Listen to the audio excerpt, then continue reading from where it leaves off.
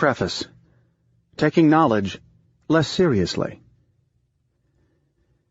This book is the synthesis of, on one hand, the no-nonsense practitioner of uncertainty who spent his professional life trying to resist being fooled by randomness and trick the emotions associated with probabilistic outcomes, and on the other, the aesthetically obsessed, literature-loving human being willing to be fooled by any form of nonsense that is polished, refined, original, and tasteful. I am not capable of avoiding being the fool of randomness. What I can do is confine it to where it brings some aesthetic gratification. This comes straight from the gut. It is a personal essay primarily discussing its author's thoughts, struggles, and observations connected to the practice of risk-taking. Not exactly a treatise, and certainly, God forbid, not a piece of scientific reporting. It was written for fun, and it aims to be read, principally, for and with pleasure. Much has been written about our biases, acquired or genetic, in dealing with randomness over the past decade. The rules, while writing the first edition of this book, had been to avoid discussing A. anything I did not either personally witness on the topic or develop independently, and B. anything that I have not distilled well enough to be able to write on the subject with only the slightest effort. Everything that remotely felt like work was out. I had to purge from the text passages that seemed to come from a trip to the library, including the scientific name-dropping. I tried to use no quote that did not naturally spring from my memory. I did not come from a writer whom I had intimately frequented over the years. I detest the practice of random use of borrowed wisdom. Much on that later. As the saying goes, only when the words outperform silence. These rules remain intact, but sometimes life requires compromises. Under pressure from friends and readers, I have added to the present edition a series of non-intrusive endnotes referring to the related literature. I have also added new material to most chapters, most notably in Chapter 11, which altogether has resulted in an expansion of the book by more than a third. Adding to the winner. I hope to make this book organic, by, to use trader's lingo, adding to the winner, and let it reflect my personal evolution, instead of holding on to these new ideas and putting them into a new book altogether.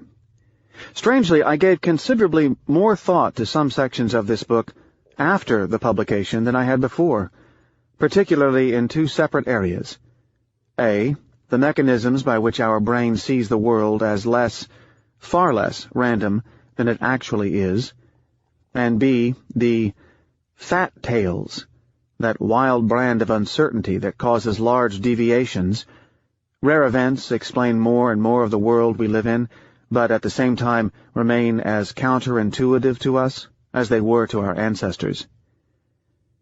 The second version of this book reflects the author's drift into becoming a little less of a student of uncertainty — we can learn so little about randomness — and more of a researcher into how people are fooled by it. Another phenomenon: the transformation of the author by his own book.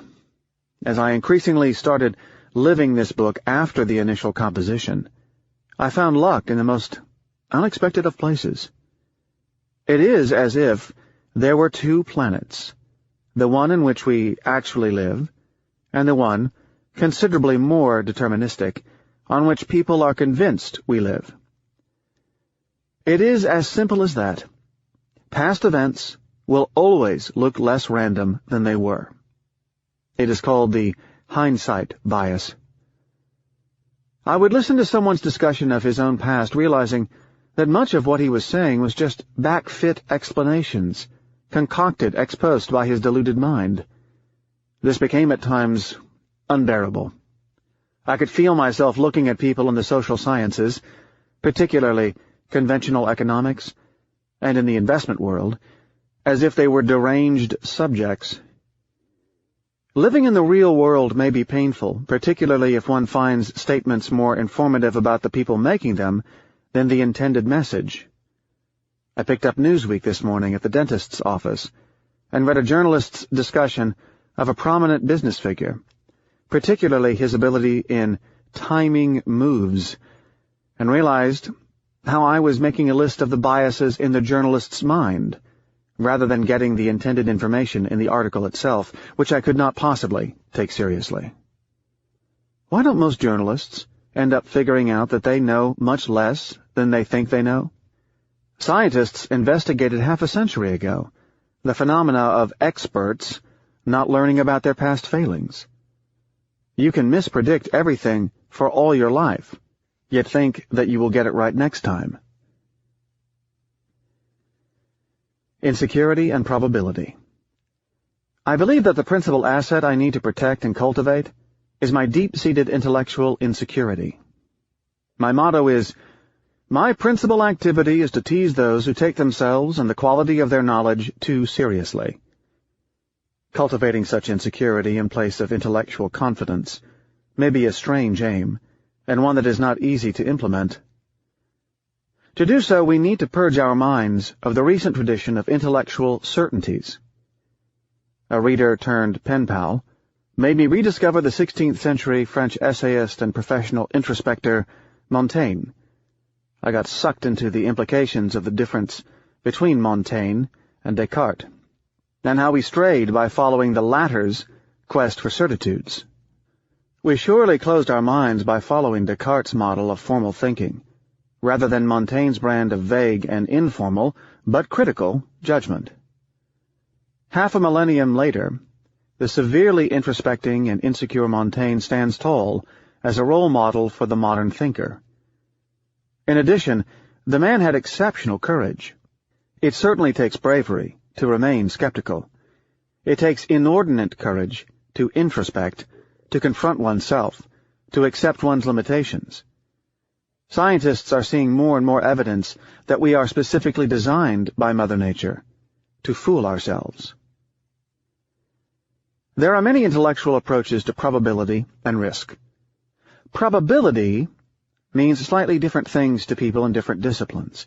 In this book, it is tenaciously qualitative and literary, as opposed to quantitative and scientific, which explains the warnings against economists and finance professors, as they tend to firmly believe that they know something, and something useful at that. It is presented as flowing from Hume's problem of induction, or Aristotle's inference to the general, as opposed to the paradigm of the gambling literature. In this book, probability is principally a branch of applied skepticism, not an engineering discipline. In spite of all the self-important mathematical treatment of the subject matter, problems related to the calculus of probability rarely merit to transcend the footnote. How? Probability is not a mere computation of odds on the dice, or more complicated variants. It is the acceptance of the lack of certainty in our knowledge and the development of methods for dealing with our ignorance. Outside of textbooks and casinos, probability almost never presents itself as a mathematical problem or a brain teaser. Mother Nature does not tell you how many holes there are on the roulette table, nor does she deliver problems in a textbook way. In the real world, one has to guess the problem more than the solution. In this book, considering that alternative outcomes could have taken place, that the world could have been different, is the core of probabilistic thinking. As a matter of fact, I spent all my career attacking the quantitative use of probability. While chapters 13 and 14, dealing with skepticism and stoicism, are to me the central ideas of the book, most people focused on the examples of miscomputation of probability in chapter 11. Clearly and by far the least original chapter of the book, one in which I compressed all the literature on probability biases. In addition, while we may have some understanding of the probabilities in the hard sciences, particularly in physics, we don't have much of a clue in the social sciences like economics, in spite of the fanfares of experts.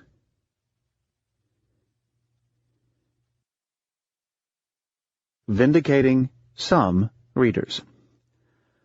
I have tried to make the minimum out of my occupation of mathematical trader. The fact that I operate in the markets serves only as an inspiration. It does not make this book, as many thought it was, a guide to market randomness, any more than the Iliad should be interpreted as a military instruction manual. Only 3 out of 14 chapters have a financial setting. Markets are a mere special case of randomness traps, but they are by far the most interesting as luck plays a very large role in them. This book would have been considerably shorter if I were a taxidermist or a translator of chocolate labels. Furthermore, the kind of luck in finance is of the kind that nobody understands, but most operators think they understand, which provides us a magnification of the biases. I've tried to use my market analogies in an illustrative way, as I would in a dinner conversation with, say, a cardiologist with intellectual curiosity. I used as a model my second-generation friend, Jacques Merab. I received large quantities of electronic mail on the first version of the book, which can be an essayist's dream, as such dialectic provides ideal conditions for the rewriting of the second version. I expressed my gratitude by answering, once, each one of them. Some of the answers have been inserted back into the text, in the different chapters. Being often seen as an iconoclast, I was looking forward to getting the angry letters of the type, "Who are you to judge Warren Buffett?" or "You are envious of his success." Instead, I was disappointed to see most of the trashing going anonymously to Amazon.com. There is no such thing as bad publicity. Some people manage to promote your work by insulting it. The consolation for the lack of attacks was in the form of letters from people who felt vindicated by the book. The most rewarding letters were the ones from people who did not fare well in life, through no fault of their own, and who used the book as an argument with their spouse to explain that they were less lucky, not less skilled, than their brother-in-law. The most touching letter came from a man in Virginia, who within a period of a few months lost his job, his wife, his fortune, was put under investigation by the redoubtable Securities and Exchange Commission, and progressively felt good for acting stoical. A correspondence with a reader who was hit with a black swan, the unexpected large-impact random event, the loss of a baby, caused me to spend some time dipping into the literature on adaptation after a severe random event, not coincidentally also dominated by Daniel Kahneman, the pioneer of the ideas on irrational behavior under uncertainty. I have to confess that I never felt really particularly directly of service to anyone being a trader, except myself. It felt elevating and useful being an essayist. All or none. A few confusions with the message in this book. Just as our brain does not easily make out probabilistic shades, it goes for the oversimplifying all or none, it was hard to explain that the idea here was that it is more random than we think, rather than it is all random. I had to face the Taleb, as a skeptic, thinks everything is random, and successful people are just lucky. The fooled by randomness symptom even affected a well-publicized Cambridge Union debate, as my argument, most city hotshots are lucky fools, became all city hotshots are lucky fools. Clearly, I lost the debate to the formidable Desmond Fitzgerald in one of the most entertaining discussions in my life. I was even tempted to switch sides. The same delusion of mistaking irreverence for arrogance, as I noticed with my message, makes people confuse skepticism for nihilism. Let me make it clear here. Of course, chance favors the prepared. Hard work, showing up on time, wearing a clean, preferably white, shirt, using deodorant and some such conventional things contribute to success. They are certainly necessary, but may be insufficient, as they do not cause success. The same applies to the conventional values of persistence, doggedness, and perseverance. Necessary. Very necessary. One needs to go out and buy a lottery ticket in order to win. Does it mean that the work involved in the trip to the store caused the winning? Of course, skills count, but they do count less in highly random environments than they do in dentistry. No, I am not saying that what your grandmother told you about the value of work ethics is wrong. Furthermore, as most successes are caused by very few windows of opportunity, failing to grab one can be deadly for one's career. Take your luck. Notice how our brain sometimes gets the arrow of causality backward. Assume that good qualities cause success. Based on that assumption, even though it seems intuitively correct to think so, the fact that every intelligent, hard-working, persevering person becomes successful does not imply that every successful person is necessarily an intelligent, hard-working, persevering person. It is remarkable how such a primitive, logical fallacy, affirming the consequent, can be made by otherwise very intelligent people, a point I discuss in this edition as the two systems of reasoning problem. There is a twist in research on success that has found its way into the bookstores under the banner of advice on "These are the millionaire's traits that you need to have if you want to be just like those successful people." One of the authors of the misguided The Millionaire Next Door, that I discuss in Chapter 8, wrote another even more foolish book called The Millionaire Mind. He observes that in the representative cohort of more than 1,000 millionaires whom he studied, most did not exhibit high intelligence in their childhood, and infers that it is not your endowment that makes you rich, but rather hard work. From this one can naively infer that chance plays no part in success. My intuition is that if millionaires are close in attributes to the average population, then I would make the more disturbing interpretation that it is because luck played a part. Luck is democratic and hits everyone, regardless of original skills. The author notices variations from the general population in a few traits like tenacity and hard work, another confusion of the necessary and the causal.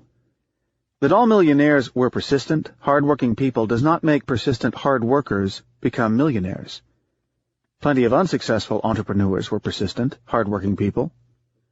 In a textbook case of naive empiricism, the author also looked for traits these millionaires had in common and figured out that they shared a taste for risk-taking. Clearly, risk-taking is necessary for large success, but it is also necessary for failure. Had the author done the same study on bankrupt citizens, he would certainly have found a predilection for risk-taking. I was asked to back up the claims in the book with the supply of data, graphs, charts, diagrams, plots, tables, numbers, recommendations, time series, etc., by some readers, and by Me Too publishers before I was lucky to find Texair. This text is a series of logical thought experiments, not an economics term paper. Logic does not require empirical verification. Again, there is what I call a round-trip fallacy. It is a mistake to use, as journalists and some economists do, statistics without logic, but the reverse does not hold. It is not a mistake to use logic without statistics. If I write that I doubt that my neighbor's success is devoid of some measure, small or large, of luck, owing to the randomness of his profession, I do not need to test it. The Russian roulette thought experiment suffices. All I need is to show that there exists an alternative explanation to the theory that he is a genius. My approach is to manufacture a cohort of intellectually challenged persons, and show how a small minority can evolve into successful businessmen. But these are the ones who will be visible. I am not saying that Warren Buffett is not skilled, only that a large population of random investors will almost necessarily produce someone with his track records just by luck. Missing a hoax. I was also surprised at the fact that in spite of the book's aggressive warning against media journalism, I was invited to television and radio shows in both North America and Europe, including a hilarious dialogue du soir on a Las Vegas radio station where the interviewer and I were running two parallel conversations.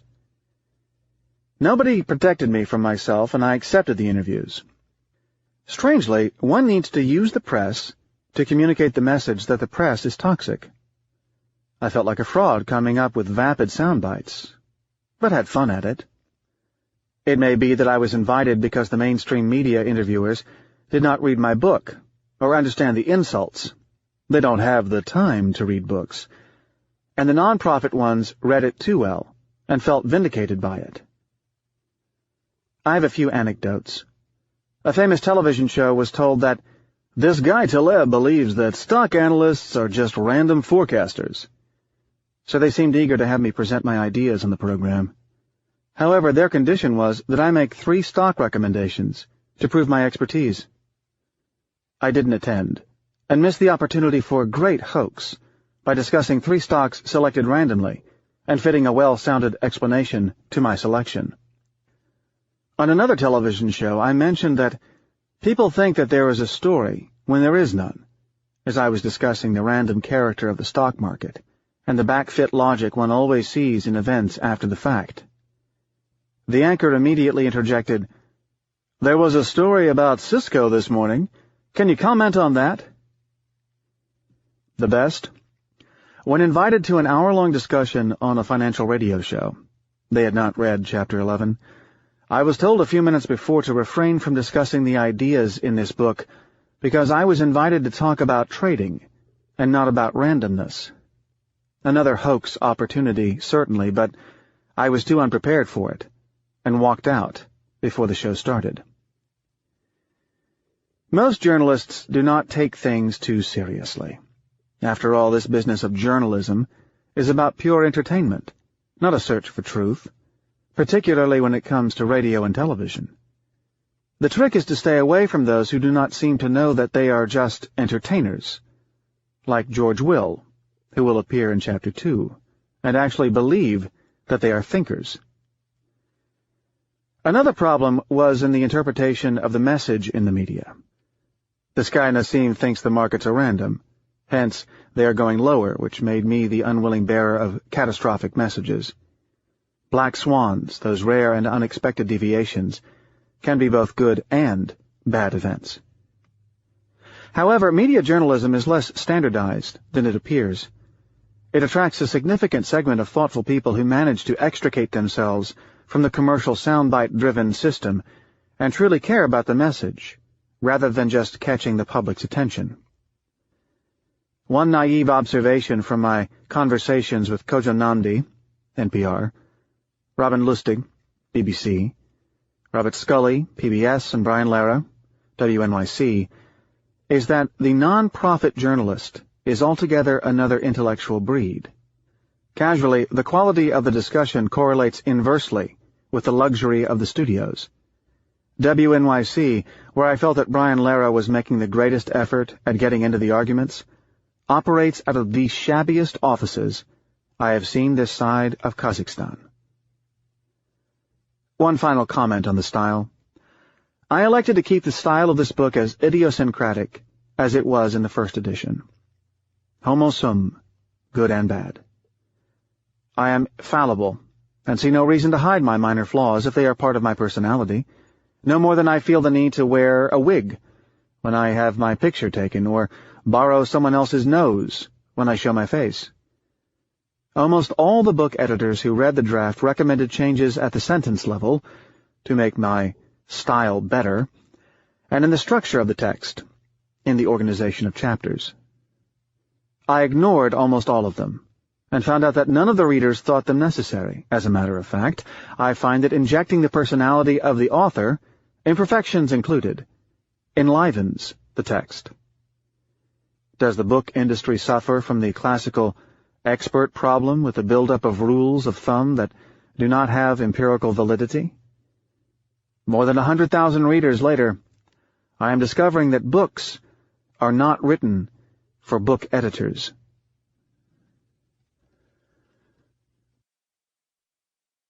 Prologue. Mosques in the Clouds. This book is about luck, disguised and perceived as non-luck, that is, skills, and more generally, randomness disguised and perceived as non-randomness, that is, determinism. It manifests itself in the shape of the lucky fool, defined as a person who benefited from a disproportionate share of luck, but attributes his success to some other, generally very precise, reason. Such confusion crops up in the most unexpected areas, even science, though not in such an accentuated and obvious manner as it does in the world of business. It is endemic in politics, as it can be encountered in the shape of a country's president, discoursing on the jobs that he created, his recovery, and his predecessor's inflation. We are still very close to our ancestors who roamed the savannah. The formation of our beliefs is fraught with superstitions, even today, I might say especially today. Just as one day some primitive tribesman scratched his nose, saw rain falling, and developed an elaborate method of scratching his nose to bring on the much-needed rain, we link economic prosperity to some rate cut by the Federal Reserve Board, or the success of a company with the appointment of the new president at the helm. Bookstores are full of biographies of successful men and women, presenting their specific explanation on how they made it big in life. We have an expression, the right time at the right place, to weaken whatever conclusion can be inferred from them. This confusion strikes people of different persuasions. The literature professor invests a deep meaning into a mere coincidental occurrence of word patterns, while the economist proudly detects regularities and anomalies in data that are plain random. At the cost of appearing biased, I have to say that the literary mind can be intentionally prone to the confusion between noise and meaning, that is, between a randomly constructed arrangement and a precisely intended message. However, this causes little harm. Few claim that art is a tool of investigation of the truth, rather than an attempt to escape it, or make it more palatable. Symbolism is the child of our inability and unwillingness to accept randomness. We give meaning to all manner of shapes. We detect human figures in ink blots. "I saw mosques in the clouds," announced Arthur Rimbaud, the 19th-century French symbolic poet. This interpretation took him to poetic Abyssinia in East Africa, where he was brutalized by a Christian Lebanese slave dealer, contracted syphilis, and lost a leg to gangrene. He gave up poetry in disgust at the age of 19, and died, anonymously, in a Marseille hospital ward while still in his 30s. But it was too late. European intellectual life developed what seemed to be an irreversible taste for symbolism.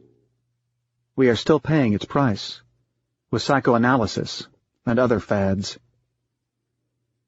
Regrettably, some people play the game too seriously. They are paid to read too much into things. All my life I have suffered the conflict between my love of literature and poetry, and my profound allergy to most teachers of literature and critics. The French thinker and poet Paul Valéry was surprised to listen to a commentary of his poems that found meanings that had until then escaped him. Of course, it was pointed out to him that these were intended by his subconscious. More generally, we underestimate the share of randomness in about everything, a point that may not merit a book, except when it is the specialist who is the fool of all fools. Disturbingly, science has only recently been able to handle randomness. The growth in available information has been exceeded only by the expansion of noise. Probability theory is a young arrival in mathematics. Probability applied to practice is almost non-existent as a discipline. In addition, we seem to have evidence that what is called courage comes from an underestimation of the share of randomness in things, rather than the more noble ability to stick one's neck out for a given belief. In my experience, and in the scientific literature, economic risk-takers are rather the victims of delusions, leading to over-optimism and over-confidence with their underestimation of possible adverse outcomes, than the opposite. Their risk-taking is frequently randomness foolishness. Consider the left and right columns of the Table of Confusion, which I will read in just a moment. The best way to summarize the major thesis of this book is that it addresses situations, many of them tragicomical, where the first item in the left column is mistaken for the one in the right. The subsections also illustrate the key areas of discussion on which this book will be based. The reader may wonder whether the opposite case might not deserve some attention, that is, the situations where non-randomness is mistaken for randomness. Shouldn't we be concerned with situations where patterns and messages may have been ignored? I have two answers. First, I am not overly worried about the existence of undetected patterns. We have been reading lengthy and complex messages in just about any manifestation of nature that presents jaggedness, such as the palm of a hand, the residues at the bottom of Turkish coffee cups, etc. Armed with home supercomputers and chained processors, and helped by complexity and chaos theories, the scientists, semi-scientists, and pseudo-scientists will be able to find portents. Second, we need to take into account the costs of mistakes. In my opinion, mistaking the items in the right-hand column from the ones in the left is not as costly an error in the opposite direction. Even popular opinion warns that bad information is worse than no information at all. So here's the Table of Confusion, presenting the central distinctions used in this book. Under the general category, luck versus skills, randomness versus determinism, probability versus certainty, belief and conjecture versus knowledge and certitude, theory versus reality, anecdote and coincidence versus causality and law, and forecast versus prophecy. Under the market performance category, lucky idiot versus skilled investor, and survivorship bias versus market outperformance. In the finance category, we have volatility versus return or drift, and stochastic variable versus deterministic variable. In the physics and engineering category, noise versus signal. In the literary criticism category, we have none. Literary critics do not seem to have a name for things they do not understand. Versus symbol. In the philosophy of science category, epistemic probability versus physical probability, induction versus deduction, and synthetic proposition versus analytic proposition. And finally, in the general philosophy category, we have contingent versus certain, contingent versus necessary in the Kripke sense, and finally, contingent versus true in all possible worlds.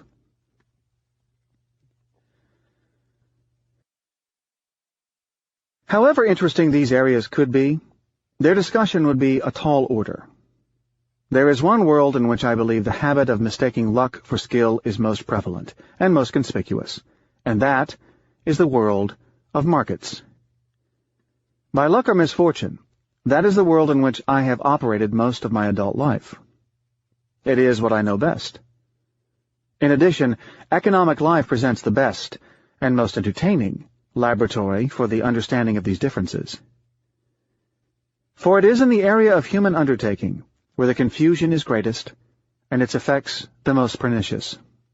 For instance, we often have the mistaken impression that a strategy is an excellent strategy, or an entrepreneur a person endowed with vision, or a trader a talented trader, only to realize that 99.9% of their past performance is attributable to chance, and chance alone.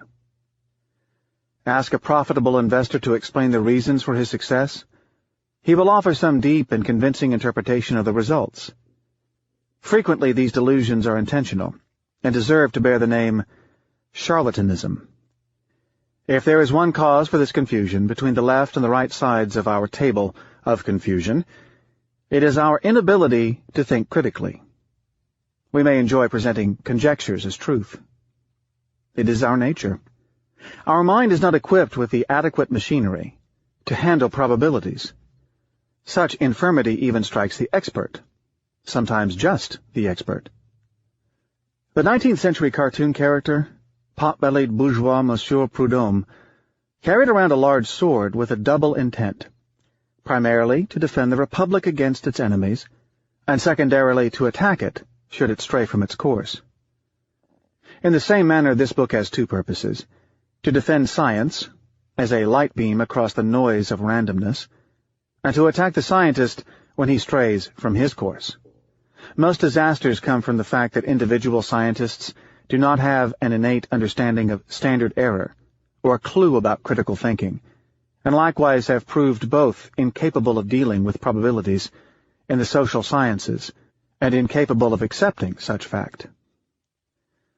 As a practitioner of uncertainty, I have seen more than my share of snake oil salesmen dressed in the garb of scientists, particularly those operating in economics. The greatest fools of randomness will be found among these. We are flawed beyond repair, at least for this environment, but it is only bad news for those utopians who believe in an idealized humankind. Current thinking presents the two following polarized visions of man, with little shades in between. On the one hand, there is your local college English professor, your great-aunt Irma, who never married and liberally delivers sermons, your How to Reach Happiness in 20 Steps and How to Become a Better Person in a Week book writer. It is called the utopian vision, associated with Rousseau, Godwin, Carita, Thomas Paine, and conventional normative economists, of the kind to ask you to make rational choices because that is what is deemed good for you, etc. They believe in reason and rationality, that we should overcome cultural impediments on our way to becoming a better human race, thinking we can control our nature at will and transform it by mere edict in order to attain, among other things, happiness and rationality. Basically, this category would include those who think that the cure for obesity is to inform people that they should be healthy.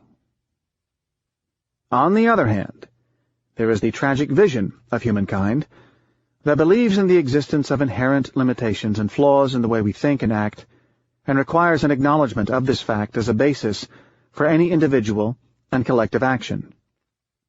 This category of people includes Karl Popper, falsificationism and distrust of intellectual answers, actually of anyone who is confident that he knows anything with certainty, Friedrich Hayek and Milton Friedman, suspicion of governments, Adam Smith, intention of man, Herbert Simon, bounded rationality, Amos Tversky and Daniel Kahneman, heuristics and biases, the speculator George Soros, etc. The most neglected one is the misunderstood philosopher Charles Sanders Peirce, who was born 100 years too early. He coined the term scientific fallibilism in opposition to papal infallibility. Needless to say that the ideas of this book fall squarely into the tragic category. We are faulty, and there is no need to bother trying to correct our flaws. We are so defective and so mismatched to our environment that we can just work around these flaws.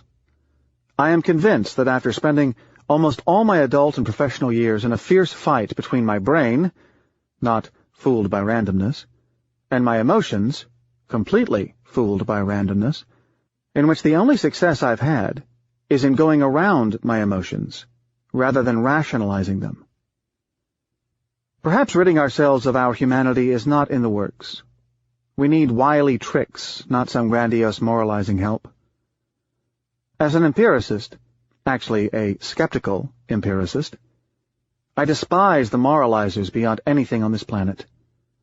I still wonder why they blindly believe in ineffectual methods.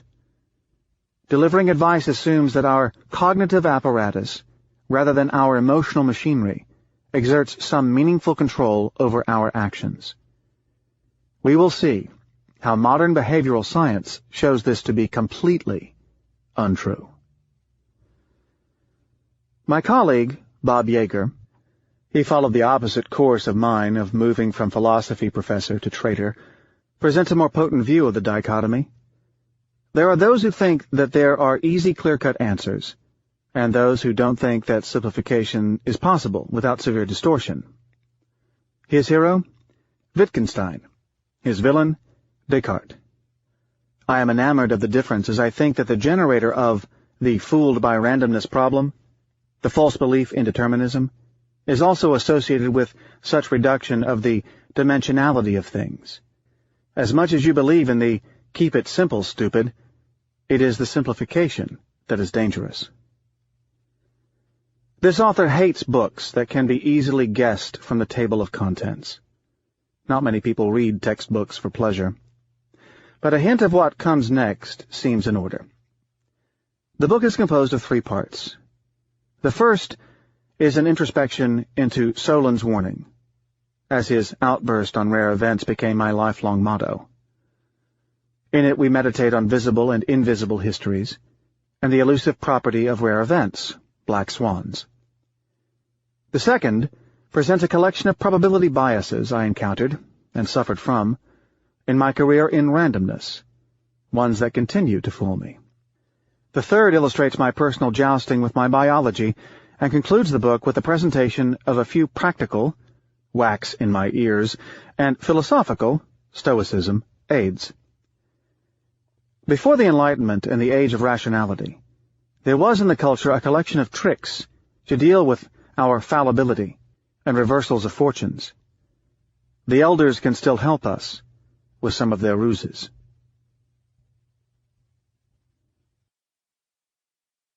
Part 1. Solon's Warning. Skewness, Asymmetry, Induction. Croesus, king of Lydia, was considered the richest man of his time. To this day, Romance languages use the expression rich as Croesus to describe a person of excessive wealth. He was said to be visited by Solon, the Greek legislator known for his dignity, reserve, moral uprights, humility, frugality, wisdom, intelligence, and courage. Solon did not display the smallest surprise at the wealth and splendor surrounding his host, nor the tiniest admiration for their owner. Croesus was so irked by the manifest lack of impression on the part of his illustrious visitor that he attempted to extract from him some acknowledgment. He asked him if he had known a happier man than him. Solon cited the life of a man who led a noble existence and died while in battle. Prodded for more, he gave similar examples of heroic but terminated lives, until Croesus, irate, asked him point-blank if he was not to be considered the happiest man of all. Solon answered, "The observation of the numerous misfortunes that attend all conditions forbids us to grow insolent upon our present enjoyments, or to admire a man's happiness that may yet, in course of time, suffer change. For the uncertain future has yet to come, with all variety of future, and him only to whom the divinity has guaranteed continued happiness until the end, may we call happy." The modern equivalent has been no less eloquently voiced by the baseball coach Yogi Berra, who seems to have translated Solon's outburst from the pure Attic Greek into no less pure Brooklyn English with, "It ain't over until it's over," or in a less dignified manner, with, "It ain't over until the fat lady sings." In addition, aside from his use of the vernacular, the Yogi Berra quote presents an advantage of being true, while the meeting between Croesus and Solon was one of those historical facts that benefited from the imagination of the chroniclers, as it was chronologically impossible for the two men to have been in the same location. Part 1 is concerned with the degree to which a situation may yet, in the course of time, suffer change. For we can be tricked by situations involving mostly the activities of the goddess Fortuna, Jupiter's firstborn daughter. Solon was wise enough to get the following point. That which came with the help of luck can be taken away by luck, and often rapidly, and unexpectedly at that. The flip side, which deserves to be considered as well, in fact it is even more of our concern, is that things that come with little help from luck are more resistant to randomness. Solon also had the intuition of a problem that has obsessed science for the past 3 centuries. It is called the problem of induction. I call it in this book the black swan, or the rare event. Solon even understood another linked problem, which I call the skewness issue. It does not matter how frequently someone succeeds if failure is too costly to bear. Yet the story of Croesus has another twist.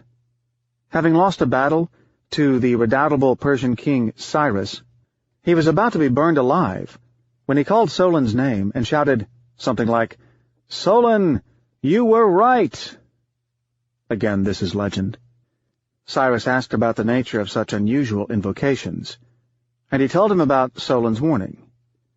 This impressed Cyrus so much that he decided to spare Croesus' life, as he reflected on the possibilities as far as his own fate was concerned. People were thoughtful at that time. Chapter 1. If you're so rich, why aren't you so smart? An illustration of the effect of randomness on social pecking order and jealousy through 2 characters of opposite attitudes. On the concealed rare event, how things in modern life may change rather rapidly, except perhaps in dentistry. Nero Tulip, hit by lightning. Nero Tulip became obsessed with trading after witnessing a strange scene one spring day as he was visiting the Chicago Mercantile Exchange. A red convertible Porsche, driven at several times the city speed limit, abruptly stopped in front of the entrance, its tires emitting the sound of pigs being slaughtered. A visibly demented athletic man in his 30s, his face flushed red, emerged and ran up the steps as if he were chased by a tiger. He left the car double-parked, its engine running, provoking an angry fanfare of horns. After a long minute, a bored young man clad in a yellow jacket — yellow was the color reserved for clerks — came down the steps, visibly untroubled by the traffic commotion. He drove the car into the underground parking garage, perfunctorily, as if it were his daily chore. That day, Nero Tulip was hit with what the French call a coup de foudre, a sudden, intense, and obsessive infatuation that strikes like lightning. "This is for me!" he screamed enthusiastically. He could not help comparing the life of a trader to the alternative lives that could present themselves to him. Academia conjured up the image of a silent university office with rude secretaries. Business, the image of a quiet office staffed with slow thinkers and semi-slow thinkers who expressed themselves in full sentences.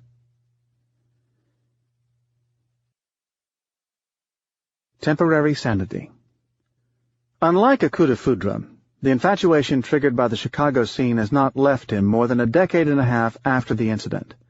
For Nero swears that no other lawful profession in our times could be as devoid of boredom as that of the trader.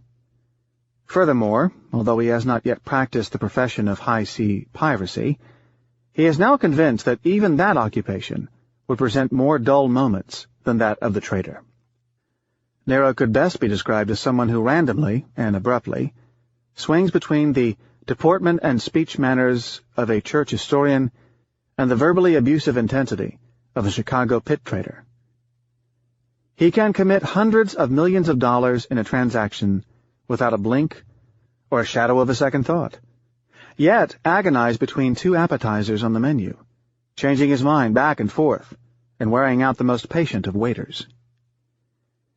Nero holds an undergraduate degree in ancient literature and mathematics from Cambridge University. He enrolled in a PhD program in statistics at the University of Chicago, But, after completing the prerequisite coursework, as well as the bulk of his doctoral research, he switched to the philosophy department. He called the switch a moment of temporary sanity, adding to the consternation of his thesis director, who warned him against philosophers and predicted his return back to the fold. He finished writing his thesis in philosophy, but not in the Derrida continental style of incomprehensible philosophy, that is, incomprehensible to anyone outside of their ranks, like myself. It was quite the opposite. His thesis was on the methodology of statistical inference in its application to the social sciences. In fact, his thesis was indistinguishable from a thesis in mathematical statistics. It was just a bit more thoughtful, and twice as long. It is often said that philosophy cannot feed its man, but that was not the reason Nero left. He left because philosophy cannot entertain its man. At first it started looking futile. He recalled his statistics thesis director's warnings.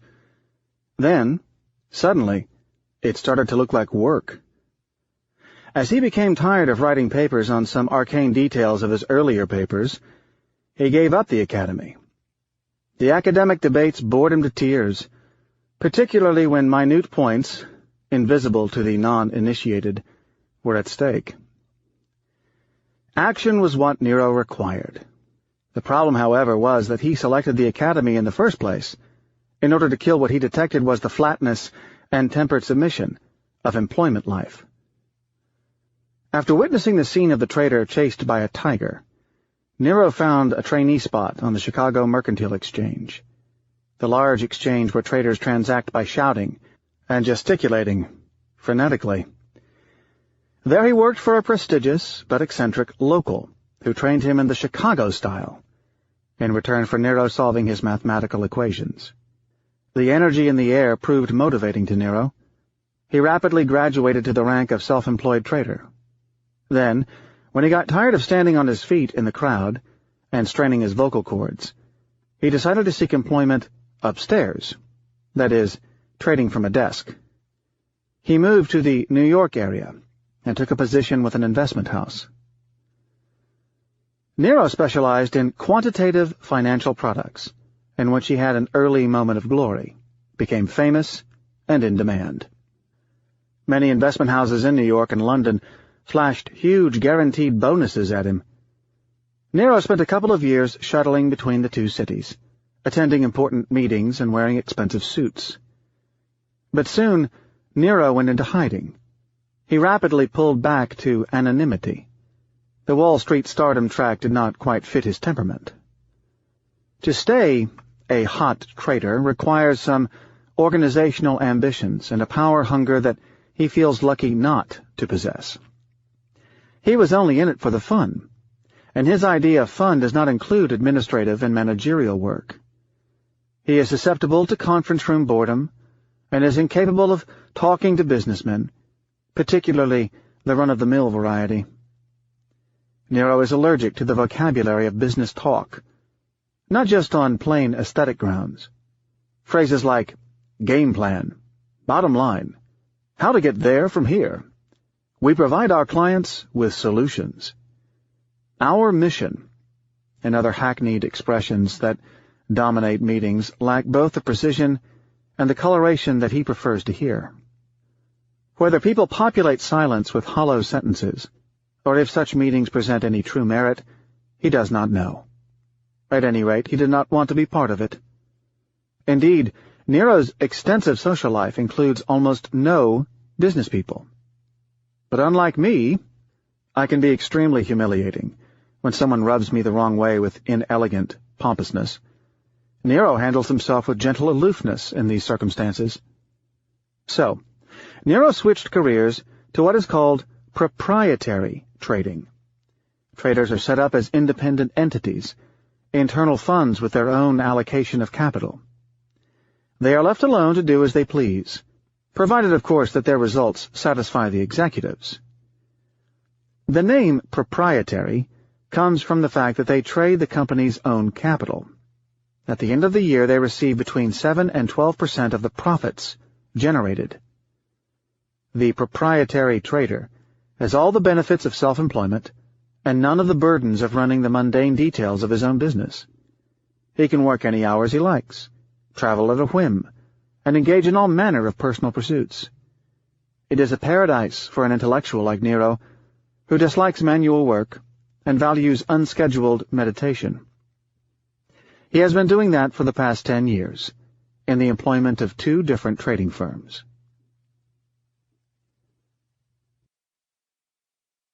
Modus operandi. A word on Nero's methods. He is as conservative a trader as one can be in such a business. In the past, he has had good years and less than good years, but virtually no truly bad years.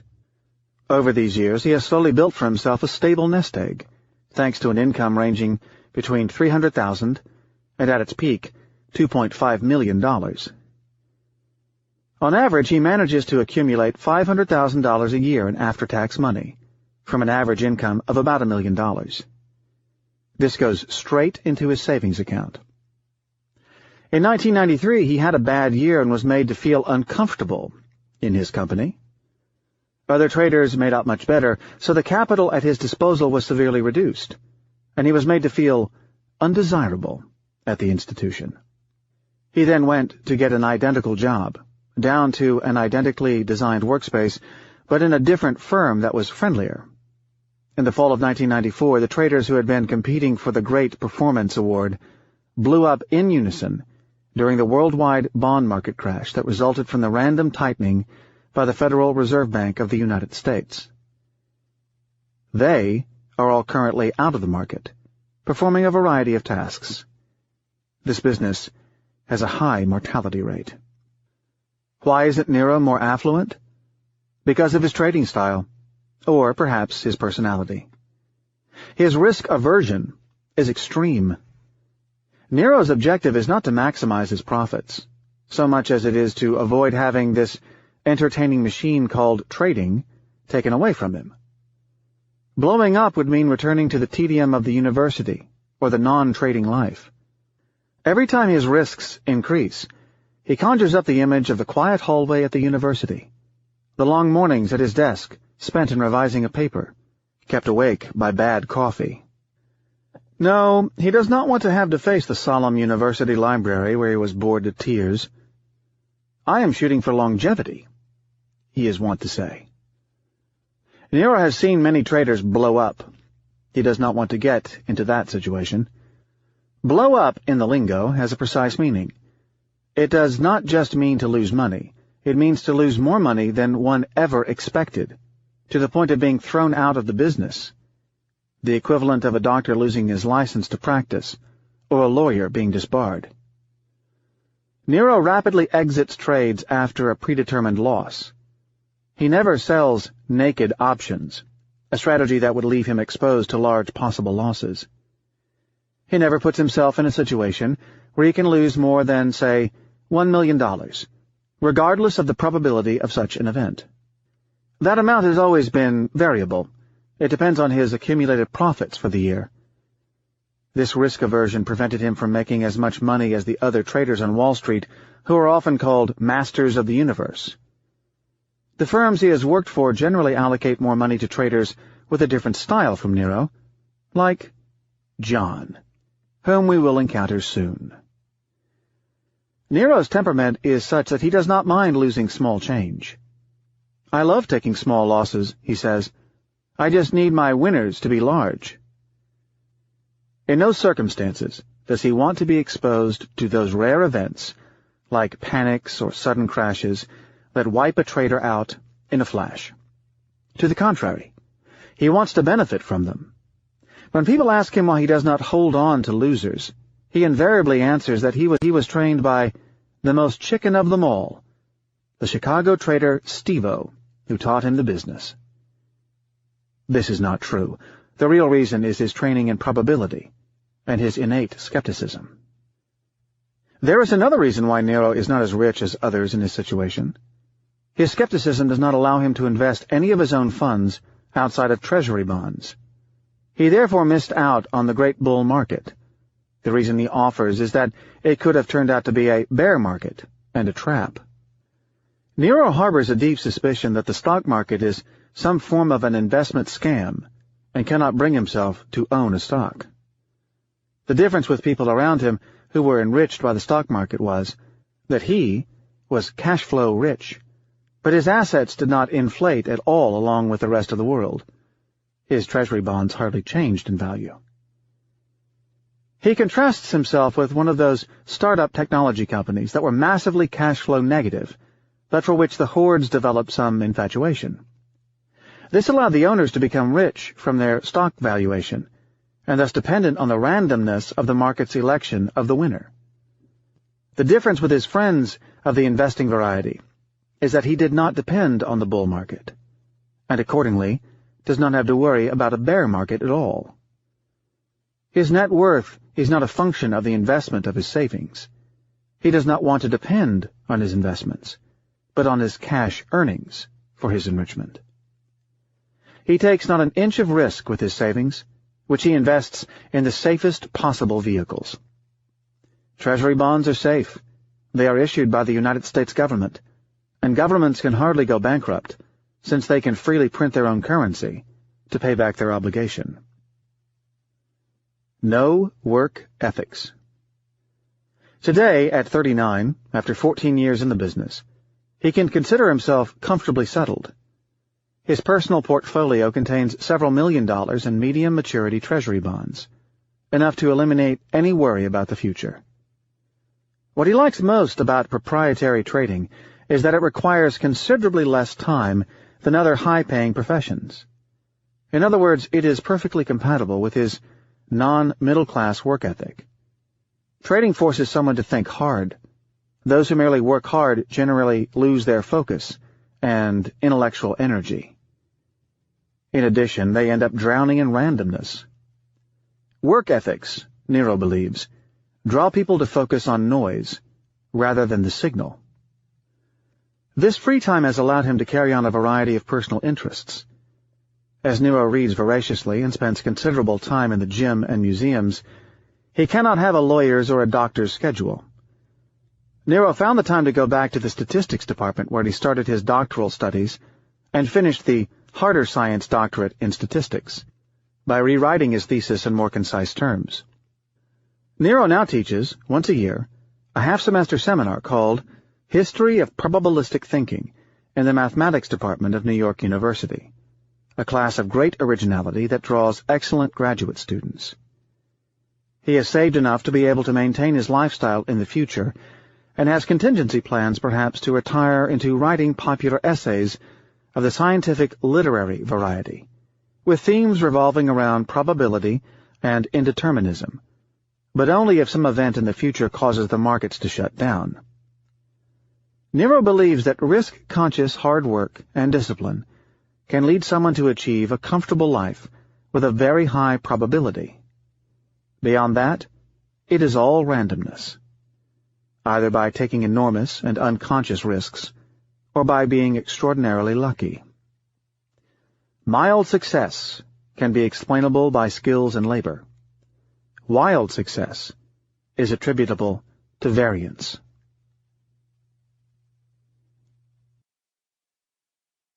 There are always secrets. Nero's probabilistic introspection may have been helped out by a dramatic event in his life, one that he kept to himself. A penetrating observer might detect in Nero a measure of suspicious exuberance, an unnatural drive. For his life is not as crystalline as it may seem. Nero harbors a secret, one that will be discussed in time. John, the high-yield trader. Through most of the 1990s, across the street from Nero's house, stood John's, a much larger one. John was a high-yield trader, but he was not a trader in the style of Nero. A brief professional conversation with him would have revealed that he presented the intellectual depth and sharpness of mind of an aerobics instructor, though not the physique. A purblind man could not have seen that John had been doing markedly better than Nero, or at least felt compelled to show it. He parked 2 top-of-the-line German cars in his driveway, his and hers, in addition to 2 convertibles, one of which was a collectible Ferrari, while Nero had been driving the same VW Cabriolet for almost a decade, and still does. The wives of John and Nero were acquaintances, of the health club type, but Nero's wife felt extremely uncomfortable in the company of John's. She felt that the lady was not merely trying to impress her, but was treating her like someone inferior. While Nero had become inured to the sight of traders getting rich, and trying too hard to become sophisticated by turning into wine collectors and opera lovers, his wife had rarely encountered repressed new wealth, the type of people who felt the sting of indigence at some point in their lives and want to get even by exhibiting their wares. The only dark side of being a trader, Nero often says, is the sight of money being showered on unprepared people who are suddenly taught that Vivaldi's Four Seasons is refined music. But it was hard for his spouse to be exposed almost daily to the neighbor who kept boasting of the new decorator they'd just hired. John and his wife were not the least uncomfortable with the fact that their library came with the leather-bound books. Her health club reading was limited to People magazine, but her shelves included a selection of untouched books by dead American authors. She also kept discussing unpronounceable, exotic locations where they would repair during their vacations without so much as knowing the smallest thing about the places. She would have been hard to explain on which continent the Seychelles Islands are located. Nero's wife is all too human, although she kept telling herself that she did not want to be in the shoes of John's wife. She felt as if she had been somewhat swamped in the competition of life. Somehow words and reason became ineffectual in front of an oversized diamond, a monstrous house, and a sports car collection. An overpaid hick. Nero also suffered the same ambitious feeling toward his neighbors. He was quite contemptuous of John, who represented about everything he was not and does not want to be, but there was the social pressure that was starting to weigh on him. In addition, he too would have liked to have sampled such excessive wealth. Intellectual contempt does not control personal envy. That house across the street kept getting bigger, with addition after addition, and Nero's discomfort kept apace. While Nero had succeeded beyond his wildest dreams, both personally and intellectually, he was starting to consider himself as having missed a chance somewhere. In the pecking order of Wall Street, the arrival of such types as John had caused him to be a significant trader no longer. But while he used to not care about this, John, and his house and his cars, had started to gnaw away at him. All would have been well if Nero had not had that stupid large house across the street judging him with a superficial standard every morning. Was it the animal pecking order at play, with John's house size making Nero a beta male? Even worse, John was about 5 years his junior, and despite a shorter career, was making at least 10 times his income. When they used to run into each other, Nero had a clear feeling that John tried to put him down, with barely detectable but no less potent signs of condescension. Some days, John ignored him completely. Had John been a remote character, one Nero could only read about in the papers, the situation would have been different. But there John was, in flesh and bones, and he was his neighbor. The mistake Nero made was to start talking to him, as the rule of pecking order immediately emerged. Nero tried to soothe his discomfort by recalling the behavior of Swann, the character in Proust's In Search of Time Lost, a refined art dealer and man of leisure who was at ease with such men as his personal friend, the then Prince of Wales, but acted like he had to prove something in the presence of the middle class. It was much easier for Swann to mix with the aristocratic and well-established set of Guermantes than it was with the social climbing one of the Védrines, no doubt because he was far more confident in their presence. Likewise, Nero can exact some form of respect from prestigious and prominent people. He regularly takes long meditative walks in Paris and Venice with an erudite Nobel Prize-caliber scientist, the kind of person who no longer has to prove anything, who actively seeks his conversation. A very famous billionaire speculator calls him regularly to ask him his opinion on the valuation of some derivative securities. But there he was, obsessively trying to gain the respect of some overpaid hick with a cheap New Jersey accent. Had I been in Nero's shoes, I would have paraded some of my scorn to John with the use of body language. But again, Nero is a nice person. Clearly, John was not as well educated, well-bred, physically fit, or perceived as being as intelligent as Nero. But that was not all. He was not even as street-smart as him. Nero has met true street-smart people in the pits of Chicago, who exhibit a rapidity of thinking that he could not detect in John. Nero was convinced that the man was a confident, shallow thinker, who had done well because he never made an allowance for his vulnerability. But Nero could not, at times, repress his envy. He wondered whether it was an objective evaluation of John, or if it was his feelings of being slighted that led him to such an assessment of John. Perhaps it was Nero who was not quite the best trader. Maybe, if he had pushed himself harder or had sought the right opportunity, instead of thinking, writing articles, and reading complicated papers. Perhaps he should have been involved in the high-yield business, where he would have shined among those shallow thinkers like John. So Nero tried to soothe his jealousy by investigating the rules of pecking order. Psychologists have shown that most people prefer to make $70,000 when others around them are making $60,000, than to make $80,000 when others around them are making $90,000. Economics, schmeconomics. It is all pecking order, he thought.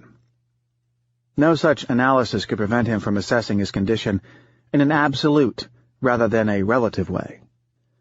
With John, Nero felt that, for all his intellectual training, he was just another one of those who would prefer to make less money provided others made even less. Nero thought that there was at least a hint to support the idea of John being merely lucky.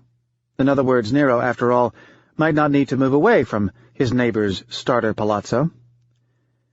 There was hope that John would meet his undoing, for John seemed unaware of one large hidden risk he was taking, the risk of blowing up. A risk he could not see because he had too short an experience of the market, but also because he was not thoughtful enough to study history.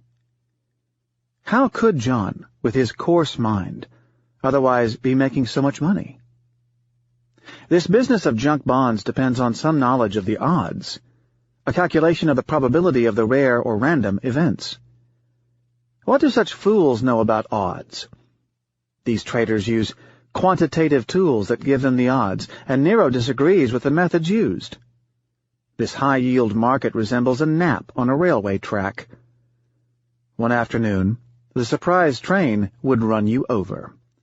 You make money every month for a long time, then lose a multiple of your cumulative performance in a few hours.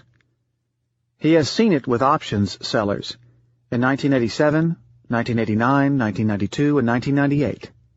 One day they are taken off the exchange floors, accompanied by oversized security men, and nobody ever sees them again. The big house is simply a loan. John might end up as a luxury car salesman somewhere in New Jersey, selling to the newly rich, who no doubt would feel comfortable in his presence. Nero cannot blow up. His less oversized abode, with its 4,000 books, is his own. No market event can take it away from him. Every one of his losses is limited. His trader's dignity will never be threatened. John, for his part, thought of Nero as a loser, and a snobbish, overeducated loser at that. Nero was involved in a mature business. He believed that he was way over the hill. "These prop traders are dying," he used to say. "They think they're smarter than everybody else, but they are passé." The red-hot summer. Finally, in September 1998, Nero was vindicated. One morning, while leaving to go to work, he saw John in his front yard, unusually smoking a cigarette. He was not wearing a business suit. He looked humble. His customary swagger was gone. Nero immediately knew that John had been fired. What he did not expect was that John also lost almost everything he had. We will see more details of John's losses in Chapter 5. Nero felt ashamed of his feelings of schadenfreude, the joy humans can experience upon their rivals' misfortunes. But he could not repress it. Aside from being unchivalrous, it was said to bring bad luck.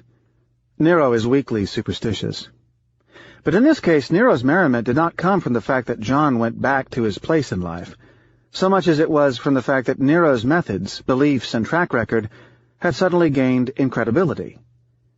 Nero would be able to raise public money on his track record precisely because such a thing could not possibly happen to him. A repetition of such an event would pay off massively for him. Part of Nero's elation also came from the fact that he felt proud of his sticking to his strategy for so long, in spite of the pressure to be the alpha male. It was also because he would no longer question his trading style when others were getting rich because they misunderstood the structure of randomness and market cycles. Serotonin and randomness. Can we judge the success of people by their raw performance and their personal wealth? Sometimes, but not always. We will see how, at any point in time, a large section of businessmen with outstanding track records will be no better than randomly thrown darts. More curiously, and owing to a peculiar bias, cases will abound of the least skilled businessmen being the richest. However, they will fail to make an allowance for the role of luck in their performance. Lucky fools do not bear the slightest suspicion that they may be lucky fools. By definition, they do not know that they belong to such a category. They will act as if they deserved the money. Their strings of successes will inject them with so much serotonin, or some similar substance, that they will even fool themselves about their ability to outperform markets. Our hormonal system does not know whether our successes depend on randomness. One can notice it in their posture. A profitable trader will walk with an upright, dominant style, and will tend to talk more than a losing trader. Scientists found out that serotonin, a neurotransmitter, seems to command a large share of our human behavior. It sets a positive feedback, the virtuous cycle, but, owing to an external kick from randomness, can start a reverse motion and cause a vicious cycle. It has been shown that monkeys injected with serotonin will rise in the pecking order, which in turn causes an increase of the serotonin level in their blood, until the virtuous circle breaks and starts a vicious one. During the vicious cycle, failure will cause one to slide in the pecking order, causing a behavior that will bring about further drops in the pecking order. Likewise, an increase in personal performance, regardless of whether it is caused deterministically or by the agency of Lady Fortuna, induces a rise of serotonin in the subject, itself causing an increase of what is commonly called leadership ability. One is on a roll. Some imperceptible changes in deportment, like an ability to express oneself with serenity and confidence, make the subject look credible, as if he truly deserved the shekels. Randomness will be ruled out as a possible factor in the performance, until it rears its head once again and delivers the kick that will induce the downward spiral. A word on the display of emotions. Almost no one can conceal his emotions. Behavioral scientists believe that one of the main reasons why people become leaders is not from what skills they seem to possess, but rather from what extremely superficial impression they make on others through hardly perceptible physical signals. What we call today charisma, for example. The biology of the phenomenon is now well studied under the subject heading social emotions. Meanwhile, some historian will explain the success in terms of perhaps tactical skills, the right education, or some other theoretical reason seen in hindsight. In addition, there seems to be curious evidence of a link between leadership and a form of psychopathology, the sociopath, that encourages the non-blinking, self-confident, insensitive person to rally followers. People have often had the bad taste of asking me in a social setting if my day in trading was profitable. If my father were there, he would usually stop them by saying, "Never ask a man if he is from Sparta. If he were, he would have let you know such an important fact, and if he were not, you could hurt his feelings." Likewise, never ask a trader if he is profitable. You can easily see it in his gesture and gait. People in the profession can easily tell if traders are making or losing money. Head traders are quick at identifying an employee who is faring poorly. Their face will seldom reveal much, as people consciously attempt to gain control of their facial expressions. But the way they walk, the way they hold the telephone, and the hesitation in their behavior will not fail to reveal their true disposition. On the morning after John had been fired, he certainly lost much of his serotonin, unless it was another substance that researchers will discover in another decade. One cab driver in Chicago explained to me that he could tell if traders he picked up near the Chicago Board of Trade, a futures exchange, were doing well. "They get all puffed up," he said. I found it interesting and mysterious that he could detect it so rapidly. I later got some plausible explanation from evolutionary psychology, which claims that such physical manifestations of one's performance in life, just like an animal's dominant condition, can be used for signaling. It makes the winners seem easily visible, which is efficient in mate selection. Your dentist is rich. Very rich. We close this chapter with a hint on the next discussion of resistance to randomness. Recall that Nero can be considered prosperous but not very rich by his day's standards. However, according to some strange accounting measure, we will see in the next chapter he is extremely rich on the average of lives he could have led. He takes so little risk in his trading career that there could have been very few disastrous outcomes. The fact that he did not experience John's success was the reason he did not suffer his downfall. He would be, therefore, wealthy according to this unusual and probabilistic method of accounting for wealth. Recall that Nero protects himself from the rare event. Had Nero had to relive his professional life a few million times, very few sample paths would be marred by bad luck. But owing to his conservatism, very few as well would be affected by extreme good luck. That is, in his life, stability would be similar to that of an ecclesiastic clock repairman. Naturally, we are discussing only his professional life, excluding his, sometimes volatile, private one. Arguably, in expectation, a dentist is considerably richer than the rock musician who is driven in a pink Rolls-Royce, the speculator who bids up the price of impressionist paintings, or the entrepreneur who collects private jets. For one cannot consider a profession without taking into account the average of the people who enter it, not the sample of those who have succeeded in it.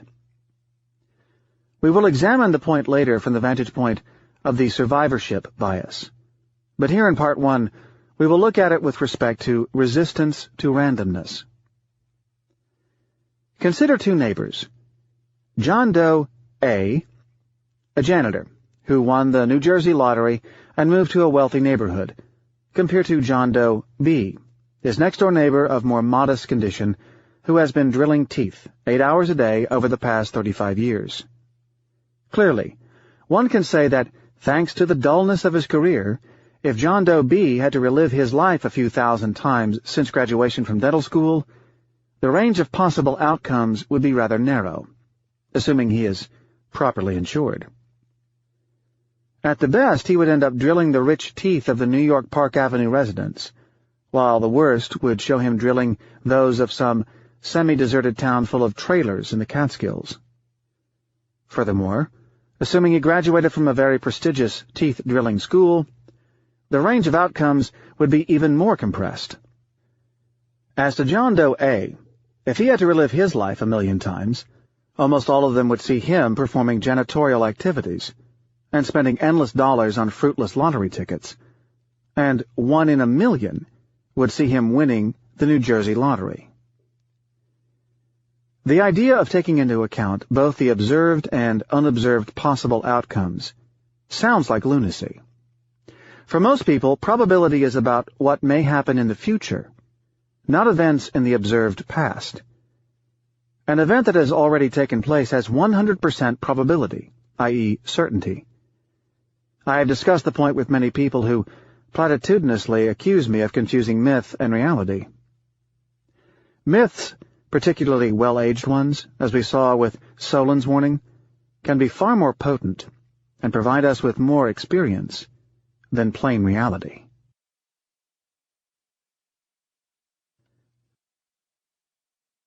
Chapter 2. A Bizarre Accounting Method. On alternative histories, a probabilistic view of the world, intellectual fraud, and the randomness wisdom of a Frenchman with steady bathing habits. How journalists are bred to not understand random series of events. Beware borrowed wisdom. How almost all great ideas concerning random outcomes are against conventional sapience. On the difference between correctness and intelligibility.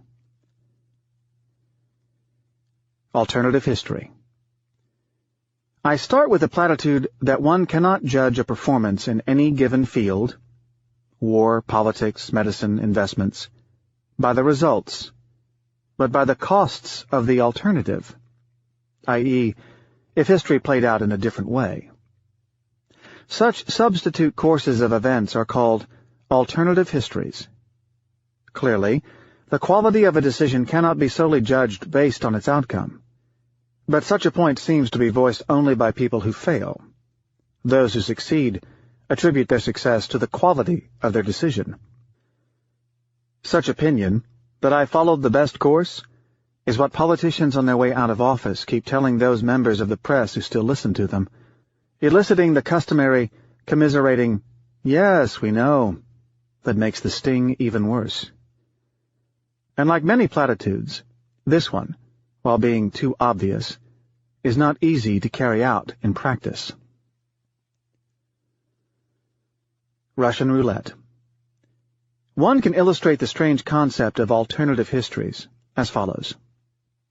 Imagine an eccentric and bored tycoon offers you $10 million to play Russian roulette, i.e., to put a revolver containing one bullet in the 6 available chambers to your head and pull the trigger. Each realization would count as one history, for a total of 6 possible histories of equal probabilities.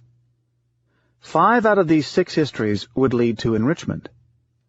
1 would lead to a statistic, that is, an obituary with an embarrassing, but certainly original, cause of death.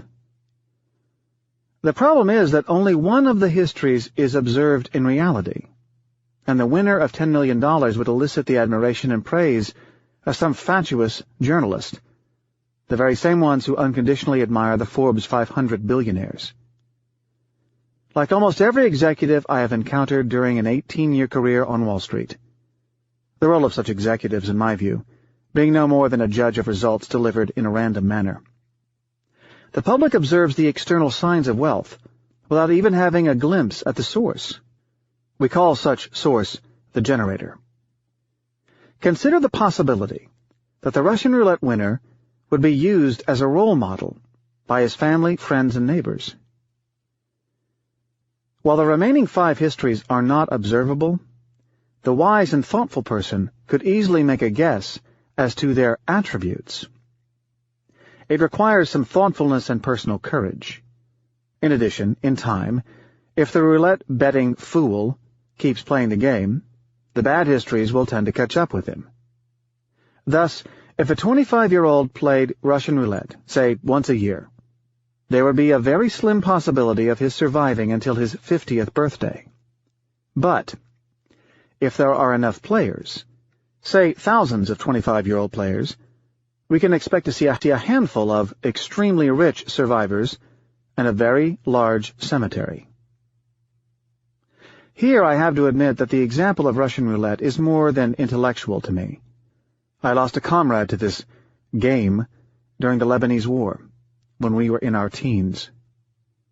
But there is more. I discovered that I had more than a shallow interest in literature thanks to the effect of Graham Greene's account of his flirt with such a game. It bore a stronger effect on me than the actual events I had recently witnessed. Greene claimed that he once tried to soothe the dullness of his childhood by pulling the trigger on a revolver, making me shiver at the thought that I had at least a 1 in 6 probability of having been without his novels. The reader can see my unusual notion of alternative accounting. $10 million earned through Russian roulette does not have the same value as $10 million earned through the diligent and artful practice of dentistry. They are the same, can buy the same goods, except that one's dependence on randomness is greater than the other. To an accountant, though, they would be identical. To your next-door neighbor, too. Yet, deep down, I cannot help but consider them as qualitatively different.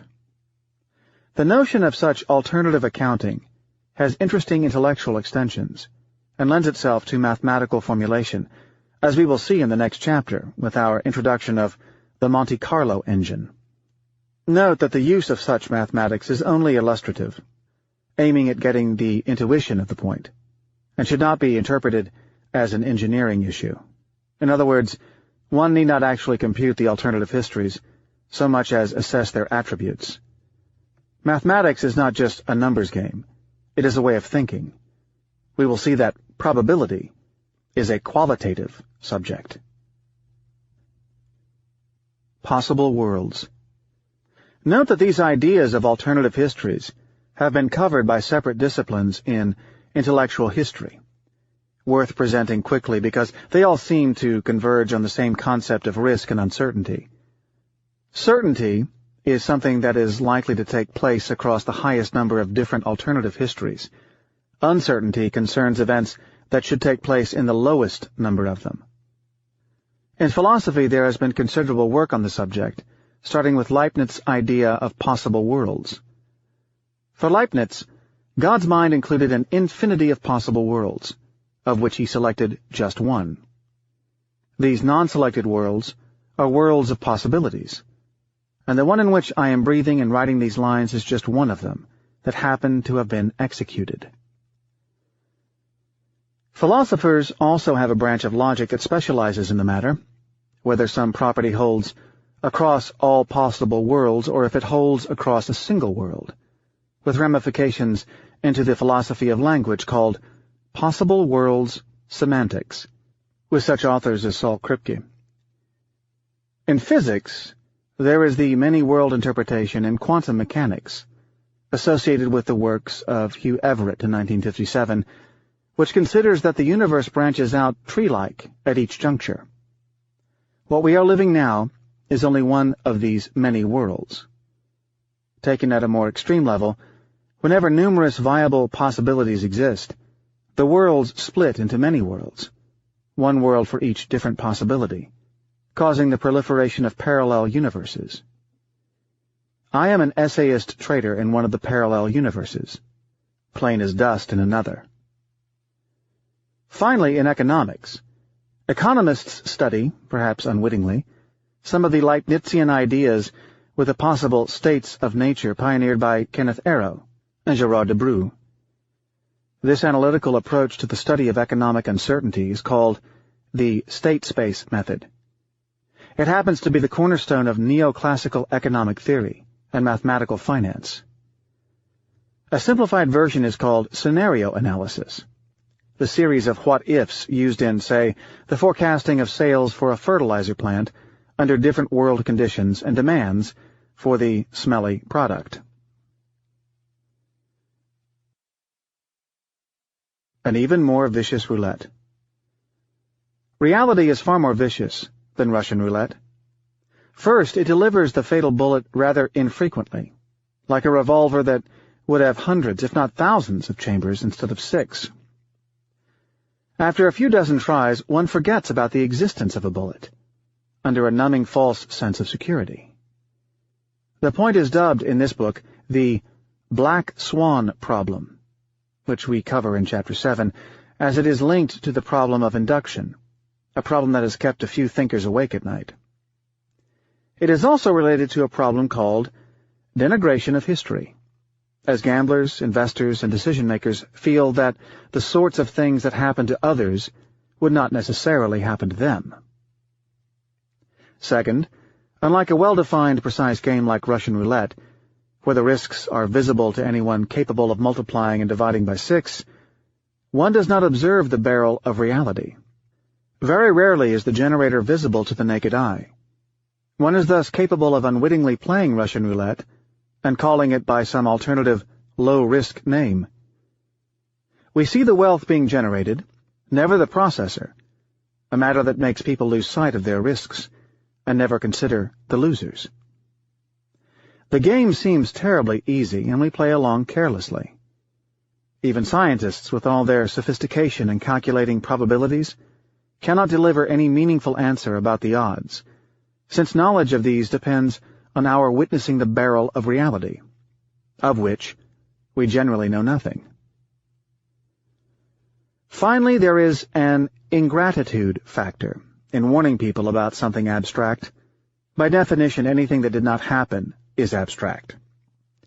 Say you engage in a business of protecting investors from rare events by constructing packages that shield them from their sting, something I have done on occasion. Say that nothing happens during the period. Some investors will complain about your spending their money. Some will even try to make you feel sorry. You wasted my money on insurance last year. The factory did not burn. It was a stupid expense. You should only insure for events that happen. One investor came to see me fully expecting me to be apologetic. It did not work. But the world is not that homogeneous. There are some, though very few, who will call you to express their gratitude and thank you for having protected them from the events that did not take place. Smooth peer relations. The degree of resistance to randomness in one's life is an abstract idea, part of its logic counterintuitive, and to confuse matters, its realizations non-observable. But I have been increasingly devoted to it, for a collection of personal reasons I will leave for later. Clearly, my way of judging matters is probabilistic in nature. It relies on the notion of what could have probably happened, and requires a certain mental attitude with respect to one's observations. I do not recommend engaging an accountant in a discussion about such probabilistic considerations. For an accountant, a number is a number.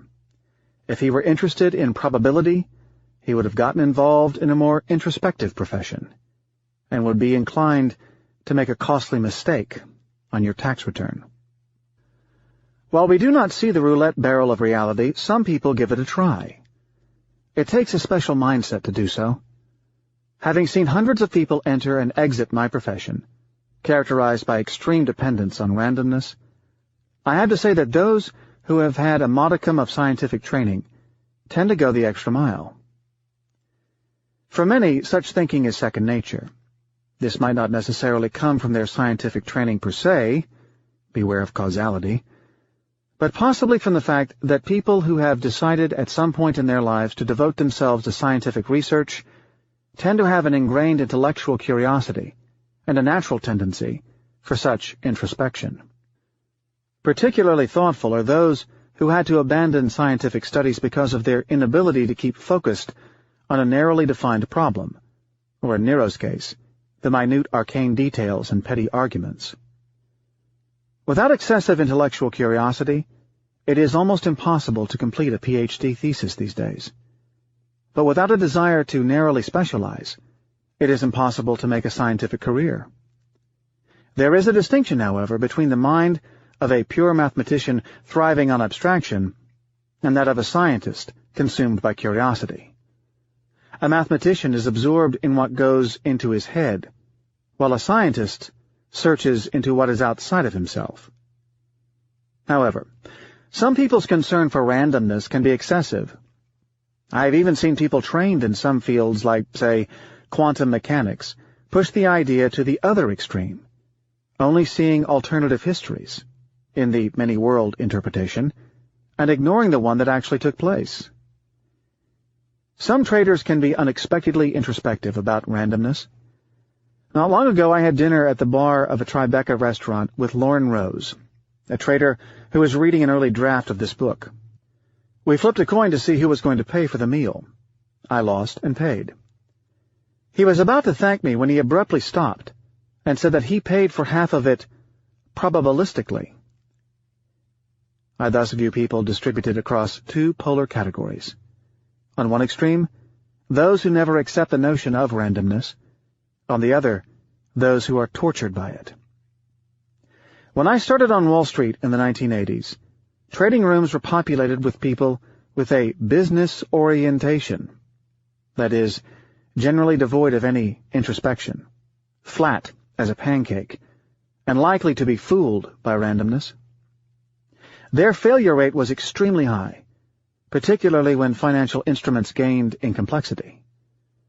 Somehow, tricky products like exotic options were introduced and carried counterintuitive payoffs that were too difficult for someone of such culture to handle. They dropped like flies. I do not think that many of the hundreds of MBAs of my generation I met on Wall Street in the 1980s still engage in such forms of professional and disciplined risk-taking.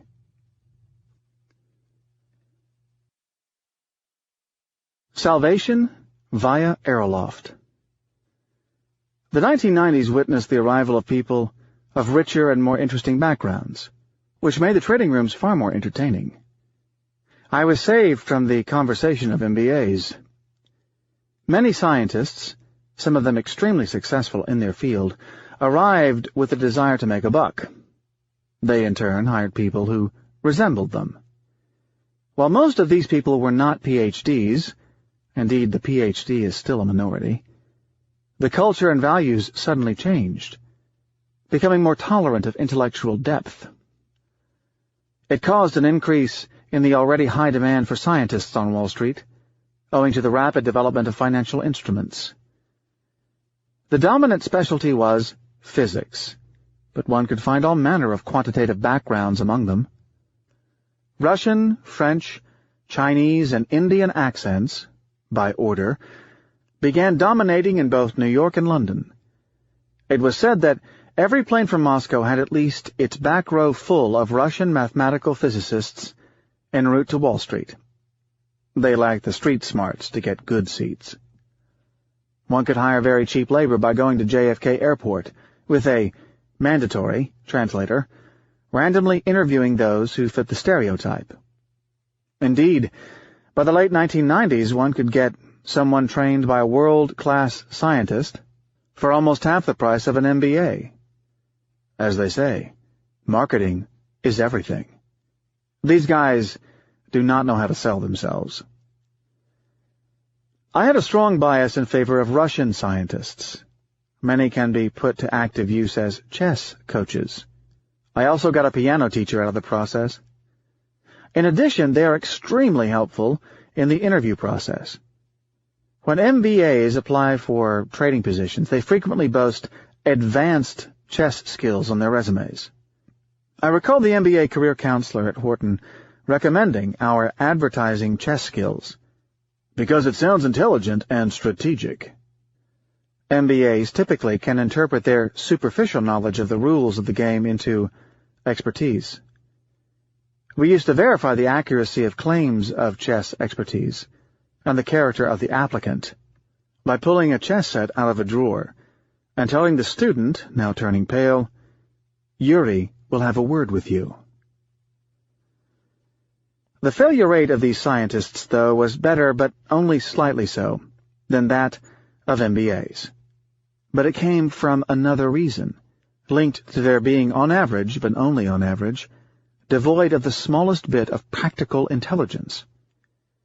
Some successful scientists had the judgment and social graces of a doorknob, but by no means all of them. Many people were capable of the most complex calculations with utmost rigor when it came to equations, but were totally incapable of solving a problem with the smallest connection to reality. It was as if they understood the letter, but not the spirit of the math. We will see more on such dual thinking with the two systems of reasoning problem in Chapter 11. I am convinced that X, a likable Russian man of my acquaintance, had two brains, one for math, and another, considerably inferior one, for everything else, which included solving problems related to the mathematics of finance. But on occasion, a fast-thinking, scientific-minded person with street smarts would emerge. Whatever the benefits of such population shift, it improved our chess skills and provided us with quality conversation during lunchtime. It extended the lunch hour considerably. Consider that I had, in the 1980s, to chat with colleagues who had an MBA or tax accounting background and were capable of the heroic feat of discussing FASB standards. I have to say that their interests were not too contagious. The interesting thing about these physicists did not lie in their ability to discuss fluid dynamics. It is that they were naturally interested in a variety of intellectual subjects and provided pleasant conversation. Solon visits Regine's nightclub. As the reader may already suspect, my opinions about randomness have not earned me the smoothest of relations with some of my peers during my Wall Street career, many of whom the reader can see indirectly, but only indirectly, portrayed in these chapters. But where I had uneven relations was with some of those who had the misfortune of being my bosses. For I had two bosses in my life, of contrasting characteristics in about every trait. The first, whom I will call Kenny, was the epitome of the suburban family man. He would be of the type to coach soccer on Saturday morning and invite his brother-in-law for a Sunday afternoon barbecue. He gave the appearance of someone I would trust with my savings. Indeed, he rose quite rapidly in the institution in spite of his lack of technical competence in financial derivatives, his firm's claim to fame. But he was too much a no-nonsense person to make up my logic. He once blamed me for not being impressed with the successes of some of his traders, who did well during the bull market for European bonds of 1993, whom I openly considered nothing better than random gunslingers. I tried presenting him with the notion of survivorship bias, part 2 of this book, in vain. His traders have all exited the business since then, to pursue other interests, including him. But he gave the appearance of being a calm, measured man who spoke his mind and knew how to put the other person at ease during a conversation. He was articulate, extremely presentable thanks to his athletic looks, well-measured in his speech, and endowed with the extremely rare quality of being an excellent listener. His personal charm allowed him to win the confidence of the chairman, but I could not conceal my disrespect, particularly as he could not make out the nature of my conversation. In spite of his conservative looks, he was a perfect time bomb, ticking away. The second, whom I will call Jean Patrice, in contrast, was a moody Frenchman with an explosive temper and a hyper-aggressive personality. Except for those he truly liked, not that many, he was expert at making his subordinates feel uncomfortable, putting them in a state of constant anxiety. He greatly contributed to my formation as a risk-taker. He is one of the very rare people who have the guts to care only about the generator, entirely oblivious of the results. He presented the wisdom of Solon, but while one would expect someone with such personal wisdom and such understanding of randomness to lead a dull life, he lived a colorful one. In contrast with Kenny, who wore conservative dark suits and white shirts, his only indulgence was flashy equestrian Hermès ties, Jean Patrice dressed like a peacock. Blue shirts, plaid sports coats stuffed with gaudy silk pocket squares. No family-minded man, he rarely came to work before noon, though I can safely say that he carried his work with him to the most unlikely places. He frequently called me from Regine's, an upscale nightclub in New York, waking me up at 3 a.m. to discuss some small and irrelevant details of my risk exposure. In spite of his slight corpulence, women seemed to find him irresistible. He frequently disappeared at midday and was unreachable for hours. His advantage might have been in his being a New York Frenchman with steady bathing habits. Once he invited me to discuss an urgent business issue with him. Characteristically, I found him mid-afternoon in a strange club in Paris that carried no nameplate, and where he sat with documents strewn across the table from him. Sipping champagne, he was simultaneously caressed by two scantily dressed young ladies. Strangely, he involved them in the conversation, as if they were part of the meeting. He even had one of the ladies pick up his constantly ringing mobile phone, as he did not want our conversation to be interrupted. I am still amazed at this flamboyant man's obsession with risks, which he constantly played in his head. He literally thought of everything that could possibly happen. He forced me to make an alternative plan should a plane crash into the office building, way before the events of September 2001, and fumed at my answer that the financial condition of his department would be of small interest to me in such circumstances. He had a horrible reputation as a philanderer, a temperamental boss capable of firing someone at a whim. Yet, he listened to me and understood every word I had to say, encouraging me to go the extra mile in my study of randomness. He taught me to look for the invisible risks of blow-up in any portfolio. Not coincidentally, he has an immense respect for science, and an almost fawning deference for scientists. A decade or so after we worked together, he showed up unexpectedly during the defense of my doctoral thesis, smiling from the back of the room.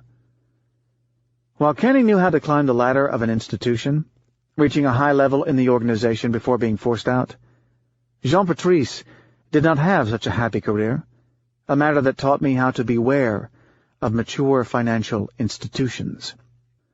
It can be disturbing for many self-styled bottom-line-oriented people to be questioned about the histories that did not take place, rather than the ones that actually happened. Clearly, to a no-nonsense person of the successful-in-business variety, my language, and I have to reckon some traits of my personality, appears strange and incomprehensible. To my amusement, the argument appears offensive to many. The contrast between Kenny and Jean-Patrice is not a mere coincidence that I happen to witness in a protracted career. Beware the spendthrift, business-wise person. The cemetery of markets is disproportionately well-stocked with the self-styled bottom-line people. In contrast, with their customary masters of the universe demeanor, they suddenly look pale, humble, and hormone-deprived on the way to the personnel office for the customary discussion of the severance agreement.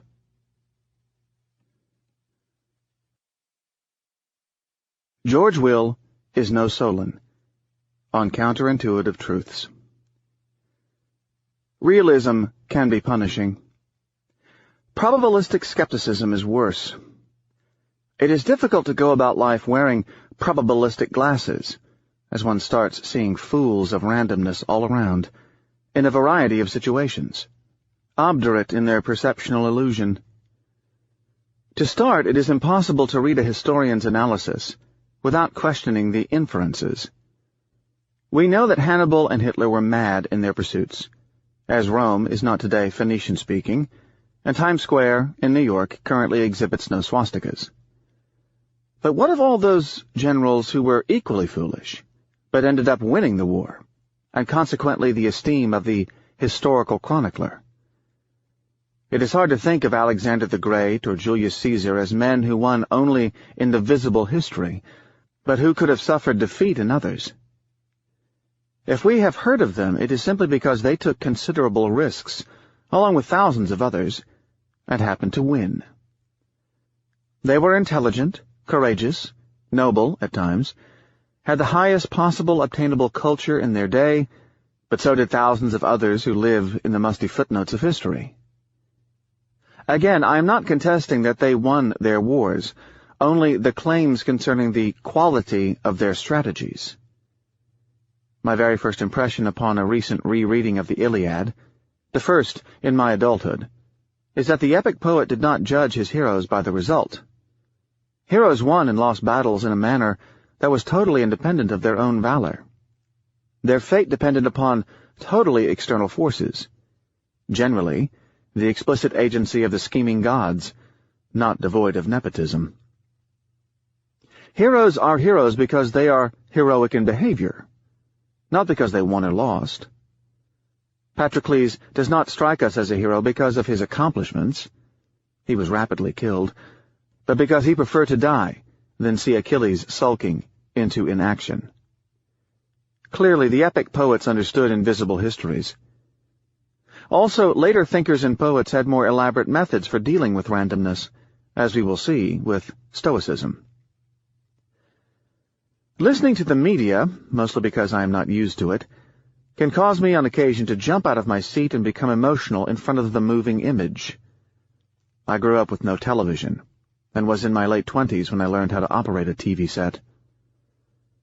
One illustration of a dangerous refusal to consider alternative histories is provided by the interview that media person George Will, a commentator of the extensively commenting variety, conducted with Professor Robert Schiller, a man known to the public for his best-selling book, Irrational Exuberance, but known to the connoisseur for his remarkable insights about the structure of market randomness and volatility, expressed in the precision of mathematics.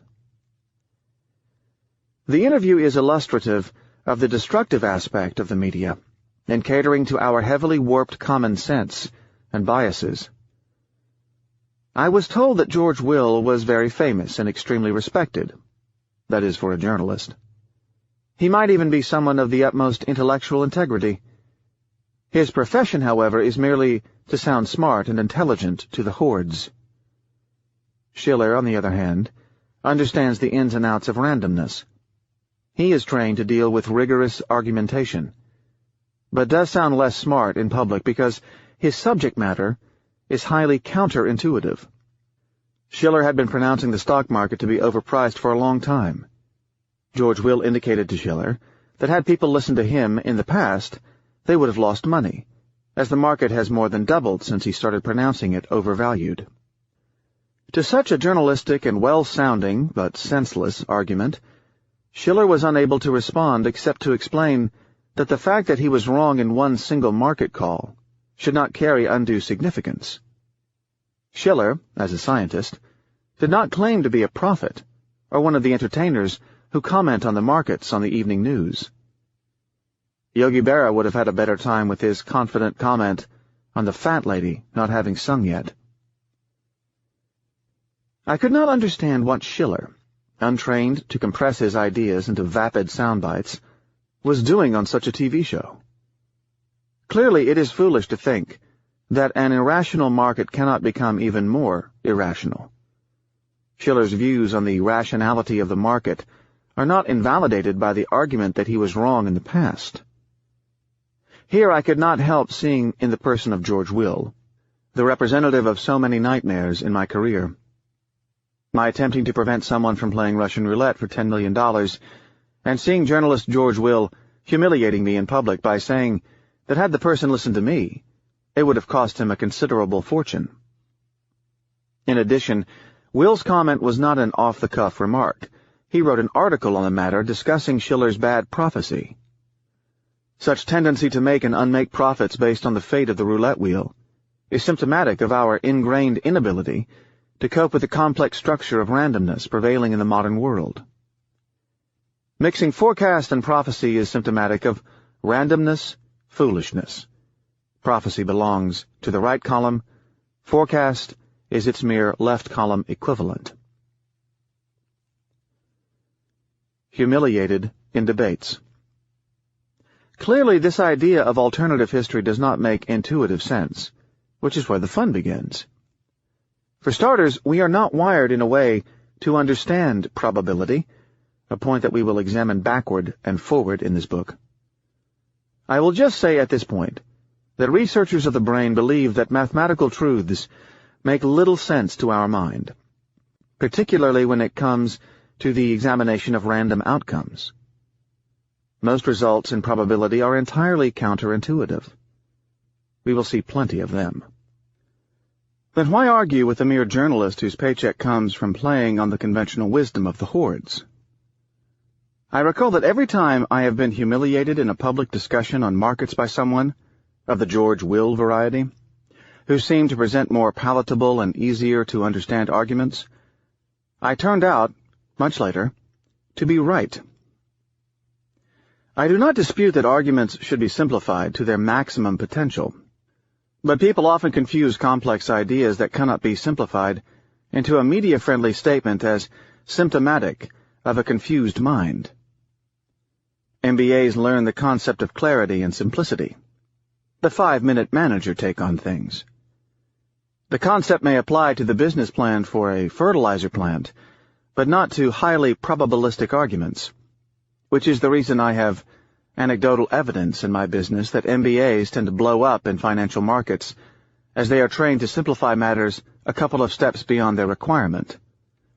I beg the MBA reader not to take offense. I am myself the unhappy holder of the degree.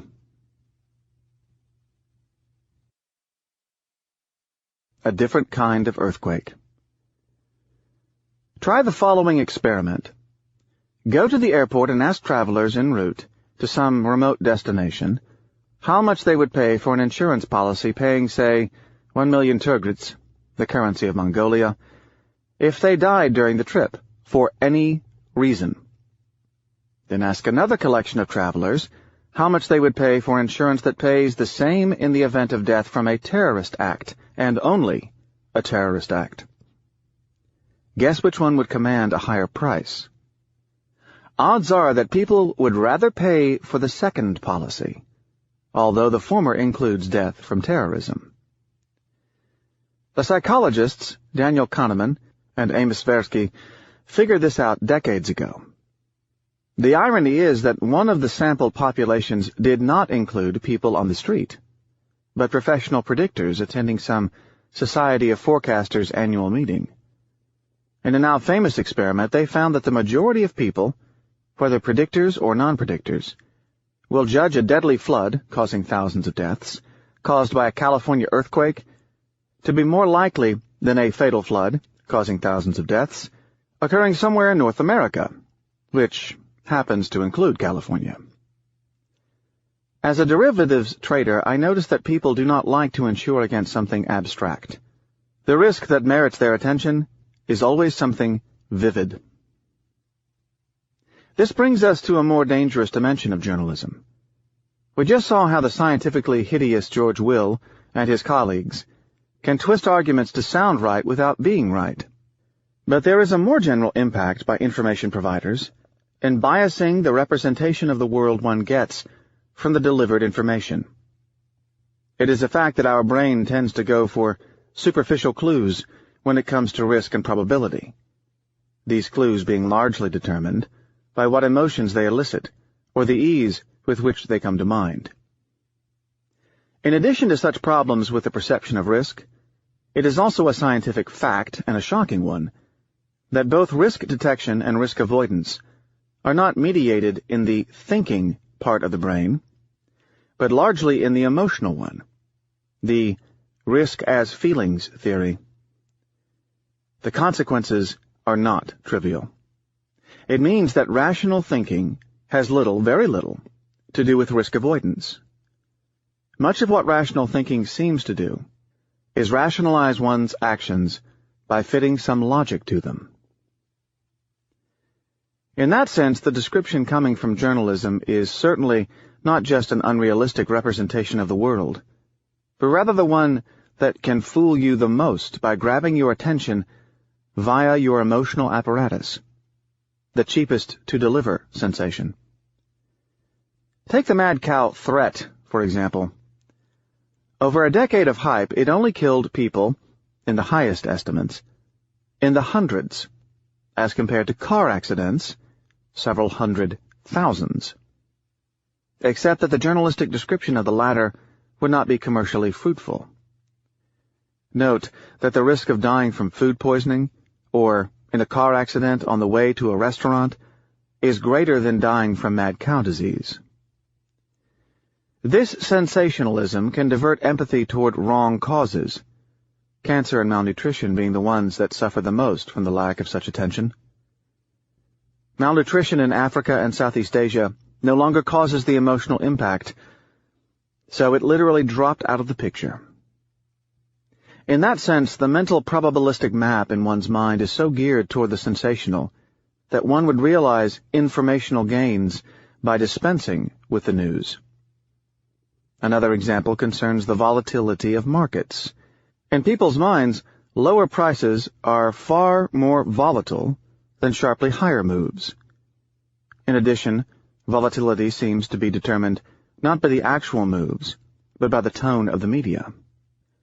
The market movements in the 18 months after September 11th, 2001, were far smaller than the ones that we faced in the 18 months prior.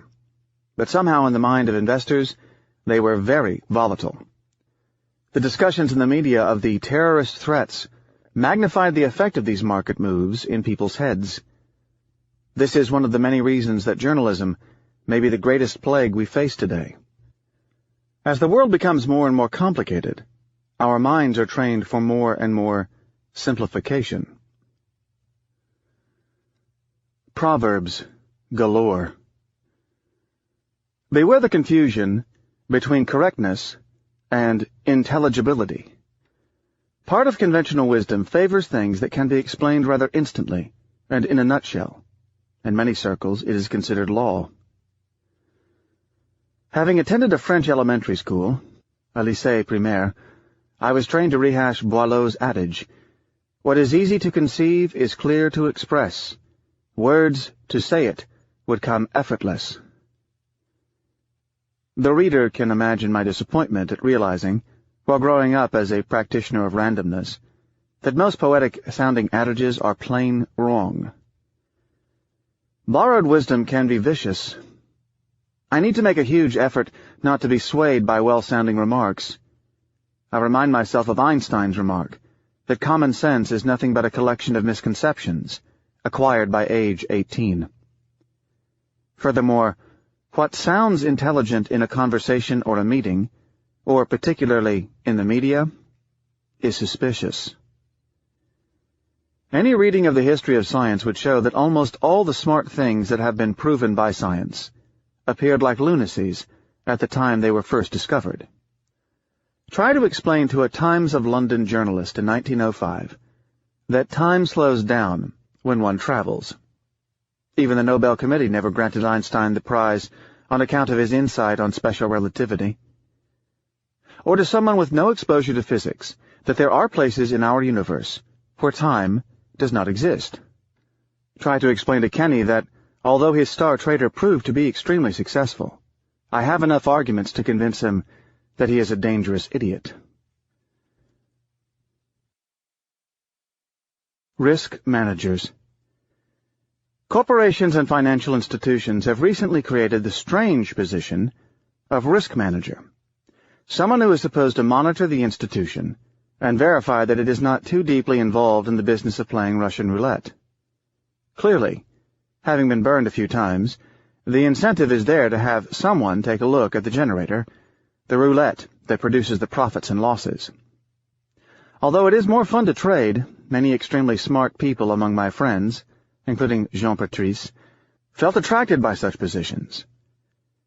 It is an important and attractive fact that the average risk manager earns more than the average trader, particularly when we take into account the number of traders thrown out of the business. While a 10-year survival rate for a trader is in the single digits, that of a risk manager is close to 100%. Traders come and go. Risk managers are here to stay. I keep thinking of taking such a position both on economic grounds, as it is probabilistically more profitable, and because the job offers more intellectual content than the one consisting in just buying and selling, and allows one to integrate research and execution. Finally, a risk manager's blood has smaller quantities of the harmful kind of stress hormones. But something has held me back, aside from the irrationality of wanting the pains and entertainment from the emotions of speculation. The risk manager's job feels strange. As we said, the generator of reality is not observable.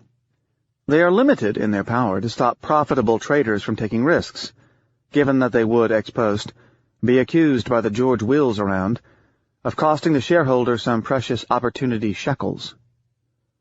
On the other hand, the occurrence of a blow-up would cause them to be responsible for it. What to do in such circumstances? Their focus becomes to play politics, cover themselves by issuing vaguely phrased internal memoranda that warn against risk-taking activities, yet stop short of completely condemning it, lest they lose their job. Like a doctor torn between the two types of errors, the false positive, telling the patient that he has cancer when in fact he does not, and the false negative, telling the patient he is healthy when in fact he has cancer, they need to balance their existence with the fact that they inherently need some margin of error in their business. Epiphenomena.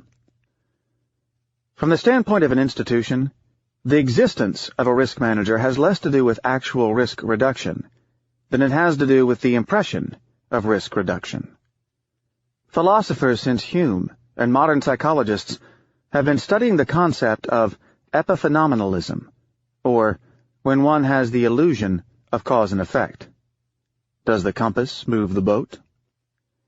By watching your risks, are you effectively reducing them, or are you giving yourself the feeling that you are doing your duty?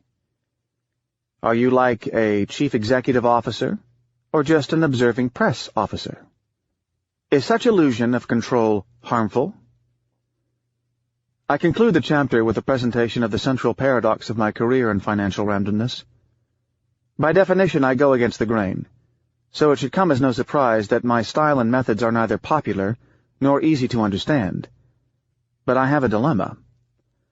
On the one hand, I work with others in the real world, and the real world is not just populated with babbling but ultimately inconsequential journalists. So my wish is for people in general to remain fools of randomness, so I can trade against them, yet for there to remain a minority intelligent enough to value my methods and hire my services. In other words, I need people to remain fools of randomness, but not all of them. I was fortunate to meet Donald Sussman, who corresponds to such an ideal partner. He helped me in the second stage of my career by freeing me from the ills of employment. My greatest risk is to become successful, as it would mean that my business is about to disappear. Strange business, ours. Chapter 3. A Mathematical Meditation on History. On Monte Carlo simulation as a metaphor for understanding a sequence of random historical events. On randomness and artificial history. Age is beauty, almost always, and the new and the young are generally toxic. Send your history professor to an introductory class on sampling theory. Euro Playboy Mathematics. The stereotype of a pure mathematician presents an anemic man with a shaggy beard and grimy and uncut fingernails, silently laboring on a Spartan but disorganized desk. With thin shoulders and a pot belly, he sits in a grubby office, totally absorbed in his work, oblivious to the grunginess of his surroundings. He grew up in a communist regime and speaks English with an astringent and throaty Eastern European accent. When he eats, crumbs of food accumulate in his beard. With time he becomes more and more absorbed in his subject matter of pure theorems, reaching levels of ever-increasing abstraction. The American public was recently exposed to one of these characters with the Unabomber, the bearded and recluse mathematician who lived in a hut and took to murdering people who promoted modern technology. No journalist was capable of even coming close to describing the subject matter of his thesis, Complex Boundaries, as it has no intelligible equivalent. A complex number being an entirely abstract and imaginary number that includes the square root of -1, an object that has no analog outside of the world of mathematics. The name Monte Carlo conjures up the image of a suntanned, urbane man of the Euro Playboy variety entering a casino under a whiff of the Mediterranean breeze. He is an apt skier and tennis player, but also can hold his own in chess and bridge. He drives a gray sports car, dresses in a well-ironed Italian handmade suit, and speaks carefully and smoothly about mundane but real matters, those a journalist can easily describe to the public in compact sentences. Inside the casino, he astutely counts the cards, mastering the odds, and bets in a studied manner, his mind producing precise calculations of his optimal betting size. He could be James Bond's smarter lost brother. Now, when I think of Monte Carlo mathematics, I think of a happy combination of the two. The Monte Carlo man's realism, without the shallowness, combined with the mathematician's intuitions, without the excessive abstraction. For indeed, this branch of mathematics is of immense practical use. It does not present the same dryness commonly associated with mathematics. I became addicted to it the minute I became a trader. It shaped my thinking in most matters related to randomness. Most of the examples used in this book were created with my Monte Carlo generator, which I introduce in this chapter. Yet it is far more a way of thinking than a computational method. Mathematics is principally a tool to meditate, rather than to compute. The tools. The notion of alternative histories discussed in the last chapter can be extended considerably and subjected to all manner of technical refinement. This brings us to the tools used in my profession to toy with uncertainty. I will outline them next. Monte Carlo methods, in brief, consist of creating artificial history using the following concepts. First, consider the sample path. The invisible histories have a scientific name: alternative sample paths, a name borrowed from the field of mathematics of probability called stochastic processes. The notion of path as opposed to outcome indicates that it is not a mere MBA-style scenario analysis, but the examination of a sequence of scenarios along the course of time. We are not just concerned with where a bird can end up tomorrow night, but rather with all the various places it can possibly visit during the time interval. We are not concerned with what the investor's worth would be in, say, a year, but rather of the heart-wrenching rides he may experience during that period. The word sample stresses that one sees only one realization among a collection of possible ones. Now, a sample path can be either deterministic or random, which brings the next distinction. A random sample path, also called a random run, is the mathematical name for such a succession of virtual historical events, starting at a given date and ending at another, except that they are subjected to some varying level of uncertainty. However, the word random should not be mistaken for equiprobable, i.e., having the same probability. Some outcomes will give a higher probability than others. An example of a random sample path can be the body temperature of your explorer cousin during his latest bout with typhoid fever, measured hourly from the beginning to the end of his episode. It can also be a simulation of the price of your favorite technology stock, measured daily at the close of the market over, say, 1 year. Starting at $100, in one scenario, it can end up at $20, having seen a high of $220.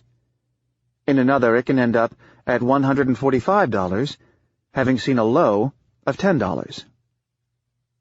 Another example is the evolution of your wealth during an evening at a casino. You start with $1,000 in your pocket and measure it every 15 minutes. In one sample path, you have $2,200 at midnight. In another, you barely have $20 left for a cab fare. Stochastic processes refer to the dynamics of events unfolding with the course of time. Stochastic is a fancy Greek name for random. This branch of probability concerns itself with the study of the evolution of successive random events. One could call it the mathematics of history. The key about a process is that it has time in it. What is a Monte Carlo generator? Imagine that you can replicate a perfect roulette wheel in your attic without having recourse to a carpenter. Computer programs can be written to simulate just about anything. They are even better and cheaper than the roulette wheel built by your carpenter, as this physical version may be inclined to favor one number more than others, owing to a possible slant in its build or the floor of your attic. These are called biases. Monte Carlo simulations are closer to a toy than anything I have seen in my adult life. One can generate thousands, perhaps millions, of random sample paths, and look at the prevalent characteristic of some of their features.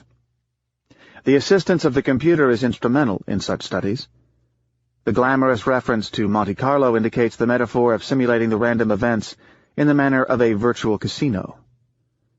One sets conditions believed to resemble the ones that prevail in reality, and launches a collection of simulations around possible events. With no mathematical literacy, we can launch a Monte Carlo simulation of an 18-year-old Christian Lebanese successively playing Russian roulette for a given sum, and see how many of these attempts result in enrichment, or how long it takes on average before he hits the obituary. We can change the barrel to contain 500 holes, a matter that would decrease the probability of death, and see the results.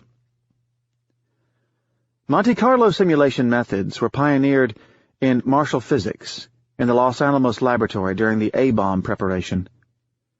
They became popular in financial mathematics in the 1980s, particularly in the theories of the random walk of asset prices. Clearly, we have to say that the example of Russian roulette does not need such apparatus, but many problems, particularly those resembling real-life situations, require the potency of a Monte Carlo simulator. Monte Carlo mathematics. It is a fact that true mathematicians do not like Monte Carlo methods.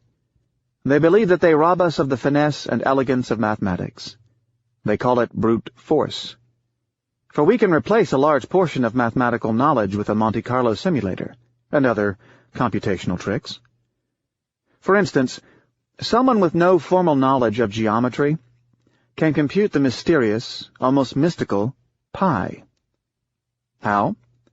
By drawing a circle inside of a square and shooting random bullets into the picture, as in an arcade, specifying equal probabilities of hitting any point on the map, something called a uniform distribution.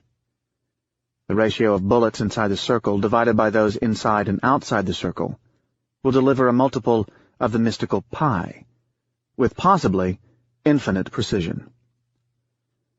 Clearly, this is not an efficient use of a computer, as pi can be computed analytically, that is, in a mathematical form, but the method can give some users more intuition about the subject matter than lines of equations. Some people's brains and intuitions are oriented in such a way that they are more capable of getting a point in such a manner. I count myself one of those. The computer might not be natural to our human brain. Neither is mathematics. I am not a native mathematician. That is, I am someone who does not speak mathematics as a native language, but someone who speaks it with a trace of a foreign accent. For I am not interested in mathematical properties per se, only in the application, while a mathematician would be interested in improving mathematics via theorems and proofs. I proved incapable of concentrating on deciphering a single equation unless I was motivated by a real problem, with a modicum of greed. Thus, most of what I know comes from derivatives trading. Options pushed me to study the math of probability. Many compulsive gamblers, who otherwise would be of middling intelligence, acquire remarkable card-counting skills thanks to their passionate greed. Another analogy would be with grammar. Mathematics is often tedious and in sightless grammar. There are those who are interested in grammar for grammar's sake, and those interested in avoiding solecisms while writing documents. Those of us in the second category are called quants. Like physicists, we have more interest in the employment of the mathematical tool than in the tool itself. Mathematicians are born, never made. Physicists and quants, too. I do not care about the elegance and quality of the mathematics I use so long as I can get the point right. I have recourse to Monte Carlo machines whenever I can. They can get the work done. They are also far more pedagogical, and I will use them in this book for the examples. Indeed, probability is an introspective field of inquiry, as it affects more than one science, particularly the mother of all sciences, that of knowledge. It is impossible to assess the quality of the knowledge we are gathering without allowing a share of randomness in the manner it is obtained, and cleaning the argument from the chance coincidence that could have seeped into its construction. In science, probability and information are treated in exactly the same manner. Literally, every great thinker has dabbled with it, most of them obsessively. The two greatest minds, to me, Einstein and Keynes, both started their intellectual inquiries with it. Einstein wrote a major paper in 1905, in which he was almost the first to examine in probabilistic terms the succession of random events, namely, the evolution of suspended particles in a stationary liquid.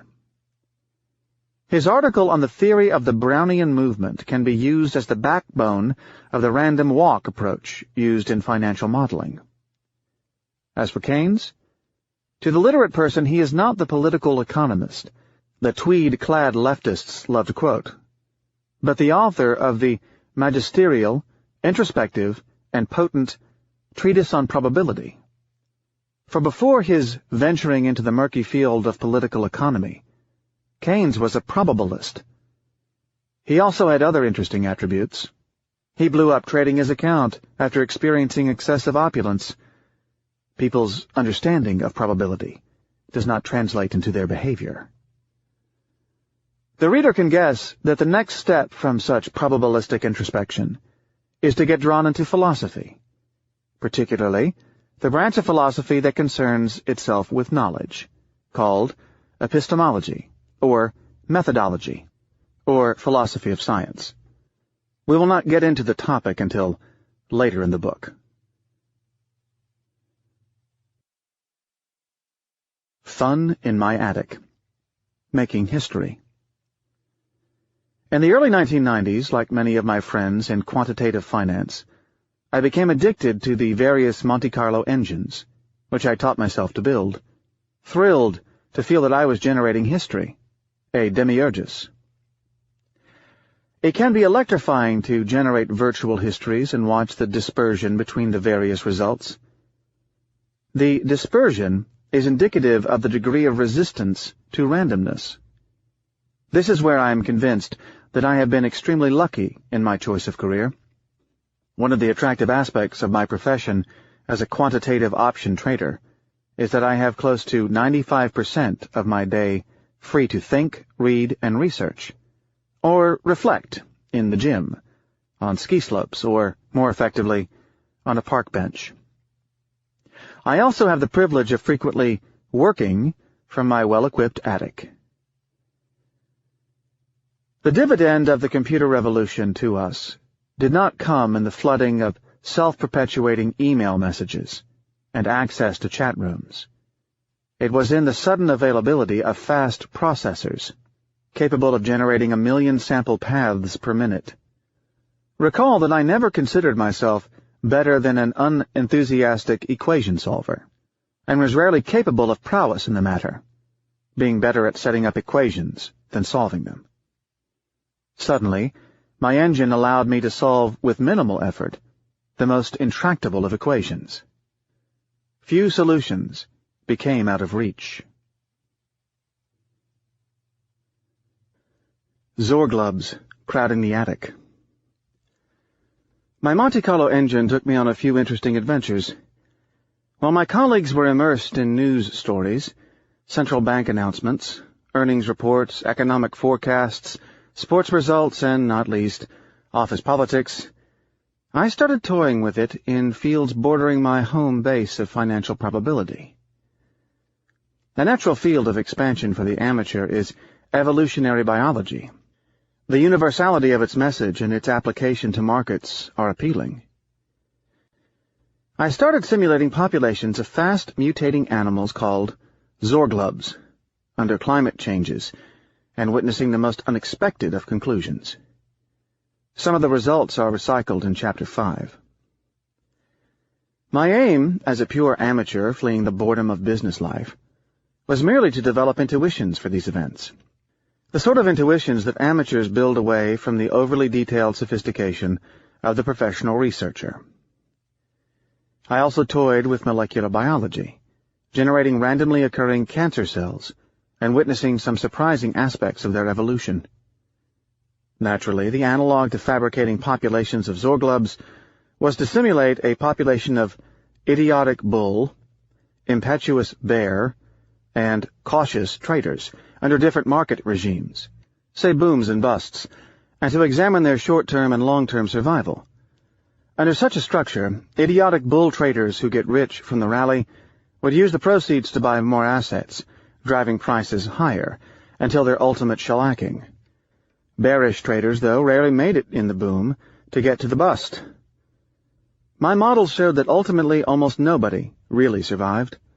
Bears dropped out like flies in the rally, and bulls ended up being slaughtered, as paper profits vanished when the music stopped. But there was one exception. Some of those who traded options, I called them option buyers, had remarkable staying power, and I wanted to be one of those. Why? Because they could buy the insurance against blow-up. They could get anxiety-free sleep at night, thanks to the knowledge that if their careers were threatened, it would not be owing to the outcome of a single day. If the tone of this book seems steeped in the culture of Darwinism and evolutionary thinking, it does not come from any remotely formal training in the natural sciences, but from the evolutionary way of thinking taught by my Monte Carlo simulators. I reckon that I outgrew the desire to generate random runs every time I want to explore an idea, but by dint of playing with a Monte Carlo engine for years, I can no longer visualize a realized outcome without reference to the non-realized ones. I call that summing under histories, borrowing the expression from the colorful physicist Richard Feynman, who applied such methods to examine the dynamics of subatomic particles. Using my Monte Carlo to make and remake history reminded me of the experimental novels, the so-called new novels, by such writers as Alain Robbe-Grillet, popular in the 1960s and 1970s. There, the same chapter would be written and revised, the writer each time changing the plot, like a new sample path. Somehow the author was freed from the past situation he helped create and allowed himself the indulgence to change the plot retroactively. Denigration of history. One more word on history seen from a Monte Carlo perspective. The wisdom of such classical stories as Solon's prods me to spend even more time in the company of the classical historians, even if the stories, like Solon's warning, have benefited from the patina of time. However, this goes against the grain. Learning from history does not come naturally to us humans, a fact that is so visible in the endless repetitions of identically confirmed booms and busts in modern markets. By history, I refer to the anecdotes, not the historical theorizing, the grand-scale historicism that aims to interpret events with theories based on uncovering some laws in the evolution of history, the sort of Hegelianism and pseudo-scientific historicism leading to such calls as the end of history. It is pseudo-scientific because it draws theories from past events without allowing for the fact that such combinations of events might have arisen from randomness. There is no way to verify the claims in a controlled experiment. For me, history is of use merely at the level of my desired sensibility, affecting the way I would wish to think by reference to past events, by being able to better steal the ideas of others and leverage them, correct the mental defect that seems to block my ability to learn from others. It is the respect of the elders that I would like to develop, reinforcing the awe I instinctively feel for people with gray hair, but that has eroded in my life as a trader, where age and success are somewhat divorced. Indeed, I have two ways of learning from history: from the past, by reading the elders, and from the future, thanks to my Monte Carlo toy. The stove is hot. As I mentioned before, it is not natural for us to learn from history. We have enough clues to believe that our human endowment does not favor transfers of experience in a cultural way, but through selection of those who bear some favorable traits. It is a platitude that children learn only from their own mistakes. They will cease to touch a burning stove only when they are themselves burned. No possible warning by others can lead to developing the smallest form of cautiousness. Adults, too, suffer from such a condition. This point has been examined by behavioral economics pioneers Daniel Kahneman and Amos Tversky with regard to the choices people make in selecting risky medical treatments. I myself have seen it in my being extremely lax in the area of detection and prevention, i.e., I refuse to derive my risks from the probabilities computed on others, feeling that I am somewhat special, yet extremely aggressive in the treatment of medical conditions. I overreact when I am burned, which is not coherent with rational behavior under uncertainty. This congenital denigration of the experience of others is not limited to children or to people like myself. It affects business decision-makers and investors on a grand scale. If you think that merely reading history books would help you learn from others' mistakes, consider the following 19th-century experiment. In a well-known psychology case, the Swiss Dr. Claparède had an amnesic patient completely crippled with her ailment. Her condition was so bad that he would have to reintroduce himself to her at a frequency of once per 15 minutes for her to remember who he was. One day he secreted a pin in his hand before shaking hers. The next day, she quickly withdrew her hand as he tried to greet her, but still did not recognize him. Since then, plenty of discussions of amnesic patients show some form of learning on the part of people without their being aware of it, and without it being stored in conscious memory. The scientific name of the distinction between the two memories, the conscious and the non-conscious, is declarative and non-declarative. Much of the risk avoidance that comes from experiences is part of the second. The only way I developed a respect for history is by making myself aware of the fact that I was not programmed to learn from it in a textbook format. Actually, things can be worse than that. In some respects, we do not learn from our own history. Several branches of research have been examining our inability to learn from our own reactions to past events. For example, people fail to learn that their emotional reactions to past experiences, positive or negative, were short-lived, yet they continuously retain the bias of thinking that the purchase of an object will bring long-lasting, possibly permanent happiness, or that a setback will cause severe and prolonged distress, when in the past similar setbacks did not affect them for very long, and the joy of the purchase was short-lived. All of my colleagues who I have known to denigrate history blew up spectacularly, and I have yet to encounter some such person who has not blown up. But the truly interesting point lies in the remarkable similarities in their approaches. The blow-up, I will repeat, is different from merely incurring a monetary loss. It is losing money when one does not believe that such fact is possible at all.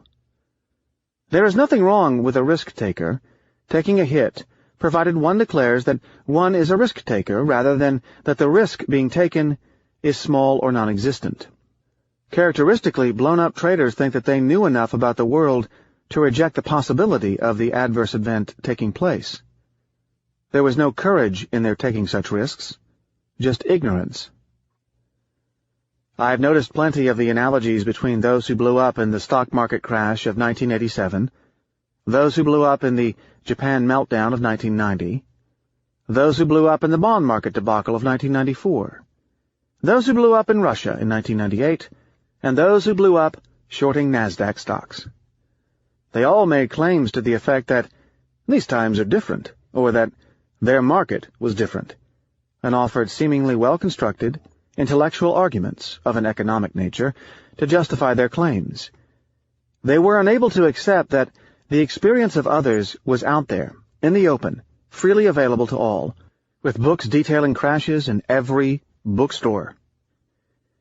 Aside from these generalized, systemic blow-ups, I have seen hundreds of option traders forced to leave the business after blowing up in a stupid manner, in spite of warnings by the veterans, similar to a child's touching the stove.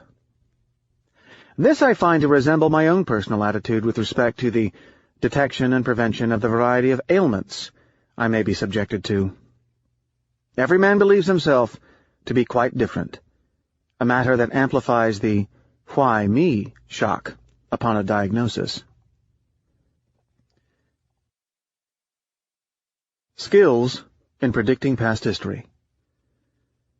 We can discuss this point from different angles. Experts call one manifestation of such denigration of history historical determinism.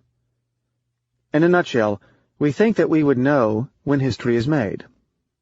We believe that people who, say, witnessed the stock market crash of 1929 knew then that they lived an acute historical event, and that, should these events repeat themselves, they too would know about such facts.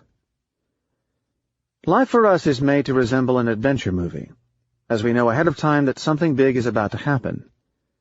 It is hard to imagine that people who witnessed history did not know, at the time, how important the moment was. Somehow all respect we may have for history does not translate well into our treatment of the present. Jean-Patrice of the last chapter was abruptly replaced by an interesting civil servant type who had never been involved in the randomness professions. He just went to the right civil servant schools, where people learned to write reports, and had some senior managerial position in the institution. As is typical with subjectively assessed positions, he tried to make his predecessor look bad. Jean-Patrice was deemed sloppy and unprofessional. The civil servant's first undertaking was to run a formal analysis of our transactions. He found that we traded a little too much, incurring very large back-office expenditure.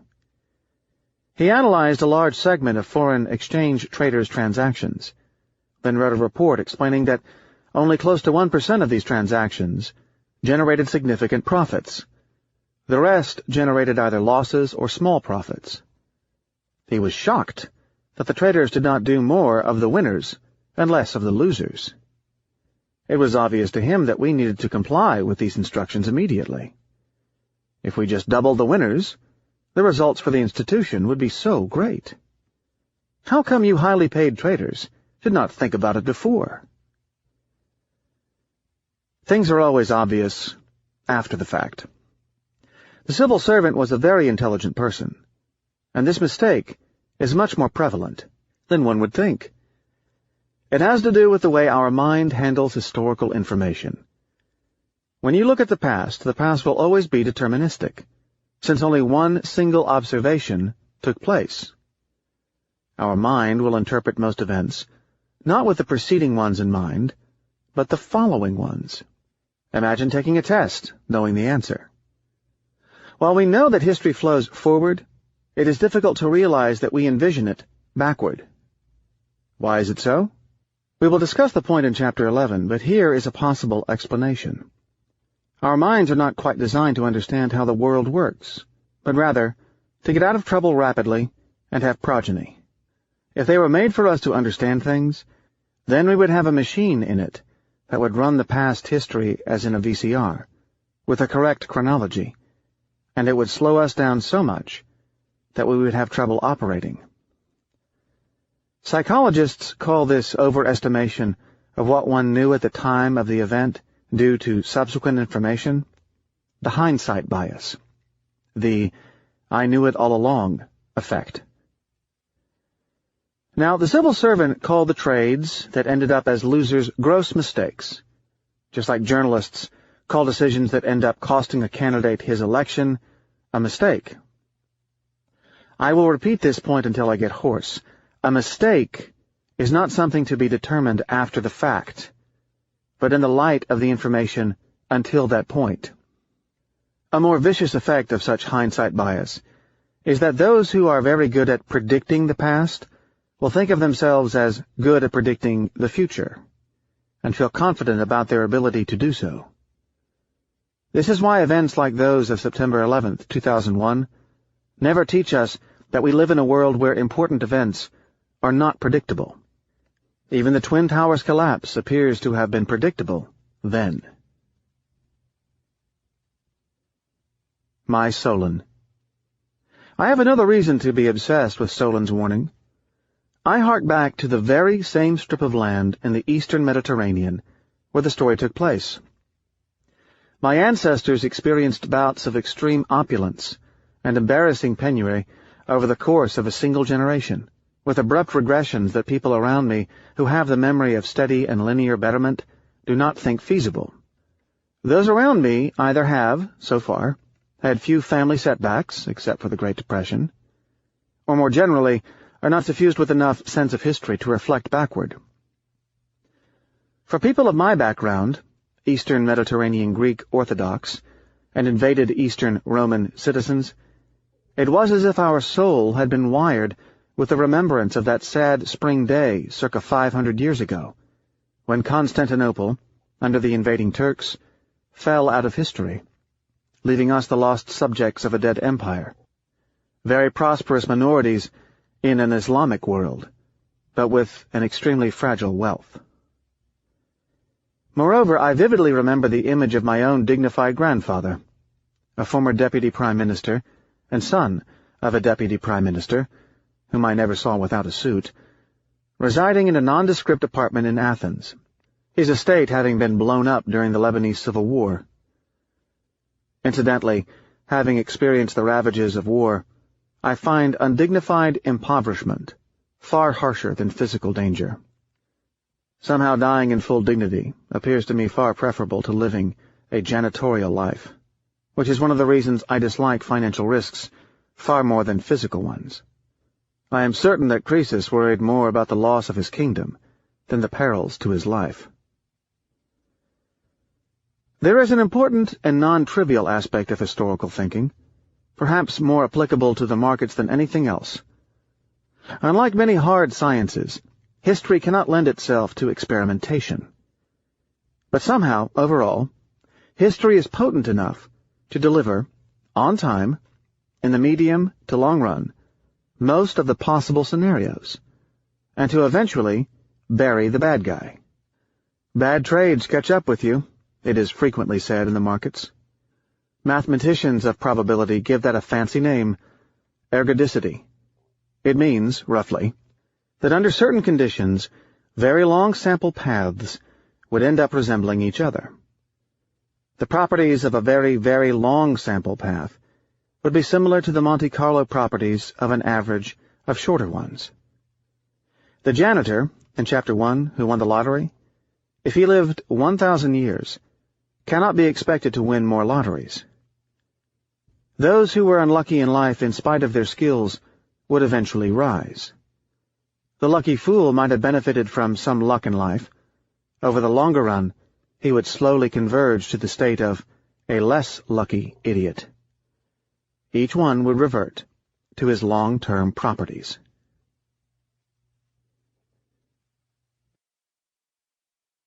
Distilled thinking on your Palm Pilot. Breaking news. The Journalist, my bête noire, entered this book with George Will, dealing with random outcomes. In the next step, I will show how my Monte Carlo toy taught me to favor distilled thinking, by which I mean the thinking based on information around us that is stripped of meaningless but diverting clutter. For the difference between noise and information, the topic of this book, Noise Has More Randomness, has an analog, that between journalism and history.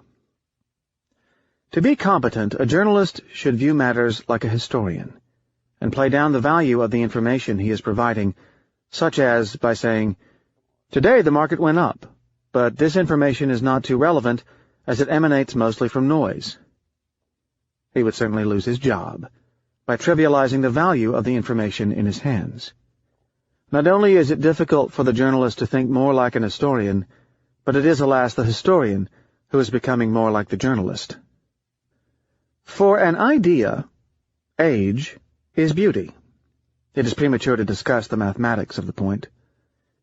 The applicability of Solon's warning to a life in randomness in contrast with the exact opposite message delivered by the prevailing media-soaked culture, reinforces my instinct to value distilled thought over newer thinking, regardless of its apparent sophistication. Another reason to accumulate the hoary volumes by my bedside. I confess that the only news items I currently read are the far more interesting upscale social gossip stories found in Tatler, Paris Match, and Vanity Fair, in addition to The Economist.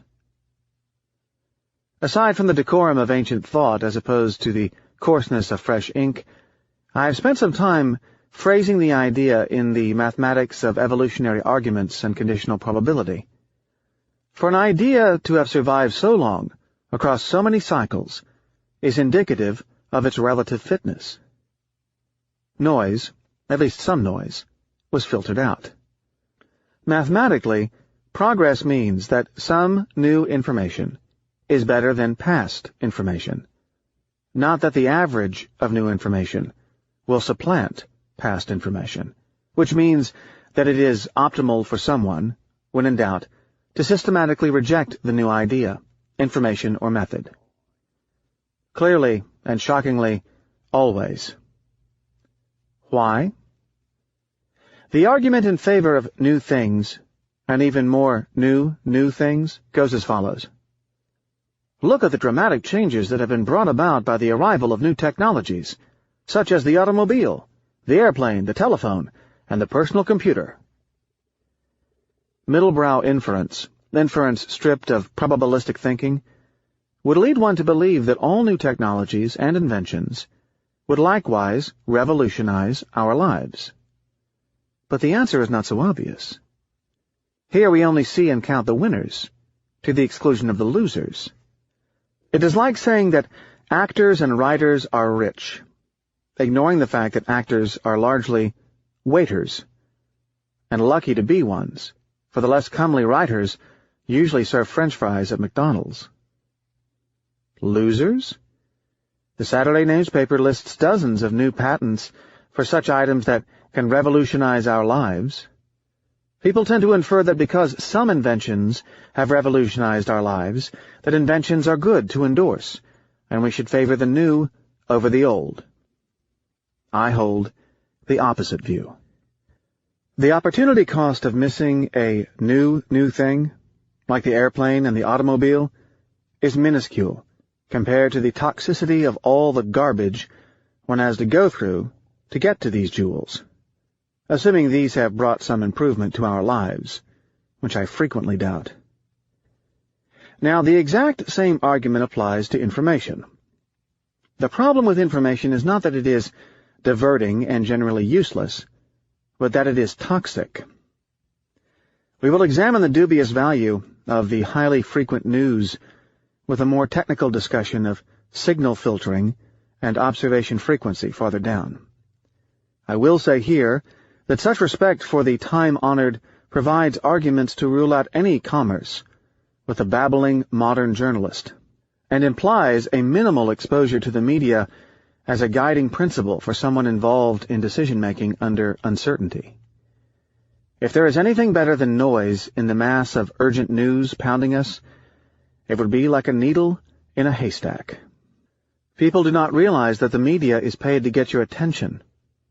For a journalist, silence rarely surpasses any word. On the rare occasions when I boarded the 6:42 train to New York, I observed with amazement the hordes of depressed business commuters, who seemed to prefer to be elsewhere, studiously buried in the Wall Street Journal, apprised of the minutiae of companies that, at the time of writing now, are probably out of business. Indeed, it is difficult to ascertain whether they seem depressed because they are reading the newspaper, or if depressive people tend to read the newspaper, or if people who are living outside their genetic habitat both read the newspaper and look sleepy and depressed. But while early on in my career such focus on noise would have offended me intellectually, as I would have deemed such information too statistically insignificant for the derivation of any meaningful conclusion, I currently look at it with delight. I am happy to see such mass-scale idiotic decision-making, prone to overreaction in their post-perusal investment orders. In other words, I currently see in the fact that people read such material an insurance for my continuing in the entertaining business of option trading against the fools of randomness. It takes a huge investment in introspection to learn that the 30 or more hours spent studying the news last month neither had any predictive ability during your activities of that month, nor did it impact your current knowledge of the world. This problem is similar to the weaknesses in our ability to correct for past errors. Like a health club membership taken out to satisfy a New Year's resolution, people often think that it will surely be the next batch of news that will really make a difference to their understanding of things. Schiller Redux. Much of the thinking about the negative value of information on society in general was sparked by Robert Schiller. Not just in financial markets, but overall his 1981 paper may be the first mathematically formulated introspection on the manner in which society in general handles information. Schiller made his mark with his 1981 paper on the volatility of markets, where he determined that if a stock price is the estimated value of something, say the discounted cash flows from a corporation, then market prices are way too volatile in relation to tangible manifestations of that something. He used dividends as proxy. Prices swing more than the fundamentals they are supposed to reflect. They visibly overreact by being too high at times, when their price overshoots the good news, or when they go up without any marked reason, or too low at others. The volatility differential between prices and information meant that something about rational expectation did not work. Prices did not rationally reflect the long-term value of securities and were overshooting in either direction. Markets had to be wrong. Schiller then pronounced markets to be not as efficient as established by financial theory. Efficient markets meant, in a nutshell, that prices should adapt to all available information in such a way as to be totally unpredictable to us humans and prevent people from deriving profits. This conclusion set off calls by the religious orders of high finance for the destruction of the infidel who committed such apostasy. Interestingly, and by some strange coincidence, it is that very same Schiller who was trounced by George Will only one chapter ago. The principal criticism against Schiller came from Robert C. Merton. The attacks were purely on methodological grounds. Schiller's analysis was extremely rough. For instance, his using dividends in place of earnings was rather weak. Merton was also defending the official financial theory position that markets needed to be efficient and could not possibly deliver opportunities on a silver plate. Yet the same Robert C. Merton later introduced himself as the founding partner of a hedge fund that aimed at taking advantage of market inefficiencies. Setting aside the fact that Merton's hedge fund blew up rather spectacularly from the black swan problem, with characteristic denial, his founding such a hedge fund requires by implication that he agrees with Schiller about the inefficiency of the market. The defender of the dogmas of modern finance and efficient markets started a fund that took advantage of market inefficiencies. It is as if the Pope converted to Islam. Things are not getting any better these days. At the time of writing, news providers are offering all manner of updates, breaking news that can be delivered electronically in a wireless manner. The ratio of undistilled information to distilled is rising, saturating markets. The elder's message need not be delivered to you as imminent news. This does not mean that all journalists are fooled by randomness noise providers. There are hordes of thoughtful journalists in the business. I would suggest London's Anatoly Kaletsky and New York's Jim Grant and Alan Abelson as the underrated representatives of such a class among financial journalists, Gary Stix among scientific journalists. It is just that prominent media journalism is a thoughtless process of providing the noise that can capture people's attention and there exists no mechanism for separating the two. As a matter of fact, smart journalists are often penalized, like the lawyer in Chapter 11 who does not care about the truth, but about arguments that can sway a jury whose intellectual defects he knows intimately. Journalism goes to what can capture our attention, with adequate sound bites. Again, my scholarly friends would wonder why I'm getting emotional stating the obvious things about the journalists. The problem with my profession is that we depend on them for what information we need to obtain. Gerontocracy. A preference for distilled thinking implies favoring old investors and traders, that is, investors who have been exposed to markets the longest, a matter that is counter to the common Wall Street practice of preferring those that have been the most profitable and preferring the youngest whenever possible. I toyed with Monte Carlo simulations of heterogeneous populations of traders under a variety of regimes, closely resembling historical ones, and found a significant advantage in selecting aged traders, using as a selection criterion their cumulative years of experience rather than their absolute success, conditional on their having survived without blowing up. Survival of the fittest, a term so hackneyed in the investment media, does not seem to be properly understood. Under regime switching, as we will see in Chapter 5, it will be unclear who is actually the fittest, and those who will survive are not necessarily those who appear to be the fittest. Curiously, it will be the oldest, simply because older people have been exposed longer to the rare event and can be, convincingly, more resistant to it. I was amused to discover a similar evolutionary argument in mate selection that considers that women prefer, on balance, to mate with healthy older men over healthy younger ones, everything else being equal, as the former provides some evidence of better genes. Gray hair signals an enhanced ability to survive. Conditional on having reached the gray hair stage, a man is likely to be more resistant to the vagaries of life.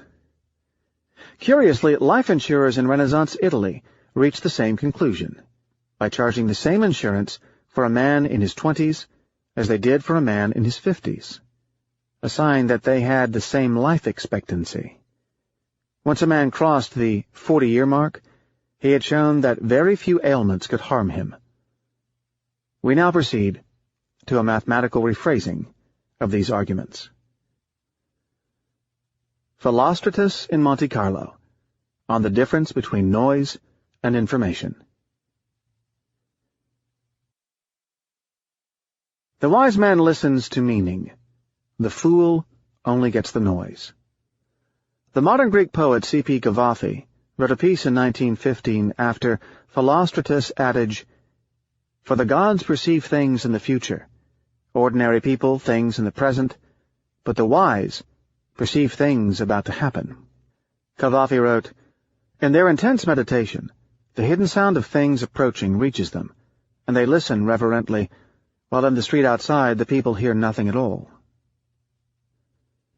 I thought long and hard on how to explain, with as little mathematics as possible, the difference between noise and meaning, and how to show why the timescale is important in judging an historical event. The Monte Carlo simulator can provide us with such an intuition. We will start with an example borrowed from the investment world, as it can be explained rather easily, but the concept can be used in any application. Let us manufacture a happily retired dentist, living in a pleasant sunny town.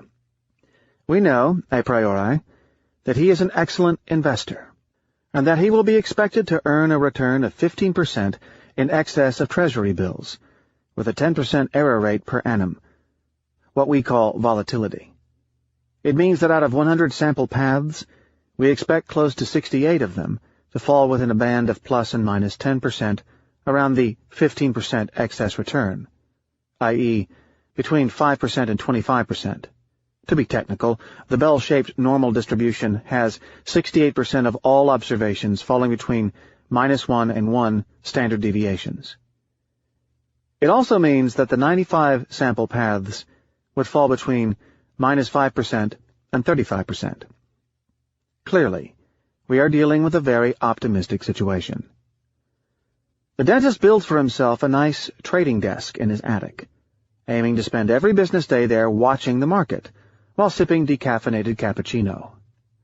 He has an adventurous temperament, so he finds this activity more attractive than drilling the teeth of reluctant little old Park Avenue ladies. He subscribes to a web-based service that supplies him with continuous prices, now to be obtained for a fraction of what he pays for his coffee.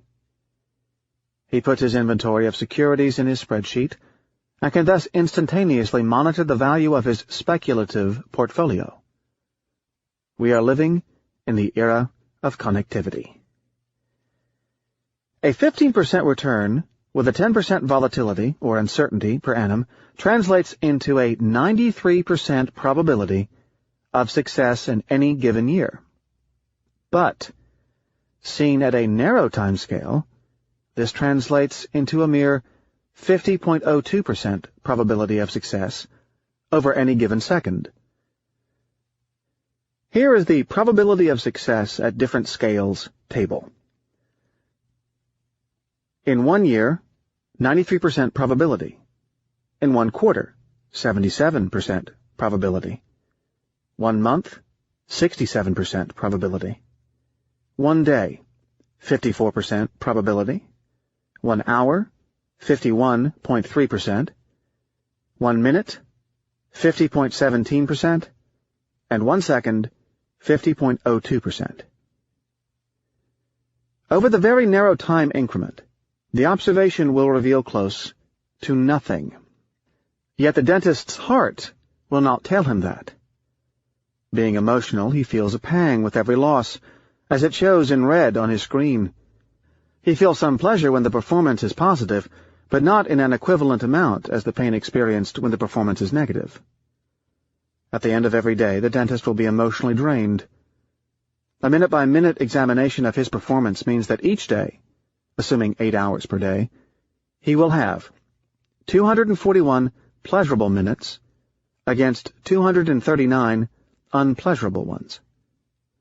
These amount to 60,688 and 60,271, respectively, per year. Now realize that if the unpleasurable minute is worse in reverse pleasure than the pleasurable minute is in pleasure terms, then the dentist incurs a large deficit when examining his performance at a high frequency. Consider the situation where the dentist examines his portfolio only upon receiving the monthly account from the brokerage house.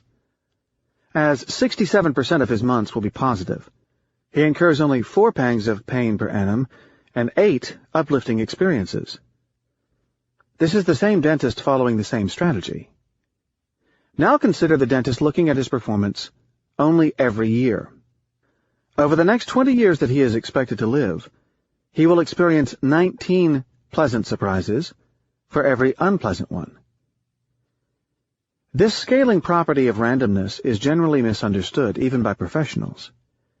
I have seen PhDs argue over a performance observed in a narrow time scale, meaningless by any standard. Before additional dumping on the journalist, more observations seem in order. Viewing it from another angle, if we take the ratio of noise to what we call non-noise, i.e., left column versus right column, which we have the privilege here of examining quantitatively, then we have the following. Over 1 year, we observe roughly 0.7 parts noise for every 1 part performance. Over 1 month, we observe roughly 2.32 parts noise for every part performance. Over 1 hour, 30 parts noise for every 1 part performance. And over 1 second, 1,796 parts noise for every 1 part performance. A few conclusions. 1. Over a short time increment, one observes the variability of the portfolio, not the returns. In other words, one sees the variance, little else. I always remind myself that what one observes is at best a combination of variance and returns, not just returns. But my emotions do not care about what I tell myself. 2. Our emotions are not designed to understand the point.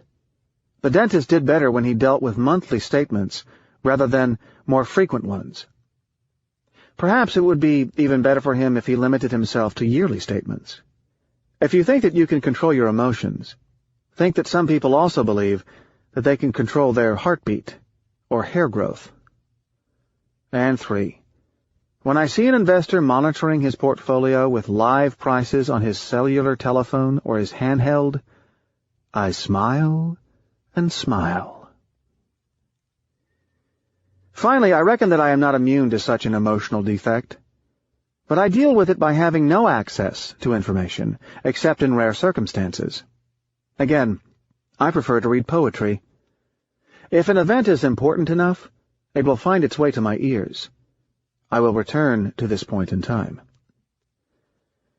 The same methodology can explain why the news, the high scale, is full of noise, and why history, the low scale, is largely stripped of it, though fraught with interpretation problems. This explains why I prefer not to read the newspaper, outside of the obituary, why I never chit-chat about markets, and, when in a trading room, I frequent the mathematicians and the secretaries, not the traders.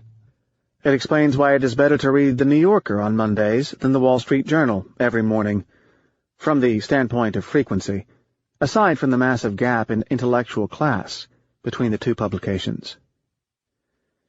Finally, this explains why people who look too closely at randomness burn out, their emotions drained by the series of pangs they experience.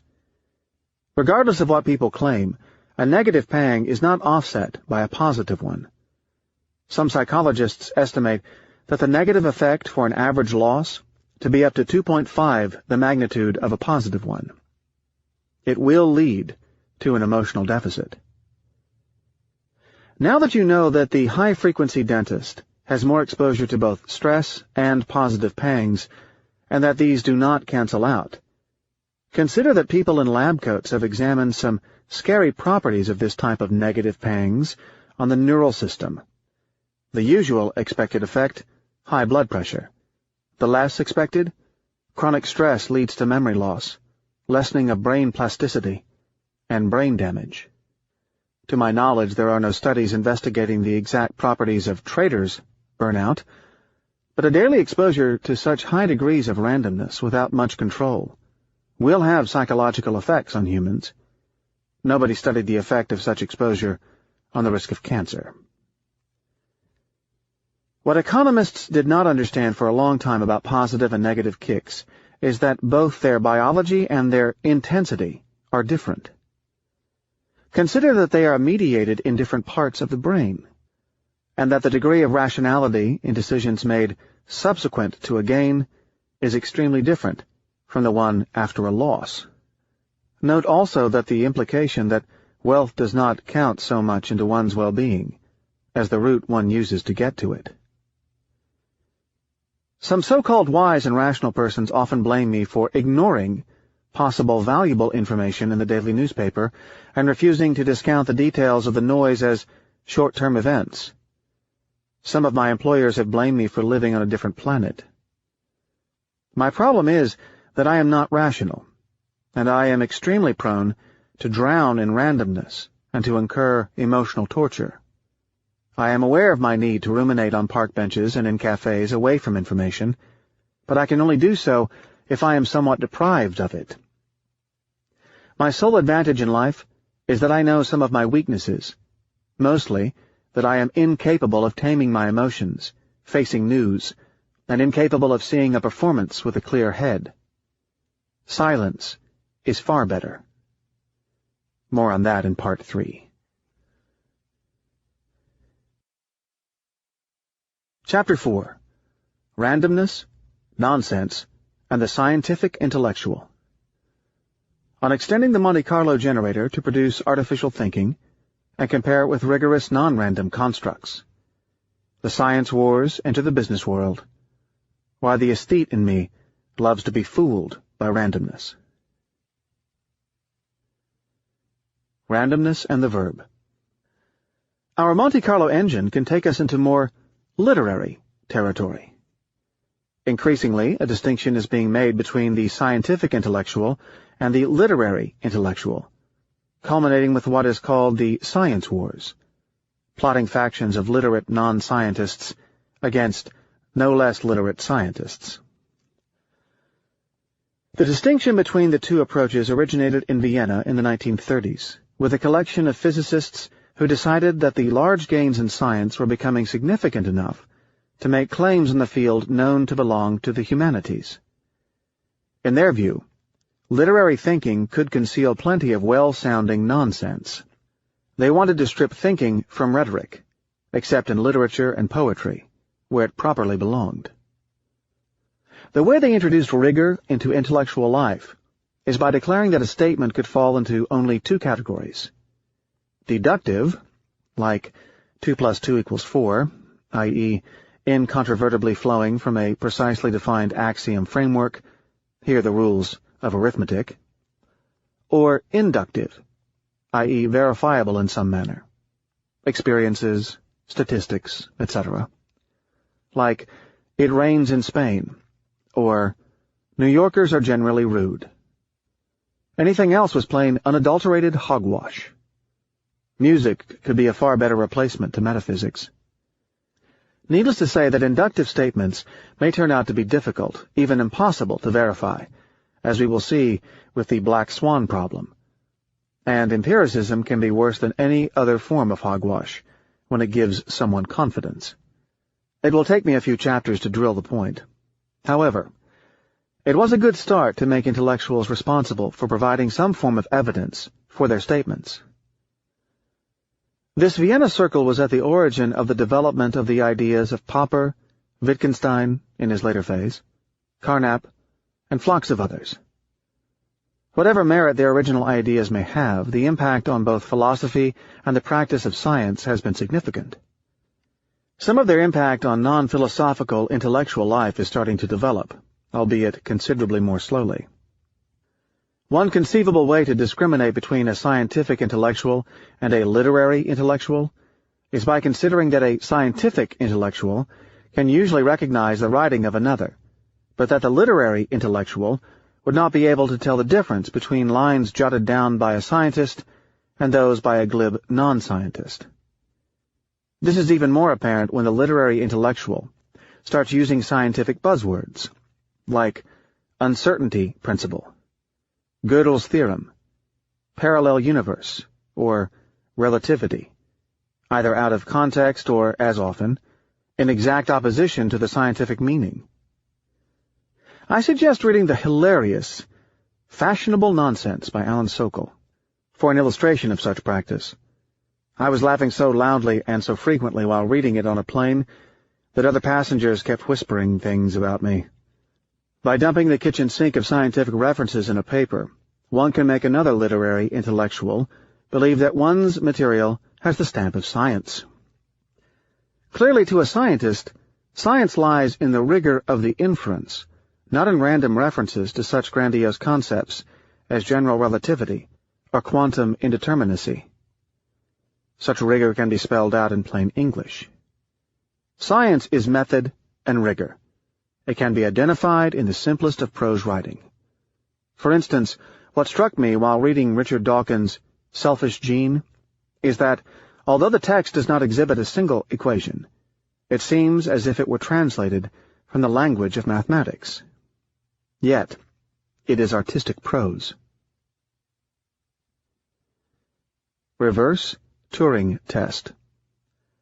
Randomness can be of considerable help with the matter, for there is another, far more entertaining way to make the distinction between the babbler and the thinker. You can sometimes replicate something that can be mistaken for a literary discourse with a Monte Carlo generator, but it is not possible, randomly, to construct a scientific one. Rhetoric can be constructed randomly, but not genuine scientific knowledge. This is the application of Turing's test of artificial intelligence, except in reverse. What is the Turing test? The brilliant British mathematician, eccentric and computer pioneer Alan Turing came up with the following test. A computer can be said to be intelligent if it can, on average, fool a human into mistaking it for another human. The converse should be true. A human can be said to be unintelligent if we can replicate his speech by a computer, which we know is unintelligent, and fool a human into believing that it was written by a human. Can one produce a piece of work that can be largely mistaken for Derrida, entirely, randomly? The answer seems to be yes. Aside from the hoax by Alan Sokal, the same of the hilarious book a few moments ago, who managed to produce nonsense and get it published by some prominent journal, there are Monte Carlo generators designed to structure such texts and write entire papers. Fed with postmodernist texts, they can randomize phrases under a method called recursive grammar and produce grammatically sound, but entirely meaningless sentences that sound like Jacques Derrida, Camille Paglia, and such a crowd. Owing to the fuzziness of his thought, the literary intellectual can be fooled by randomness. At the Monash University program in Australia, featuring the Dada engine, built by Andrew C. Bullock, I toyed with the engine and generated a few papers containing the following sentences. However, the main theme of the works of Rushdie is not theory, as the dialectic paradigm of reality suggests, but pre-theory. The premise of the neo-semanticist paradigm of discourse implies that sexual identity, ironically, has significance. Many narratives concerning the role of the writer as observer may be revealed. It could be said that if cultural narrative holds, we have to choose between the dialectic paradigm of narrative and neo-conceptual Marxism.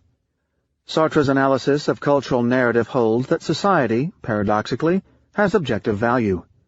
Thus, the premise of the neo-dialectic paradigm of expression implies that consciousness may be used to reinforce hierarchy, but only if reality is distinct from consciousness.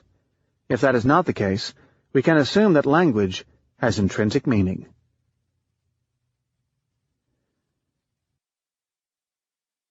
Some business speeches belong to this category in their own right, except that they are less elegant and drawn on a different type of vocabulary than the literary ones. We can randomly construct a speech imitating that of your chief executive officer to ensure whether what he is saying has value, or if it is merely dressed-up nonsense from someone who is lucky to be put there. How? You select randomly 5 of the following phrases, then connect them by adding the minimum required to construct a grammatically sounding speech. Here they are. We look after our customers' interests. The road ahead. Our assets are our people. Creation of shareholder value.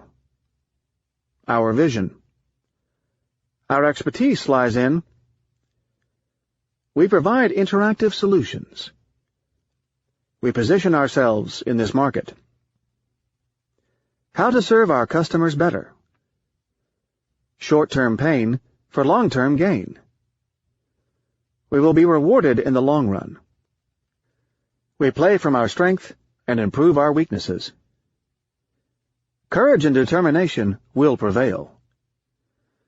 We are committed to innovation and technology. A happy employee is a productive employee. Commitment to excellence. Strategic plan. And finally, our work ethics. If this bears too close a resemblance to the speech you just heard from the boss of your company, then I suggest looking for a new job. The father of all pseudo-thinkers. It is hard to resist discussion of artificial history without a comment on the father of all pseudo-thinkers, Hegel. Hegel writes a jargon that is meaningless outside of a chic left-bank Parisian café, or the humanities department of some university extremely well insulated from the real world. I suggest this passage from the German philosopher. This passage was detected, translated, and reviled by Karl Popper. Sound is the change in the specific condition of segregation of the material parts, and in the negation of this condition. Merely an abstract, or an ideality, as it were, of that specification. But this change, accordingly, is itself immediately the negation of the material-specific subsistence, which is, therefore, real ideality of a specific gravity and cohesion, i.e., heat. The heating up of sounding bodies, just as of beaten or rubbed ones, is the appearance of heat, originating conceptually together with sound. Even a Monte Carlo engine could not sound as random as the great philosophical master thinker. It would take plenty of sample runs to get the mixture of heat and sound. People call that philosophy and frequently finance it with taxpayer subsidies. Now consider that Hegelian thinking is generally linked to a scientific approach to history. It has produced such results as Marxist regimes, and even a branch called Neo-Hegelian thinking. These thinkers should be given an undergraduate-level class on statistical sampling theory prior to their release into the open world.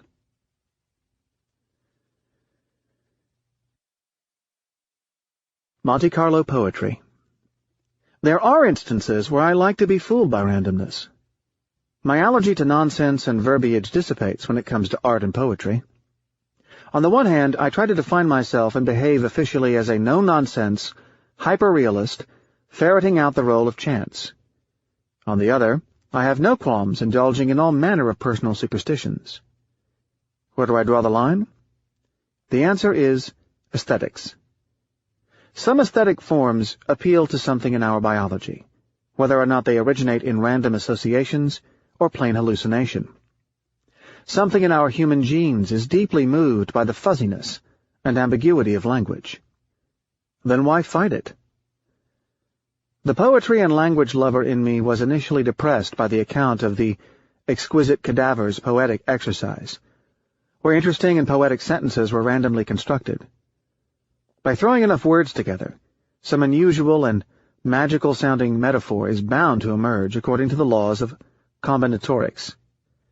Yet one cannot deny that some of these poems are of ravishing beauty. Who cares about their origin if they manage to please our aesthetic senses? The story of the exquisite cadavers is as follows. In the aftermath of the First World War, a collection of surrealist poets, which included André Breton, their pope, Paul Eluard, and others, got together in cafes and tried the following exercise. Modern literary critics attribute the exercise to the depressed mood after the war and the need to escape reality. On a folded piece of paper, in turn, each one of them would write a predetermined part of a sentence, not knowing the other's choice. The first would pick an adjective, the second a noun, the third a verb, the fourth an adjective, and the fifth a noun. The first publicized exercise of such random and collective arrangement produced the following poetic sentence. The exquisite cadavers shall drink the new wine. Impressive? It sounds even more poetic in the native French. Quite impressive poetry has been produced in such a manner, sometimes with the aid of a computer. But poetry has never been truly taken seriously outside of the beauty of its associations, whether they have been produced by the random ranting of one or more disorganized brains, or the more elaborate constructions of one conscious creator. Now, regardless of whether the poetry was obtained by a Monte Carlo engine or sung by a blind man in Asia Minor, language is potent in bringing pleasure and solace. Testing its intellectual validity by translating it into simple logical arguments would rob it of a varying degree of its potency, sometimes excessively.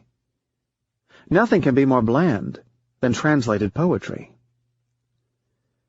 A convincing argument of the role of language is the existence of surviving holy languages, uncorrupted by the no-nonsense tests of daily use. Semitic religions, that is, Judaism, Islam, and original Christianity, understood the point. Keep a language away from the rationalization of daily use and avoid the corruption of the vernacular. 4 decades ago, the Catholic Church translated the services and liturgies from Latin to the local vernaculars.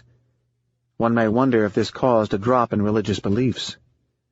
Suddenly, religion subjected itself to being judged by intellectual and scientific, without the aesthetic, standards.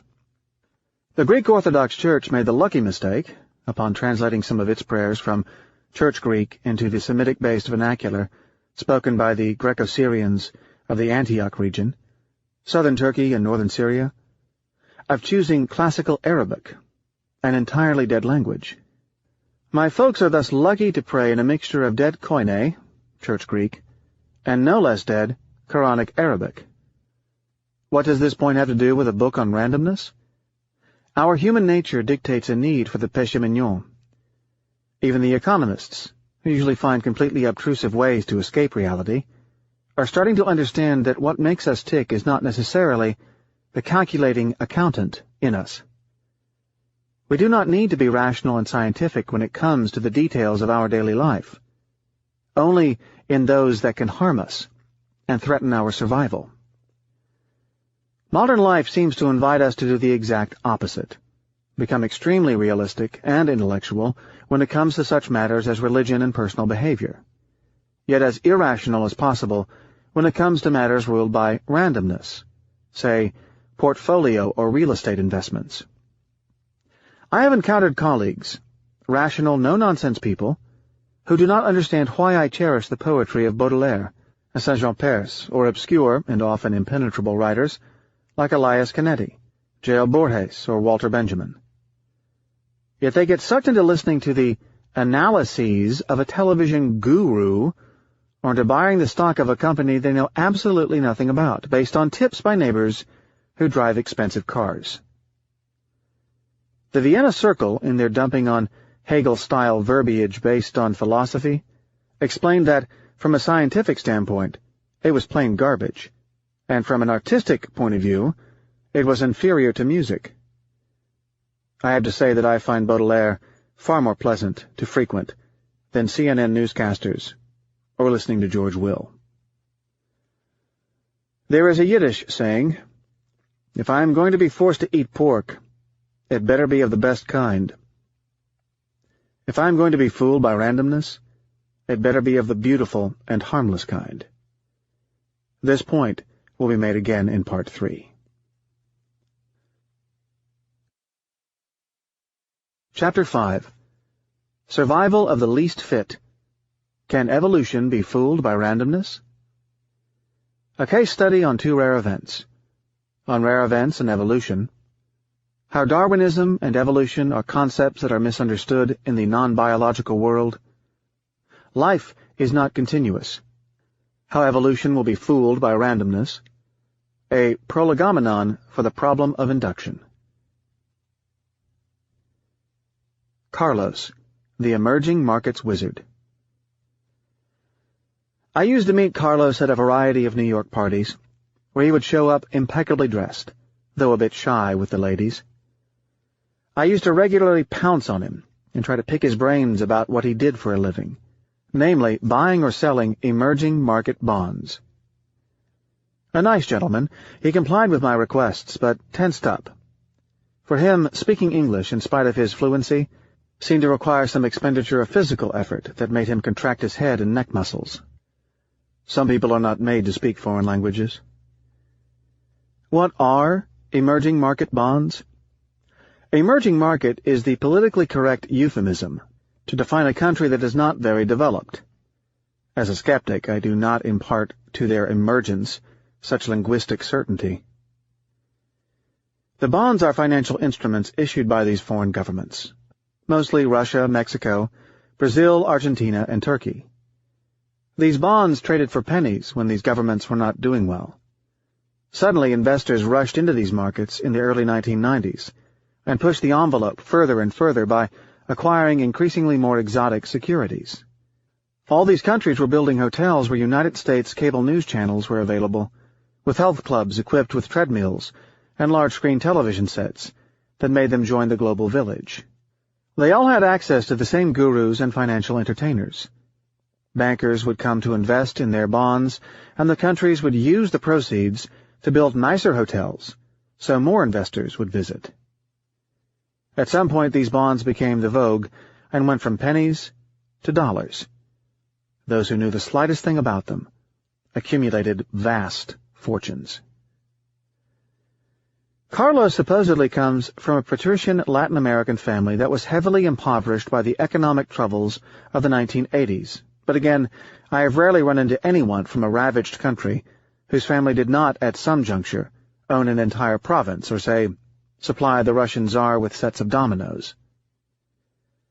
After brilliant undergraduate studies, he went to Harvard to pursue a Ph.D. in economics, as it was the sort of thing Latin American patricians had gotten into the habit of doing at the time, with a view to saving their economies from the evils of non-Ph.D. hands.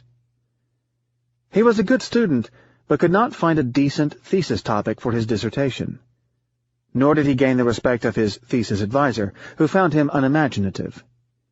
Carlos settled for a master's degree and a Wall Street career. The nascent emerging market desk of a New York bank hired Carlos in 1992. He had the right ingredients for success. He knew where on the map to find the countries that issued Brady bonds, dollar-dominated debt instruments issued by less developed countries. He knew what gross domestic product meant. He looked serious, brainy, and well-spoken, in spite of his heavy Spanish accent. He was the kind of person banks felt comfortable putting in front of their customers. What a contrast with the other traders who lacked polish.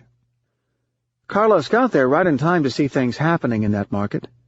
When he joined the bank, the market for emerging market debt instruments was small, and traders were located in undesirable parts of trading floors. But the activity rapidly became a large and growing part of the bank's revenues. He was generic among his community of emerging market traders. They are a collection of cosmopolitan patricians from across the emerging market world that remind me of the International Coffee Hour at the Wharton School. I find it odd that rarely does a person specialize in the market of his or her birthplace. Mexicans based in London trade Russian securities. Iranians and Greeks specialize in Brazilian bonds, and Argentines trade Turkish securities. Unlike my experience with real traders, they are generally urbane, well-dressed, collect art, but are non-intellectual. They seem too conformist to be true traders. They are mostly between 30 and 40, owing to the youth of their market. You can expect many of them to hold season tickets to the Metropolitan Opera. True traders, I believe, dress sloppily, are often ugly, and exhibit the intellectual curiosity of someone who would be more interested in the information-revealing contents of the garbage can than the Cézanne painting on the wall. Carlos thrived as a trader-economist. He had a large network of friends in the various Latin American countries and knew exactly what took place there. He bought bonds that he found attractive, either because they paid him a good rate of interest or because he believed that they would become more in demand in the future, therefore appreciating in price. It would be perhaps erroneous to call him a trader. A trader buys and sells.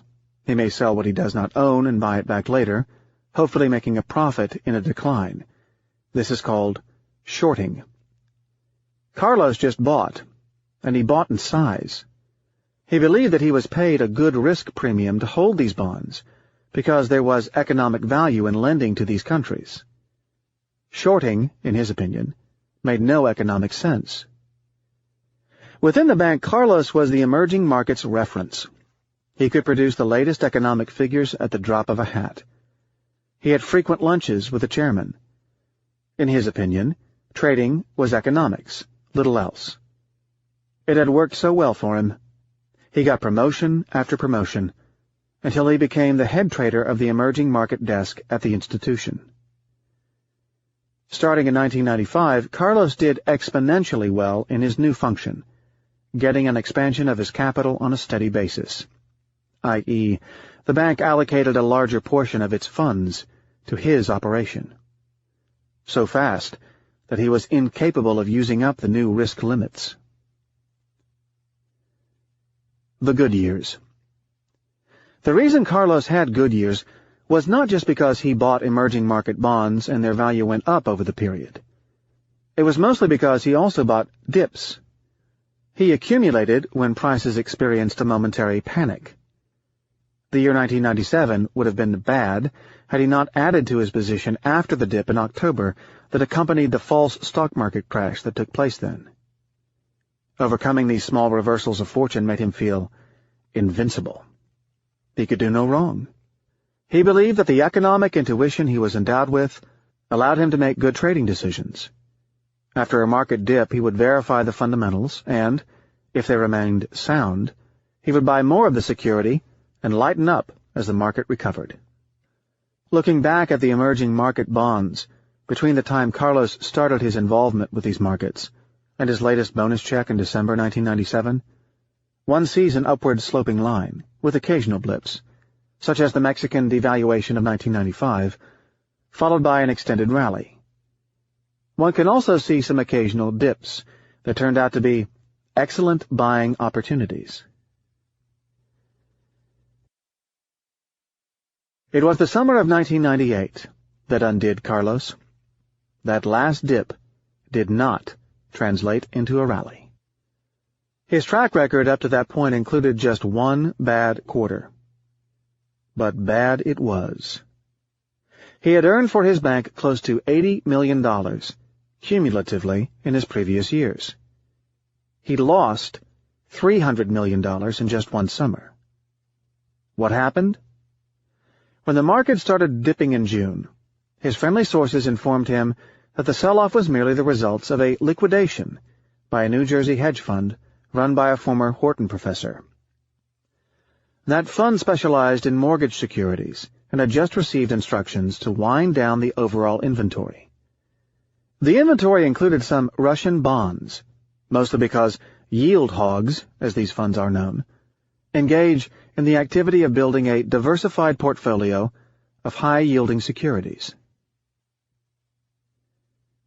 Averaging down.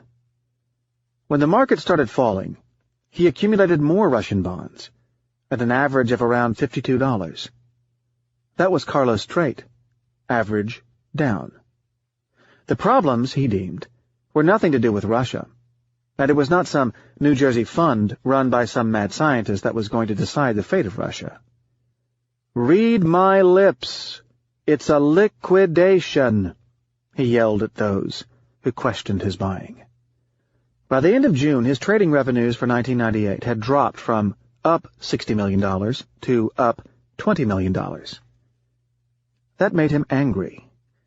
But he calculated that should the market rise back to the pre-New Jersey sell-off, then he would be up $100 million.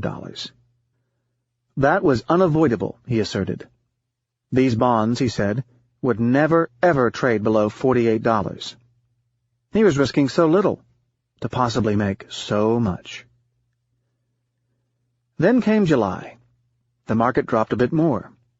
The benchmark Russian bond was now at $43. His positions were underwater, but he increased his stakes. By now, he was down $30 million for the year. His bosses were starting to become nervous, but he kept telling them that, after all, Russia would not go under. He repeated the cliché that it was too big to fail. He estimated that bailing them out would cost so little and would benefit the world economy so much that it did not make sense to liquidate his inventory now. "This is the time to buy, not sell," he said repeatedly. "These bonds are trading very close to their possible default value. In other words, should Russia go into default and run out of dollars to pay the interest on its debt, these bonds would hardly budge." Where did he get this idea? From discussions with other traders and emerging market economists, or trader-economist hybrids. Carlos put about half his net worth, then $5 million, in the Russia principal bond. "I will retire on these profits," he told the stockbroker, who executed the trade. Lines in the sand. The market kept going through the lines in the sand.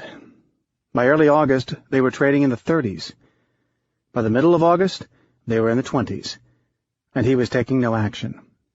He felt that the price on the screen was quite irrelevant in his business of buying value. Signs of battle fatigue were starting to show in his behavior. Carlos was getting jumpy and losing some of his composure. He yelled at someone in a meeting, "Stop losses are for schmucks. I'm not going to buy high and sell low." During his string of successes, he had learned to put down and berate traders of the non-emerging market variety. Had we gotten out in October 1997 after our heavy loss, we would not have had those excellent 1997 results, he was also known to repeat. He also told management, these bonds trade at very depressed levels. Those who can invest now in these markets would realize wonderful returns. Every morning, Carlos spent an hour discussing the situation with market economists around the globe. They all seemed to present a similar story. This sell-off is overdone. Carlos' desk experienced losses in other emerging markets as well. He also lost money in the domestic Russian ruble market. His losses were mounting, but he kept telling his management rumors about very large losses among other banks, larger than his. He felt justified to show that he fared well relative to the industry. This is a symptom of systemic troubles. It shows that there was an entire community of traders who were conducting the exact same activity. Such statements, that other traders had also gotten into trouble, are self-incriminating. A trader's mental construction should direct him to do precisely what other people do not do. Toward the end of August, the bellwether Russia principal bonds were trading at below $10. Carlos' net worth was reduced by almost half. He was dismissed. So was his boss, the head of trading. The president of the bank was demoted to a newly created position. Board members could not understand why the bank had so much exposure to a government that was not paying its own employees, which disturbingly included armed soldiers. This was one of the small points that emerging market economists around the globe, from talking to each other so much, forgot to take into account. Veteran trader Marty O'Connell calls this the firehouse effect. He had observed that firemen with much downtime, who talk to each other for too long, come to agree on many things that an outside impartial observer would find ludicrous. They develop political ideas that are very similar. Psychologists give it a fancier name, but my friend Marty has no training in behavioral sciences. The nerdy types at the International Monetary Fund had been taken for a ride by the Russian government, which cheated on its account. Let us remember that economists are evaluated on how intelligent they sound, not on a scientific measure of their knowledge of reality. However, the price of the bonds was not fooled. It knew more than the economists, more than the Carloses of the emerging market departments. Louis, a veteran trader on the neighboring desk who suffered much humiliation by these rich emerging market traders, was there, vindicated. Louis was then a 52-year-old Brooklyn-born and raised trader, who over 3 decades survived every single conceivable market cycle. He calmly looked at Carlos being escorted by a security guard to the door, like a captured soldier taken to the arena. He muttered in his Brooklyn accent, "Economics, schmeconomics, it's all market dynamics."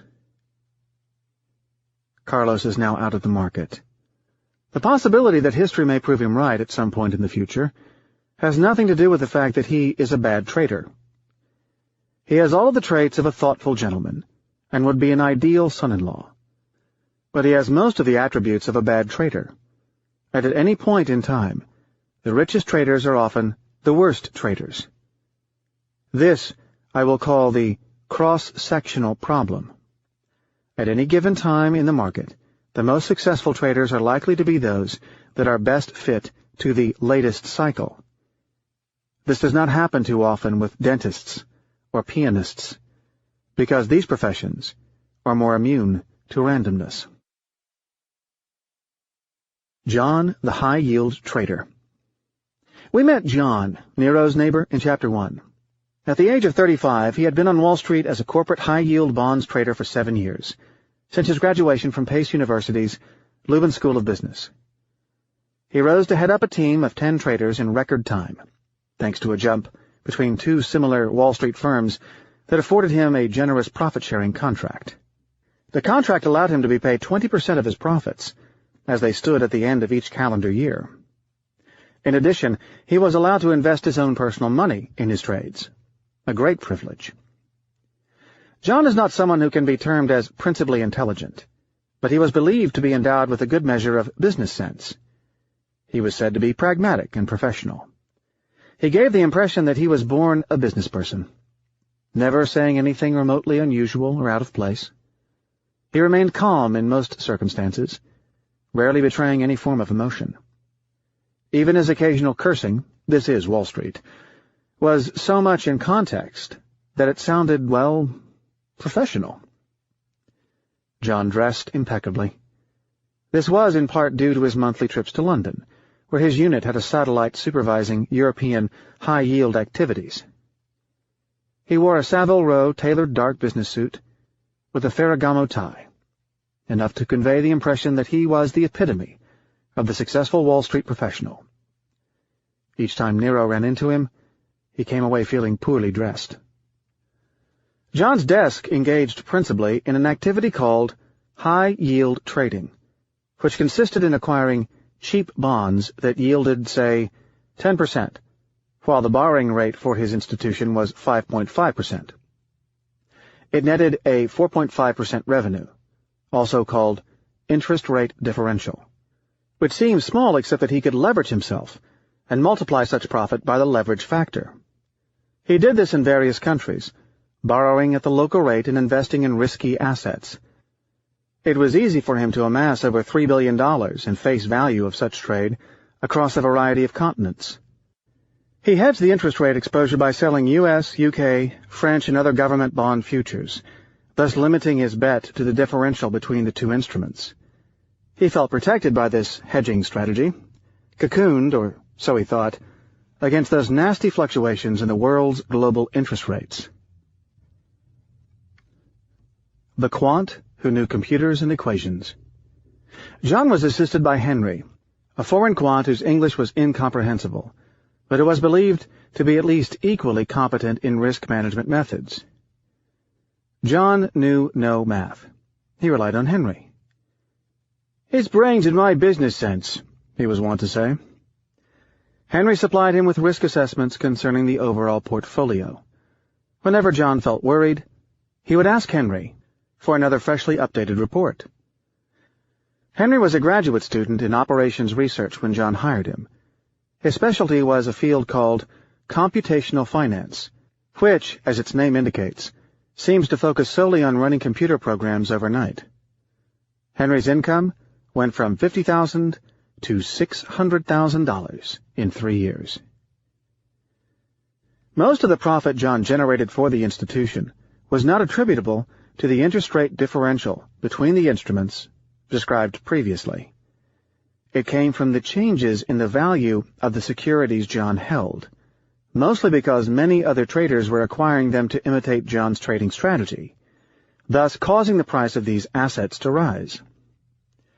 The interest rate differential was getting closer to what John believed was fair value. John believed that the methods he used to calculate fair value were sound.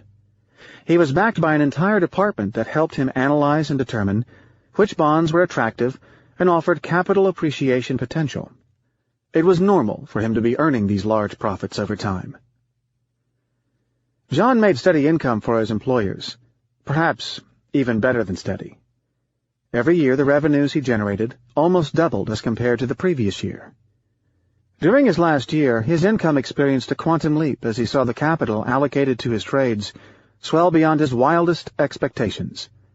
His bonus check was for $10 million, pre-tax, which would generate close to a $5 million total tax bill. John's personal net worth reached $1 million at the age of 32. By the age of 35, it had exceeded $16 million. Most of it came from the accumulation of bonuses, but a sizable share came from profits on his personal portfolio. Of the $16 million, about $14 million he insisted in keeping invested in his business. They allowed him, thanks to the leverage, i.e. use of borrowed money, to keep a portfolio of $50 million involved in his trades, with $36 million borrowed from the bank. The effect of the leverage is that a small loss would be compounded and would wipe him out. It took only a few days for the $14 million to turn into thin air, and for John to lose his job at the same time. As with Carlos, it all happened during the summer of 1998, with a meltdown of high-yield bond values. Markets went into a volatile phase during which nearly everything he had invested in went against him at the same time. His hedges no longer worked out. He was mad at Henry for not having figured out that these events could happen. Perhaps there was a bug in the program. His reaction to the first losses was, characteristically, to ignore the market. "One would go crazy if one were to listen to the mood swings of the market," he said. What he meant by that statement was that the noise was mean reverting and would likely be offset by noise in the opposite direction. That was the translation in plain English of what Henry explained to him, but the noise kept adding up in the same direction. As in a biblical cycle, it took 7 years to make John a hero and just 7 days to make him a failure. John is now a pariah. He is out of a job, and his telephone calls are not returned. Many of his friends were in the same situation. How? With all that information available to him, his perfect track record, and therefore, in his eyes, an above-average intelligence and skill set, and the benefit of sophisticated mathematics, how could he have failed? Is it perhaps possible that he forgot about the shadowy figure of randomness? It took a long time for John to figure out what happened, owing to the rapidity with which the events unfolded, and his state of shell-shock. The dip in the market was not very large. It was just that his leverage was enormous. What was more shocking for him was that all their calculations gave the event a probability of 1 in 10 to the 18th power years. Henry called that a 10 sigma event. The fact that Henry doubled the odds did not seem to matter. It made the probability 2 in 10 to the 18th power years. When will John recover from his ordeal? Probably never. The reason is not because John lost money. Losing money is something good traders are accustomed to. It is because he blew up. He lost more than he planned to lose. His personal confidence was wiped out. But there is another reason why John may never recover. The reason is that John was never skilled in the first place. He is one of those people who happened to be there when it all happened. He may have looked the part, but there are plenty of people who look the part. Following the incident, John regarded himself ruined. Yet his net worth is still close to $1 million, which could be the envy of more than 99.9% of the inhabitants of our planet. Yet there is a difference between a wealth level reached from above and a wealth reached from below. The road from $16 million to $1 million is not as pleasant as the one from 0 to $1 million. In addition, John is full of shame. He still worries about running into old friends on the street. His employer should perhaps be most unhappy with the overall outcome. John pulled some money out of the episode, the $1 million he had saved. He should be thankful that the episode did not cost him anything, except the emotional drain.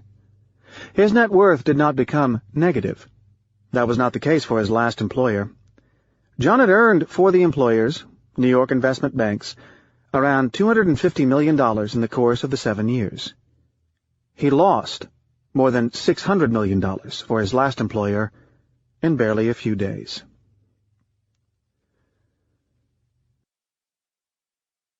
The traits they shared. The reader needs to be warned that not all of the emerging market and high-yield traders talk and behave like Carlos and John. Only the most successful ones, alas, or perhaps those who were the most successful during the 1992 to 1998 bull cycle. At their age, both John and Carlos still have the chance to make a career. It would be wise for them to look outside of their current profession. The odds are that they will not survive the incident. Why? Because by discussing the situation with each of them, one can rapidly see that they share the traits of the acute, successful, randomness fool, who, in addition, operates in the most random of environments. What is more worrisome is that their bosses and employers share the same trait. They too are permanently out of the market. We will see throughout this book what characterizes the trait. Again, there may not be a clear definition for it, but you can recognize it when you see it. No matter what John and Carlos do, they will remain fools of randomness. A review of market fools of randomness constants. Most of the traits partake of the same table we explored with the right column, left column confusion, how they are fooled by randomness. Here now is a brief outline of them. An overestimation of the accuracy of their beliefs in some measure, either economic, Carlos, or statistical, John.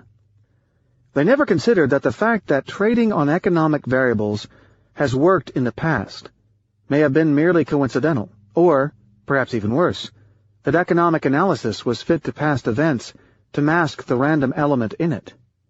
Consider that of all the possible economic theories available, one can find a plausible one that explains the past or a portion of it. Carlos entered the market at a time when it worked, but he never tested for periods when markets did the opposite of sound economic analysis. There were periods when economics failed traders, and others when it helped them. The U.S. dollar was overpriced, i.e., the foreign currencies were undervalued, in the early 1980s. Traders who used their economic intuitions and bought foreign currencies were wiped out. But later those who did so got rich. Members of the first crop were bust. It is random.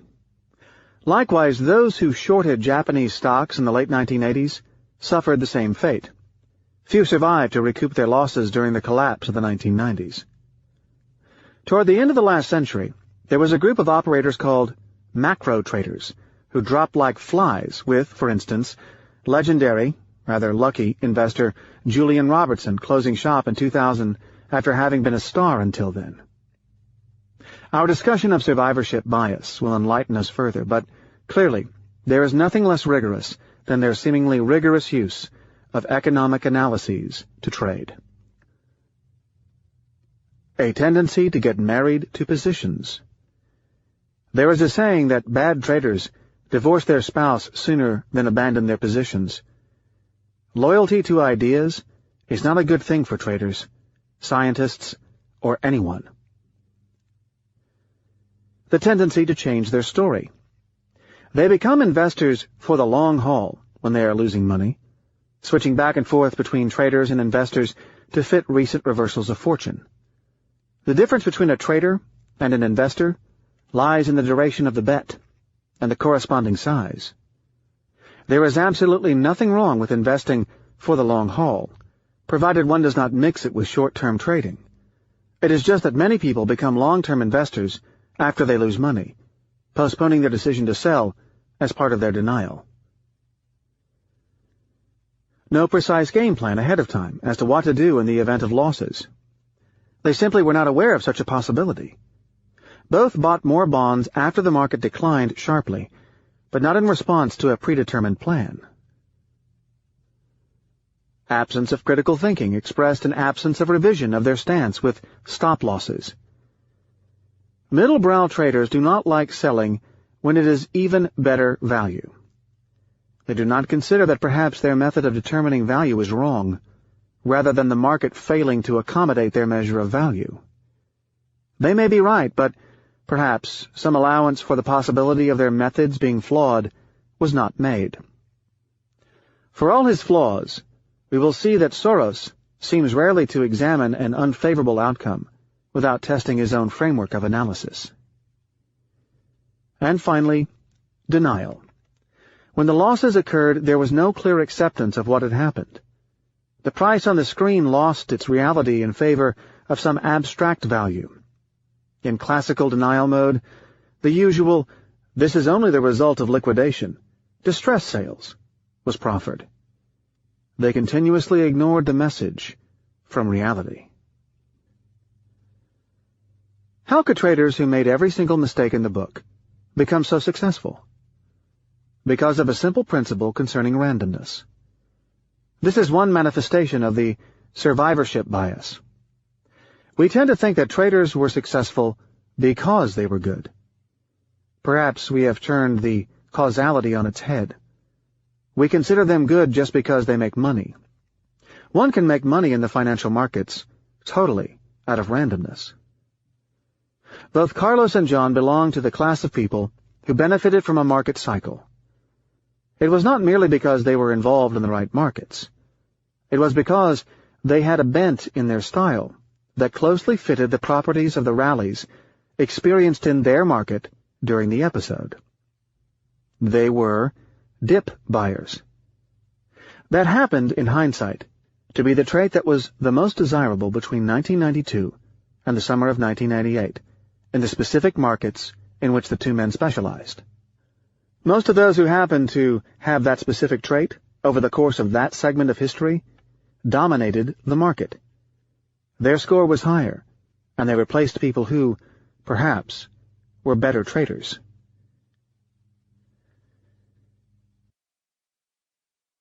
Naive evolutionary theories. The stories of Carlos and John illustrate how bad traders have a short and medium-term survival advantage over good traders. Next, we take the argument to a higher level of generality. One must be either blind or foolish to reject the theories of Darwinian self-selection. However, the simplicity of the concept has drawn segments of amateurs, as well as a few professional scientists, into blindly believing in continuous and infallible Darwinism in all fields, which includes economics. The biologist Jacques Monod bemoaned a couple of decades ago that everyone believes himself an expert on evolution. The same can be said about the financial markets. Things have gotten worse. Many amateurs believe that plants and animals reproduce on a one-way route toward perfection. Translating the idea in social terms, they believe that companies and organizations are, thanks to competition and the discipline of the quarterly report, irreversibly heading toward betterment. The strongest will survive, the weakest will become extinct.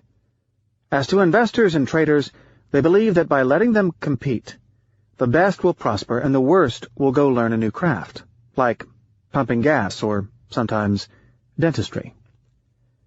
Things are not as simple as that. We will ignore the basic misuse of Darwinian ideas in the fact that organizations do not reproduce like living members of nature. Darwinian ideas are about reproductive fitness, not about survival. The problem comes, as everything else in this book, from randomness. Zoologists found that once randomness is injected into a system, the results can be quite surprising. What seems to be an evolution may be merely a diversion, and possibly regression. For instance, Stephen Jay Gould, who was accused of being more of a popularizer than a genuine scientist, found ample evidence of what he calls genetic noise, or negative mutations, thus incurring the wrath of some of his colleagues. He took the idea a little too far. An academic debate ensued, plotting Gould against colleagues like Dawkins, who were considered by their peers as better trained in the mathematics of randomness. Negative mutations are traits that survive in spite of being worse, from the reproductive fitness standpoint, than the ones they replaced. However, they cannot be expected to last more than a few generations, under what is called temporal aggregation. Furthermore, things can get even more surprising when randomness changes in shape, as with regime switches. A regime switch corresponds to situations when all of the attributes of a system change to the point of its becoming unrecognizable to the observer. Darwinian fitness applies to species developing over a very long time, not observed over a short term. Time aggregation eliminates much of the effects of randomness. Things, I read noise, balance out over the long run, as people say. Owing to the abrupt rare events, we do not live in a world where things converge continuously toward betterment. Nor do things in life move continuously at all. The belief in continuity was ingrained in our scientific culture until the early 20th century, it was said that nature does not make jumps. People quote this in well-sounding Latin. Natura non facit saltus. It is generally attributed to the 18th century botanist Linnaeus, who obviously got it all wrong. It was also used by Leibniz as a justification for calculus, as he believed that things are continuous no matter the resolution at which we look at them. Like many well-sounding, make-sense types of statements, such dynamics made perfect intellectual sense. It turned out to be entirely wrong, as it was denied by quantum mechanics. We discovered that, in the very small, particles jump, discretely, between states. They do not slide between them. Can evolution be fooled by randomness? We end this chapter with the following thought. Recall that someone with only casual knowledge about the problems of randomness would believe that an animal is at the maximum fitness for the conditions of its time. This is not what evolution means. On average, animals will be fit, but not every single one of them, and not at all times. Just as an animal could have survived because its sample path was lucky, the best operators in a given business can come from a subset of operators who survived because of over-fitness to a sample path that was free of the evolutionary rare event. One vicious attribute is that the longer these animals can go without encountering the rare event, the more vulnerable they will be to it. We said that should one extend time to infinity, then, by ergodicity, that event will happen with certainty. The species will be wiped out. For evolution means fitness to one and only one time series, not the average of all the possible environments. By some viciousness of the structure of randomness, a profitable person like John, someone who is a pure loser in the long run, and correspondingly unfit for survival, presents a high degree of eligibility in the short run, and has the propensity to multiply his genes. Recall the hormonal effect on posture, and its signaling effect to other potential mates. His success, or pseudo-success, owing to its fragility, will show in his features as a beacon. An innocent potential mate will be fooled into thinking, unconditionally, that he has a superior genetic makeup, until the following rare event. Solon seems to have gotten the point, but try to explain the problem to a naive business Darwinist, or your rich neighbor across the street.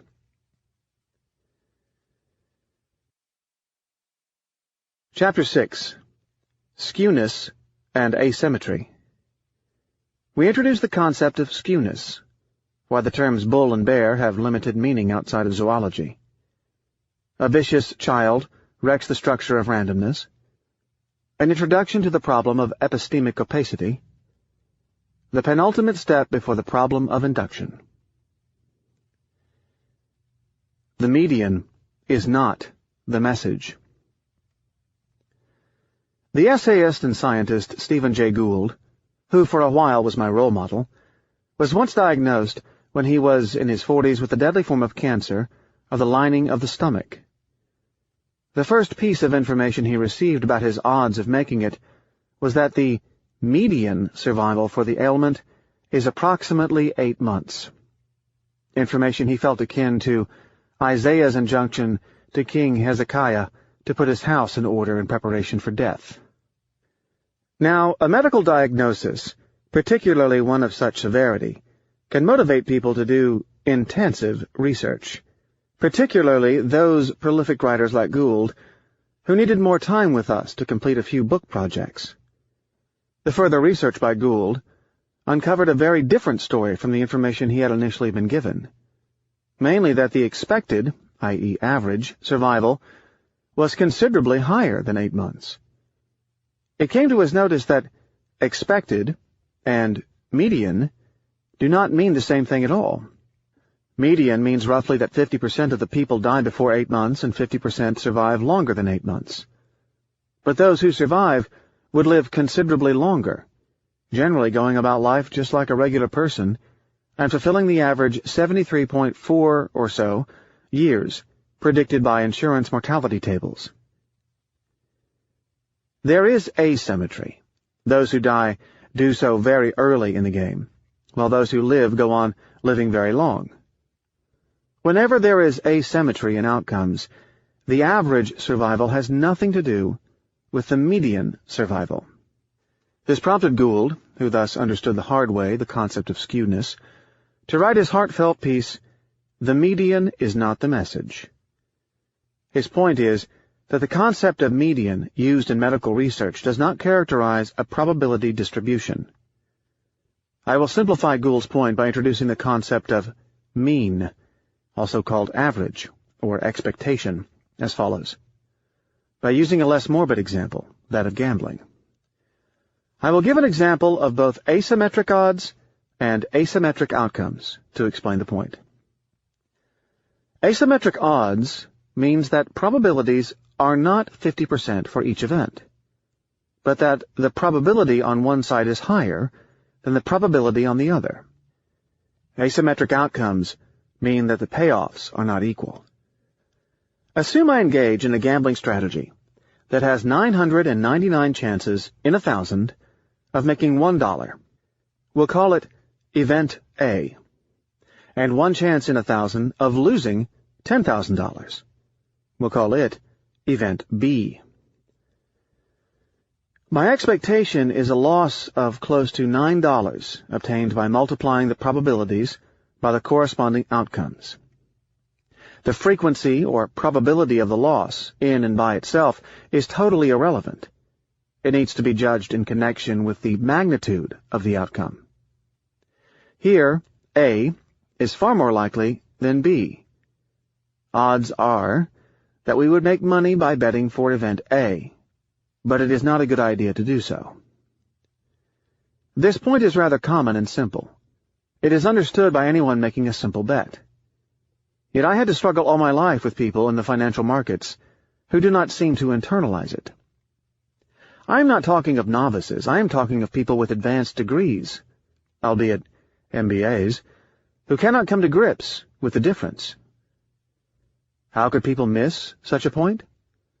Why do they confuse probability and expectation, that is, probability and probability times the payoff? Mainly because much of people's schooling comes from examples in symmetric environments, like a coin toss, where such a difference does not matter. In fact, the so-called bell curve that seems to have found universal use in society is entirely symmetric. More on that later. Bull and bear zoology. The general press floods us with concepts like bullish and bearish, which refer to the effect of higher, bullish, or lower, bearish, prices in the financial markets. But also we hear people saying, "I am bullish on Johnny," or "I am bearish on that guy Nassim in the back who seems incomprehensible to me," to denote the belief in the likelihood of someone's rise in life. I have to say that bullish or bearish are often hollow words with no application in a world of randomness, particularly if such a world, like ours, presents asymmetric outcomes. When I was in the employment of the New York office of a large investment house, I was subjected on occasions to the harrying weekly discussion meeting, which gathered most professionals of the New York trading room. I did not conceal that I was not fond of such gatherings, and not only because they cut into my gym time. While the meetings included traders, that is, people who are judged on their numerical performance, it was mostly a forum for salespeople, people capable of charming customers, and the category of entertainers called Wall Street economists, or strategists, who make pronouncements on the fate of the markets, but do not engage in any form of risk-taking, thus having their success dependent on rhetoric, rather than actual testable facts. During the discussion, people were supposed to present their opinions on the state of the world. To me, the meeting was pure intellectual pollution. Everyone had a story, a theory, and insights that they wanted others to share.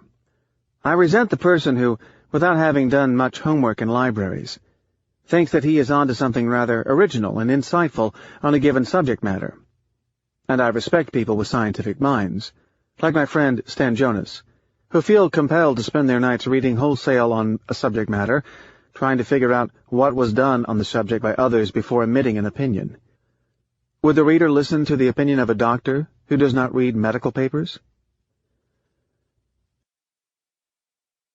I have to confess that my optimal strategy, to soothe my boredom and allergy of confident platitudes, was to speak as much as I could, while totally avoiding listening to other people's replies by trying to solve equations in my head.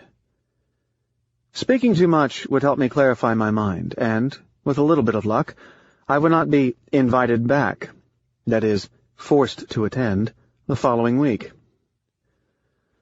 I was once asked in one of those meetings to express my views on the stock market. I stated, not without a modicum of pomp, that I believed that the market would go slightly up over the next week, with a high probability. How high? About 70%. Clearly that was a very strong opinion.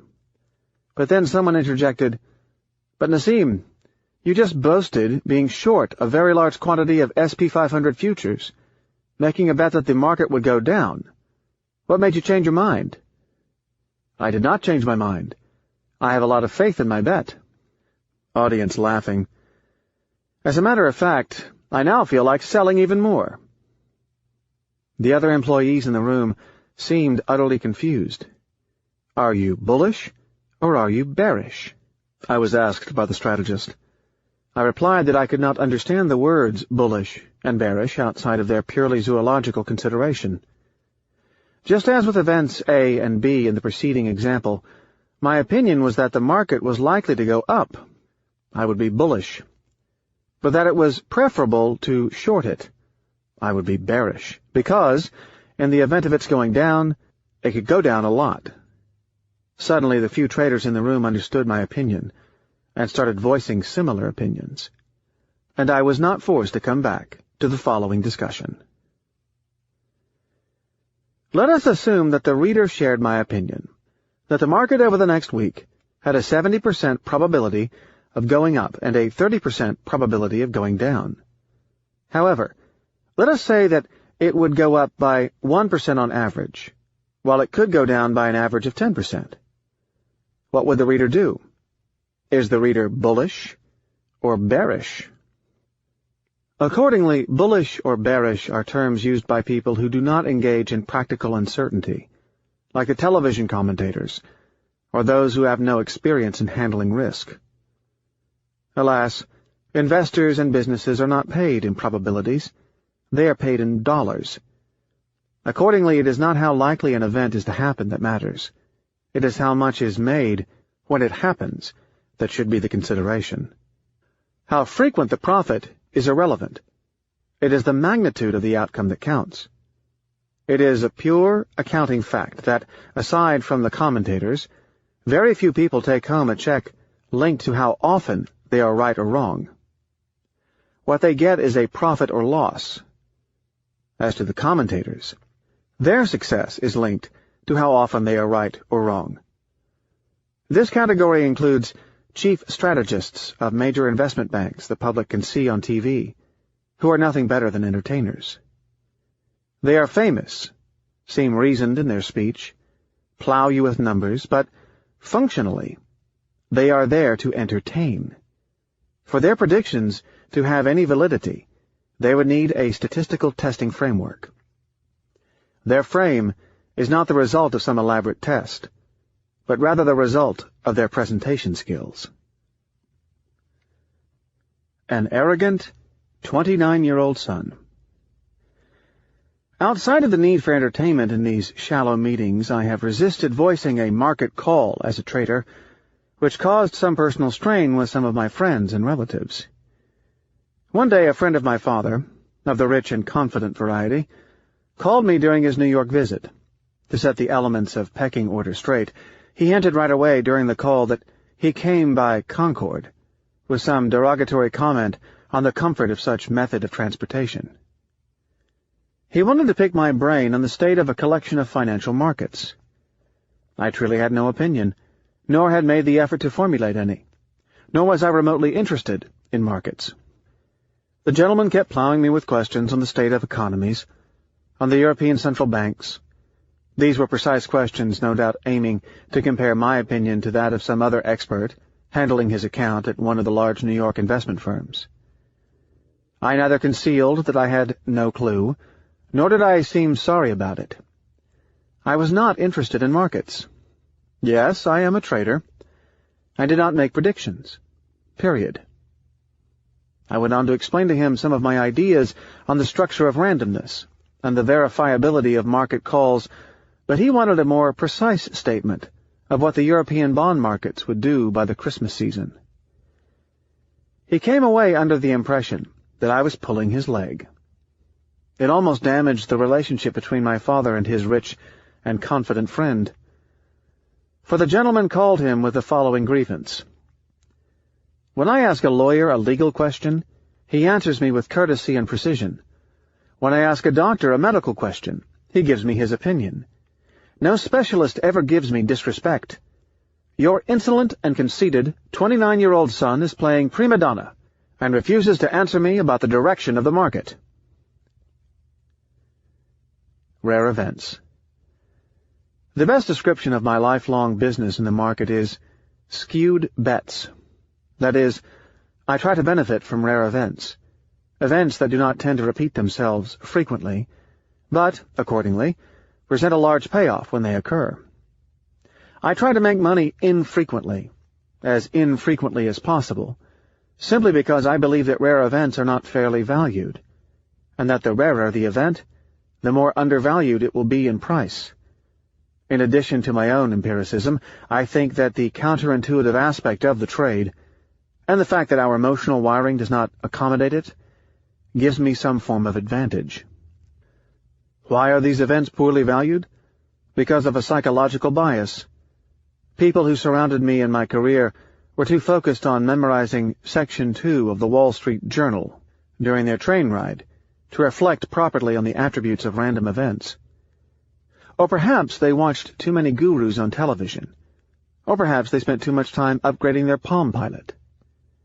Even some experienced trading veterans do not seem to get the point that frequencies do not matter. Jim Rogers, a legendary investor, made the following statement. I don't buy options. Buying options is another way to go to the poorhouse. Someone did a study for the SEC and discovered that 90% of all options expire as losses. Well, I figured out that if 90% of all long option positions lost money, that meant that 90% of all short option positions make money. If I want to use options to be bearish, I sell calls.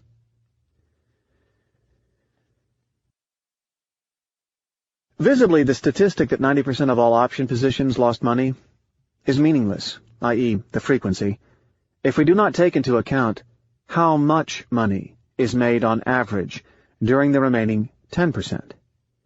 If we make 50 times our bet on average when the option is in the money, then I can safely make the statement that buying options is another way to go to the palazzo rather than the poorhouse. Mr. Jim Rogers seems to have gone very far in life for someone who does not distinguish between probability and expectation. Strangely, he was the partner of George Soros, a complex man who thrived on rare events. More on him later. One such rare event is the stock market crash of 1987, which made me as a trader and allowed me the luxury of becoming involved in all manner of scholarship. Nero of the smaller house in Chapter 1 aims to get out of harm's way by avoiding exposure to rare events, the mostly defensive approach. I am far more aggressive than Nero, and go one step further. I have organized my career and business in such a way as to be able to benefit from them. In other words, I aim at profiting from the rare event with my asymmetric bets. Symmetry and science. In most disciplines, such asymmetry does not matter. In an academic pass or fail environment, where the cumulative grade does not matter, only frequency matters. Outside of that, it is the magnitude that counts. Unfortunately, the techniques used in economics are often imported from other areas.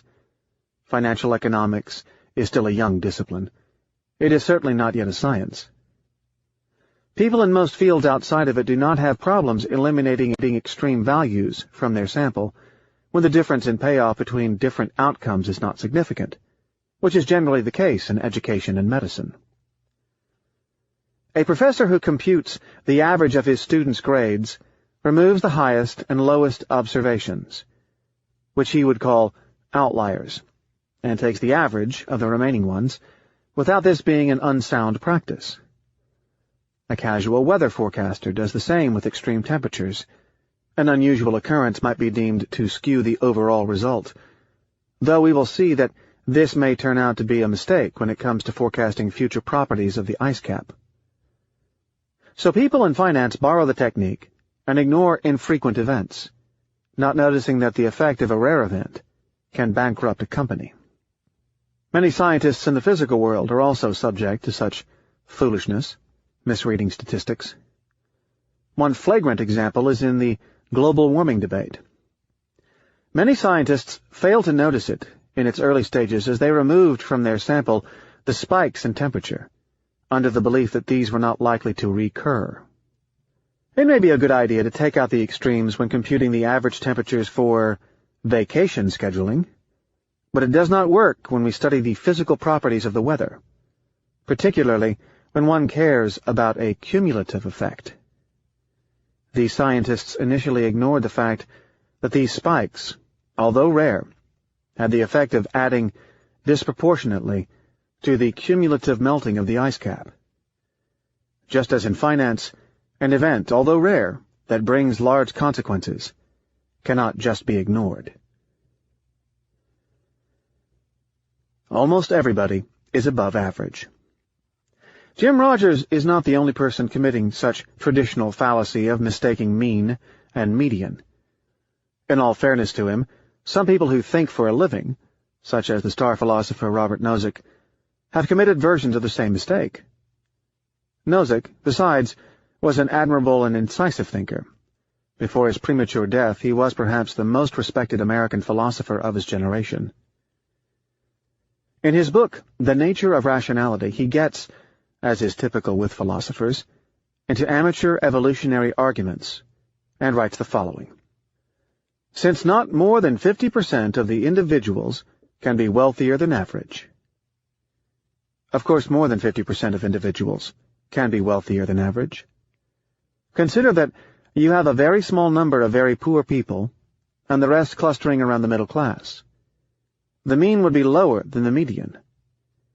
Take a population of 10 people, 9 having a net worth of $30,000, and 1 having a net worth of $1,000. The average net worth is $27,100, and 9 out of 10 people will have above average wealth. Imagine, if you will, a table called a primer on time series, where the horizontal axis is time, and the vertical axis we'll call WO as a starting point. This shows a series of points starting with an initial level, WO, and ending at the period concerned, WT. It can also be seen as the performance, hypothetical or realized, of your favorite trading strategy, the track record of an investment manager, the price of a foot of average palazzo real estate in Renaissance Florence, the price series of the Mongolian stock market, or the difference between the U.S. and Mongolian stock markets. It is composed of a given number of sequential observations, W1, W2, etc., ordered in such a way that the one to the right comes after the one to the left. If we were dealing with a deterministic world, that is, a world stripped of randomness, and we knew with certainty that it was the case, things would be rather easy. The pattern of the series would reveal considerable and predictive information. You could tell with precision what would happen 1 day ahead, or 1 year ahead, and perhaps even a decade ahead. We would not even need a statistician. A second-rate engineer would do. He does not even need to be armed with a modern degree. Someone with 19th century training under Laplace would be able to solve the equations, called differential equations, or, equivalently, equations of motion, since we are studying the dynamics of an entry whose position depends on time. If we were dealing with a world where randomness is charted, things would be easy as well, given that there is an entire field created for that called econometrics, or time series analysis. You would call a friendly econometrician. My experience of econometricians is that they are usually polite and friendly to practitioners. He would run the data in his software and provide you with diagnostics that would tell you if it is worth investing in the trader generating such a track record, or if it is worth pursuing the given trading strategy. You can even buy the student version of his software for under $999 and run it yourself during the next rainy weekend. But we are not sure that the world we live in is well charted. We will see that the judgment derived from the analysis of these past attributes may on occasion be relevant, but it may be meaningless. It could on occasion mislead you and take you in the opposite direction. Sometimes market data becomes a simple trap. It shows you the opposite of its nature, simply to get you to invest in the security or mismanage your risks. Currencies that exhibit the largest historical stability, for example, are the most prone to crashes. This was bitterly discovered in the summer of 1997 by investors who chose the safety of the pegged currencies of Malaysia, Indonesia, and Thailand. They were pegged to the US dollar in a manner to exhibit no volatility, until their sharp, sudden, and brutal devaluations. We could be either too lax or too stringent in accepting past information as a prediction of the future. As a skeptic, I reject a sole time series of the past as an indication of future performance. I need a lot more than data. My major reason is the rare event, but I have plenty of others. On the surface, my statement here may seem to contradict earlier discussions where I blame people for not learning enough from history. The problem is that we read too much into shallow recent history, with statements like, "This has never happened before," but not from history in general. Things that never happened before in one area tend eventually to happen. In other words, history teaches us that things that never happened before do happen. It can teach us a lot outside of the narrowly defined time series. The broader the look, the better the lesson. In other words, history teaches us to avoid the brand of naive empiricism that consists of learning from casual historical facts.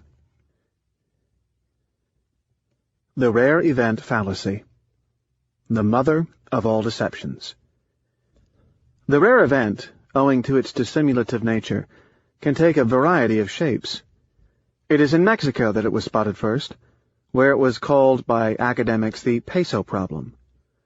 Econometricians were puzzled by the behavior of the Mexican economic variables during the 1980s.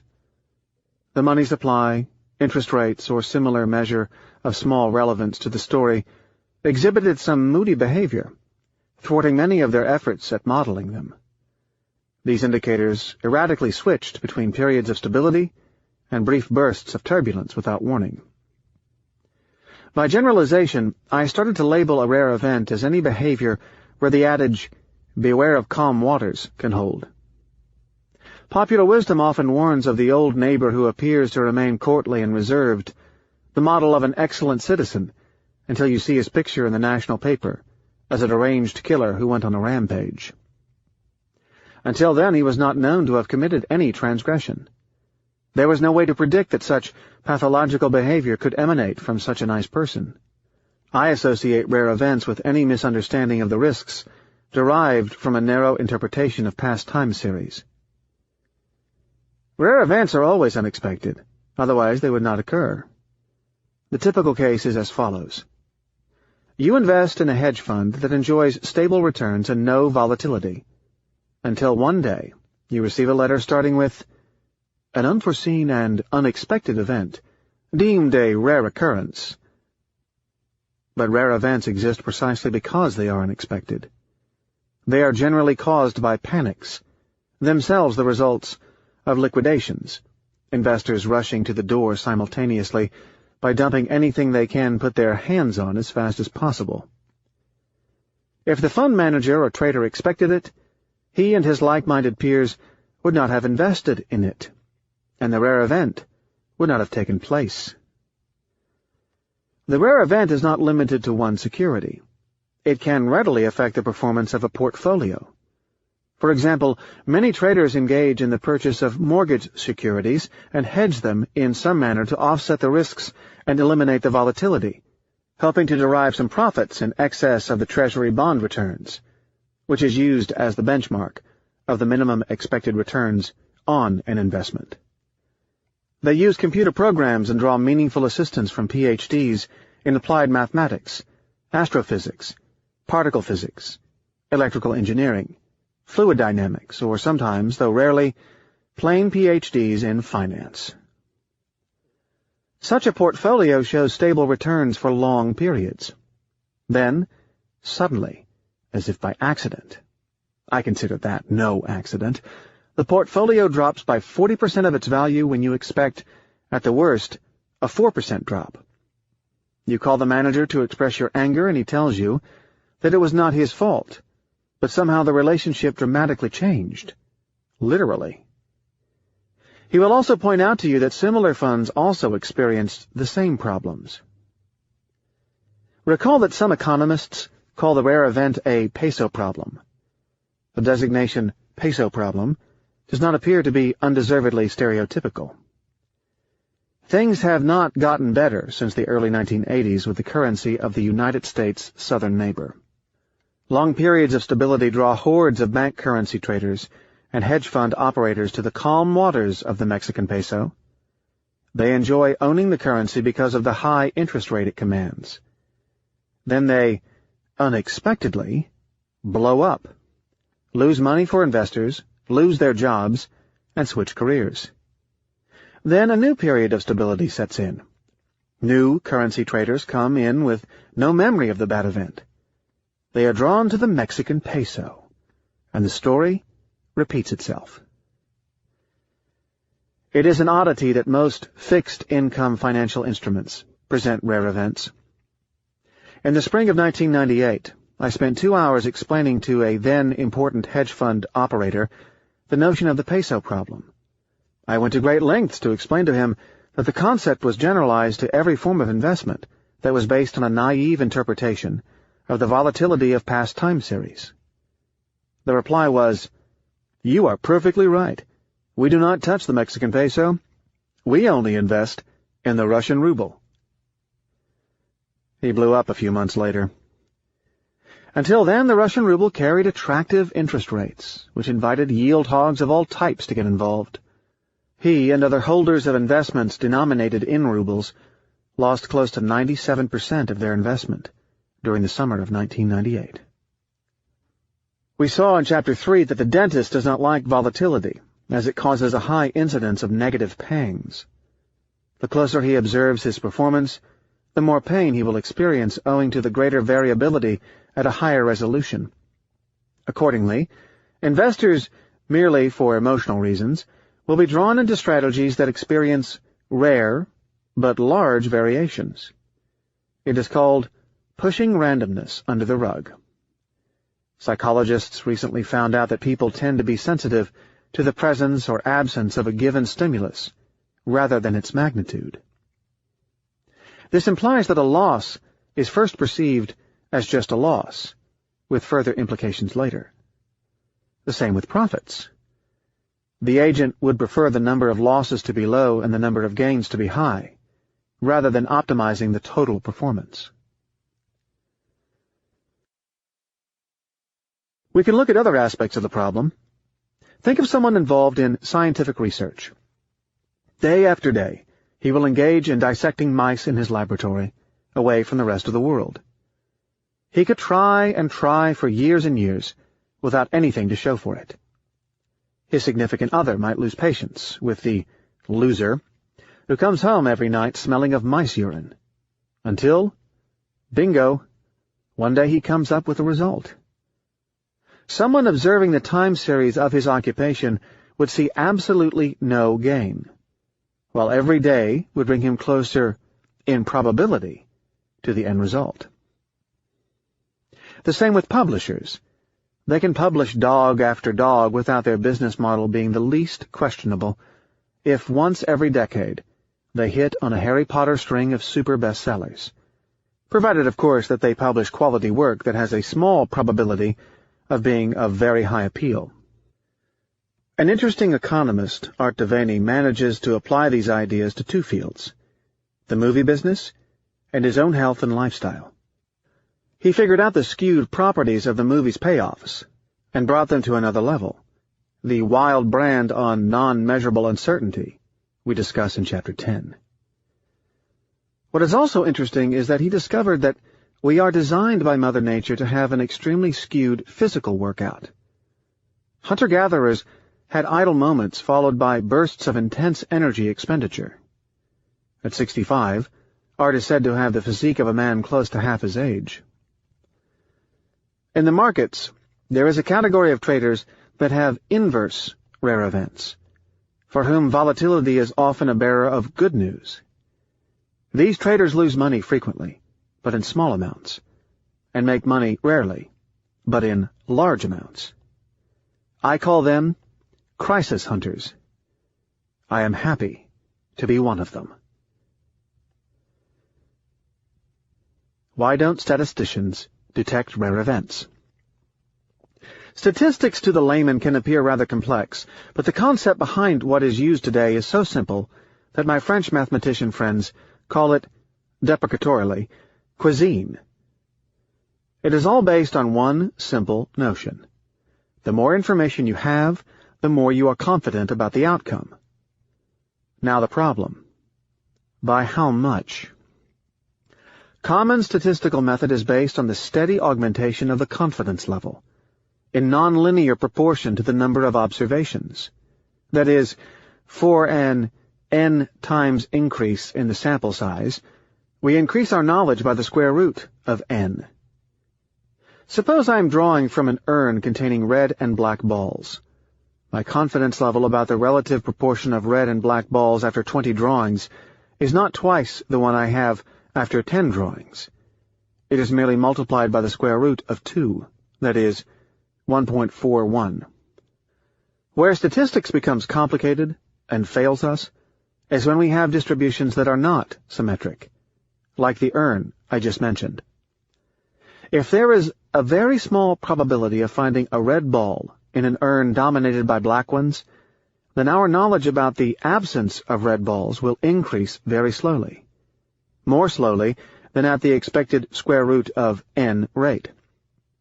On the other hand, our knowledge of the presence of red balls will dramatically improve once one of them is found. This asymmetry in knowledge is not trivial. It is central in this book. It is a central philosophical problem for such people as Hume and Karl Popper. On that later. To assess an investor's performance, we either need more astute and less intuitive techniques, or we may have to limit our assessments to situations where our judgment is independent of the frequency of these events. A mischievous child replaces the black balls. But there is even worse news. In some cases, if the incidence of red balls is itself randomly distributed, we will never get to know the composition of the urn. This is called the problem of stationarity. Think of an urn that is hollow at the bottom. As I am sampling from it, and without my being aware of it, some mischievous child is adding balls of one color or another. My inference thus becomes insignificant. I may infer that the red balls represent 50% of the urn, while the mischievous child, hearing me, would swiftly replace all the red balls with black ones. This makes much of our knowledge derived through statistics quite shaky. The very same effect takes place in the market. We take past history as a single, homogeneous sample, and believe that we have considerably increased our knowledge of the future from the observation of the sample of the past. What if vicious children were changing the composition of the urn? In other words, what if things have changed? I have studied and practiced econometrics for more than half of my life, since I was 19, both in the classroom and in the activity of a quantitative derivatives trader. The science of econometrics consists of the application of statistics to samples taken at different periods of time, which we called time series. It is based on studying the time series of economic variables, data, and other matters. In the beginning, when I knew close to nothing, that is, even less than today, I wondered whether the time series reflecting the activity of people now dead or retired should matter for predicting the future. Econometricians who knew a lot more than I did about these matters asked no such question. This hinted that it was, in all likelihood, a stupid inquiry. One prominent econometrician, Hashem Pesaran, answered a similar question by recommending to do more and better econometrics. I am now convinced that perhaps most of econometrics could be useless. Much of what financial statisticians know would not be worth knowing. For a sum of zeros, even repeated 1 billion times, remains zero. Likewise, an accumulation of research and gains in complexity will lead to naught if there is no firm ground beneath it. Studying the European markets of the 1990s will certainly be of great help to an historian. But what kind of inference can we make now that the structure of the institutions and markets has changed so much? Note that the economist Robert Lucas dealt a blow to econometrics by arguing that if people were rational, then their rationality would cause them to figure out predictable patterns from the past and adapt, so that past information would be completely useless for predicting the future. The argument, phrased in a very mathematical form, earned him the Swedish Central Bank Prize in honor of Alfred Nobel. We are human, and act according to our knowledge, which integrates past data. I can translate his point with the following analogy. If rational traders detect a pattern of stocks rising on Mondays, then immediately such a pattern becomes detectable. It will be ironed out by people buying on Friday in anticipation of such an effect. There is no point searching for patterns that are available to everyone with a brokerage account. Once detected, they would be self-canceling.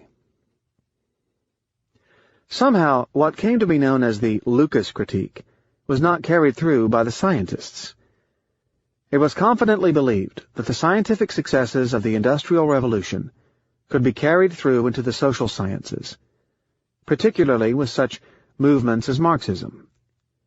Pseudoscience came with a collection of idealistic nerds who tried to create a tailor-made society, the epitome of which is the central planner. Economics was the most likely candidate for such use of science. You can disguise charlatanism under the weight of equations, and nobody can catch you since there is no such thing as a controlled experiment. Now, the spirit of such methods, called scientism by its detractors, like myself, continued past Marxism into the discipline of finance, as a few technicians thought that their mathematical knowledge could lead them to understand markets. The practice of financial engineering came along with massive doses of pseudoscience. Practitioners of these methods measure risks, using the tool of past history as an indication of the future.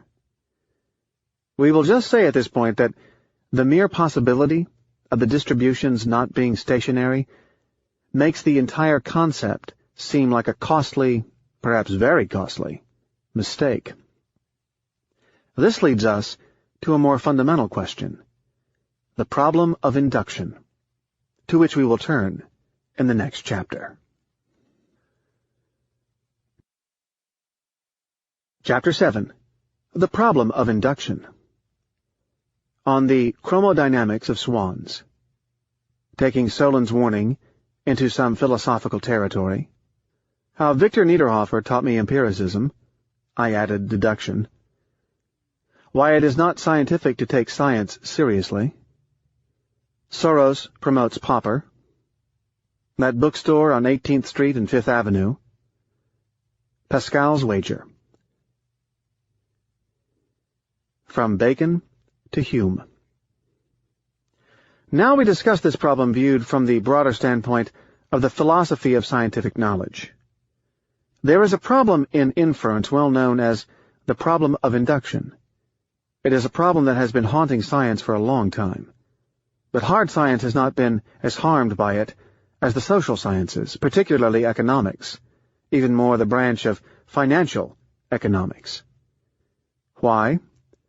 Because the randomness content compounds its effects.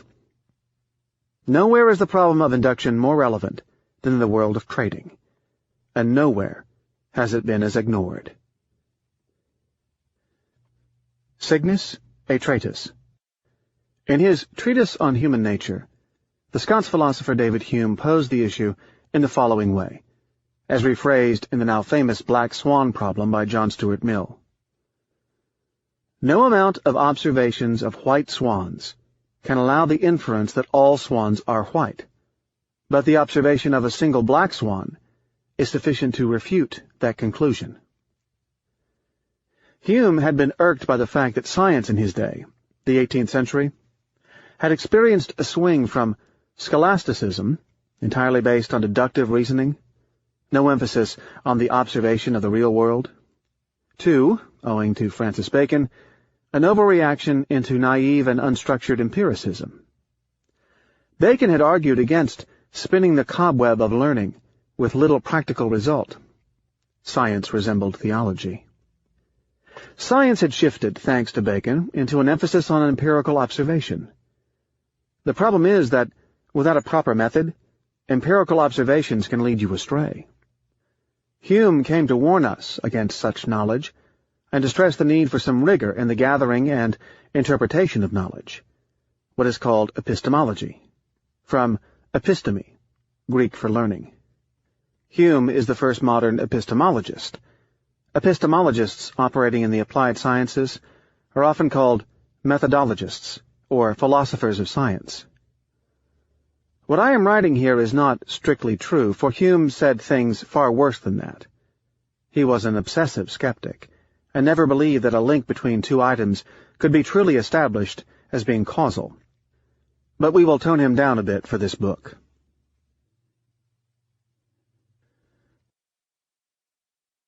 Niederhofer. The story of Victor Niederhofer is both sad and interesting, insofar as it shows the difficulty of merging extreme empiricism and logic in one single person. Pure empiricism implies necessarily being fooled by randomness. I am bringing up his example because, in a way, similar to Francis Bacon, Victor Niederhofer stood against the cobweb of learning of the University of Chicago and the efficient market religion of the 1960s, when they were at their worst. In contrast to the scholasticism of financial theorists, his work looked at data in search of anomalies, and found some. He also figured out the uselessness of the news, as he showed that reading the newspaper did not confer a predictive advantage to its readers. He derived his knowledge of the world from past data stripped of preconceptions, commentaries, and stories. Since then, an entire industry of such operators, called statistical arbitrageurs, flourished. Some of the successful ones were initially his trainees. Niederhofer's story illustrates how empiricism cannot be inseparable from methodology. At the center of his modus is Niederhofer's dogma that any testable statement should be tested, as our minds make plenty of empirical mistakes when relying on vague impressions. His advice is obvious, but it is rarely practiced. How many effects we take for granted might not there be? A testable statement is one that can be broken down into quantitative components and subjected to statistical examination. For instance, a conventional wisdom, empirical-style statement like, automobile accidents happen closer to home, can be tested by taking the average distance between the accident and the domicile of the driver, if, say, about 20% of accidents happen within a 12-mile radius. However, one needs to be careful in the interpretation. A naive reader of the result would tell you that you are more likely to have an accident if you drive in your neighborhood than if you did so in remote places, which is a typical example of naive empiricism. Why? Because accidents may happen closer to home simply because people spend their time driving close to home, if people spend 20% of their time driving in a 12-mile radius. But there is a more severe aspect of naive empiricism, I can use data to disprove a proposition, never to prove one. I can use history to refute a conjecture, never to affirm it. For instance, the statement, "The market never goes down 20% in a given 3-month period," can be tested, but is completely meaningless if verified. I can quantitatively reject the proposition by finding counterexamples, but it is not possible for me to accept it simply because in the past the market never went down 20% in a 3-month period. You cannot easily make the logical leap from has never gone down to never goes down. Samples can be greatly insufficient. Markets may change. We may not know much about the market from historical information. You can more safely use the data to reject than to confirm hypotheses. Why? Consider the following statements. Statement A. No swan is black, because I looked at 4,000 swans and found none. Statement B. Not all swans are white. I cannot logically make statement A, no matter how many successive white swans I may have observed in my life and may observe in the future, except, of course, if I am given the privilege of observing with certainty all available swans. It is, however, possible to make statement B merely by finding one single counter-example. Indeed, statement A was disproved by the discovery of Australia, as it led to the sighting of the Cygnus atratus, a swan variety that was jet black.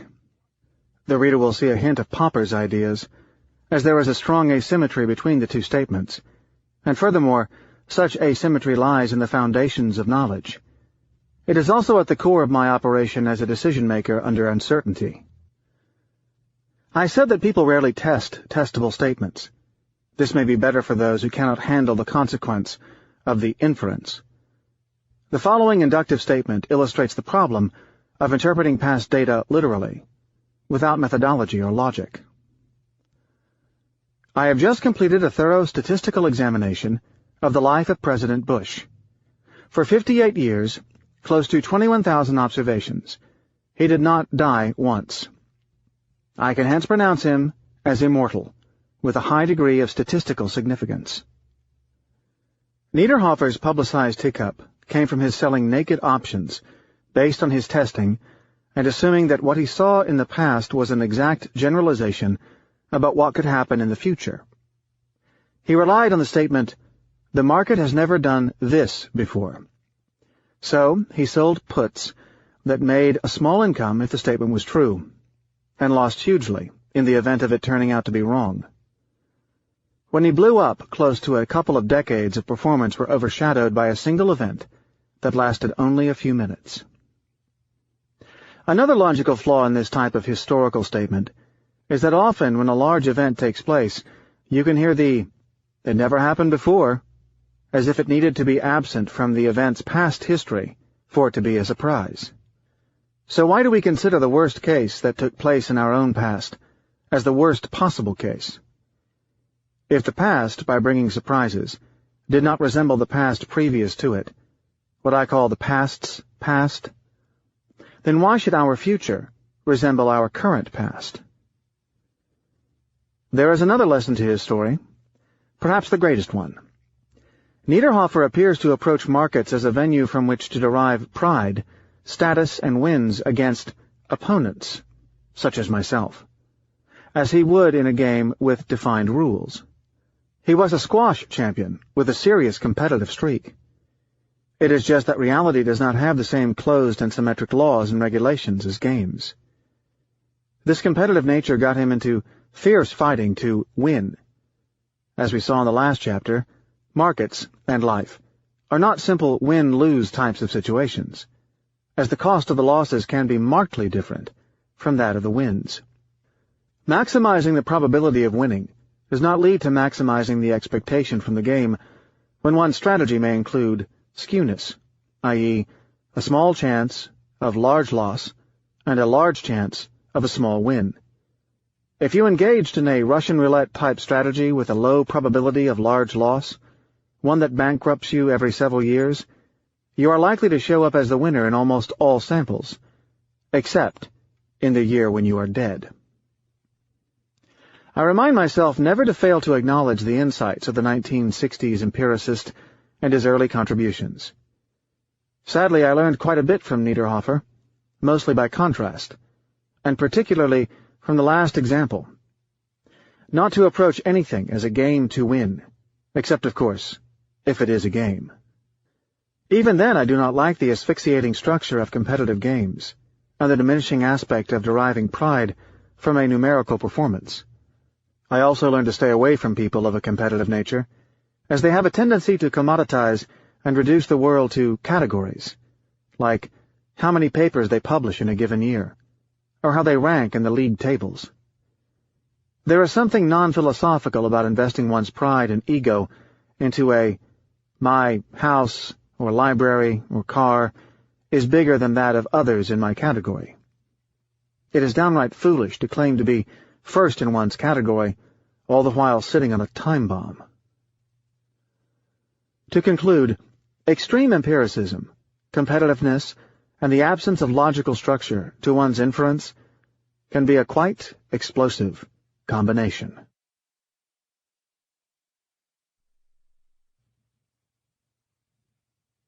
This audiobook has been broken into multiple parts to make the download faster. You have reached the end of a part, but not the end of the complete audiobook. So please check your library for the next part of this audiobook. Audible hopes you have enjoyed this program. This is Audible. An unabridged recording of Fooled by Randomness, the hidden role of chance in life and in the markets, by Nassim Nicholas Taleb, narrated by Lloyd James.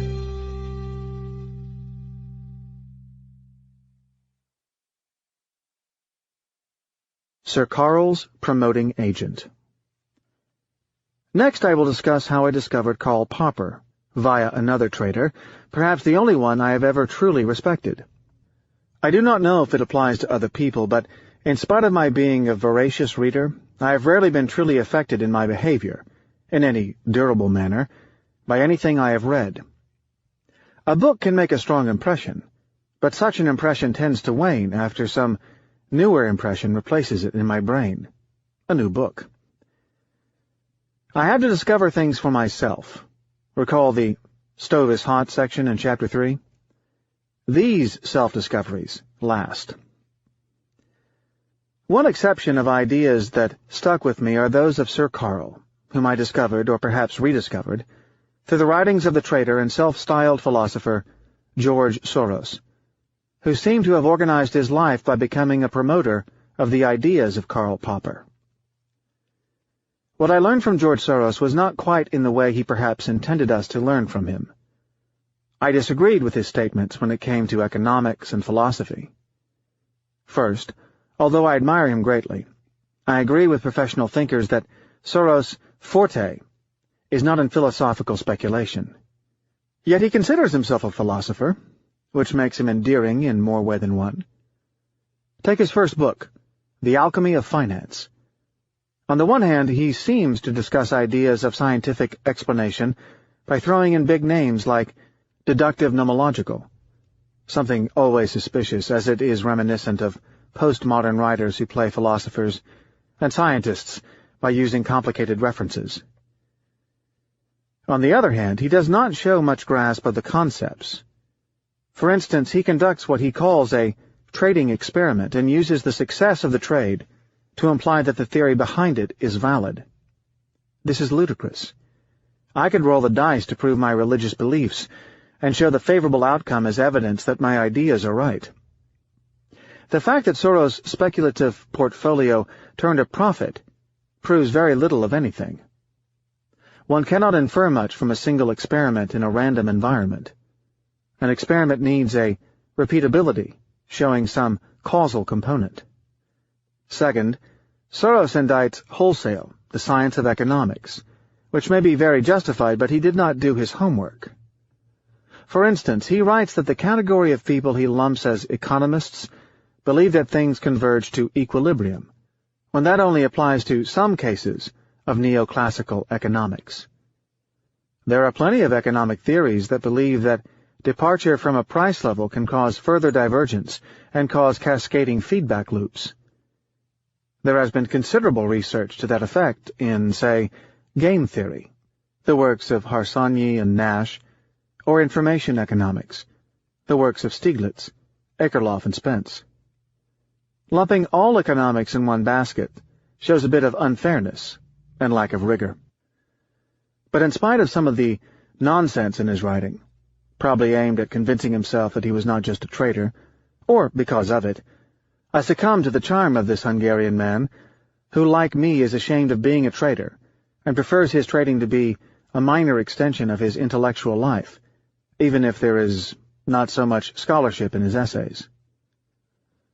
Having never been impressed by people with money, and I have met plenty of those throughout my life, I did not look at any of them as remotely a role model for me. Perhaps the opposite effect holds, as I am generally repelled by the wealthy, generally because of the attitude of epic heroism that usually accompanies rapid enrichment.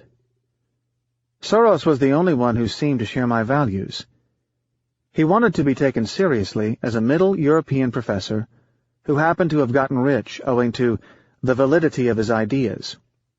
It was only by failing to gain acceptance by other intellectuals that he would try to gain alpha status through his money, sort of like a seducer who, after trying hard, would end up using such an appendage as the red Ferrari to seduce the girl. In addition, although Soros did not deliver anything meaningful in his writings, he knew how to handle randomness, by keeping a critical open mind and changing his opinions with minimal shame, which carries the side effect of making him treat people like napkins. He walked around calling himself fallible, but was so potent because he knew it, while others had loftier ideas about themselves. He understood Popper. Do not judge him by his writings. He lived a Popperian life. As an aside, Popper was not new to me. I had briefly heard of Karl Popper when I was in my teens and early 20s, as part of a motivated education in Europe and the United States. But I did not understand his ideas as presented then, nor did I think it would be important, like metaphysics, for anything in life. I was at the age when one felt like one needed to read everything, which prevented one from making contemplative stops. Such hurry made it hard to detect that there was something important in Popper.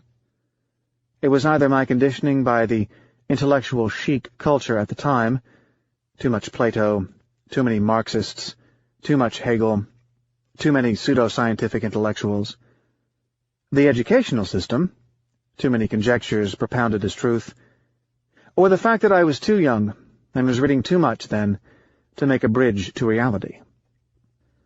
Popper then slipped out of my mind without hanging on a single brain cell. There was nothing in the baggage of a boy without experience to let it stick. Besides, having started trading, I entered an anti-intellectual phase. I needed to make a non-random buck to secure my newly lost future and wealth that had just evaporated with the Lebanese war. Until then I was living with a desire to become a comfortable man of leisure like almost everyone in my family over the past 2 centuries. I suddenly felt financially insecure and feared becoming an employee of some firm that would turn me into a corporate slave with work ethics. Whenever I hear work ethics, I interpret insufficient mediocrity. I needed the backing of my bank account so I could buy time to think and enjoy life. The last thing I needed was immediate philosophizing and work at the local McDonald's. Philosophy, to me, became something rhetorical people did when they had plenty of time on their hands. It was an activity reserved for those who were not well versed in quantitative methods and other productive things. It was a pastime that should be limited to late hours, in bars around the campuses, when one had a few drinks and a light schedule, provided one forgot the garrulous episode as early as the next day.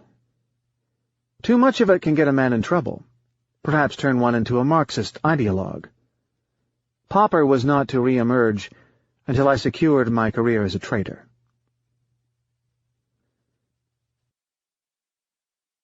Location, Location. It is said that people generally remember the time and geographic condition where they were swept with a governing idea. The religious poet and diplomat Paul Claudel remembers the exact spot of his conversion, or reconversion, to Catholicism, in the Cathedral of Notre Dame in Paris, near a precise column. Thus I remember exactly the spot at Barnes & Noble on 18th Street and 5th Avenue, where in 1987, inspired by Soros, I read 50 pages of the Open Society and feverishly bought all the pauper titles I could get my hands on, lest they run out of stock. It was in a sparsely lit side room that had a distinctive smell of mildew. I remember vividly the thoughts that rushed through my head, like a revelation. Popper turned out to be exactly the opposite of what I initially thought about philosophers. He was the epitome of no-nonsense. By then, I had been an option trader for a couple of years, and I felt angry that I was being taken for a total ride by the academic researchers in finance, particularly since I was deriving my income from the failure of their models. I had already started talking to finance academics as part of my involvement with derivatives, and I had trouble getting through to them some basic points about financial markets. They believed in their models a little too much. There was, all along, lurking in my mind the idea that these researchers had missed the point, but I did not quite know what it was. It was not what they knew, it was how they knew it. That was the subject of my annoyance. Popper's answer. Popper came up with a major answer to the problem of induction. To me, he came up with the answer. No man has influenced the way scientists do science more than Sir Carl, in spite of the fact that many of his fellow professional philosophers find him quite naive, to his credit, in my opinion. Popper's idea is that science is not to be taken as seriously as it sounds. Popper, when meeting Einstein, did not take him as the demigod he thought he was. There are only two types of theories. 1. Theories that are known to be wrong, as they were tested and adequately rejected. He calls them falsified. And 2. Theories that have not yet been known to be wrong, not falsified yet, but are exposed to be proved wrong. Why is a theory never right? Because we will never know if all the swans are white. Popper borrowed the Kantian idea of the flaws in our mechanisms of perception. The testing mechanism may be faulty. However, the statement that there is a black swan is possible to make. A theory cannot be verified. To paraphrase baseball coach Yogi Berra again, past data has a lot of good in it, but it is the bad side that is bad. It can only be provisionally accepted. A theory that falls outside of these two categories is not a theory. A theory that does not present a set of conditions under which it would be considered wrong would be termed charlatanism. It would be impossible to reject otherwise. Why? Because the astrologist can always find a reason to fit the past event, by saying that Mars was probably in line, but not too much so. Likewise to me, a trader who does not have a point that would make him change his mind is not a trader. Indeed, the difference between Newtonian physics, which was falsified by Einstein's relativity, and astrology lies in the following irony. Newtonian physics is scientific because it allowed us to falsify it, as we know that it is wrong, while astrology is not because it does not offer conditions under which we could reject it. Astrology cannot be disproved, owing to the auxiliary hypotheses that come into play. Such point lies at the basis of the demarcation between science and nonsense, called the problem of demarcation. More practically to me, Popper had many problems with statistics and statisticians. He refused to blindly accept the notion that knowledge can always increase with incremental information, which is the foundation of statistical inference. It may, in some instances, but we do not know which ones. Many insightful people, such as John Maynard Keynes, independently, reached the same conclusions. Sir Karl's detractors believe that favorably repeating the same experiment, again and again, should lead to an increased comfort with the notion that it works. I came to understand Popper's position better once I saw the first rare event ravaging a trading room. Sir Karl feared that some type of knowledge did not increase with information, but which type we could not ascertain. The reason I feel that he is important for us traders is because, to him, the matter of knowledge and discovery is not so much in dealing with what we know as in dealing with what we do not know. His famous quote, "These are men with bold ideas, but highly critical of their own ideas. They try to find whether their ideas are right, by trying first to find whether they are not perhaps wrong. They work with bold conjectures and severe attempts at refuting their own conjectures." These are scientists, but they could be anything. Putting the master in context, Popper was rebelling against the growth of science. Popper intellectually came to the world with the dramatic shifts in philosophy as attempts were made to shift it from the verbal and rhetorical to the scientific and rigorous, as we saw with the presentation of the Vienna Circle in Chapter 4. These people were sometimes called the logical positivists, after the movement called positivism, pioneered in France in the 19th century by Auguste Comte, where positivism meant scientification of things, literally everything under the sun. It was the equivalent of bringing the Industrial Revolution into the soft sciences. Without dwelling on positivism, I have to note that Popper was the antidote to positivism. To him, verification is not possible. Verificationism is more dangerous than anything else.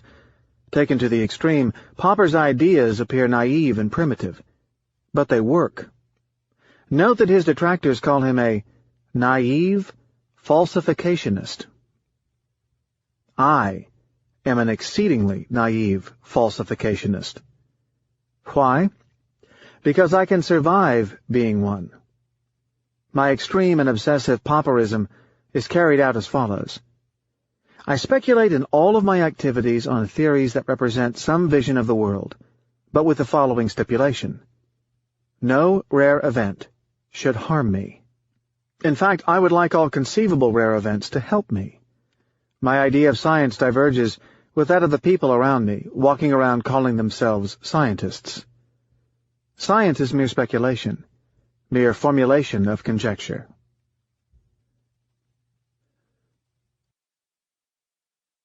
Open society. Popper's falsificationism is intimately connected to the notion of an open society. An open society is one in which no permanent truth is held to exist.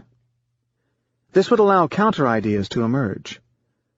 Karl Popper shared ideas with his friend, the low-key economist von Hayek, who endorsed capitalism as a state in which prices can disseminate information that bureaucratic socialism would choke.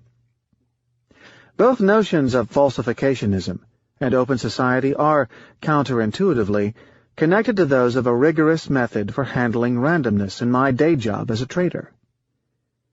Clearly, an open mind is a necessity when dealing with randomness. Popper believed that any idea of utopia is necessarily closed, owing to the fact that it chokes its own refutations. The simple notion of a good model for society that cannot be left open for falsification is totalitarian. I learned from Popper, in addition to the difference between an open and a closed society, that between an open and a closed mind. Nobody is perfect. I have some sobering information about Popper the man. Witnesses of his private life find him rather un-Popperian.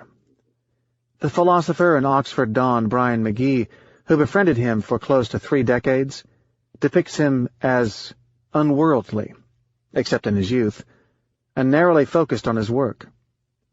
He spent the last 50 years of his long career, Popper lived 92 years, closed to the outside world, insulated from outside distractions and stimulation. Popper also engaged in giving people firm-sounding advice about their career or their private life, though he had little understanding of either. All this, of course, was in direct contravention of his professed and indeed genuine beliefs and practices in philosophy. He was not much better in his youth. Members of the Vienna Circle tried to avoid him, not because of his divergent ideas, but because he was a social problem. He was brilliant, but self-focused, both insecure and arrogant, irascible and self-righteous. He was a terrible listener, and bent on winning arguments at all costs. He had no understanding of group dynamics, and no ability to negotiate them. I will refrain from commonplace discourse about the divorce between those who have ideas and those who carry them in practice, except to bring out the interesting behavioral problem. We like to emit logical and rational ideas, but we do not necessarily enjoy this execution. Strange as it sounds, this point has only been discovered very recently. We will see that we are not genetically fit to be rational and act rationally. We are merely fit for the maximum probability of transmitting our genes in some given, unsophisticated environment. Also, strange as it sounds, George Soros, obsessively self-critical, seems to be more Popperian than Popper in his professional behavior. Induction and memory. Memory in humans is a large machine to make inductive inferences. Think of memories.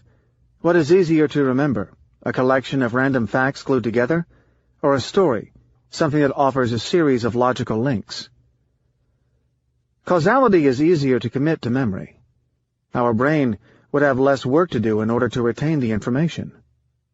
The size is smaller. What is induction exactly? Induction is going from plenty of particulars to the general. It is very handy, as the general takes much less room in one's memory than a collection of particulars. The effect of such compression is the reduction in the degree of detective randomness. Pascal's wager. I conclude with my exposition of my own method of dealing with the problem of induction. The philosopher Pascal proclaimed that the optimal strategy for humans is to believe in the existence of God. For if God exists, then the believer would be rewarded. If he does not exist, the believer would have nothing to lose. Accordingly, we need to accept the asymmetry in knowledge. There are situations in which using statistics and econometrics can be useful, but I do not want my life to depend on it. Like Pascal, I will therefore state the following argument. If the science of statistics can benefit me in anything, I will use it. If it poses a threat, then I will not. I want to take the best of what the past can give me, without its dangers.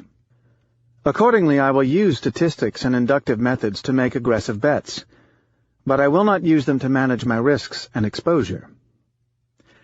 Surprisingly, all the surviving traders I know seem to have done the same.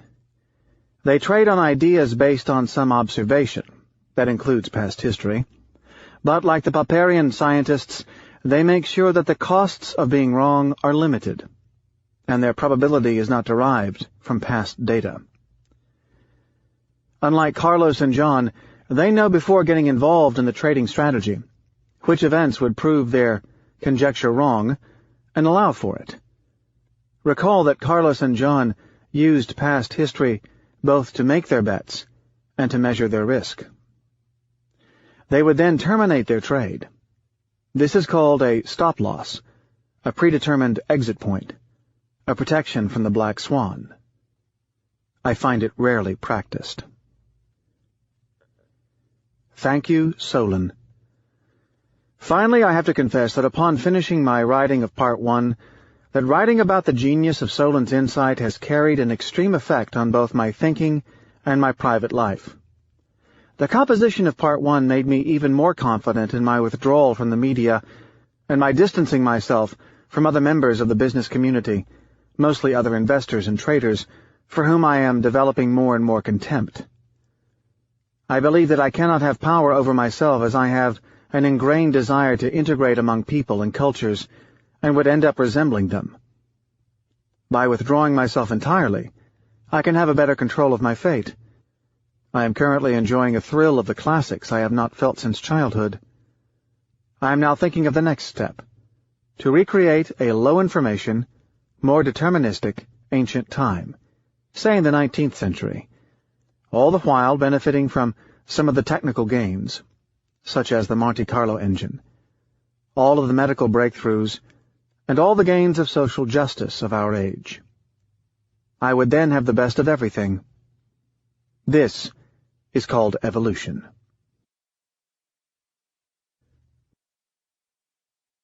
Part 2. Monkeys on Typewriters. Survivorship and Other Biases. If one puts an infinite number of monkeys in front of strongly built typewriters and lets them clap away, there is a certainty that one of them would come out with an exact version of the Iliad. Upon examination, this may be less interesting a concept than it appears at first. Such probability is ridiculously low. But let us carry the reasoning one step beyond. Now that we have found that hero among monkeys, would any reader invest his life savings on a bet that the monkey would write the Odyssey next? In this thought experiment, it is the second step that is interesting. How much can past performance, here the typing of the Iliad, be relevant in forecasting future performance? The same applies to any decision based on past performance, merely relying on the attributes of the past time series. Think about the monkey showing up at your door with his impressive past performance. Hey, he wrote the Iliad. The major problem with inference in general is that those whose profession it is to derive conclusions from data often fall into the trap faster and more confidently than others. The more data we have, the more likely we are to drown in it. For the common wisdom among people with a budding knowledge of probability laws is to base their decision-making on the following principle. It is very unlikely for someone to perform considerably well in a consistent fashion without his doing something right. Track records, therefore, become preeminent. They call on the rule of the likelihood of such a successful run and tell themselves that if someone performed better than the rest in the past, then there is a great chance of his performing better than the crowd in the future, and a very great one at that. But as usual, beware the middle brow. A small knowledge of probability can lead to worse results than no knowledge at all. It depends on the number of monkeys. I do not deny that if someone performed better than the crowd in the past, there is a presumption of his ability to do better in the future. But the presumption might be weak, very weak, to the point of being useless in decision-making. Why? Because it all depends on two factors: the randomness content of his profession and the number of monkeys in operation. The initial sample size matters greatly. If there are 5 monkeys in the game, I would be rather impressed with the Iliad writer, to the point of suspecting him to be a reincarnation of the ancient poet.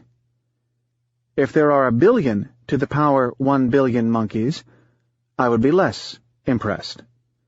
As a matter of fact, I would be surprised if one of them did not get some well-known but unspecified piece of work, just by luck, perhaps Casanova's Memoirs of My Life. 1 monkey would even be expected to provide us with former Vice President Al Gore's Earth in the Balance, perhaps stripped of the platitudes. This problem enters the business world more viciously than other walks of life, owing to the high dependence on randomness. We have already belabored the contrast between randomness-dependent business with dentistry. The greater the number of businessmen, the greater the likelihood of one of them performing in a stellar manner just by luck. I have rarely seen anyone count the monkeys. In the same vein, few count the investors in the market in order to calculate, instead of the probability of success, the conditional probability of success runs given the number of investors in operation over a given market history. Vicious real life. There are other aspects to the monkey's problem. In real life, the other monkeys are not countable, let alone visible. They are hidden away, as one sees only the winners. It is natural for those who failed to vanish completely. Accordingly, one sees the survivors, and only the survivors, which imparts such a mistaken perception of the odds. We do not respond to probability, but to society's assessment of it. As we saw with Nero Tulip, even people with training in probability respond unintelligently to social pressure. This section. Part 1 describes situations where people did not understand the rare event, and do not seem to accept either the possibility of its occurrence or the dire consequences of such occurrence. It also set out my own ideas, those that do not seem to have been explored in the literature. But a book on randomness is not complete without a presentation of what possible biases one might have aside from the deformations caused by the rare event. The business of Part 2 is more pedestrian. I will rapidly provide a synthesis of the biases of randomness, as discussed in the now abundant literature on the subject. These biases can be outlined as follows. A. Survivorship biases, also known as monkeys on a typewriter, arising from the fact that we see only winners and get a distorted view of the odds. Chapters 8 and 9, Too Many Millionaires and Fry an Egg. B. The fact that luck is most frequently the reason for extreme success. Chapter 10, Loser Takes All. And C. The biological handicap of our inability to understand probability.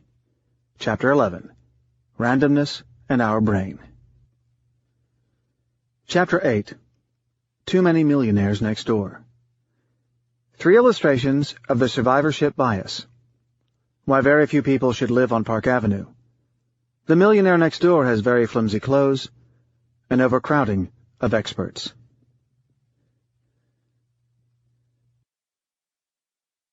How to stop the sting of failure. Somewhat happy. Mark lives on Park Avenue in New York City with his wife, Janet, and their 3 children. He makes $500,000 a year, give or take a boom or a recession.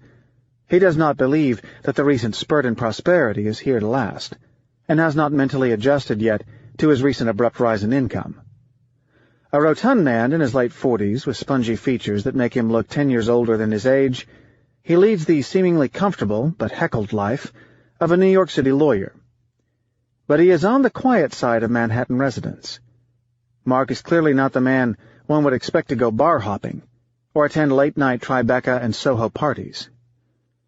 He and his wife have a country house and a rose garden, and tend to be concerned, like many people of their age, mentality and condition, with, in the following order, material comfort, health, and status. Weekdays he does not come home until at least 9:30 p.m., and at times he can be found in the office at close to midnight. By the end of the week, Mark is so fatigued that he falls asleep during their 3-hour drive to the house, and Mark spends most of Saturday lying in bed, recovering and healing. Mark grew up in a small town in the Midwest, the son of a quiet tax accountant who worked with sharp yellow pencils. His obsession with sharpness was so strong that he carried a sharpener in his pocket at all times. Mark exhibited very early signs of intelligence. He did extremely well in high school. He attended Harvard College, then Yale Law School. Not bad, one would say. Later his career took him to corporate law, where he started working on large cases for a prestigious New York law firm, with barely enough hours left for him to brush his teeth. This is not too much an exaggeration, for he ate almost all of his dinners in the office, accumulating body fat and brownie points toward his partnership. He later became a partner within the usual 7 years, but not without the usual human costs. His first wife, whom he met in college, left him, as she was tired of an absentee lawyer husband and weary of the deterioration in his conversation. But ironically, she ended up moving in with, and later marrying, another New York lawyer, probably with no less flat conversation, but who made her happier. Too much work. Mark's body became progressively flabbier, and his bespoke suits needed periodic visits to the tailor, in spite of his occasional crash diets. After he got over the depression of the abandonment, he started dating Janet, his paralegal, and promptly married her. They had 3 children in quick succession, bought the Park Avenue apartment and the country house. Janet's immediate acquaintance is composed of other parents of the Manhattan private school attended by their children, and their neighbors at the cooperative apartment building where they live. From a materialistic standpoint, they come at the low end of such a set, perhaps even at the exact bottom. They would be the poorest of these circles, as their co-op is inhabited by extremely successful corporate executives, Wall Street traders, and high-flying entrepreneurs. Their children's private school harbors the second set of children of corporate raiders from their trophy wives, perhaps even the third set, if one takes into account the age discrepancy and the model-like features of the other mothers. By comparison, Mark's wife Janet, like him, presents a homely, country home with a rose garden type of appearance. You're a failure. Mark's strategy of staying in Manhattan may be rational, as his demanding work hours would make it impossible for him to commute.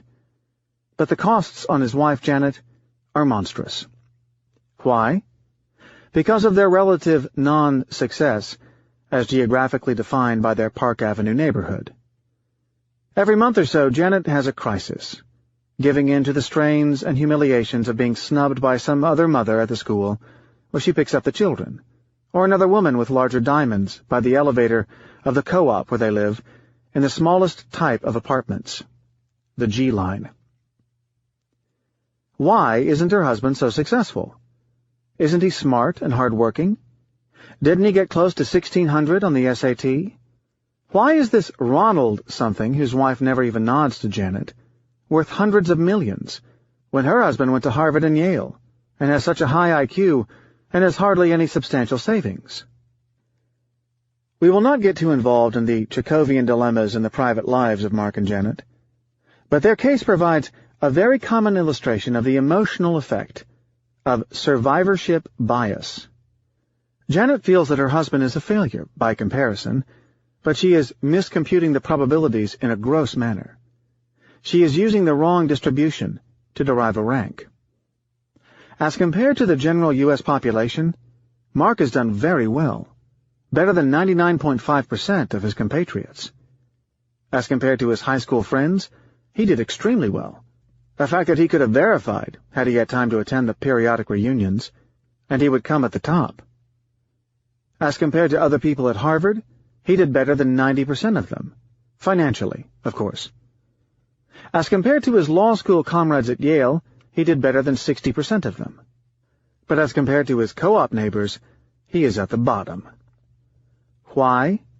Because he chose to live among people who have been successful, in an area that excludes failure. In other words, those who have failed do not show up in the sample, thus making him look as if he were not doing well at all. By living on Park Avenue, one does not have exposure to the losers. One only sees the winners. As we are cut to live in very small communities, it is difficult to assess our situation outside of the narrowly defined geographic confines of our habitat. In the case of Mark and Janet, this leads to considerable emotional distress. Here we have a woman who married an extremely successful man, but all she can see is comparative failure, for she cannot emotionally compare him to a sample that would do him justice. Aside from the misperception of one's performance, there is a social treadmill effect. You get rich, move to rich neighborhoods, then become poor again. To that add the psychological treadmill effect. You get used to wealth and revert to a set point of satisfaction. This problem of some people never really getting to feel satisfied by wealth, beyond a given point, has been the subject of technical discussions on happiness. Someone would rationally say to Janet, "Go read this book, Fooled by Randomness, by one mathematical trader on the deformations of chance in life. It would give you a statistical sense of perspective, and would accordingly make you feel better." As an author, I would like to offer a panacea for $14.95, but I would rather say that in my best hopes it may provide an hour or so of solace. Janet may need something more drastic for relief. I have repeated that becoming more rational, or not feeling emotions of social slights, is not part of the human race, at least not with our current biology. There is no solace to be found from reasoning. As a trader, I have learned something about these unfruitful efforts to reason against the grain. I would advise Janet to move out and go live in some blue-collar neighborhood where they would feel less humiliated by their neighbors and rise in the pecking order beyond their probability of success. They could use the deformation in the opposite direction. If Janet cares about status, then I would even recommend some of these large housing blocks.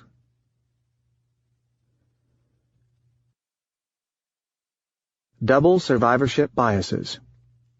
More experts. I recently read a bestseller called The Millionaire Next Door, an extremely misleading but almost enjoyable book by two experts, in which the authors try to infer some attributes that are common to rich people. They examined a collection of currently wealthy people and found out that these are unlikely to lead lavish lives. They call such people the accumulators, persons ready to postpone consumption in order to amass funds. Most of the appeal of the book comes from the simple but counterintuitive fact that these are less likely to look like very rich people. It clearly costs money to look and behave rich, not to count the time demands of spending money. Leading prosperous lives is time-consuming. Shopping for trendy clothes, becoming conversant in Bordeaux wines, getting to know the expensive restaurants. All of these activities can put high demands on one's time and divert the subject from what should be the real preoccupation, namely the accumulation of nominal and paper wealth. The moral of the book is that the wealthiest are to be found among those less suspected to be wealthy. On the other hand, those who act and look wealthy subject their net worth to such a drain that they inflict considerable and irreversible damage to their brokerage account. I will set aside the point that I see no special heroism in accumulating money, particularly if, in addition, the person is foolish enough to not even try to derive any tangible benefit from the wealth, aside from the pleasure of regularly counting the beans. I have no large desire to sacrifice much of my personal habits, intellectual pleasures, and personal standards in order to become a billionaire like Warren Buffett, and I certainly do not see the point of becoming one if I were to adopt Spartan, even miserly habits, and live in my starter house. Something about the praise lavished upon him for living in austerity while being so rich escapes me.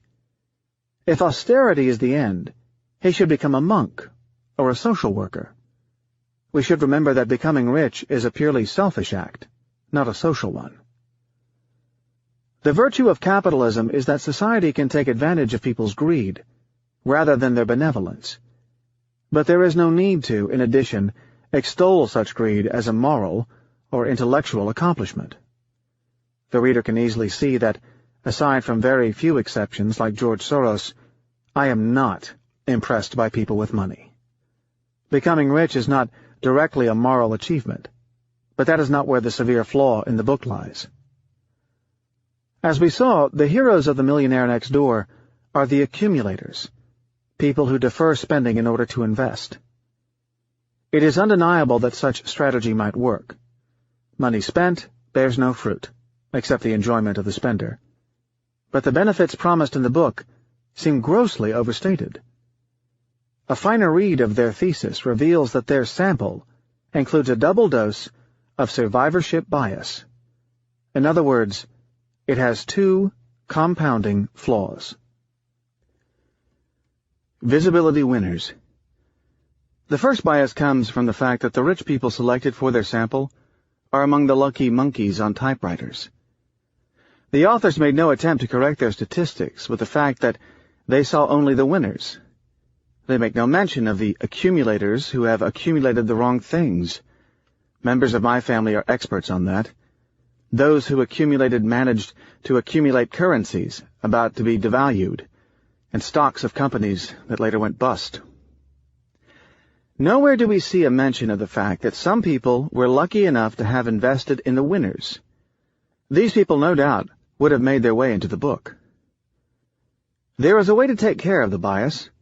Lower the wealth of your average millionaire by, say, 50%, on the grounds that the bias causes the average net worth of the observed millionaire to be higher by such amount. It consists in adding the effect of the losers into the pot. It would certainly modify the conclusion.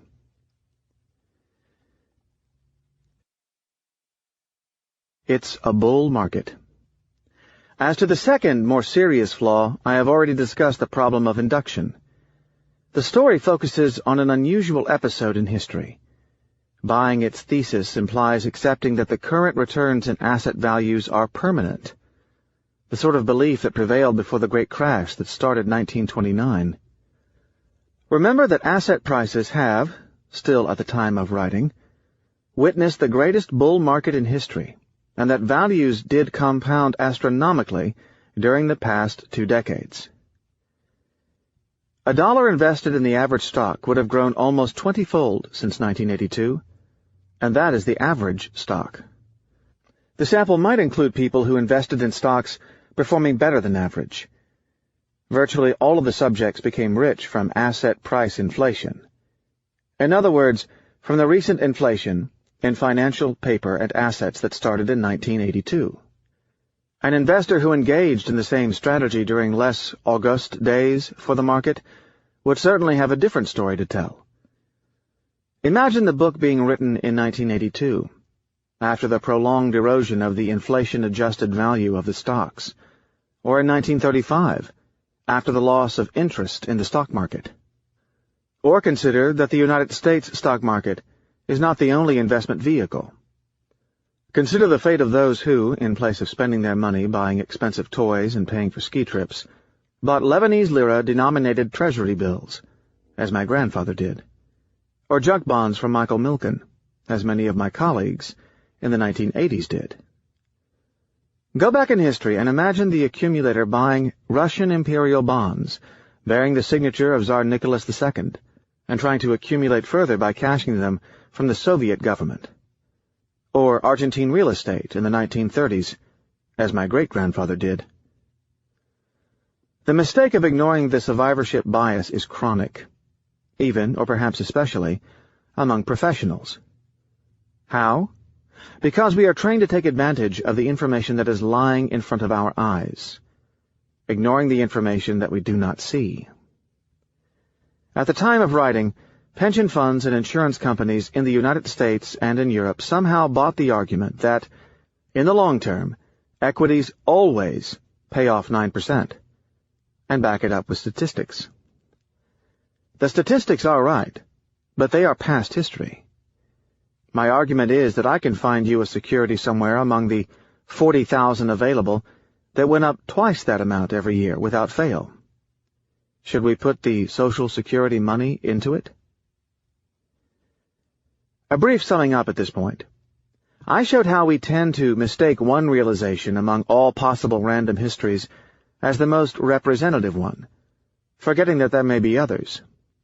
In a nutshell, the survivorship bias implies that the highest performing realization will be the most visible. Why? Because the losers do not show up. A guru's opinion. The fund management industry is populated with gurus. Clearly the field is randomness-laden, and the guru is going to fall into a trap, particularly if he has no proper training in inference. At the time of writing, there is one such guru who developed the very unfortunate habit of writing books on the subject.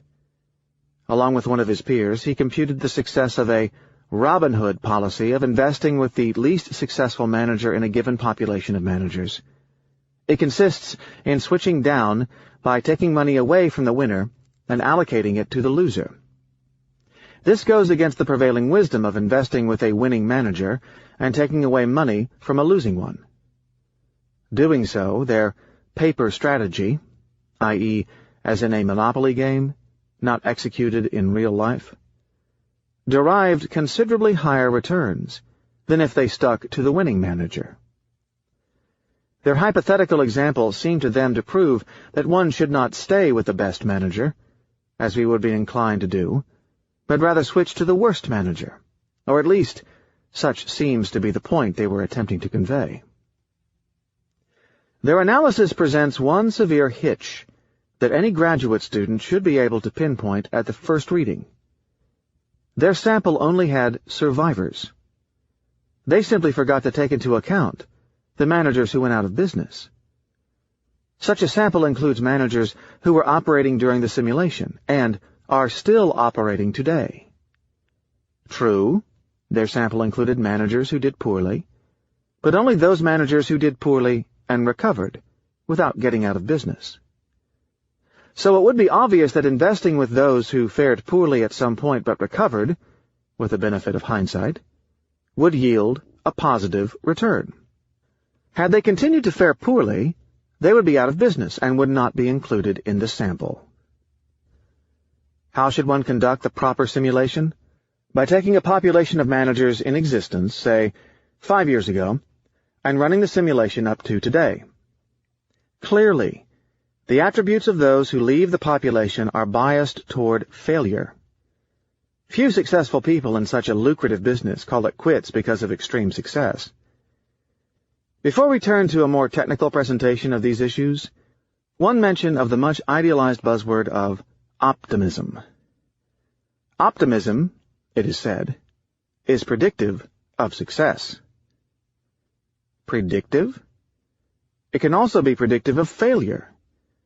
Optimistic people certainly take more risks, as they are overconfident about the odds. Those who win show up among the rich and famous. Others fail and disappear from the analyses. Sadly.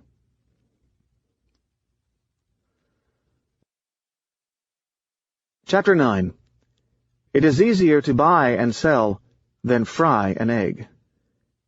Some technical extensions of the survivorship bias. On the distribution of coincidences in life. It is preferable to be lucky than competent, but you can be caught. The birthday paradox. More charlatans and more journalists. How the researcher with work ethics can find just about anything in data. On dogs not barking. This afternoon I have an appointment with my dentist. It will mostly consist in the dentist picking my brain on Brazilian bonds. I can state with a certain level of comfort that he knows something about teeth, particularly if I enter his office with a toothache and exit it with some form of relief. It will be difficult for someone who knows literally nothing about teeth to provide me with such relief, except if he is particularly lucky on that day, or has been very lucky in his life to become a dentist while not knowing anything about teeth. Looking at his diploma on the wall, I determined that the odds that he repeatedly gave correct answers to the exam questions and performed satisfactorily on a few thousand cavities before his graduation, out of plain randomness, are remarkably small. Later in the evening I go to Carnegie Hall. I can say little about the pianist. I even forgot her unfamiliar foreign-sounding name. All I know is that she studied in some Muscovite conservatory. But I can expect to get some music out of the piano. It will be rare to have someone who performed brilliantly enough in the past to get to Carnegie Hall and now turns out to have benefited from luck alone. The expectation of having a fraud who will bang on the piano, producing only cacophonous sounds, is indeed low enough for me to rule it out completely. I was in London last Saturday. Saturdays in London are magical, bustling but without the mechanical industry of a weekday, or the sad resignation of a Sunday. Without a wristwatch or a plan, I found myself in front of my favorite carvings by Canova at the Victoria and Albert Museum. My professional bent immediately made me question whether randomness played a large role in the carving of these marble statues. The bodies were realistic reproductions of human figures, except that they were more harmonious and finely balanced than anything I have seen Mother Nature produce on its own. Ovid's Materiam super abat opus comes to mind. Could such finesse be a product of luck? I can practically make the same statement about anyone operating in the physical world, or in a business in which the degree of randomness is low. But there is a problem in anything related to the business world. I am bothered because tomorrow, unfortunately, I have an appointment with a fund manager seeking my help, and that of my friends, in finding investors. He has what he claims is a good track record.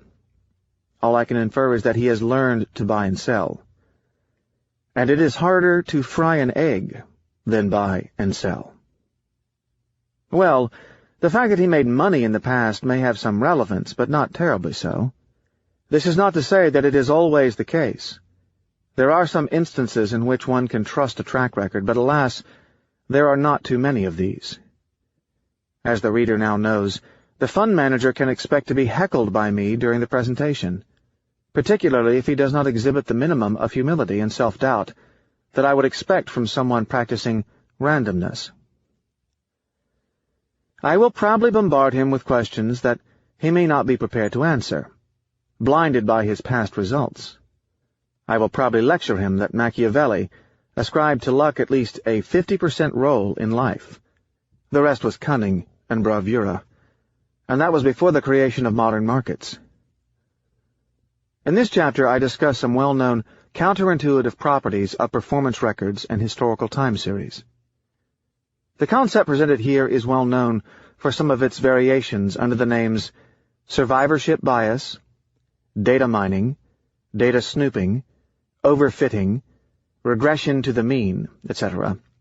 Basically situations where the performance is exaggerated by the observer, owing to a misperception of the importance of randomness. Clearly, this concept has rather unsettling implications.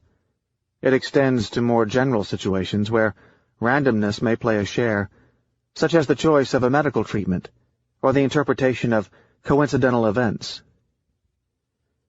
When I am tempted to suggest a possible future contribution of financial research to science in general, I adduce the analysis of data mining and the study of survivorship biases. These have been refined in finance, but can extend to all areas of scientific investigation. Why is finance so rich a field? Because it is one of the rare areas of investigation where we have plenty of information, in the form of abundant price series, but no ability to conduct experiments as in, say, physics. This dependence on past data brings about its salient defects. Fooled by numbers. Placebo investors. I have often been faced with questions of the sort, "Who do you think you are to tell me that I might have been plain lucky in my life?" Well, nobody really believes that he or she was lucky. My approach is that, with our Monte Carlo engine, we can manufacture purely random situations. We can do the exact opposite of conventional methods. In place of analyzing real people, hunting for attributes, we can create artificial ones with precisely known attributes. Thus we can manufacture situations that depend on pure, unadulterated luck, without the shadow of skills, or whatever we have called non-luck, hearkening back to the table I first described earlier in the book. In other words, we can man-make pure nobodies to laugh at. They will be, by design, stripped of any shadow of ability. Exactly like a placebo drug. We saw in Chapter 5 how people may survive owing to traits that momentarily fit the given structure of randomness. Here we take a far simpler situation where we know the structure of randomness. The first such exercise is a finessing of the old popular saying that even a broken clock is right twice a day. We will take it a bit further to show that statistics is a knife that cuts on both sides. Let us use the Monte Carlo generator introduced earlier and construct a population of 10,000 fictional investment managers. The generator is not terribly necessary since we can use a coin or even do plain algebra, but it is considerably more illustrative and fun. Assume that they each have a perfectly fair game. Each one has a 50% probability of making $10,000 at the end of the year, and a 50% probability of losing $10,000. Let us introduce an additional restriction. Once a manager has a single bad year, he is thrown out of the sample. Goodbye, and have a nice life. Thus we will operate like the legendary speculator George Soros, who is said to tell his managers gathered in a room, "Half of you guys will be out by next year," with an Eastern European accent. Like Soros, we have extremely high standards. We are looking only for managers with an unblemished record. We have no patience for low performers. The Monte Carlo generator will toss a coin. Heads, and the manager will make $10,000 over the year. Tails, he will lose $10,000. We run it for the first year. At the end of the year, we expect 5,000 managers to be up $10,000 each, and 5,000 to be down $10,000. Now we run the game a second year. Again, we can expect 2,500 managers to be up 2 years in a row. Another year, 1,250. A fourth one, 625. A fifth, 313. We have now, simply in a fair game, 313 managers who made money for 5 years in a row, out of pure luck. Meanwhile, if we throw one of these successful traders into the real world, we would get very interesting and helpful comments on his remarkable style, his incisive mind, and the influences that helped him achieve such success. Some analysts may attribute his achievement to precise elements among his childhood experiences. His biographer will dwell on the wonderful role models provided by his parents. We would be supplied with black and white pictures in the middle of the book of a great mind in the making. And the following year, should he stop outperforming, recall that his odds of having a good year have stayed at 50%. They would start laying blame, finding fault with the relaxation in his work ethics or his dissipated lifestyle. They will find something he did before, when he was successful, that he has subsequently stopped doing, and attribute his failure to that. The truth will be, however, that he simply ran out of luck. Nobody has to be competent. Let's push the argument further to make it more interesting. We create a cohort that is composed exclusively of incompetent managers. We will define an incompetent manager as someone who has a negative expected return, the equivalent of the odds being stacked against him. We instruct the Monte Carlo generator now to draw from an urn. The urn has 100 balls, 45 black and 55 red. By drawing with replacement, the ratio of red to black balls will remain the same. If we draw a black ball, the manager will earn $10,000. If we draw a red ball, he will lose $10,000. The manager is thus expected to earn $10,000 with 45% probability, and lose $10,000 with 55%. On average, the manager will lose $1,000 each round, but only on average. At the end of the first year, we still expect to have 4,500 managers turning a profit, 45% of them. The second, 45% of that number, 2,025. The third, 911. The fourth, 410. The fifth, 184. Let us give the surviving managers names and dress them in business suits. True, they represent less than 2% of the original cohort, but they will get attention. Nobody will mention the other 98%. What can we conclude? The first counterintuitive point is that a population entirely composed of bad managers will produce a small amount of great track records. As a matter of fact, assuming the manager shows up unsolicited at your door, it will be practically impossible to figure out whether he is good or bad. The results would not markedly change even if the population were composed entirely of managers who are expected in the long run to lose money. Why? Because owing to volatility, some of them will make money. We can see here that volatility actually helps bad investment decisions. The second counterintuitive point is that the expectation of the maximum of track records with which we are concerned, depends more on the size of the initial sample than on the individual odds per manager. In other words, the number of managers with great track records in a given market depends far more on the number of people who started in the investment business, in place of going to dental school, rather than on their ability to produce profits. It also depends on the volatility. Why do I use the notion of expectation of the maximum? Because I am not concerned at all with the average track record. I will get to see only the best of the managers, not all of the managers. This means that we would see more excellent managers in 2006 than in 1998, provided the cohort of beginners was greater in 2001 than it was in 1993. I can safely say that it was.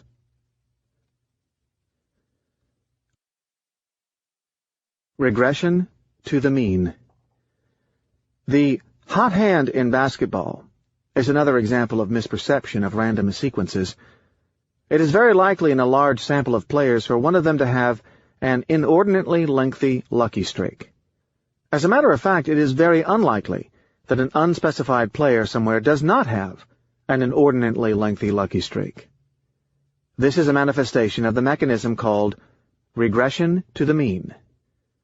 I can explain it as follows. Generate a long series of coin flips producing heads and tails with 50% odds each, and fill up sheets of paper. If the series is long enough, you may get 8 heads or 8 tails in a row, perhaps even 10 of each. Yet you know that in spite of these wins, the conditional odds of getting a head or a tail is still 50%. Imagine these heads and tails as monetary bets filling up the coffers of an individual. The deviation from the norm as seen in excess heads or excess tails is here entirely attributable to luck. In other words, to variance, not to the skills of the hypothetical player, since there is an even probability of getting either. A result is that in real life, the larger the deviation from the norm, the larger the probability of it coming from luck rather than skills. Consider that even if one has a 55% probability of heads, the odds of 10 wins is still very small. This can be easily verified in stories of very prominent people in trading rapidly reverting to obscurity, like the heroes I used to watch in trading rooms.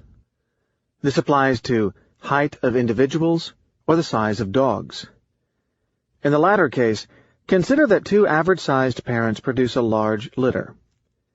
The largest dogs, if they diverge too much from the average, will tend to produce offspring of smaller size than themselves, and vice versa. This reversion for the large outliers is what has been observed in history and explained as regression to the mean. Note that the larger the deviation, the more important its effect. Again, one word of warning. All deviations do not come from this effect, but a disproportionately large proportion of them do. Ergodicity. To get more technical, I have to say that people believe that they can figure out the properties of the distribution from the sample they are witnessing. When it comes to matters that depend on the maximum, it is altogether another distribution that is being inferred, that of the best performers. We call the difference between the average of such distribution and the unconditional distribution of winners and losers the survivorship bias. Here, the fact that about 3% of the initial cohort discussed earlier will make money 5 years in a row. In addition, this example illustrates the properties of ergodicity, namely, that time will eliminate the annoying effects of randomness. Looking forward, in spite of the fact that these managers were profitable in the past 5 years, we expect them to break even in any future time period. They will fare no better than those of the initial cohort who failed earlier in the exercise. Ah, the long term. A few years ago, when I told one Mr. A then master of the universe type, that track records were less relevant than he thought, he found the remark so offensive that he violently flung his cigarette lighter in my direction. The episode taught me a lot. Remember that nobody accepts randomness in his own success, only his failure.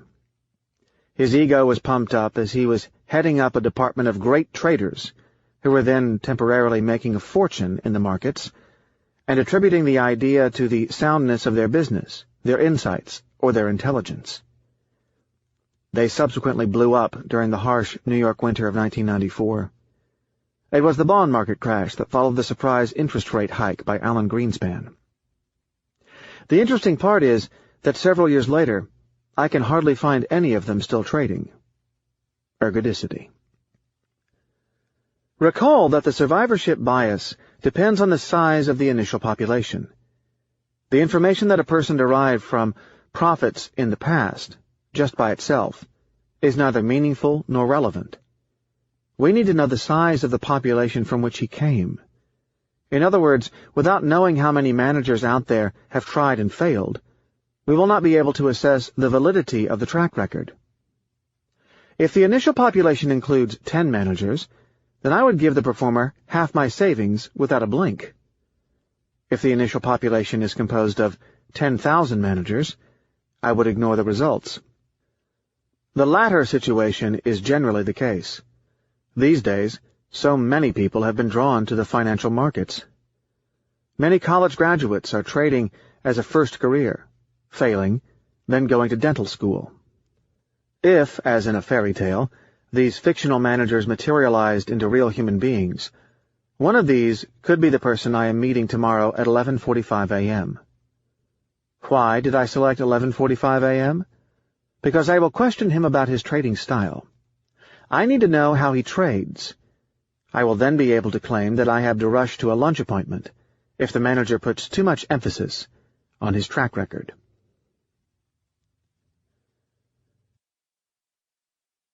Life is coincidental. Next, we look at the extensions to real life of our bias in the understanding of the distribution of coincidences. The mysterious letter. You get an anonymous letter on January 2nd, informing you that the market will go up during the month. It proves to be true, but you disregard it, owing to the well-known January effect. Stocks have gone up historically during January. Then you receive another one on February 1st, telling you that the market will go down. Again, it proves to be true. Then you get another letter on March 1st. Same story. But July you are intrigued by the prescience of the anonymous person, and you are asked to invest in a special offshore fund. You pour all your savings into it. 2 months later, your money is gone. You go spill your tears on your neighbor's shoulder, and he tells you that he remembers that he received 2 such mysterious letters, but the mailing stopped at the second letter. He recalls that the first one was correct in its prediction, the other incorrect. What happened? The trick is as follows. The con operator pulls 10,000 names out of a phone book. He mails a bullish letter to one half of the sample, and a bearish one to the other half. The following month he selects the names of the persons to whom he mailed the letter, whose prediction turned out to be right. That is, 5,000 names. The next month he does the same with the remaining 2,500 names, until the list narrows down to 500 people. Of these, there will be 200 victims. An investment in a few $1,000s worth of postage stamps will turn into several million. An interrupted tennis game. It is not uncommon for someone watching a tennis game on television to be bombarded by advertisements for funds that did, until that minute, outperform others by some percentage over some period. But again, why would anybody advertise if he didn't happen to outperform the market? There is a high probability of the investment coming to you if its success is caused entirely by randomness. This phenomenon is what economists and insurance people call adverse selection. Judging an investment that comes to you requires more stringent standards than judging an investment you seek, owing to such selection bias.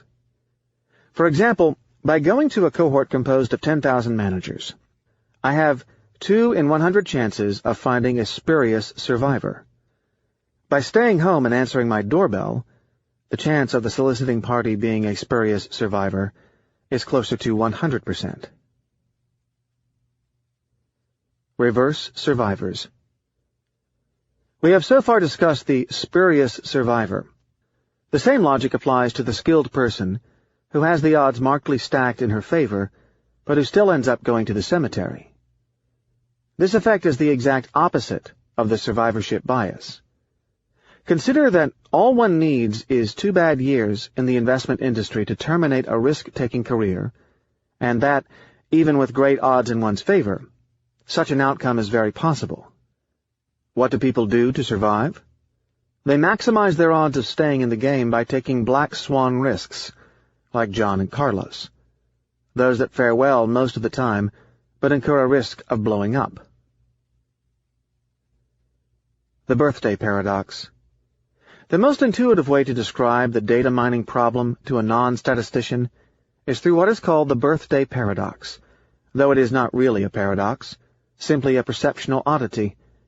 If you meet someone randomly, there is a 1 in 365.25 chance of your sharing their birthday, and a considerably smaller one of having the exact birthday of the same year. So, sharing the same birthday would be a coincidental event that you would discuss at the dinner table. Now let us look at a situation where there are 23 people in a room. What is the chance of there being 2 people with the same birthday? About 50%, for we are not specifying which people need to share a birthday. Any pair works. It's a small world. A similar misconception of probabilities arises from the random encounters one may have with relatives or friends in highly unexpected places. "It's a small world," is often uttered with surprise. But these are not improbable occurrences. The world is much larger than we think. It is just that we are not truly testing for the odds of having an encounter with one specific person, in a specific location, at a specific time. Rather, we are simply testing for any encounter with any person we have ever met in the past, and in any place we will visit during the period concerned. The probability of the latter is considerably higher, perhaps several thousand times the magnitude of the former. When the statistician looks at the data to test a given relationship, say to ferret out the correlation between the occurrence of a given event, like a political announcement, and stock market volatility, odds are that the result can be taken seriously. But when one throws the computer at data, looking for just about any relationship, it is certain that a spurious connection will emerge, such as the fate of the stock market being linked to the length of women's skirts. And just like the birthday coincidences, it will amaze people. Data mining, statistics, and charlatanism. What is your probability of winning the New Jersey lottery twice? 1 in 17 trillion. Yet it happened to Evelyn Adams, whom the reader might guess should feel particularly chosen by destiny. Using the method we developed before, researchers Percy Diaconis and Frederick Mosteller estimated at 30 to 1 the probability that someone, somewhere, in a totally unspecified way, gets so lucky.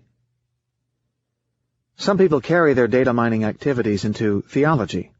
After all, ancient Mediterraneans used to read potent messages in the entrails of birds. An interesting extension of data mining into biblical exegesis is provided in The Bible Code by Michael Drosnin.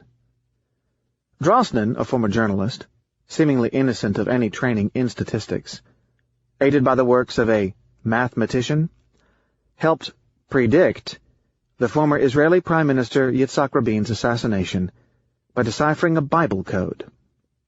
He informed Rabin, who obviously did not take it too seriously. The Bible code finds statistical irregularities in the Bible. These help predict some such events. Needless to say that the book sold well enough to warrant a sequel predicting, with hindsight, even more such events. The same mechanism is behind the formation of conspiracy theories. Like the Bible code, they can seem perfect in their logic, and can cause otherwise intelligent people to fall for them. I can create a conspiracy theory by downloading hundreds of paintings from an artist or group of artists and finding a constant among all those paintings, among the hundreds of thousands of traits. I would then concoct a conspiratorial theory around a secret message shared by these paintings. This is seemingly what the author of the best-selling The Da Vinci Code did. The best book I have ever read.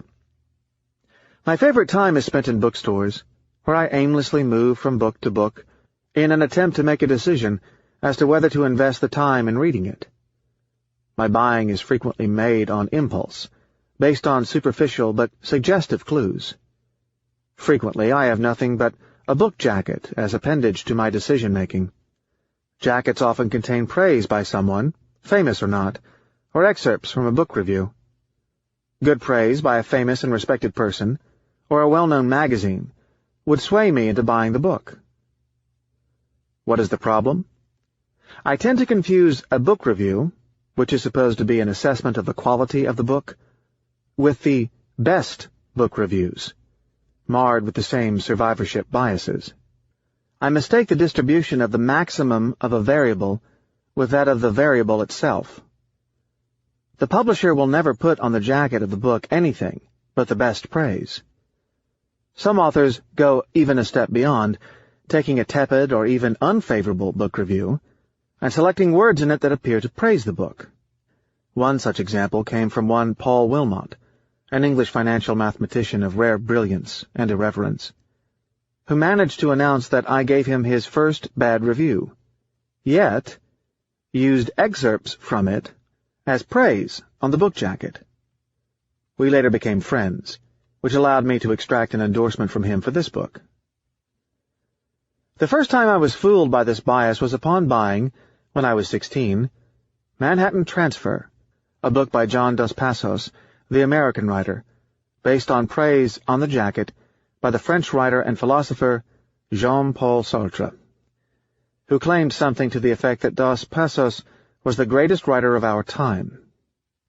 This simple remark, possibly blurted out in a state of intoxication or extreme enthusiasm, caused Dos Passos to become required reading in European intellectual circles, as Sartre's remark was mistaken for a consensus estimate of the quality of Dos Passos, rather than what it was, the best remark.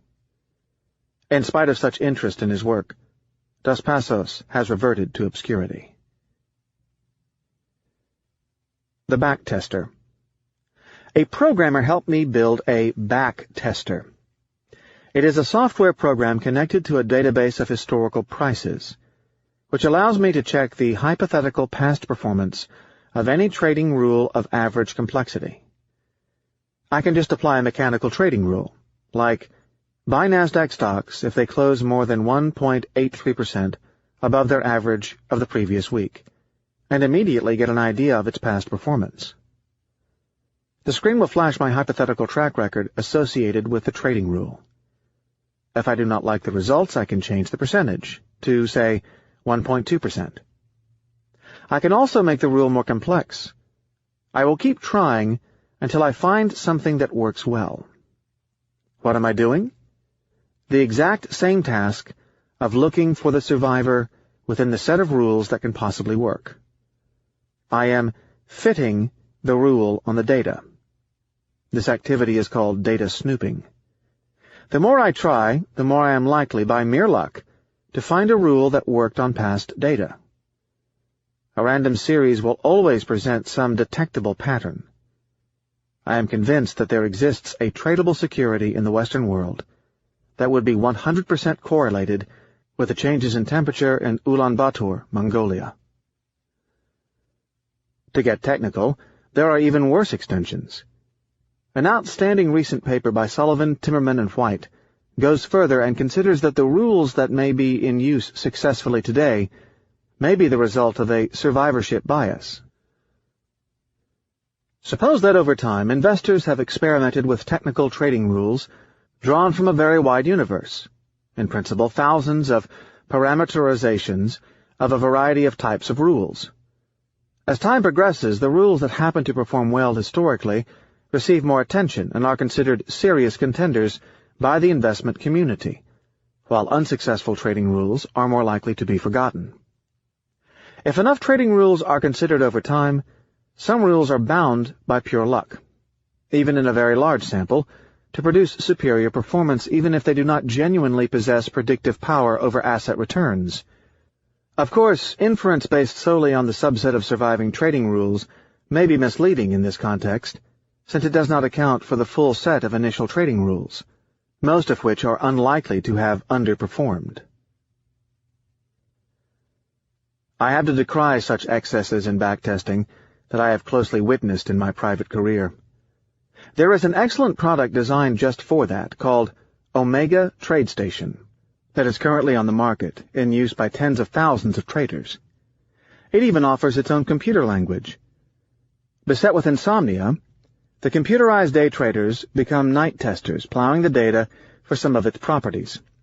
By dint of throwing their monkeys on typewriters, without specifying what book they want their monkey to write, they will hit upon hypothetical gold somewhere.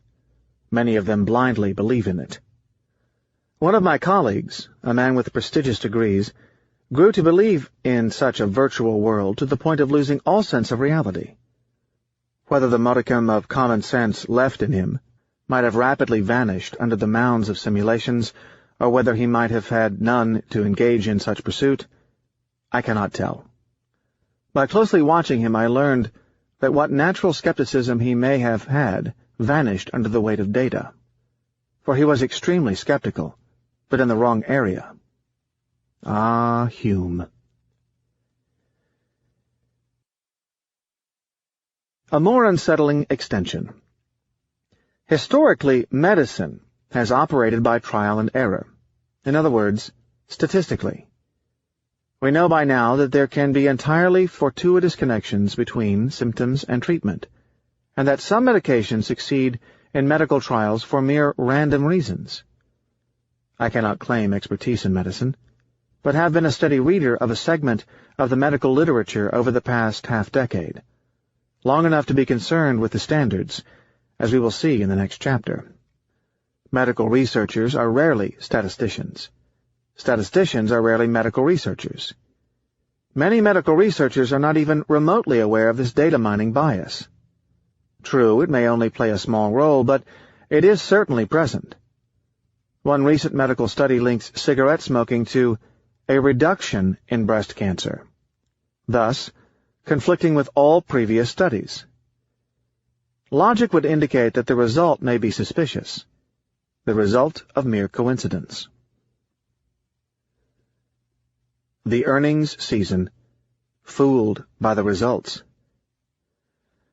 Wall Street analysts in general are trained to find the accounting tricks that companies use to hide their earnings.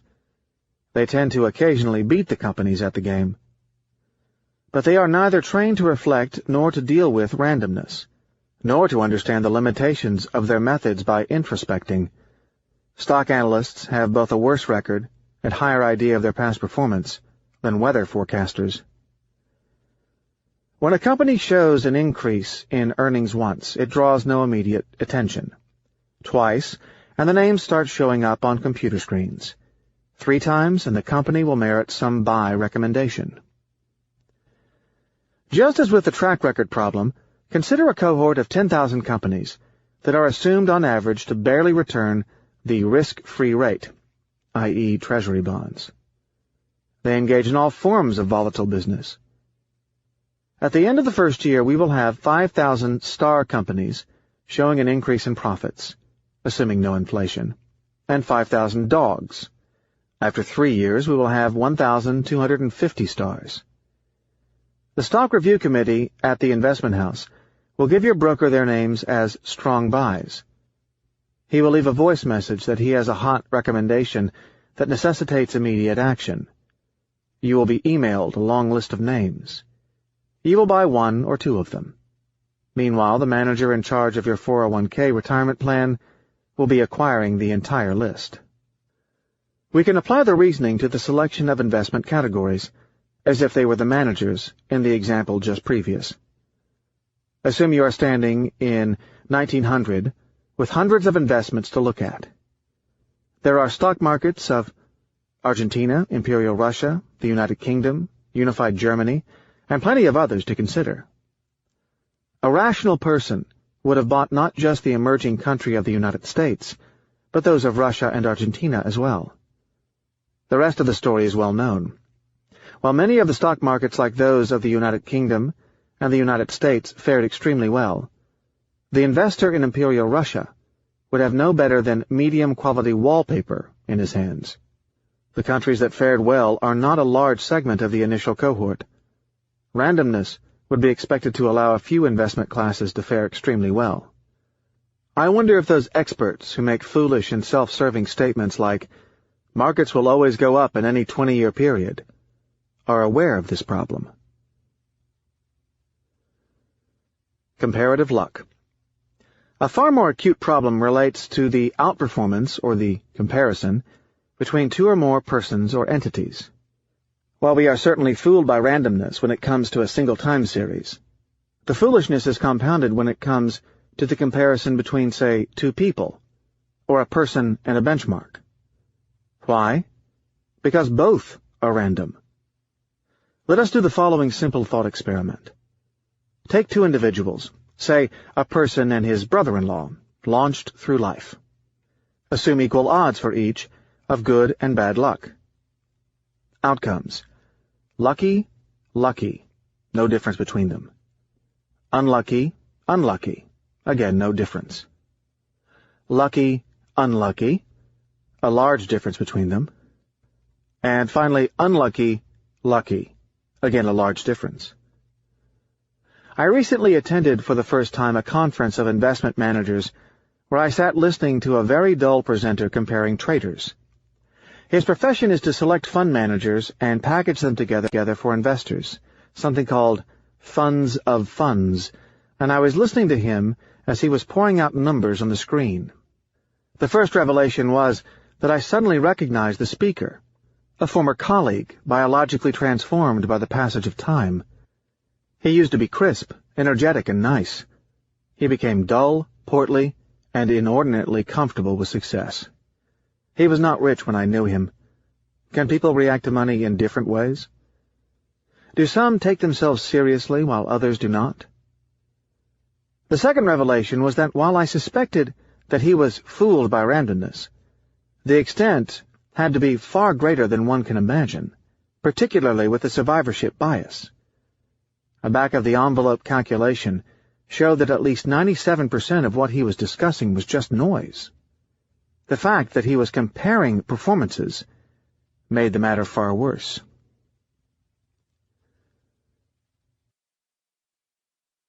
Cancer cures. When I return home from an Asian or European trip, my jet lag often causes me to rise at a very early hour. Occasionally, though very rarely, I switch on the TV set searching for market information. What strikes me in these morning explorations is the abundance of claims by the alternative medicine vendors of the curing power of their products. These no doubt are caused by the lower advertising rates at that time. To prove their claim, they present the convincing testimonial of someone who was cured thanks to their methods. For instance, I once saw a former throat cancer patient explaining how he was saved by a combination of vitamins for sale for the exceptionally low price of $14.95. In all likelihood, he was sincere, although of course compensated for his account, perhaps with a lifetime supply of such medicine. In spite of our advances, people still believe in the existence of links between disease and cure based on such information, and there is no scientific evidence that can convince them more potently than a sincere and emotional testimonial. Such testimonial does not always come from the regular guy. Statements by Nobel Prize winners, in the wrong discipline, could easily suffice. Linus Pauling, a Nobel Prize winner in chemistry, was said to believe in vitamin C's medicinal properties, himself ingesting massive daily doses.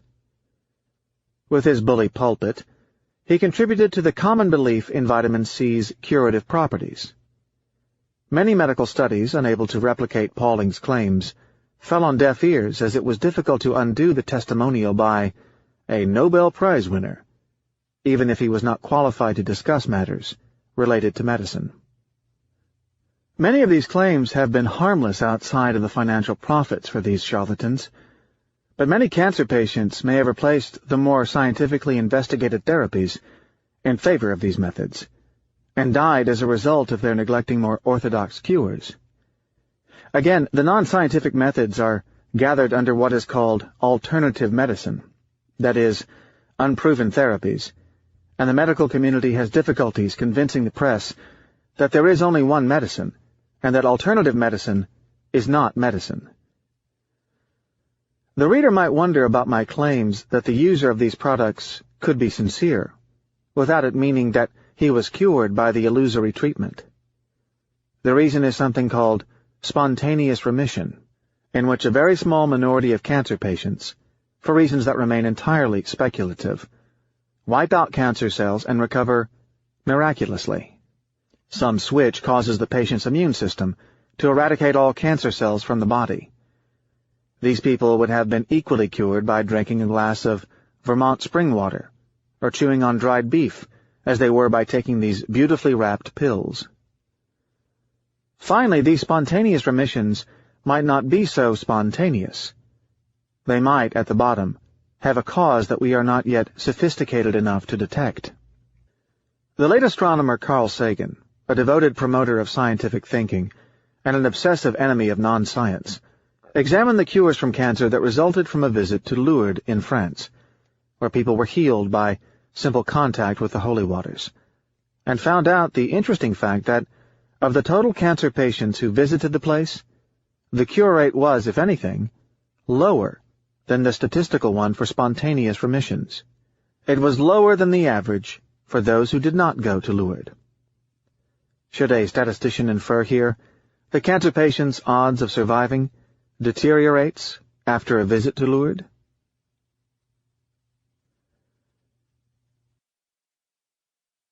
Professor Pearson goes to Monte Carlo, literally. Randomness does not look random. At the beginning of the 20th century, as we were starting to develop techniques to deal with the notion of random outcomes, several methods were designed to detect anomalies. Father of Egon Pearson, of Nyman Pearson fame, familiar to every person who sat in a Statistics 101 class, devised the first test of non-randomness. It was in reality a test of deviation from normality, which for all intents and purposes was the same thing. He examined millions of runs of what was called a Monte Carlo, the old name for a roulette wheel, during the month of July 1902. He discovered that with a high degree of statistical significance, with an error of less than 1 to a billion, the runs were not purely random. What? The roulette wheel was not random? Professor Pearson was greatly surprised at the discovery. But this result in itself tells us nothing.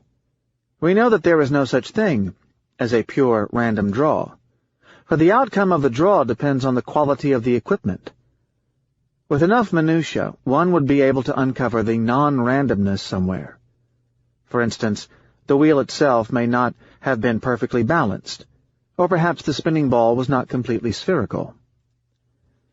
Philosophers of statistics call this the reference case problem, to explain that there is no true attainable randomness in practice, only in theory.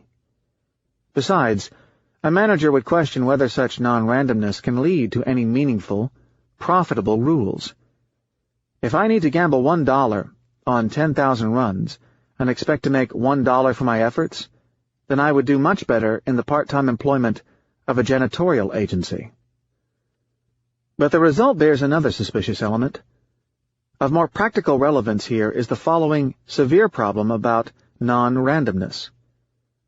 Even the fathers of statistical science forgot that a random series of runs need not exhibit a pattern to look random.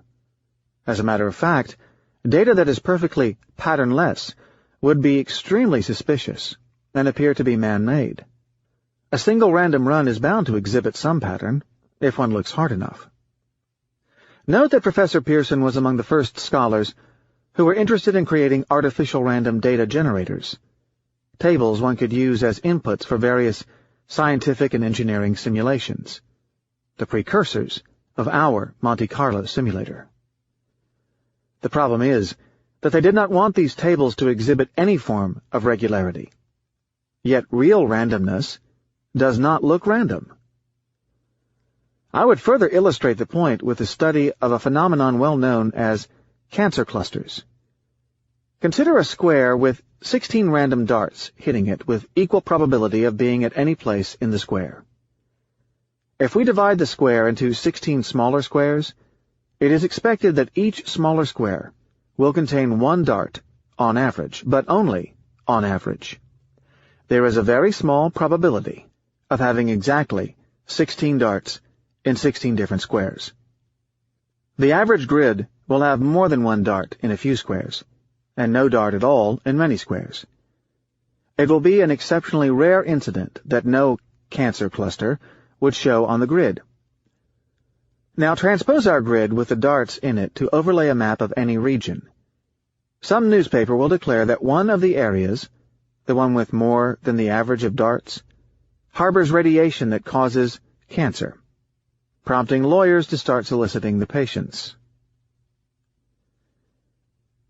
The dog that did not bark, on biases in scientific knowledge.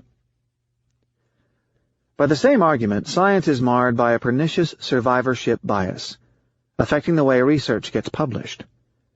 In a way that is similar to journalism, research that yields no result does not make it to print. That may seem sensible, as newspapers do not have to have a screaming headline saying that nothing new is taking place, though the Bible was smart enough to declare nothing new under the sun, providing the information that things just do recur. The problem is that a finding of absence and an absence of findings get mixed together. There may be great information in the fact that nothing took place. As Sherlock Holmes noted in the Silver Blaze case, the curious thing was that the dog did not bark. More problematic, there are plenty of scientific results that are left out of publications because they are not statistically significant, but nevertheless provide information. I have no conclusion. I am frequently asked the question, when is it truly not luck? There are professions in randomness for which performance is low in luck, like casinos, which manage to tame randomness. In finance? Perhaps. All traders are not speculative traders. There exists a segment called market makers, whose job is to derive, like bookmakers, or even like store owners, an income against a transaction. If they speculate, their dependence on the risks of such speculation remains too small compared to their overall volume. They buy at a price and sell to the public at a more favorable one, performing large numbers of transactions. Such income provides them some insulation from randomness. Such category includes floor traders on the exchanges, bank traders who trade against order flow, money changers in the souks of the Levant. The skills involved are sometimes rare to find: fast thinking, alertness, a high level of energy, an ability to guess from the voice of the seller her level of nervousness. Those who have them make a long career, that is, perhaps a decade. They never make it big, as their income is constrained by the number of customers, but they do well probabilistically. They are, in a way, the dentists of the profession. Outside of this very specialized bookmaker-style profession, to be honest, I am unable to answer the question of who's lucky or unlucky. I can tell that person A seems less lucky than person B, but the confidence in such knowledge can be so weak as to be meaningless. I prefer to remain a skeptic. People frequently misinterpret my opinion. I never say that every rich man is an idiot, and every unsuccessful person unlucky, only that in absence of much additional information, it is preferable to reserve one's judgment. It is safer.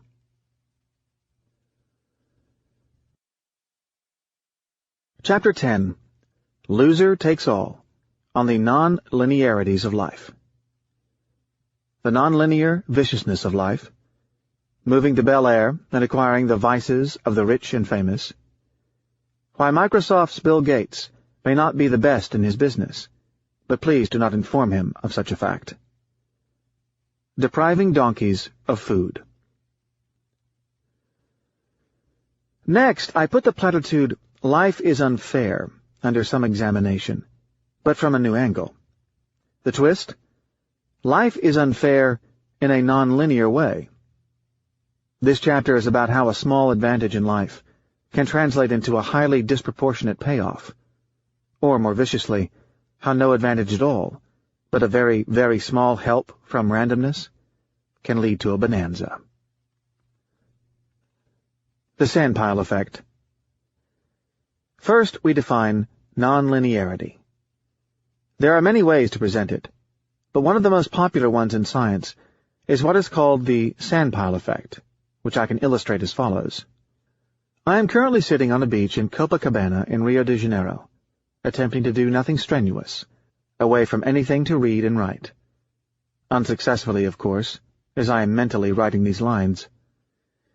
I am playing with plastic beach toys borrowed from a child, trying to build an edifice, modestly but doggedly attempting to emulate the Tower of Babel. I continuously add sand to the top, slowly raising the entire structure. My Babylonian relatives thought they could thus reach the heavens. I have more humble designs, to test how high I can go before it topples. I keep adding sand, testing to see how the structure will ultimately collapse. Unused to seeing adults build sandcastles, a child looks at me with amazement. In time, and much to the onlooking child's delight, my castle inevitably topples to rejoin the rest of the sand on the beach. It could be said that the last grain of sand is responsible for the destruction of the entire structure. What we are witnessing here is a nonlinear effect, resulting from a linear force exerted on an object. A very small additional input, here the grain of sand, caused a disproportionate result, namely, the destruction of my starter Tower of Babel. Popular wisdom has integrated many such phenomena, as witnessed by such expressions as the straw that broke the camel's back, or the drop that caused the water to spill. These nonlinear dynamics have a bookstore name, chaos theory, which is a misnomer because it has nothing to do with chaos. Chaos theory concerns itself primarily with functions in which a small input can lead to a disproportionate response. Population models, for instance, can lead to a path of explosive growth or extinction of a species, depending on a very small difference in the population at a starting point in time. Another popular scientific analogy is the weather, where it has been shown that a simple butterfly fluttering its wings in India can cause a hurricane in New York. But the classics have their share to offer as well. Pascal, he of the wager in Chapter 7, said that if Cleopatra's nose had been slightly shorter, the world's fate would have changed. Cleopatra had comely features dominated by a thin and elongated nose that made Julius Caesar and his successor, Mark Antony, fall for her. Here the intellectual snob in me cannot resist dissenting against conventional wisdom. Plutarch claimed that it was Cleopatra's skills in conversation, rather than her good looks, that caused the maddening infatuation of the shakers and movers of her day. I truly believe it. Enter randomness. Things can become more interesting when randomness enters the game. Imagine a waiting room full of actors queuing for an audition. The number of actors who will win is clearly small, and they are the ones generally observed by the public as representative of the profession, as we saw in our discussion on survivorship bias. The winners would move into Bel Air, feel pressure to acquire some basic training in the consumption of luxury goods, and perhaps, owing to the dissolute and unrhythmic lifestyle, flirt with substance abuse. As to the others, the great majority, we can imagine their fate, a lifetime of serving foamed cafe latte at the neighboring Starbucks, fighting the biological clock between auditions. One may argue that the actor who lands the lead role that catapults him into fame and expensive swimming pools has some skills the others lack, some charm, or a specific physical trait that is a perfect match for such a career path. I beg to differ. The winner may have some acting skills, but so do all of the others. Otherwise, they would not be in the waiting room. It is an interesting attribute of fame that it has its own dynamics. An actor becomes known by some parts of the public because he is known by other parts of the public. The dynamics of such fame follow a rotating helix, which may have started at the audition, as the selection could have been caused by some silly detail that fitted the mood of the examiner on that day. Had the examiner not fallen in love the previous day with a person with a similar-sounding last name, then our selected actor from that particular sample history would be serving café latte in the intervening sample history. Learning to type. Researchers frequently use the example of QWERTY, QWERTY, to describe the vicious dynamics of winning and losing in an economy, and to illustrate how the final outcome is more than frequently the undeserved one. The arrangement of the letters on the typewriter is an example of the success of the least deserving method. For our typewriters have the order of the letters on their keyboard arranged in a non-optimal manner. As a matter of fact, in such a non-optimal manner as to slow down the typing, rather than make the job easy, in order to avoid jamming the ribbons as they were designed for less electronic days. Therefore, as we started building better typewriters and computerized word processors, several attempts were made to rationalize the computer keyboard. To no avail. People were trained on a QWERTY keyboard, and their habits were too sticky for change. Just like the helical propulsion of an actor into stardom, people patronize what other people like to do. Forcing rational dynamics on the process would be superfluous, nay, impossible. This is called a path-dependent outcome, and has thwarted many mathematical attempts at modeling behavior. It is obvious that the information age, by homogenizing our tastes, is causing the unfairness to be even more acute. Those who win capture almost all the customers. The example that strikes many as the most spectacular, lucky success is that of the software maker Microsoft and its moody founder, Bill Gates. While it is hard to deny that Gates is a man of high personal standards, work ethics, and above-average intelligence, is he the best? Does he deserve it? Clearly not. Most people are equipped with his software, like myself, because other people are equipped with his software. A purely circular effect. Economists call that network externalities. Nobody ever claimed that it was the best software product.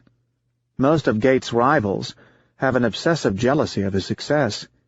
They are maddened by the fact that he managed to win so big, while many of them are struggling to make their companies survive. Such ideas go against classical economic models, in which results either come from a precise reason, there is no account for uncertainty, or the good guy wins. The good guy is the one who is more skilled and has more technical superiority. Economists discovered path-dependent effects late in their game, then tried to publish wholesale on the topic that otherwise would be bland and obvious. For instance, Brian Arthur, an economist concerned with nonlinearities at the Santa Fe Institute, wrote that chance events coupled with positive feedback, rather than technological superiority, will determine economic superiority, not some abstrusely defined edge in a given area of expertise. While early economic models excluded randomness, Arthur explained how unexpected orders, chance meetings with lawyers, managerial whims, would help determine which ones achieved early sales, and over time, which firms dominated. Mathematics inside and outside the real world. A mathematical approach to the problem is in order. While in conventional models, such as the well-known Brownian random walk used in finance, The probability of success does not change with every incremental step, only the accumulated wealth. Arthur suggests models such as the Polya process, which is mathematically very difficult to work with, but can be easily understood with the aid of a Monte Carlo simulator. The Polya process can be presented as follows. Assume an urn initially containing equal quantities of black and red balls. You are to guess, each time, which color you will pull out before you make the draw. Here, the game is rigged. Unlike a conventional urn, the probability of guessing correctly depends on past success, as you get better or worse at guessing, depending on past performance. Thus, the probability of winning increases after past wins. That of losing increases after past losses. Simulating such a process, one can see a huge variance of outcomes, with astonishing successes and a large number of failures, what we called skewness. Compare such a process with those that are more commonly modeled, that is, an urn from which the player makes guesses with replacement. Say you played roulette and won. Would this increase your chances of winning again? No. In a Polya process case, it does. Why is this so mathematically hard to work with? Because the notion of independence, that is, when the next draw does not depend on past outcomes, is violated. Independence is a requirement for working with the known math of probability. What has gone wrong with the development of economics as a science? Answer: there was a bunch of intelligent people who felt compelled to use mathematics just to tell themselves that they were rigorous in their thinking, that theirs was a science. Someone in a great rush decided to introduce mathematical modeling techniques. Culprits: Leon Walras, Gerard Debreu, Paul Samuelson, without considering the fact that either the class of mathematics they were using was too restrictive for the class of problems they were dealing with, or that perhaps they should be aware that the precision of the language of mathematics could lead people to believe that they had solutions when in fact they had none. Recall Popper and the costs of taking science too seriously. Indeed, the mathematics they dealt with did not work in the real world, possibly because we needed richer classes of processes, and they refused to accept the fact that no mathematics at all was probably better. The so-called complexity theorists came to the rescue. Much excitement was generated by the works of scientists who specialized in nonlinear quantitative methods, the mecca of those being the Santa Fe Institute near Santa Fe, New Mexico. Clearly, these scientists are trying hard and providing us with wonderful solutions in the physical sciences and better models in the social siblings, though nothing satisfactory there yet. And if they ultimately do not succeed, it will simply be because mathematics may be of only secondary help in our real world. Note another advantage of Monte Carlo simulations is that we can get results where mathematics fails us and can be of no help. In freeing us from equations, it frees us from the traps of inferior mathematics. As I said in Chapter 3, mathematics is merely a way of thinking and meditating, little more, in our world of randomness.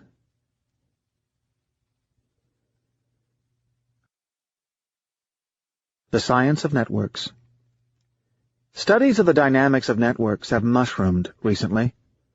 They became popular with Malcolm Gladwell's book, The Tipping Point, in which he shows how some of the behaviors of variables, such as epidemics, spread extremely fast beyond some unspecified critical level, like, say, the use of sneakers by inner-city kids, or the diffusion of religious ideas. Book sales witness a similar effect, exploding once they cross a significant level of word of mouth. Why do some ideologies or religions spread like wildfire, while others become rapidly extinct? How do fads catch fire? How do idea viruses proliferate? Once one exits the conventional models of randomness, the bell curve family of charted randomness, something acute can happen. Why does the Internet hub Google get so many hits as compared to that of the National Association of Retired Veteran Chemical Engineers, The more connected a network, the higher the probability of someone hitting it, and the more connected it will be, especially if there is no meaningful limitation on such capacity. Note that it is sometimes foolish to look for precise critical points, as they may be unstable and impossible to know except, like many things, after the fact. Are these critical points not quite points but progressions, the so-called Pareto power laws? While it is clear that the world produces clusters, it is also sad that these may be too difficult to predict, outside of physics, for us to take their models seriously. Once again, the important fact is knowing the existence of these non-linearities, not trying to model them.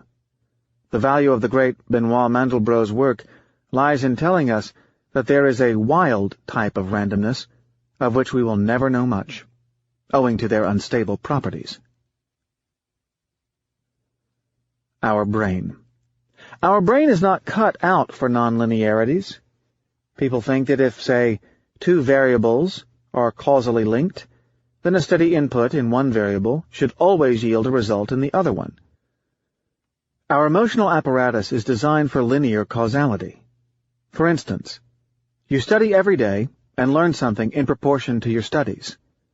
If you do not feel that you are going anywhere, your emotions will cause you to become demoralized.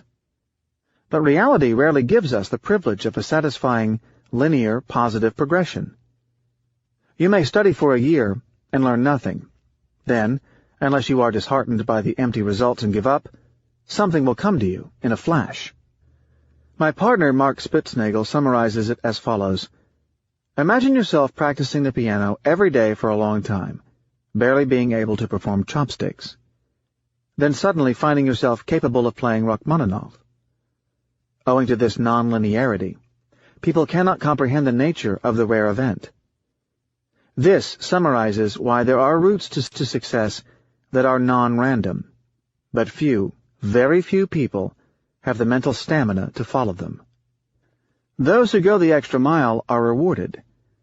In my profession, one may own a security that benefits from lower market prices, but may not react at all until some critical point. Most people give up before the rewards. Buridan's donkey, or the good side of randomness. Nonlinearity in random outcomes is sometimes used as a tool to break stalemates. Consider the problem of the non-linear nudge.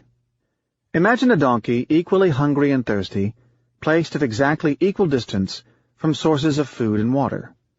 In such a framework, he would die of both thirst and hunger, as he would be unable to decide which one to get to first. Now inject some randomness in the picture by randomly nudging the donkey, causing him to get closer to one source, no matter which, and accordingly away from the other. The impasse would be instantly broken, and our happy donkey will be either in turn well-fed, then well-hydrated, or well-hydrated, then well-fed. The reader no doubt has played a version of Buridan's donkey by flipping a coin to break some of the minor stalemates in life, where one lets randomness help with the decision process. Let Lady Fortuna take the decision and gladly submit. I often use Buridan's donkey, under its mathematical name, when my computer goes into a freeze between two possibilities. To be technical, these randomizations are frequently done during optimization problems, when one needs to perturbate a function. Note that Buridan's donkey was named after the 14th century philosopher Jean Buridan. Buridan had an interesting death. He was thrown into the Seine tied in a bag and died drowning. This tale was considered an example of sophistry by his contemporaries, who missed the import of randomization. Buridan was clearly ahead of his time. When it rains, it pours. As I am writing these lines, I suddenly realize that the world's bipolarity is hitting me very hard. Either one succeeds wildly by attracting all the cash, or fails to draw a single penny. Likewise with books. Either everyone wants to publish it, or nobody is interested in returning telephone calls. In the latter case, my discipline is to delete the name from my address book. I am also realizing the non-linear effect behind success in anything. It is better to have a handful of enthusiastic advocates than hordes of people who appreciate your work. Better to be loved by a dozen than liked by the hundreds.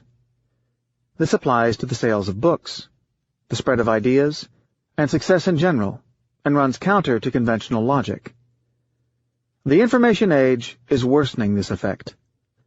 This is making me, with my profound and antiquated Mediterranean sense of measure, extremely uncomfortable, even queasy.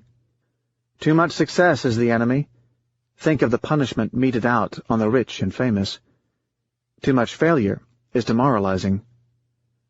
I would like the option of having neither. Chapter 11.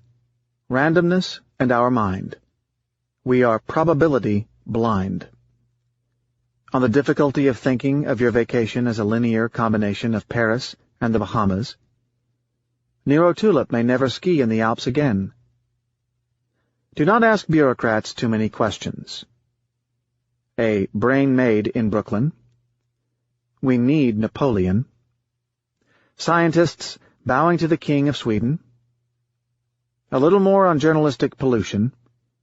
And why you may be dead by now. Paris or the Bahamas. You have two options for your next brief vacation in March. The first is to fly to Paris. The second is to go to the Caribbean. You express indifference between the two options. Your spouse will tip the decision one way or the other. Two distinct and separate images come to you when you think of the possibilities. In the first one, you see yourself standing at the Musée d'Orsay in front of some Pissarro painting depicting a cloudy sky. The gray, Parisian, wintry sky. You are carrying an umbrella under your arm. In the second image, you are lying on a towel with a stack of books by your favorite authors next to you, Tom Clancy and Ammianus Marcellinus, and an obsequious waiter serving you a banana daiquiri. You know that the two states are mutually exclusive. You can only be in one place at one time. But exhaustive. There is a 100% probability that you will be in one of them. They are equiprobable, with, in your opinion, 50% probability assigned to each. You derive great pleasure thinking about your vacation. It motivates you and makes your daily commute more bearable. But the adequate way to visualize yourself according to rational behavior under uncertainty is 50% in one of the vacation spots and 50% in the other. What is mathematically called a linear combination of the two states. Can your brain handle that? How desirable would it be to have your feet in the Caribbean waters and your head exposed to the Parisian rain? Our brain can properly handle one and only one state at once, unless you have personality troubles of a deeply pathological nature. Now try to imagine an 85% to 15% combination. Any luck? Consider a bet you make with a colleague for the amount of $1,000, which, in your opinion, is exactly fair. Tomorrow night you will have $0 or $2,000 in your pocket, each with a 50% probability. In purely mathematical terms, the fair value of a bet is the linear combination of the states, here called the mathematical expectation, i.e., the probabilities of each payoff multiplied by the dollar values at stake. 50% multiplied by 0 and 50% multiplied by $2,000 equals $1,000. Can you imagine, that is, visualize, not compute mathematically, the value being $1,000? We can conjure up one and only one state at a given time, i.e., either 0 or $2,000. Left to our own devices, we are likely to bet in an irrational way, as one of the states would dominate the picture, the fear of ending with nothing or the excitement of the extra $1,000. Some architectural considerations. Time to reveal Nero's secret. It was a black swan. He was then 35, Although pre-war buildings in New York can have a pleasant front, their architecture seen from the back offers a contrast by being completely bland. The doctor's examination room had a window overlooking the backyard of one such Upper East Side street, and Nero will always remember how bland that backyard was in comparison with the front, even if he were to live another half-century. He will always remember the view of the ugly pink backyard from the leaden window panes, and the medical diploma on the wall that he read a dozen times as he was waiting for the doctor to come into the room, half an eternity, for Nero suspected that something was wrong. The news was then delivered. "I have some, I got the pathology report. It's not as bad as it sounds. It's cancer." The declaration caused his body to be hit by an electric discharge, running through his back down to his knees. Nero tried to yell, "What?" but no sound came out of his mouth. What scared him was not so much the news as the sight of the doctor. Somehow the news reached his body before his mind. There was too much fear in the doctor's eyes, and Nero immediately suspected that the news was even worse than what he was being told. It was. The night of the diagnosis, at the medical library where he sat, drenched wet from walking for hours in the rain without noticing it, and making a puddle of water around him, he was yelled at by the attendant, but could not concentrate on what she was saying, so she shrugged her shoulders and walked away. Later he read the sentence, 72%, 5-year, actuarially adjusted survival rate. It meant that 72 people out of 100 make it. It takes between 3 and 5 years for the body, without clinical manifestations of the disease, for the patient to be pronounced cured. Closer to 3 at his age. He then felt in his guts quite certain that he was going to make it. Now, the reader might wonder about the mathematical difference between a 28% chance of death and a 72% chance of survival over the next 5 years. Clearly, there is none, but we are not made for mathematics. In Nero's mind, a 28% chance of death meant the image of himself dead, and thoughts of the cumbersome details of his funeral. A 72% chance of survival put him in a cheerful mood. His mind was planning the result of a cured Nero skiing in the Alps. At no point during his ordeal did Nero think of himself as 72% alive and 28% dead. Just as Nero cannot think in complicated shades, consumers consider a 75% fat-free hamburger to be different from a 25% fat one. Likewise with statistical significance. Even specialists tend to infer too fast from data in accepting or rejecting things. Recall the dentist whose emotional well-being depends on the recent performance of his portfolio.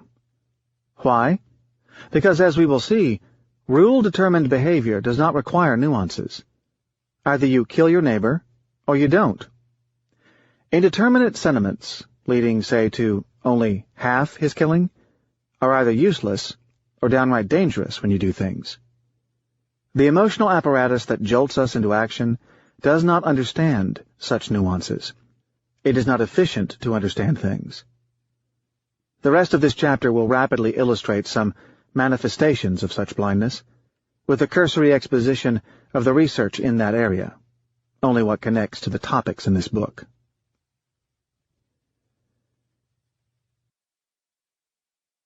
Beware the philosopher bureaucrat. For a long time, we had the wrong product specifications when we thought of ourselves.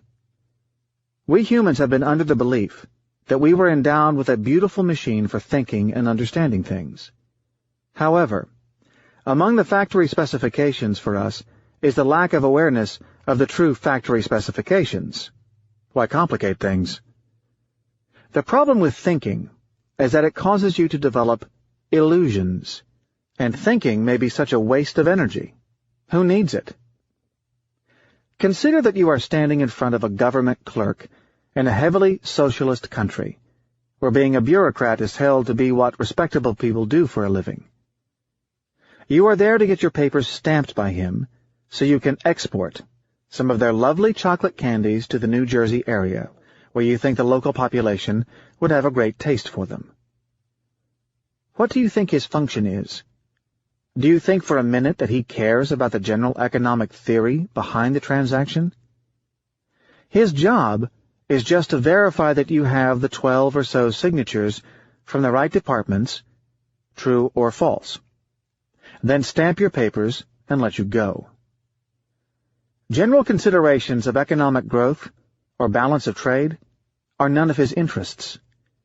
In fact, you are lucky that he doesn't spend any time meditating about these things. Consider how long the procedure would take if he had to solve balance of trade equations. He just has a rule book, and over a career spanning 40 to 45 years, he will just stamp documents, be mildly rude, and go home to drink non-pasteurized beer and watch soccer games. If you gave him Paul Krugman's book on international economics, he would either sell it in the black market or give it to his nephew. Accordingly, rules have their value. We just follow them not because they are the best, but because they are useful and they save us time and effort. Consider that those who started theorizing upon seeing a tiger, on whether the tiger was of this or that taxonomic variety, and the degree of danger it represented, ended up being eaten by it. Others, who just ran away at the smallest presumption and were not slowed down by the smallest amount of thinking, ended up either out-chasing the tiger or out-chasing their cousin, who ended up being eaten by it. Satisficing. It is a fact that our brains would not be able to operate without such shortcuts. The first thinker who figured it out was Herbert Simon, an interesting fellow in intellectual history. He started out as a political scientist, but he was a formal thinker, not the literary variety of political scientists who write about Afghanistan in Foreign Affairs. He was an artificial intelligence pioneer, taught computer science and psychology, did research in cognitive science, philosophy, and applied mathematics, and received the Bank of Sweden Prize for Economics in honor of Alfred Nobel. His idea is that if we were to optimize at every step in life, then it would cost us an infinite amount of time and energy. Accordingly, there has to be in us an approximation process that stops somewhere. Clearly, he got his intuitions from computer science. He spent his entire career at Carnegie Mellon University in Pittsburgh, which has a reputation as a computer science center. Satisficing was his idea, the melding together of satisfy and suffice. You stop when you get a near satisfactory solution. Otherwise, it may take you an eternity to reach the smallest conclusion or perform the smallest act. We are therefore rational, but in a limited way. Boundedly rational. He believed that our brains were a large optimizing machine that had built-in rules to stop somewhere. Not quite so, perhaps. It may not be just a rough approximation. For two, initially Israeli researchers on human nature, how we behave seemed to be a completely different process from the optimizing machine presented by Simon. The two sat down introspecting in Jerusalem, looking at aspects of their own thinking, compared it to rational models, and noticed qualitative differences. Whenever they both seemed to make the same mistake of reasoning, they ran empirical tests on subjects, mostly students, and discovered very surprising results on the relation between thinking and rationality. It is to their discovery that we turn next. Flawed, not just imperfect. Kahneman and Tversky. Who has exerted the most influence on economic thinking over the past 2 centuries? No, it is not John Maynard Keynes, not Alfred Marshall, not Paul Samuelson, and certainly not Milton Friedman. The answer is 2 non-economists, Daniel Kahneman and Amos Tversky, the 2 Israeli introspectors, and their specialty was to uncover areas where human beings are not endowed with rational, probabilistic thinking and optimal behavior under uncertainty. Strangely, economists studied uncertainty for a long time, and did not figure out much. If anything, they thought they knew something and were fooled by it. Aside from some penetrating minds like Keynes, Knight, and Shackley, economists did not even figure out that they had no clue about uncertainty. The discussions on risk by their idols show that they do not know how much they do not know. Psychologists, on the other hand, looked at the problem and came out with solid results. Note that, unlike economists, they conducted experiments, true controlled experiments, of a repeatable nature, that can be done in Ulaanbaatar, Mongolia, tomorrow, if necessary. Conventional economists do not have this luxury, as they observe the past and make lengthy and mathematical comments, then bicker with each other about them. Kahneman and Tversky went in a completely different direction than Simon, and started figuring out rules in humans that did not make them rational. But things went beyond the shortcut. For them, these rules, which are called heuristics, were not merely a simplification of rational models, but were different in methodology and category. They called them quick and dirty heuristics. There is a dirty part. These shortcuts came with side effects, these effects being the biases, most of which I discussed previously throughout the text, such as the inability to accept anything abstract as risk. This started an empirical research tradition called the heuristics and biases tradition that attempted to catalog them. It is impressive because of its empiricism and the experimental aspect of the methods used. Since the Kahneman and Tversky results, an entire discipline called behavioral finance and economics has flourished.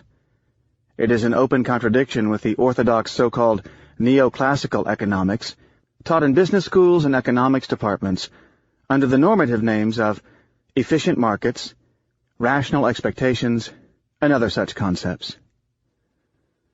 It is worth stopping at this juncture and discussing the distinction between normative and positive sciences. A normative science, clearly a self-contradictory concept, offers prescriptive teachings. It studies how things should be. Some economists, for example those of the efficient market religion, believe that our studies should be based on the hypothesis that humans are rational and act rationally because it is the best thing for them to do. It is mathematically optimal. The opposite is a positive science, which is based on how people actually are observed to behave. In spite of economists' envy of physicists, physics is an inherently positive science, while economics, particularly microeconomics and financial economics, is predominantly a normative one. Normative economics is like religion without the aesthetics. Note that the experimental aspects of the research implies that Daniel Kahneman and the experimental ponytailed economist Vernon Smith were the first true scientists ever to bow in front of the Swedish king for the economics prize, something that should give credibility to the Nobel Academy, particularly if, like many, one takes Daniel Kahneman far more seriously than a collection of serious-looking and very human, hence fallible, Swedes. There is another hint of the scientific firmness of this research. It is extremely readable for someone outside of psychology, unlike papers in conventional economics and finance that even people in the field have difficulty reading, as the discussions are jargon-laden and heavily mathematical to give the illusion of science. A motivated reader can get concentrated in 4 volumes the collection of the major heuristics and biases papers. Economists were not at the time very interested in hearing these stories of irrationality. Homo economicus, as we said, is a normative concept. While they could easily buy the Simon argument that we are not perfectly rational and that life implies approximations, particularly when the stakes are not large enough, they were not willing to accept that people were flawed rather than imperfect. But they are. Kahneman and Tversky show that these biases do not disappear when there are incentives, which means that they are not necessarily cost-saving. They were a different form of reasoning, and one where the probabilistic reasoning was weak. Where is Napoleon when we need him? If your mind operates by a series of different disconnected rules, these may not be necessarily consistent with each other, and if they may still do the job locally, they will not necessarily do so globally. Consider them stored as a rule book of sorts. Your reaction will depend on which page of the book you open to at any point in time. I will illustrate it with another socialist example. After the collapse of the Soviet Union, Western business people involved in what became Russia discovered an annoying, or entertaining, fact about the legal system. It had conflicting and contradictory laws. It just depended on which chapter you looked up. I don't know whether the Russians wanted it as a prank. After all, they lived long, humorless years of oppression. But the confusion led to situations where someone had to violate a law to comply with another. I have to say that lawyers are quite dull people to talk to. Talking to a dull lawyer who speaks broken English with a strong accent and vodka breath can be quite straining. So you give up. This spaghetti legal system came from the piecewise development of the rules. You add a law here and there, and the situation is too complicated as there is no central system that is consulted every time to ensure compatibility of all the parts together. Napoleon faced a similar situation in France, and remedied it by setting up a top-down code of law that aimed to dictate a full, logical consistency. The problem with us humans is not so much that no Napoleon has showed up so far to dynamite the old structure, then re-engineer our minds like a big central program. It is that our minds are far more complicated than just a system of laws, and the requirement for efficiency is far greater. Consider that your brain reacts differently to the same situation depending on which chapter you open to. The absence of a central processing system makes us engage in decisions that can be in conflict with each other. You may prefer apples to oranges, oranges to pears, but pears to apples. It depends on how the choices are presented to you. The fact that your mind cannot retain and use everything you know at once is the cause of such biases. One central aspect of an heuristic is that it is blind to reasoning. I'm as good as my last trade, and other heuristics. There exist plenty of different catalogues of these heuristics in the literature, many of them overlapping. The object of this discussion is to provide the intuition behind their formation, rather than list them. For a long time, we traders were totally ignorant of the behavioral research, and saw situations where there was, with strange regularity, a wedge between the simple probabilistic reasoning and people's perception of things. We gave them names such as the "I'm as good as my last trade" effect, the soundbite effect, the Monday morning quarterback heuristic, and the "it was obvious after the fact" effect. It was both vindicating for traders' pride and disappointing to discover that they existed in the heuristic literature as the anchoring, the effect heuristic, and the hindsight bias. It makes us feel that trading is true, experimental scientific research. The correspondence between the two worlds can be shown in a table that I will call Trader and Scientific Approach. I will list the trader name, then the learned name, and then its description. I'm as good as my last trade, which is actually the prospect theory, which is looking at differences, not absolutes, and resetting to a specific reference point. Soundbite effect, or fade the fears, is actually affect heuristic, risk as feeling theory, which is people react to concrete and visible risks, not abstract ones. It was so obvious, or Monday morning quarterbacking, is actually hindsight bias, which is things appear to be more predictable after the fact. You were wrong, is actually belief in the law of small numbers, which is inductive fallacies, jumping to general conclusions too quickly. Brooklyn smarts versus MIT intelligence is actually two systems of reasoning, which means the working brain is not quite the reasoning one. And finally, it will never go there, is actually overconfidence, which means risk-taking out of an underestimation of the odds. I start with the "I'm as good as my last trade" heuristic, or the loss of perspective bias. The fact that the counter is reset at 0 and you start a new day or month from scratch, whether it is your accountant who does it or your own mind. This is the most significant distortion, and the one that carries the most consequences. In order to be able to put things in general context, you do not have everything you know in your mind at all times, so you retrieve the knowledge that you acquire at any given time in a piecemeal fashion, which puts these retrieved knowledge chunks in their local context. This means that you have an arbitrary reference point and react to differences from that point, forgetting that you are only looking at the differences from that particular perspective of the local context, not the absolutes. There is the well-known trader maxim, "Life is incremental."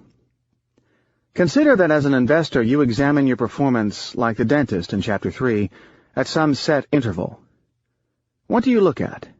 Your monthly, your daily, your life-to-date, your hourly performance? You can have a good month and a bad day. Which period should dominate? When you take a gamble, do you say, "My net worth will end up at $999,000 or $101,500 after the gamble"? Or do you say, "I lose $1,000 or make $1,500. Your attitude toward the risks and rewards of the gamble will vary according to whether you look at your net worth or changes in it. But in fact, in real life, you will be put in situations where you will only look at your changes.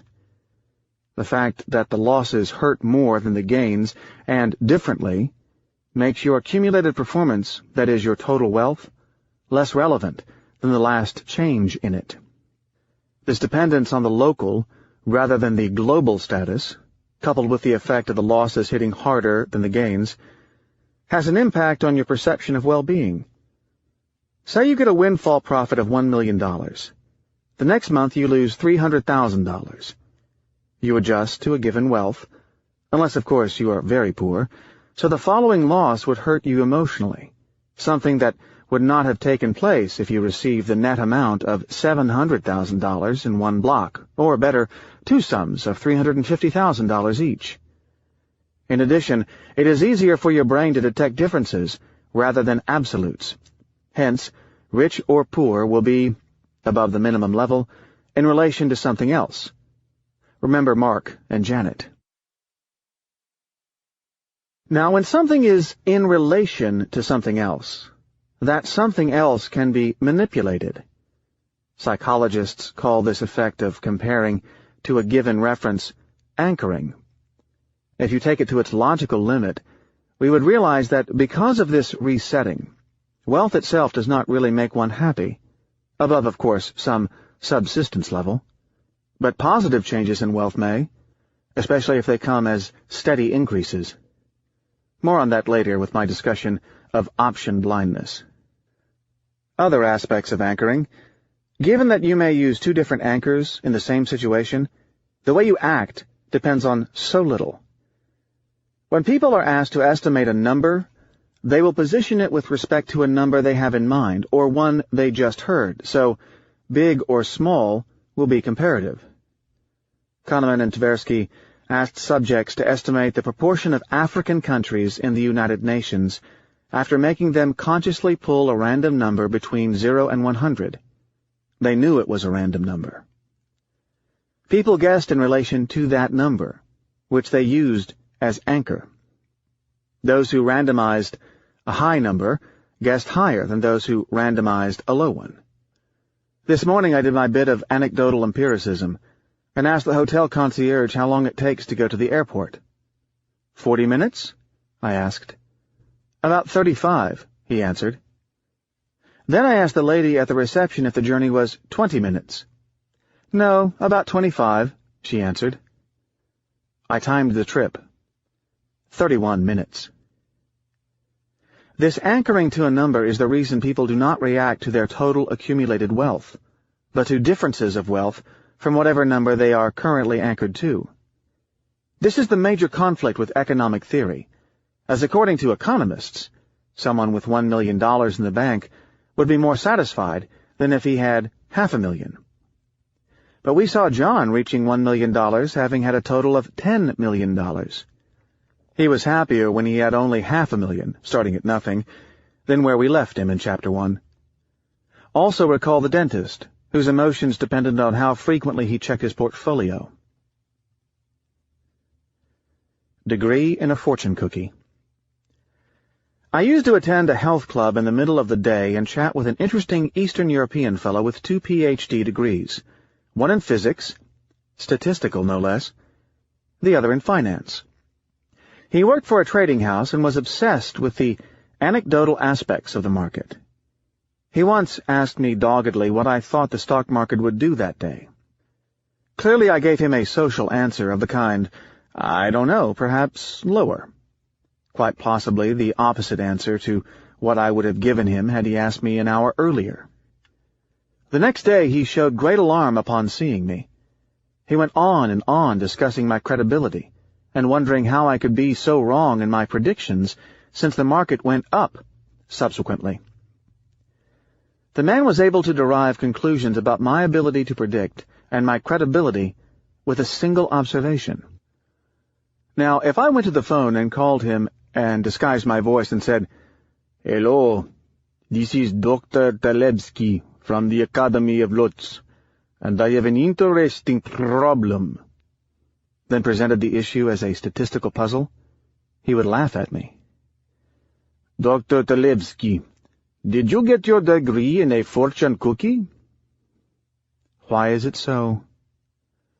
Clearly there are two problems. First, the quant did not use his statistical brain when making the inference, but a different one. Second, he made the mistake of overstating the importance of small samples, in this case just one single observation, the worst possible inferential mistake a person can make. Mathematicians tend to make egregious mathematical mistakes outside of their theoretical habitat.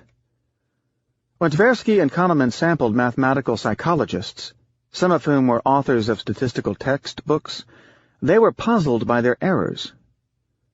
Respondents put too much confidence in the result of small samples, and their statistical judgment showed little sensitivity to sample size.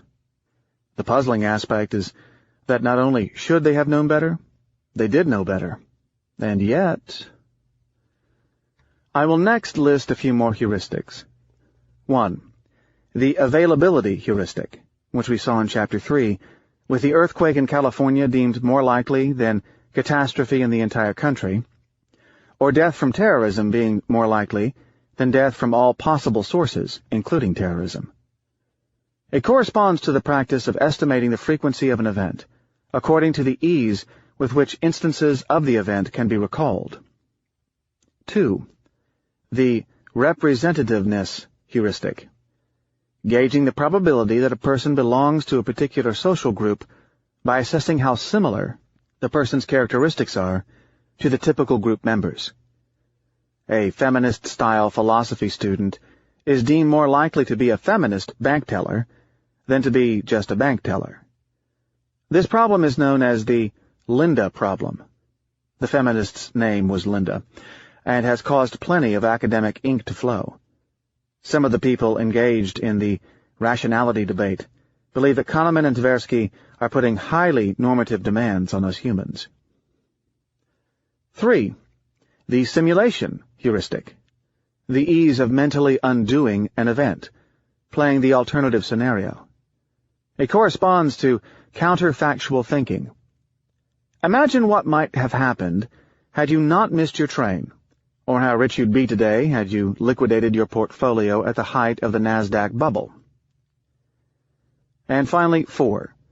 We discussed in Chapter 3 the effect heuristic, What emotions are elicited by events determine their probability in your mind. 2 systems of reasoning. Later research refines the problem as follows. There are 2 possible ways for us to reason, the heuristics being part of one, rationality being part of the other. Recall the colleague who used a different brain in the classroom than the one in real life in Chapter 2. Didn't you wonder why the person you think knows physics so well cannot apply the basic laws of physics by driving well? Researchers divide the activities of our mind into the following 2 polarized parts, called System 1 and System 2. System 1 is effortless, automatic, associative, rapid, parallel process, opaque, i.e. we are not aware of using it, emotional, concrete, specific, social, and personalized. System 2 is effortful, controlled, deductive, slow, serial, self-aware, neutral, abstract, sets, asocial, and depersonalized. I have always believed that professional option traders and market makers, by dint of practicing their probabilistic game, build an innate probabilistic machine that is far more developed than the rest of the population, even that of probabilists.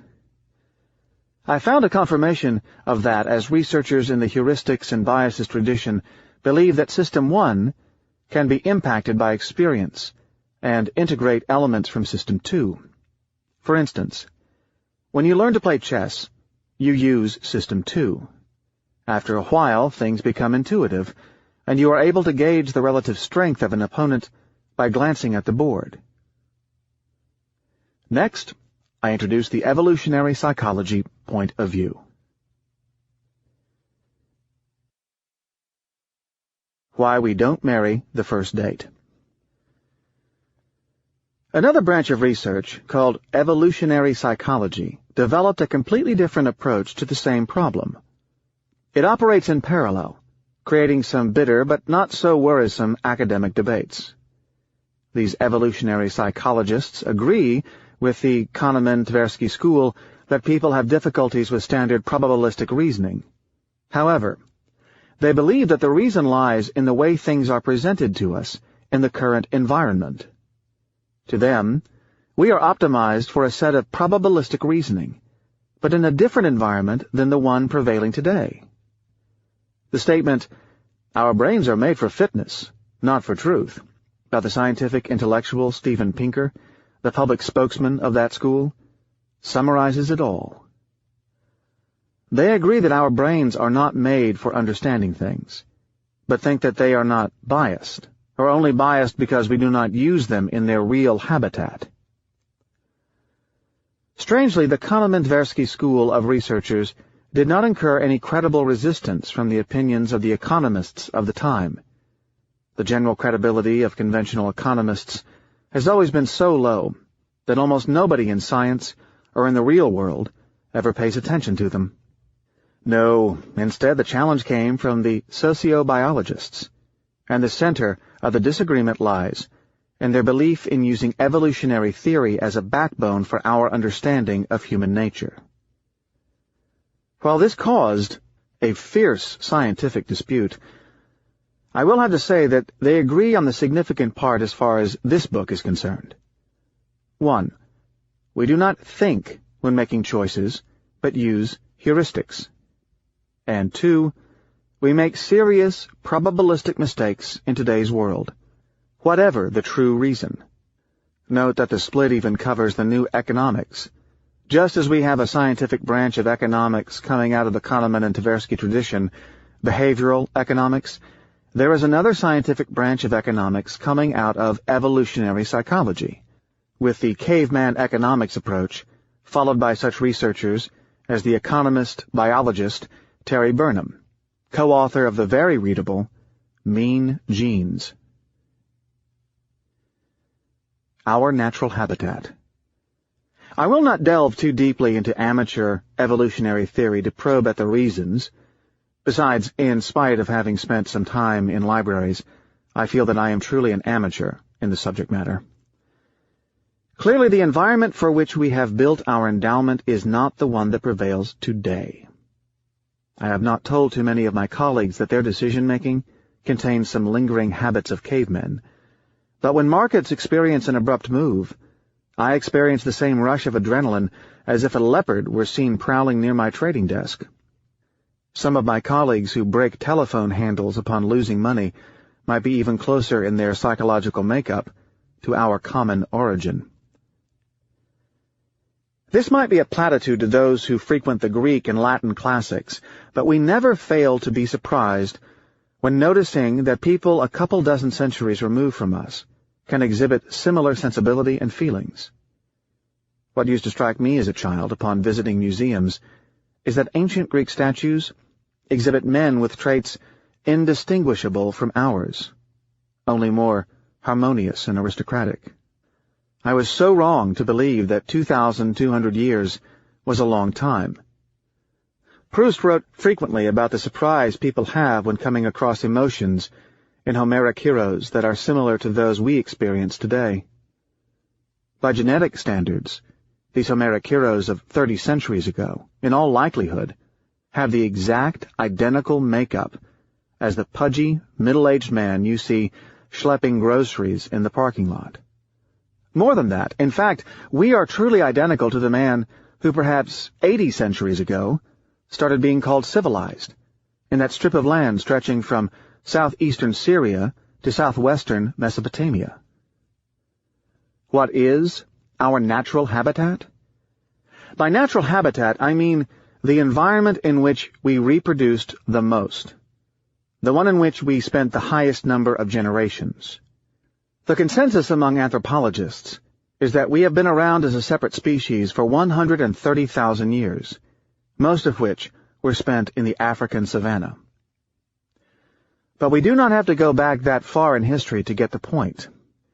Imagine life in an early urban settlement in Middletown, Fertile Crescent, only about 3,000 years ago. Surely modern times from a genetic standpoint. Information is limited by the physical means of its transmission. One cannot travel fast, hence, information will come from faraway places in concise batches. Traveling is a nuisance fraught with all manner of physical danger. You will settle within a narrow radius of where you were born unless famine or some invading uncivilized tribe dislodges you and your relatives from your happy settlement. The number of people you would get to know in a lifetime will be small. Should a crime be committed, it will be easy to gauge the evidence of guilt within the small number of possible suspects. If you are unjustly convicted of a crime, you will argue in simple terms, propounding simple evidence like, "I was not there, as I was praying in the temple of Baal, and was seen at dusk by the high priest," and add that Obed-Shemesh, son of Sahar, was more likely to be guilty because he had more to gain from the crime. Your life would be simple, hence your space of probabilities would be narrow. The real problem is, as I have mentioned, that such a natural habitat does not include much information. An efficient computation of the odds was never necessary until very recently. This also explains why we had to wait until the emergence of the gambling literature to see the growth of the mathematics of probability. Popular belief holds that the religious backdrop of the first and second millennia blocked the growth of tools that hint at absence of determinism and caused the delays in probability research. The idea is extremely dubious. We simply did not compute probabilities because we did not dare to? Surely the reason is rather because we did not need to. Much of our problem comes from the fact that we have evolved out of such a habitat faster, much faster, than our genes. Even worse, our genes have not changed at all. Fast and frugal. Evolutionary theorists agree that brain work depends on how the subject is presented and the frame offered, and they can be contradictory in their results. We detect cheaters with a different part of our brain than the one we draw on to solve logical problems. People can make incoherent choices because the brain works in the form of small, partial jobs. These heuristics that we said were quick and dirty to the psychologists are fast and frugal to the evolutionary psychologists. Not only that, but some thinkers, like the cognitive scientist Gerd Gigerenzer, seem to have obsessively taken the other side of the trade from Kahneman and Tversky. His work and that of his associates at the ABC Group, Adaptive, Behavior, and Cognition, intend to show that we are rational and that evolution produces a form of rationality he calls ecological rationality. They believe that not only are we hardwired for optimizing probabilistic behavior in situations like mate selection, how many people of the opposite sex do you need to meet before pulling the trigger, or choosing a meal, but we are also so wired for stock selection, and that we do it appropriately if the stocks are presented to us in the correct manner. In fact, Gigerenzer agrees that we do not understand probability, too abstract, but we react rather well to frequencies, less abstract. According to him, some problems that normally would cause us to make a mistake disappear when phrased in terms of percentages. According to these researchers, while we may like to think of our brain as a central processing system with top-down features, an analogy to the Swiss Army knife with its small specific tools seems to be in order. How? The psychologist's framework is built around the distinction between the domain-specific and domain-general adaptations. A domain-specific adaptation is something that is meant to solve a very precise task, as opposed to domain-general ones that are meant to solve global ones. While these are easy to understand and accept for physiological adaptations, i.e., a giraffe's neck helps in reaching food, or an animal's colors in providing camouflage, people have had difficulties accepting why these apply to our mind in the same manner. Our brain functions by modules. An interesting aspect of modularity is that we may use different modules for different instances of the same problem, depending on the framework in which it is presented. One of the attributes of a module is its encapsulation, i.e., we cannot infer with its functioning, as we are not aware of using it. The most striking module is used when we try to find a cheater.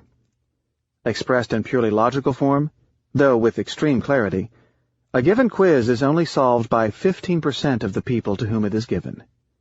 Now, the same quiz expressed in a manner that aims at uncovering a cheater, almost everyone gets it. Neurobiologists 2.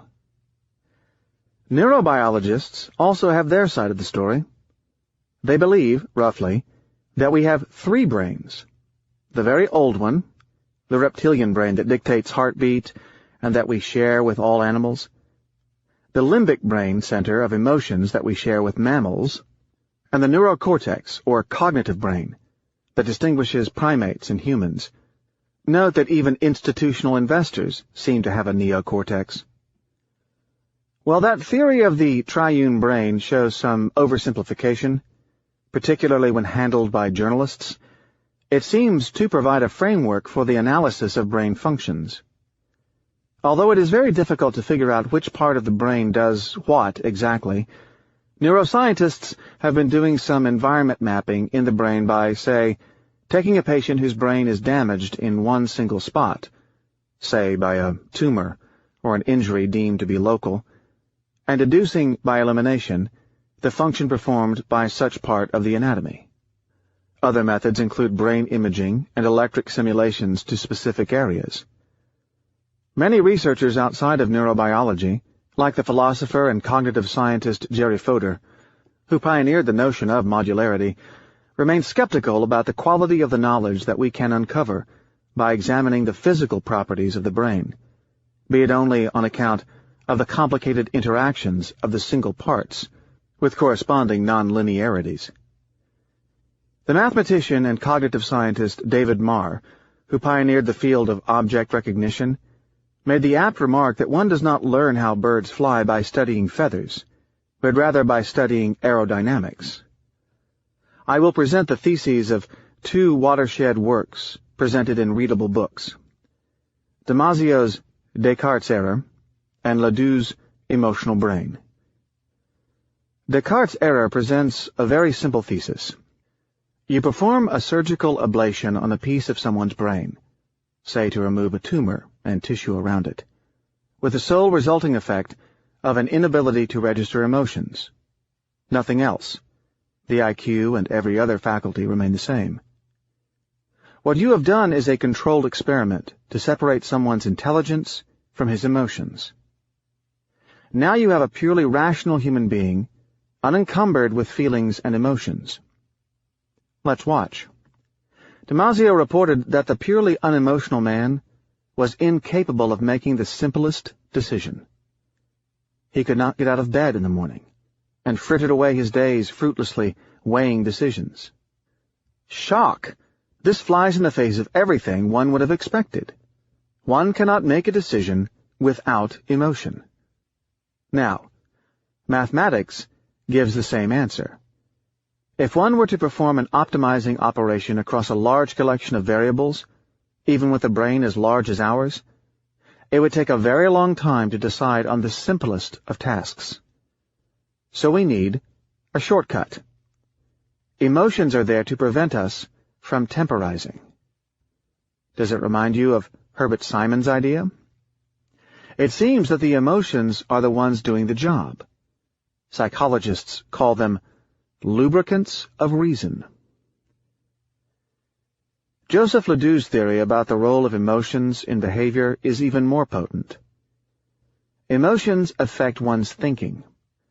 He figured out that much of the connections from the emotional systems to the cognitive systems are stronger than connections from the cognitive systems to the emotional systems. The implication is that we feel emotions, limbic brain, then find an explanation, neurocortex. As we saw with Clapared's discovery, much of the opinions and assessments that we have concerning risks may be the simple result of emotions. Kafka in the courtroom. The O.J. Simpson trial provides an example of how our modern society is ruled by probability, because of the explosion in information, while important decisions are made without the smallest regard for its basic laws. We are capable of sending a spacecraft to Mars, but we are incapable of having criminal trials managed by the basic laws of probability. Yet evidence is clearly a probabilistic notion. I remember buying a book on probability at a Borders Books chain bookstore, only a short distance from the Los Angeles courtroom, where the trial of the century was taking place. Another book that crystallized the highly sophisticated quantitative knowledge in the field. How could such a leap in knowledge elude lawyers and jurors only a few miles away?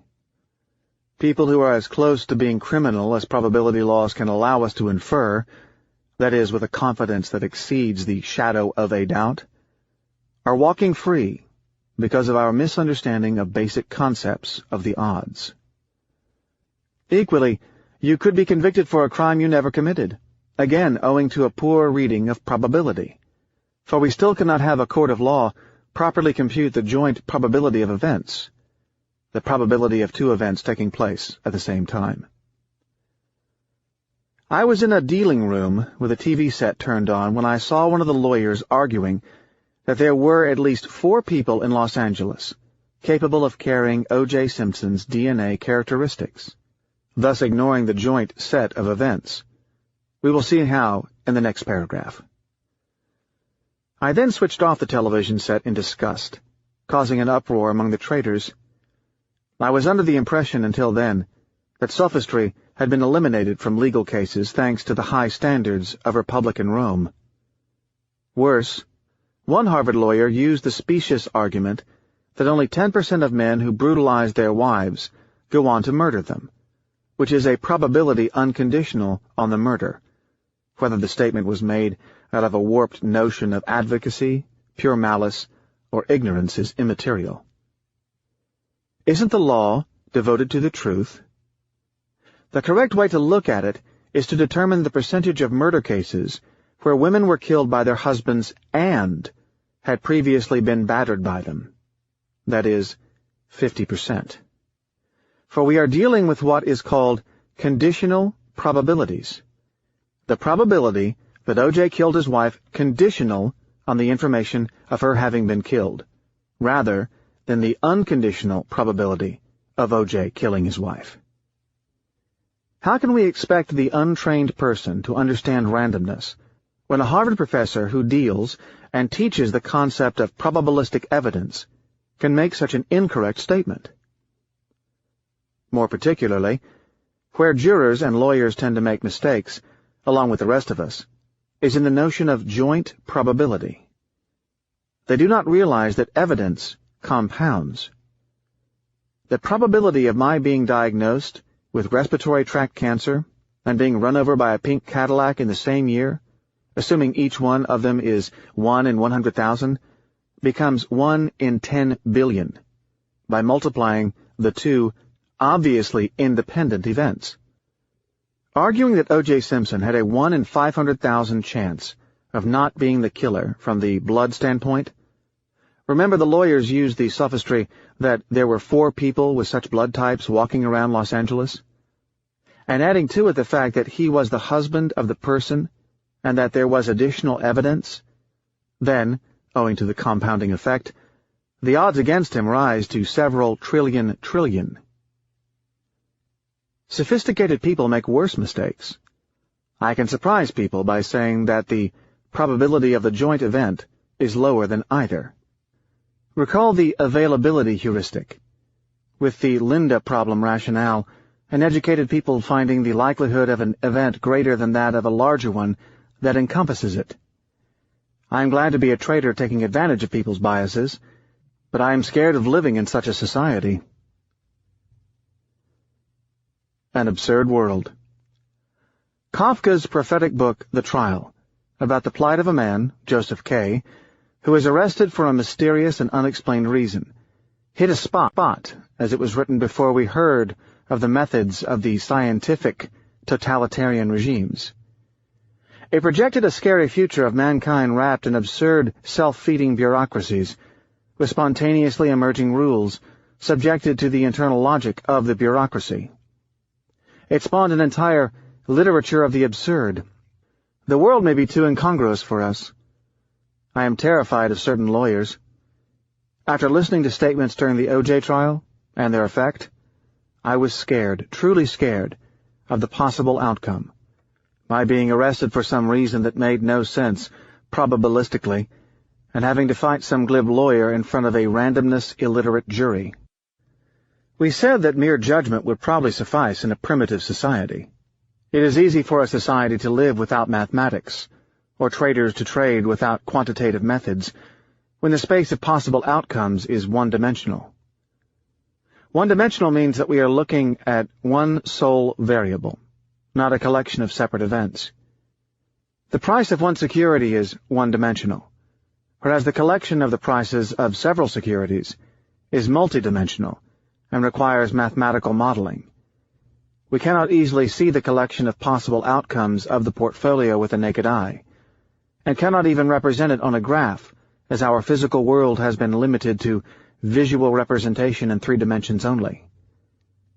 We will argue later why we run the risk of having bad models, admittedly we have, or making the error of condoning ignorance, swinging between the Charybdis of the lawyer who knows no math and the Scylla of the mathematician who misuses his math because he does not have the judgment to select the right model. In other words, we will have to swing between the mistake of listening to the glib nonsense of a lawyer who refuses science and that of applying the flawed theories of some economist who takes his science too seriously. The beauty of science is that it makes allowance for both error types. Luckily, there is a middle road, but, sadly, it is rarely traveled.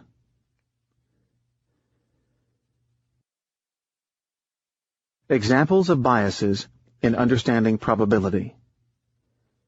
I found in the behavioral literature at least 40 damning examples of such acute biases, systematic departures from rational behavior, widespread across professions and fields. Next is an account of a well-known test, and an embarrassing one for the medical profession, The following famous quiz was given to medical doctors, which I borrowed from the excellent Deborah Bennett's Randomness. A test of a disease presents a rate of 5% false positives. The disease strikes 1 in 1,000 of the population. People are tested at random, regardless of whether they are suspected of having the disease. A patient's test is positive. What is the probability of the patient being stricken with the disease? Most doctors answered 95%, simply taking into account the fact that the test has a 95% accuracy rate. The answer is the conditional probability that the patient is sick, and the test shows it, close to 2%. Less than 1 in 5 professionals got it right. I will simplify the answer using the frequency approach. Assume no false negatives. Consider that out of 1,000 patients who are administered the test, 1 will be expected to be afflicted with the disease. Out of a population of the remaining 999 healthy patients, the test will identify about 50 with the disease. It is 95% accurate. The correct answer should be that the probability of being afflicted with the disease for someone selected at random who presented a positive test is the following ratio. The number of afflicted persons divided by the number of true and false positives. Here, 1 in 51.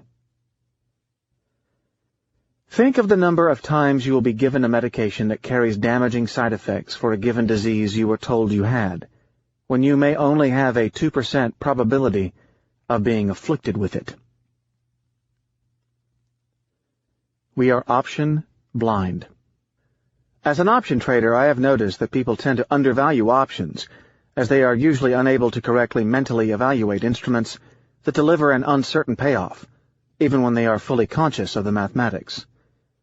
Even regulators reinforce such ignorance by explaining to people that options are a decaying or wasting asset. Options that are out of the money are deemed to decay by losing their premium between 2 dates. I will clarify next with a simplified but sufficient explanation of what an option means. Say a stock trades at $100, and that someone gives me the right, but not the obligation, to buy it at $110 1 month ahead of today. This is dubbed a call option. It makes sense for me to exercise it by asking the seller of the option to deliver me the stock at $110 only if it trades at a higher price than $110 in 1 month's time. If the stock goes to $120, my option will be worth $10, for I will be able to buy the stock at $110 from the option writer and sell it to the market at $120, pocketing the difference. But this does not have a very high probability. It is called out of the money, for I have no gain from exercising it right away. Consider that I buy the option for $1. What do I expect the value of the option to be 1 month from now? Most people think 0. That is not true. The option has a high probability, say 90%, of being worth 0 at expiration, but perhaps 10% probability to be worth an average of $10. Thus, selling the option to me for $1 does not provide the seller with free money. If the seller had instead bought the stock himself at $100 and waited the month, he could have sold it for $120. Making $1 now was hardly, therefore, free money. Likewise, buying it is not a wasting asset. Even professionals can be fooled. How? They confuse the expected value and the most likely scenario. Here the expected value is $1, and the most likely scenario is for the option to be worth 0. They mentally overweigh the state that is the most likely, namely, that the market does not move at all. The option is simply the weighted average of the possible states the asset can take. There is another type of satisfaction provided by the option seller. It is the steady return and the steady feeling of reward, what psychologists call flow. It is very pleasant to go to work in the morning with the expectation of being up some small money. It requires some strength of character to accept the expectation of bleeding a little, losing pennies on a steady basis, even if the strategy is bound to be profitable over longer periods. I notice that very few option traders can maintain what I call a long volatility position, namely a position that will most likely lose a small quantity of money at expiration, but is expected to make money in the long run because of occasional spurts. I discovered very few people who accepted losing $1 for most expirations and making $10 once in a while, even if the game were fair, i.e., they made the $10 more than 9.1% of the time. I divide the community of option traders into two categories: premium sellers and premium buyers. Premium sellers, also called option sellers, sell options, and generally make steady money, like John in chapters 1 and 5. Premium buyers do the reverse. Option sellers, it is said, eat like chickens and go to the bathroom like elephants. Alas, most option traders I encountered in my career are premium sellers. When they blow up, it is generally other people's money. How could professionals seemingly aware of the simple mathematics be put in such a position? As previously discussed, our actions are not quite guided by the parts of our brain that dictate rationality. We think with our emotions, and there is no way around it. For the same reason, people who are otherwise rational engage in smoking or in fights that get them no immediate benefits. Likewise, people sell options even when they know that it is not a good thing to do.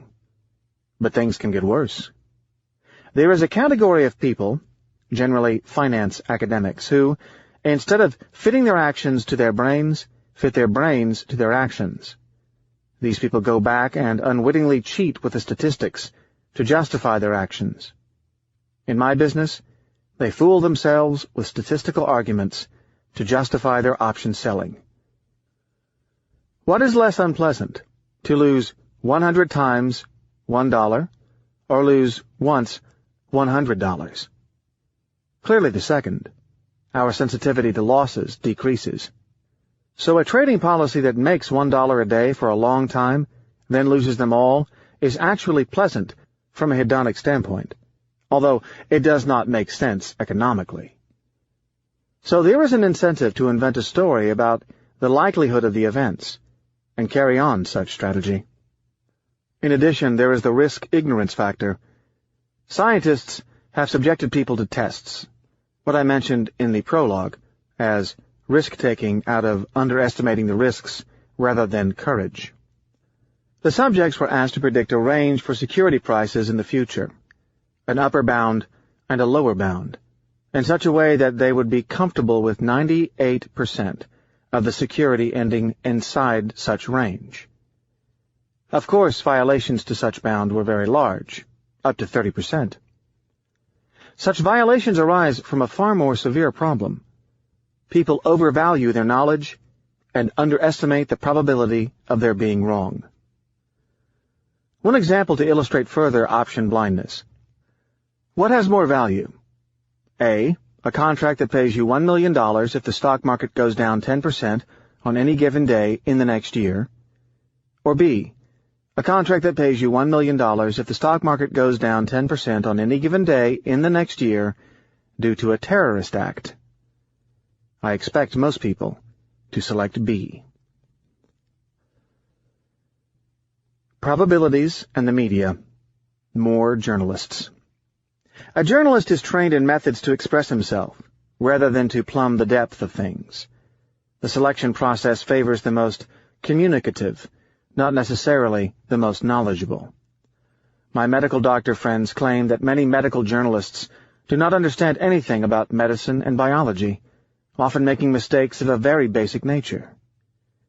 I cannot confirm such statements, being myself a mere amateur, though at times a voracious reader in medical research.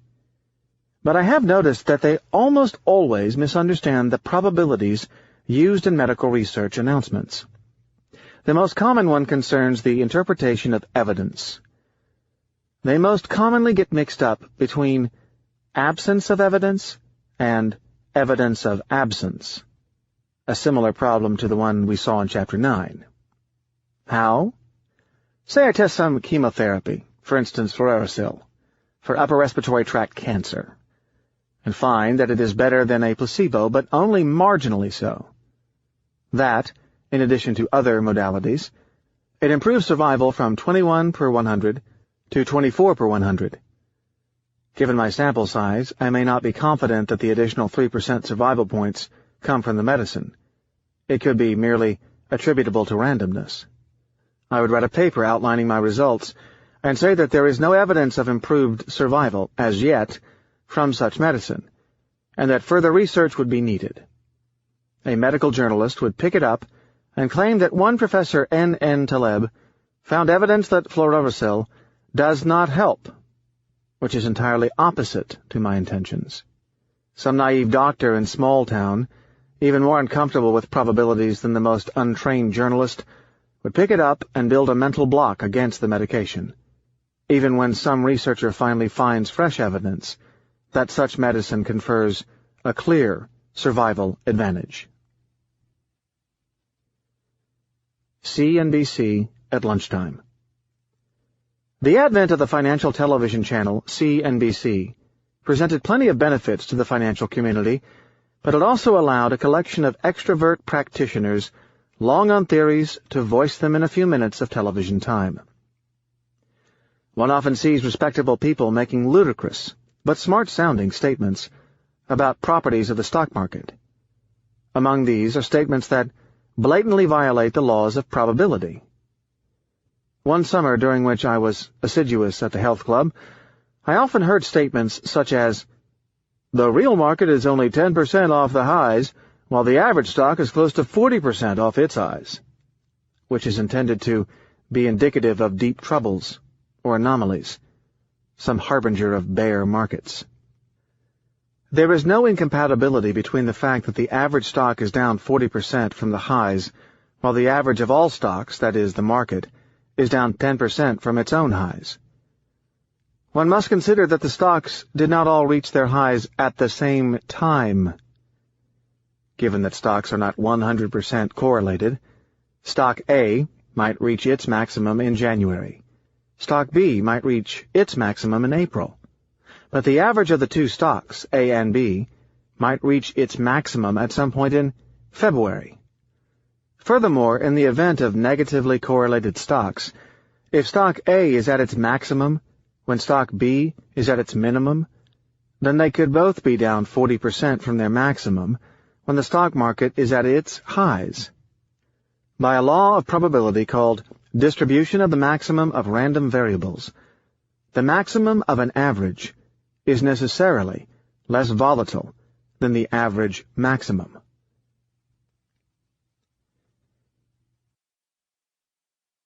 You should be dead by now. This brings to mind another common violation of probability by prime-time TV financial experts, who may be selected for their looks, their charisma, and their presentation skills, but certainly not for their incisive minds. For instance, a fallacy that I saw commonly made by a prominent TV financial guru goes as follows. The average American is expected to live 73 years. Therefore, if you are 68, you can expect to live 5 more years and should plan accordingly. She went into precise prescriptions of how the person should invest for a 5 more years horizon. Now, what if you are 80? Is your life expectancy minus 7 years? What these journalists confuse is the unconditional and conditional life expectancy. At birth, your unconditional life expectancy may be 73 years, but as you advance in age and do not die, your life expectancy increases along with your life. Why? Because other people, by dying, have taken your spot in the statistics, for expectation means average. So if you are 73 and are in good health, You may still have, say, 9 years in expectation. But the expectation would change, and at 82, you will have another 5 years, provided, of course, you are still alive. Even someone 100 years old still has a positive conditional life expectation. Such a statement, when one thinks about it, is not too different from the one that says, "Our operation has a mortality rate of 1%. So far, we have operated on 99 patients with great success. You are our 100th. Hence, you have a 100% probability of dying on the table." TV financial planners may confuse a few people. This is quite harmless. What is far more worrying is the supply of information by non-professionals to professionals. It is to the journalists that we next turn. The Bloomberg Explanations. I have on my desk a machine eponymously called a Bloomberg, after the legendary founder Michael Bloomberg. It acts as a safe email service, a news service, an historical data retrieving tool, a charting system, an invaluable analytical aid, and not least, a screen where I can see the price of securities and currencies. I've gotten so addicted to it that I cannot operate without it, as I would otherwise feel cut off from the rest of the world. I use it to get in contact with my friends, confirm appointments, and solve some of those entertaining quarrels that put some sharpness into life. Somehow, traders who do not have a Bloomberg address do not exist for us. They have to have recourse to the more plebeian Internet. But there is one aspect of Bloomberg I would dispense with: the journalist's commentary. Why? Because they engage in explaining things and perpetuate the right column, left column confusion in a serious manner. Bloomberg is not the sole perpetrator. It is just that I have not been exposed to newspapers' business sections over the past decade, preferring to read real prose instead. As I am writing these lines, I see the following headlines on my Bloomberg. Dow is up 1.03 on lower interest rates. Dollar down 0.12 yen on higher Japanese surplus. And so on for an entire page. If I translate it well, the journalist claims to provide an explanation for something that amounts to perfect noise. A move of 1.03, with the Dow at 11,000, constitutes less than a 0.01% move. Such a move does not warrant an explanation. There is nothing there that an honest person can try to explain. There are no reasons to adduce. But like apprentice professors of comparative literature, journalists being paid to provide explanations will gladly and readily provide them. The only solution is for Michael Bloomberg to stop paying his journalists for providing commentary. Significance. How did I decide that it was perfect noise? Take a sample analogy. If you engage in a mountain bike race with a friend across Siberia and, a month later, beat him by 1 single second, you clearly cannot boast that you are faster than him. You might have been helped by something, or it can be just plain randomness, nothing else. That second is not in itself significant enough for someone to draw conclusions. I would not write in my pre-bedtime diary, "Cyclist A is better than Cyclist B because he is fed with spinach, whereas Cyclist B has a diet rich in tofu. The reason I am making this inference is because he beat him by 1.3 seconds in a 3,000-mile race." Should the difference be 1 week, then I could start analyzing whether tofu is the reason, or if there are other factors. Causality. There is another problem. Even assuming statistical significance, one has to accept a cause and effect, meaning that the event in the market can be linked to the cause proffered. In Latin, post hoc ergo propter hoc. It is the consequence because it came after. Say, Hospital A delivered 52% boys, and Hospital B delivered the same year only 48%. Would you try to give the explanation that you had a boy because it was delivered in Hospital A? Causality can be very complex. It is very difficult to isolate a single cause when there are plenty around. This is called multivariate analysis.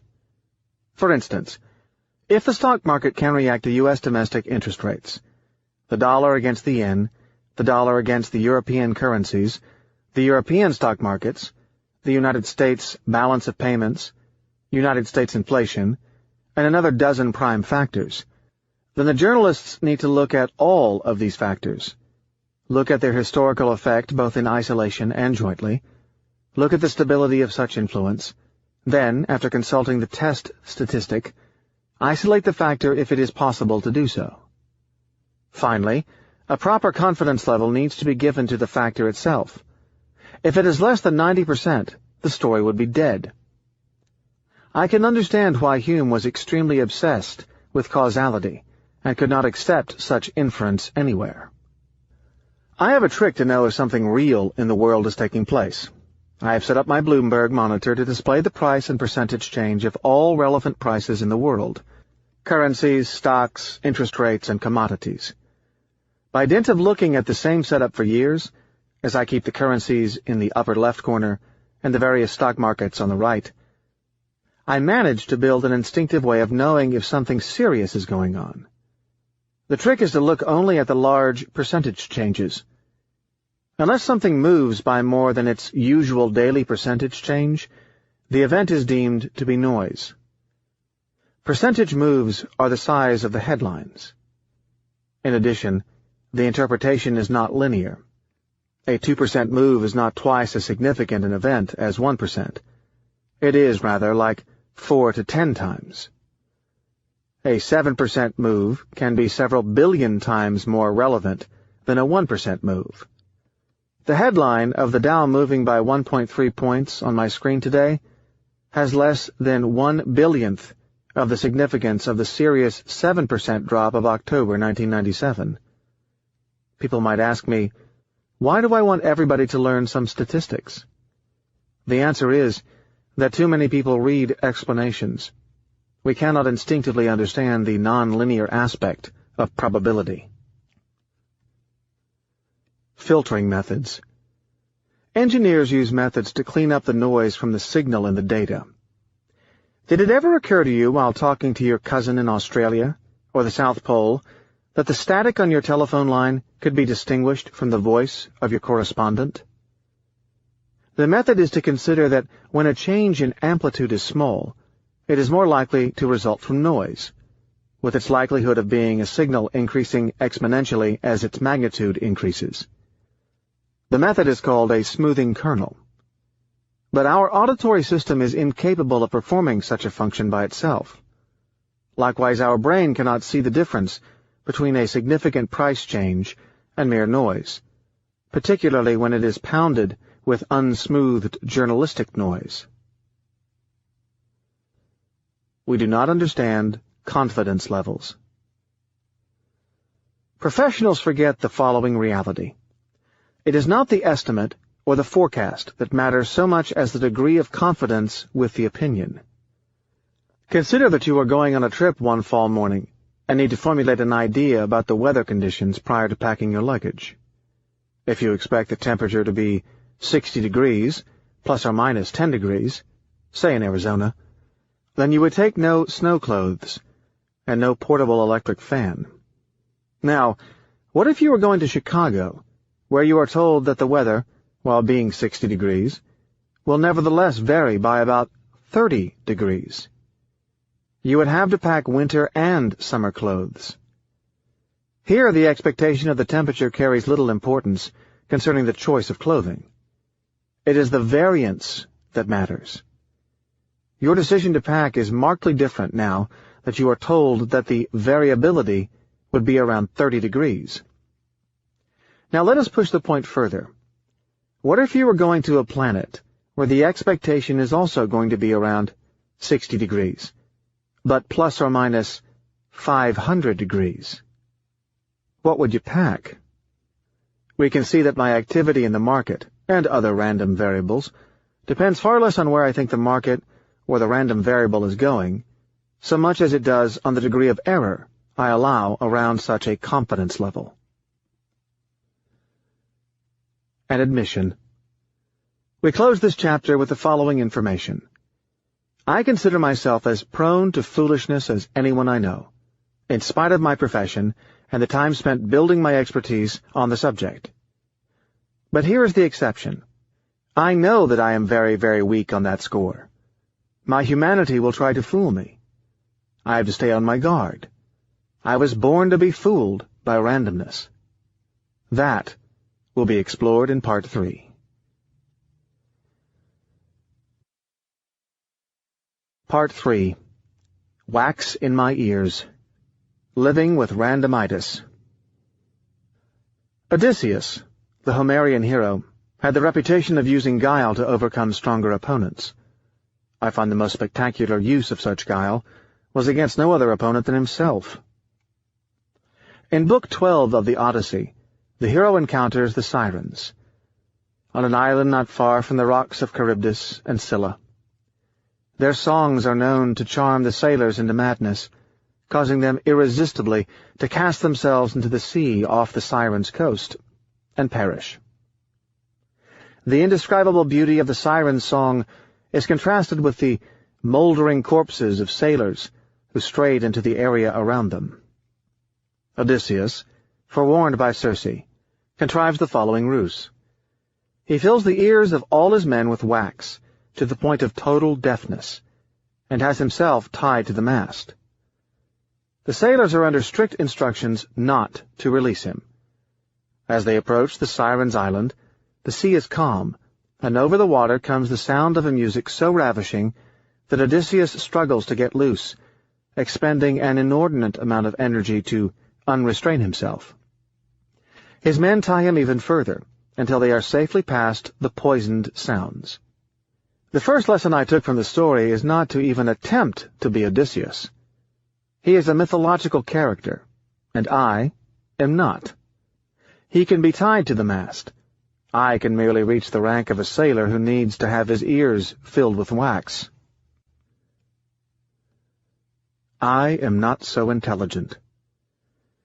The epiphany I had in my career in randomness came when I understood that I was not intelligent enough, nor strong enough, to even try to fight my emotions.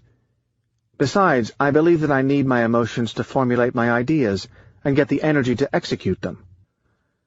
I am just intelligent enough to understand that I have a predisposition to be fooled by randomness, and to accept the fact that I am rather emotional.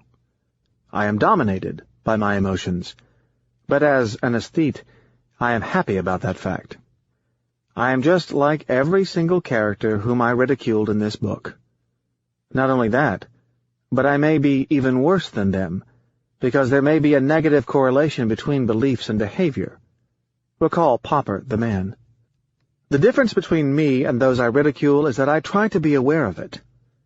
No matter how long I study and try to understand probability, my emotions will respond to a different set of calculations, those that my unintelligent genes want me to handle. If my brain can tell the difference between noise and signal, my heart cannot.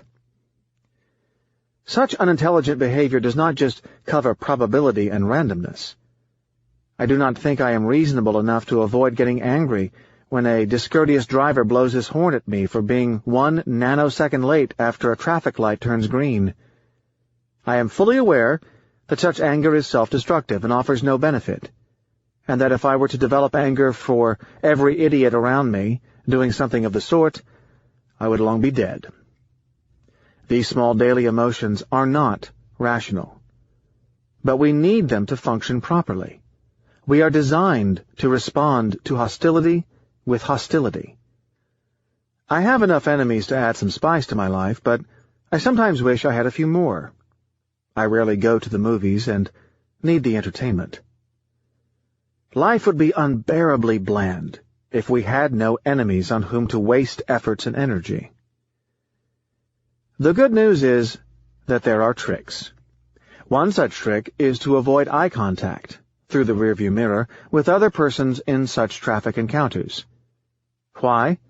Because when you gaze into someone's eyes, a different part of your brain, the more emotional one, is activated, and engaged as the result of the interaction. I try to imagine that the other person is a Martian, rather than a human being. It works, sometimes, but it works best when the person presents the appearance of being from a different species. How? I am an avid road cyclist.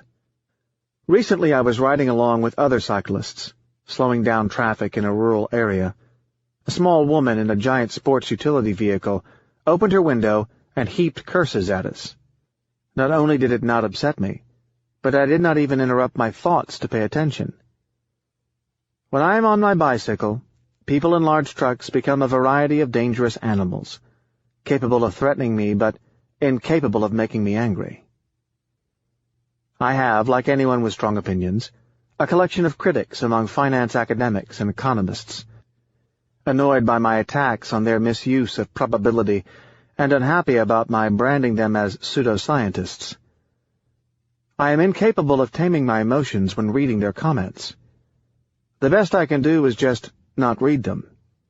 Likewise with journalists. Not reading their discussions of markets spares me plenty of emotional expenditure. I will do the same with unsolicited comments on this book. Wax in my ears. Wittgenstein's ruler. What is the mechanism that should convince authors to avoid reading comments on their work, except for those they solicit from specified persons for whom they have intellectual respect? The mechanism is a probabilistic method called conditional information. Unless the source of the statement has extremely high qualifications, the statement will be more revealing of the author than of the information intended by him. This applies, of course, to matters of judgment. A book review, good or bad, can be far more descriptive of the reviewer than informational about the book itself. This mechanism I also call Wittgenstein's ruler. Unless you have confidence in the ruler's reliability, if you use a ruler to measure a table, you may also be using the table to measure the ruler. The less you trust the ruler's reliability, in probability called the prior, the more information you are getting about the ruler and the less about the table. The point extends way beyond information and probability. The conditionality of information is central to epistemology, probability, even in studies of consciousness. We will see later extensions with 10 sigma problems. The point carries practical implications. The information from an anonymous reader on Amazon.com is all about the person, while that of a qualified person is going to be all about the book. This plays equally in court. Take the O.J. Simpson trial once again. One of the jurors said, "There was not enough blood," meaning to assess the statistical evidence of what was offered. Such statement reveals very little about the statistical evidence, as compared with what it shows about the author of the statement's ability to make a valid inference. Had the jury been a forensics expert, the ratio of information would have tilted the other way. The problem is that while such reasoning is central to my thinking, my brain knows it, though not my heart. My emotional system does not understand Wittgenstein's ruler. I can offer the following evidence. A compliment is always pleasant, regardless of its authorship, something manipulators know rather well. Likewise with book reviews or comments on my risk management strategy.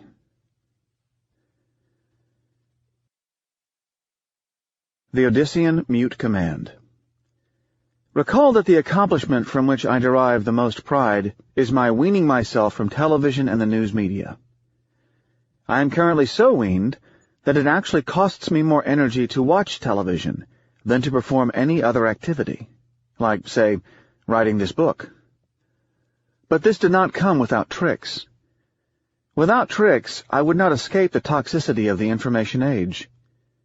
In the trading room of my company, I have the television set turned on all day with the financial news channel CNBC staging commentator after commentator and CEO after CEO, murdering rigor all day long.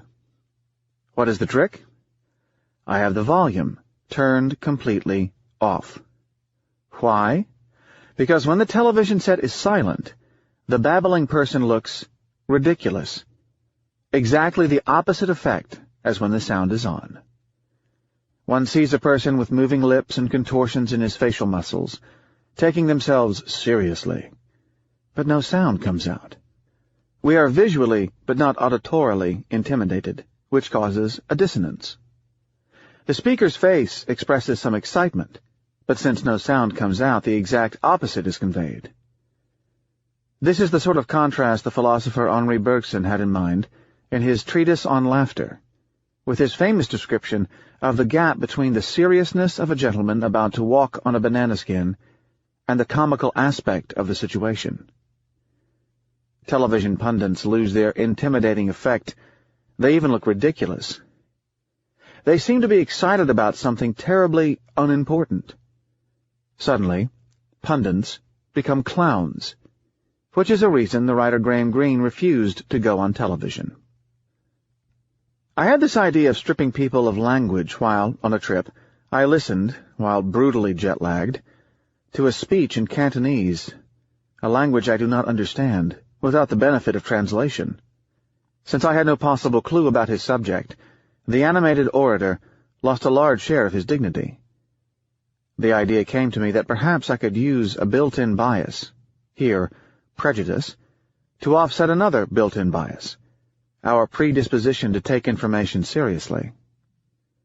It seems to work.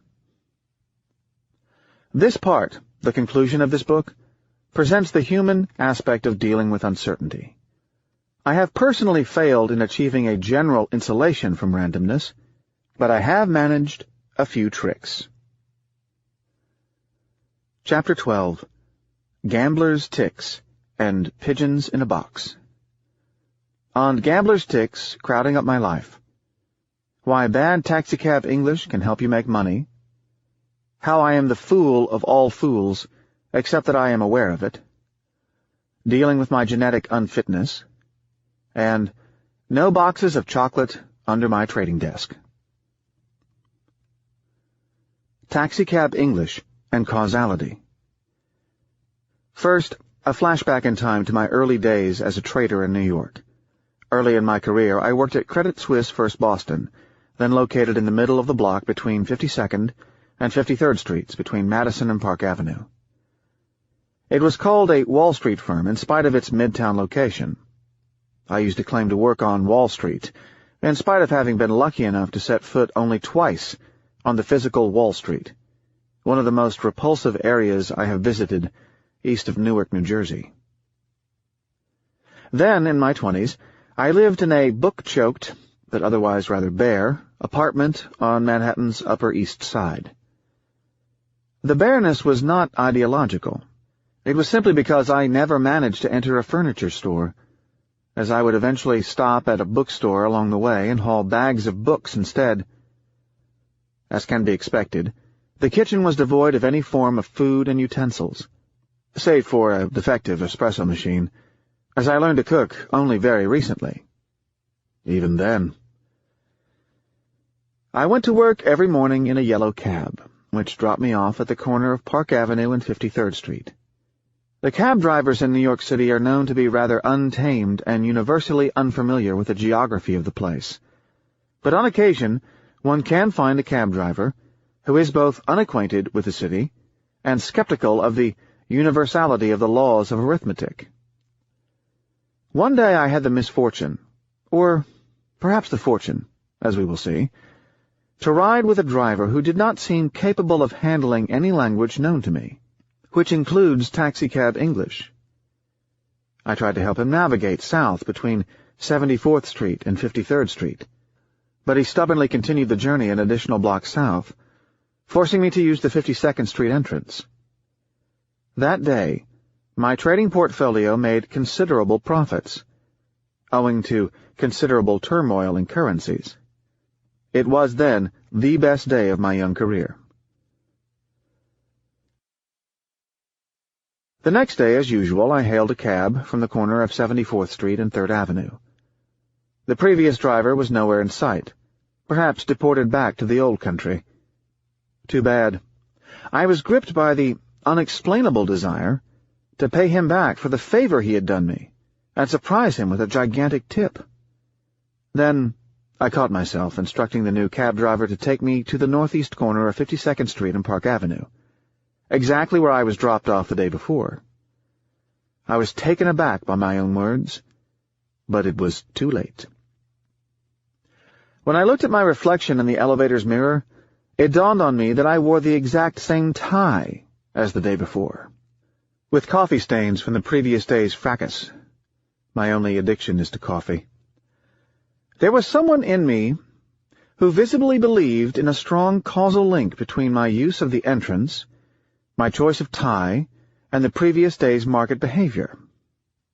I was disturbed for acting like a fake, like an actor playing some role that was not his. I felt that I was an imposter. On one hand, I talked like someone with strong scientific standards, a probabilist focused on his craft. On the other, I had closed superstitions, just like one of these blue-collar pit traders. Would I have to go buy a horoscope next? A little brooding revealed that my life until then had been governed by mild superstitions. Me, the expert in options, the dispassionate calculator of probabilities, a rational trader. It was not the first time that I had acted on mild superstitions of a harmless nature, which I believe were instilled in me by my Eastern Mediterranean roots. One does not grab the salt shaker from the hand of another person, risking a falling out. One is to knock on wood upon receiving a compliment, plus many other Levantine beliefs passed on for a few dozen centuries.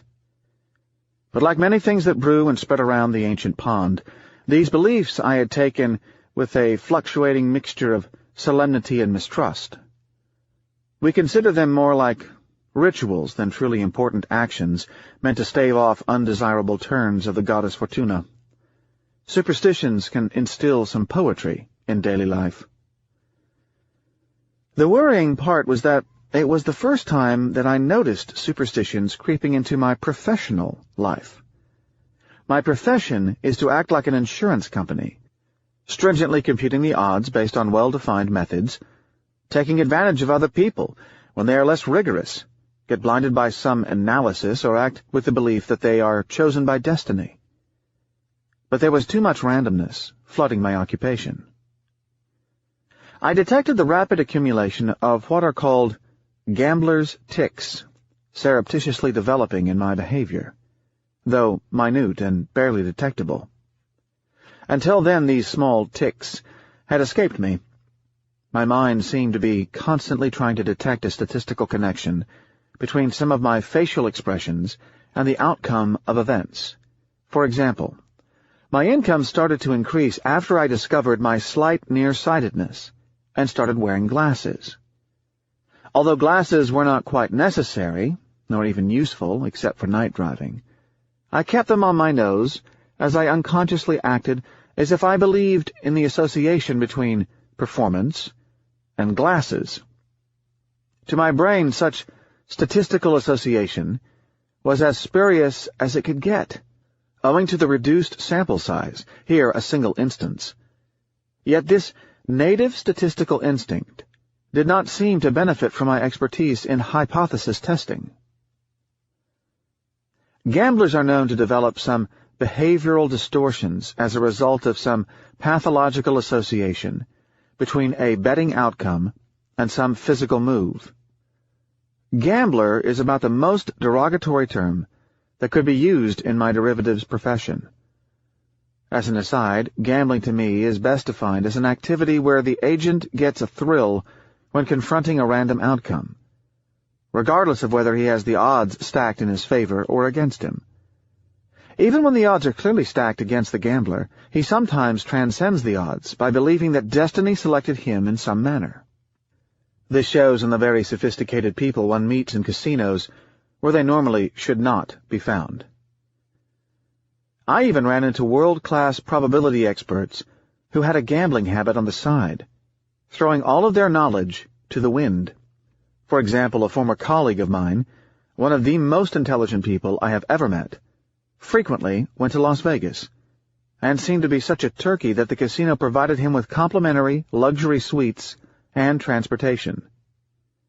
He even consulted a fortune teller prior to taking large trading positions and tried to get reimbursed by our employer. The Skinner Pigeon Experiment. At 25, I was totally ignorant of the behavioral sciences. I had been fooled by my education and culture into believing that my superstitions were cultural, and that, consequently, they could be shed through the exercise of so-called reason. Taken at the general level of society, modern life would eliminate them, as science and logic would enter. But in my case, I was, over time, getting more sophisticated intellectually, but the floodgates of randomness were bursting, and I was becoming more superstitious. These superstitions needed to be biological, but I was brought up in an era when the dogma was that it was nurture, rarely nature, that was the culprit. Clearly there was nothing cultural about my link between my wearing glasses and a random market outcome. There was nothing cultural in my link between my use of entrance and my performance as a trader. There was nothing cultural in my wearing the same tie as the day before. Something in us has not developed properly over the past 1,000 years, and I was dealing with the remnant of our old brain. To probe the point further, we need to look at such formations of causal associations in the lower forms of life. The famous Harvard psychologist B.F. Skinner constructed a box for rats and pigeons, equipped with a switch that the pigeon could operate by pecking. In addition, an electrical mechanism delivers food into the box. Skinner designed the box in order to study more general properties of the behavior of a collection of non-humans, but it was in 1948 that he had the brilliant idea of ignoring the lever and focusing on the food delivery. He programmed it to deliver food at random to the famished birds. He saw quite astonishing behavior on the part of the birds. They developed an extremely sophisticated rain dance type of behavior in response to their ingrained statistical machinery. One bird swung its head rhythmically against a specific corner of the box. Others spun their heads counterclockwise. Literally, all of the birds developed a specific ritual that progressively became hardwired into their mind as linked to their feeding. This problem has a more worrying extension. We are not made to view things as independent from each other. When viewing two events, A and B, it is hard not to assume that A causes B causes A, or both cause each other. Our bias is immediately to establish a causal link. While to a budding trader this results in hardly any worse costs than a few pennies in cab fare, it can draw the scientist into spurious inference, for it is harder to act as if one were ignorant than if one were smart. Scientists know that it is emotionally harder to reject a hypothesis than to accept it, what are called type 1 and type 2 errors.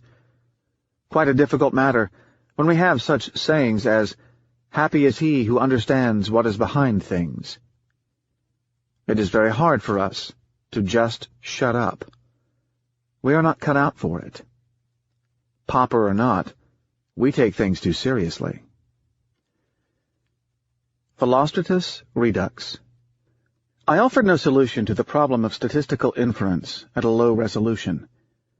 I discussed in Chapter 3 the technical difference between noise and meaning, but it is time to discuss the execution. The Greek philosopher Pyrrho, who advocated a life of equanimity and indifference, was criticized for failing to keep his composure during a critical circumstance. He was chased by an ox. His answer was that he found it sometimes difficult to rid himself of his humanity. If Pyrrho cannot stop being human, I do not see why the rest of us should resemble the rational man who acts perfectly under uncertainty, as propounded by economic theory. I discovered that much of the rationally obtained results, using my computations of the various probabilities, did not register deeply enough to impact my own conduct.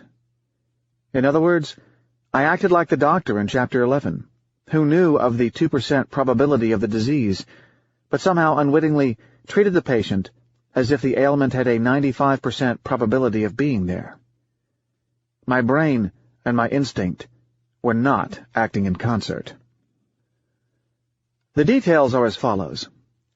As a rational trader, all traders boast so, I believe, as I discussed before, that there is a difference between noise and signal, and that noise needs to be ignored, while a signal needs to be taken seriously. I use elementary, but robust, methods that allow me to calculate the expected noise and signal composition of any fluctuation in my trading performance. For example, after registering a profit of $100,000 on a given strategy, I may assign a 2% probability to the hypothesis of the strategy being profitable and a 98% probability to the hypothesis that the performance may be the result of mere noise. A gain of $1 million, on the other hand, certifies that the strategy is a profitable one, with a 99% probability.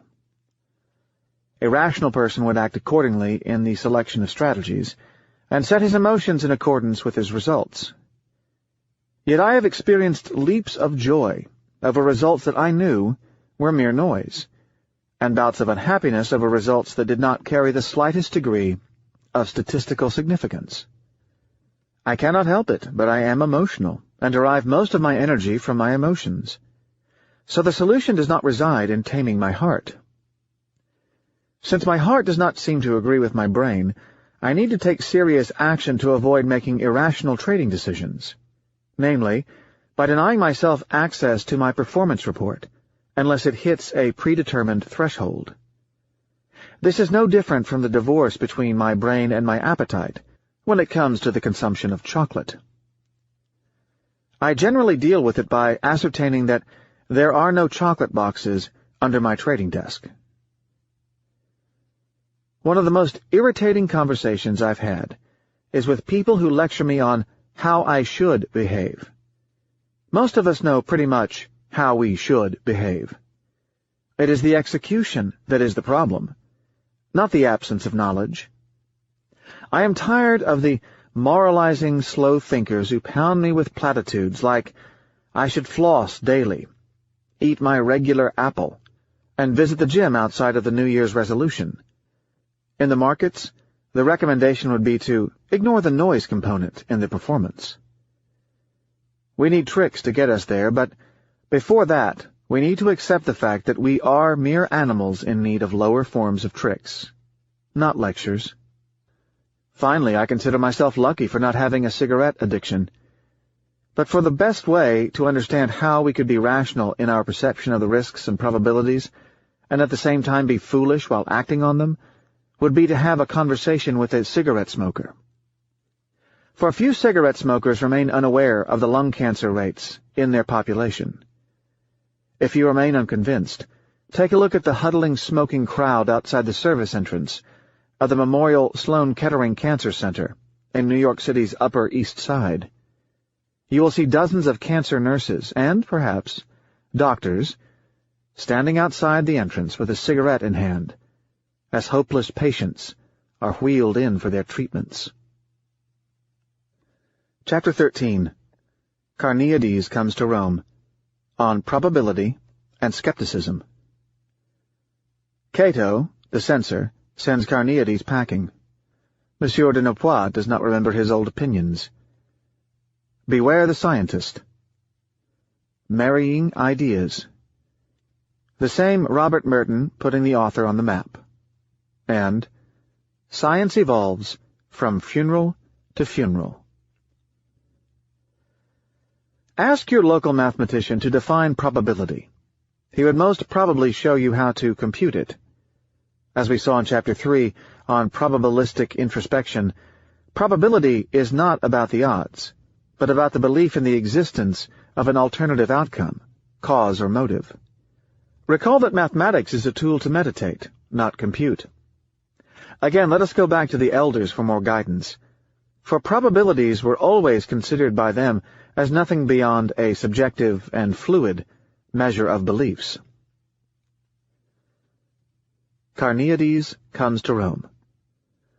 Around 155 BC, the Greek post-classical philosopher Carneades of Cyrene came to Rome as one of the 3 Athenian ambassadors who came to beg the Roman Senate for a political favor.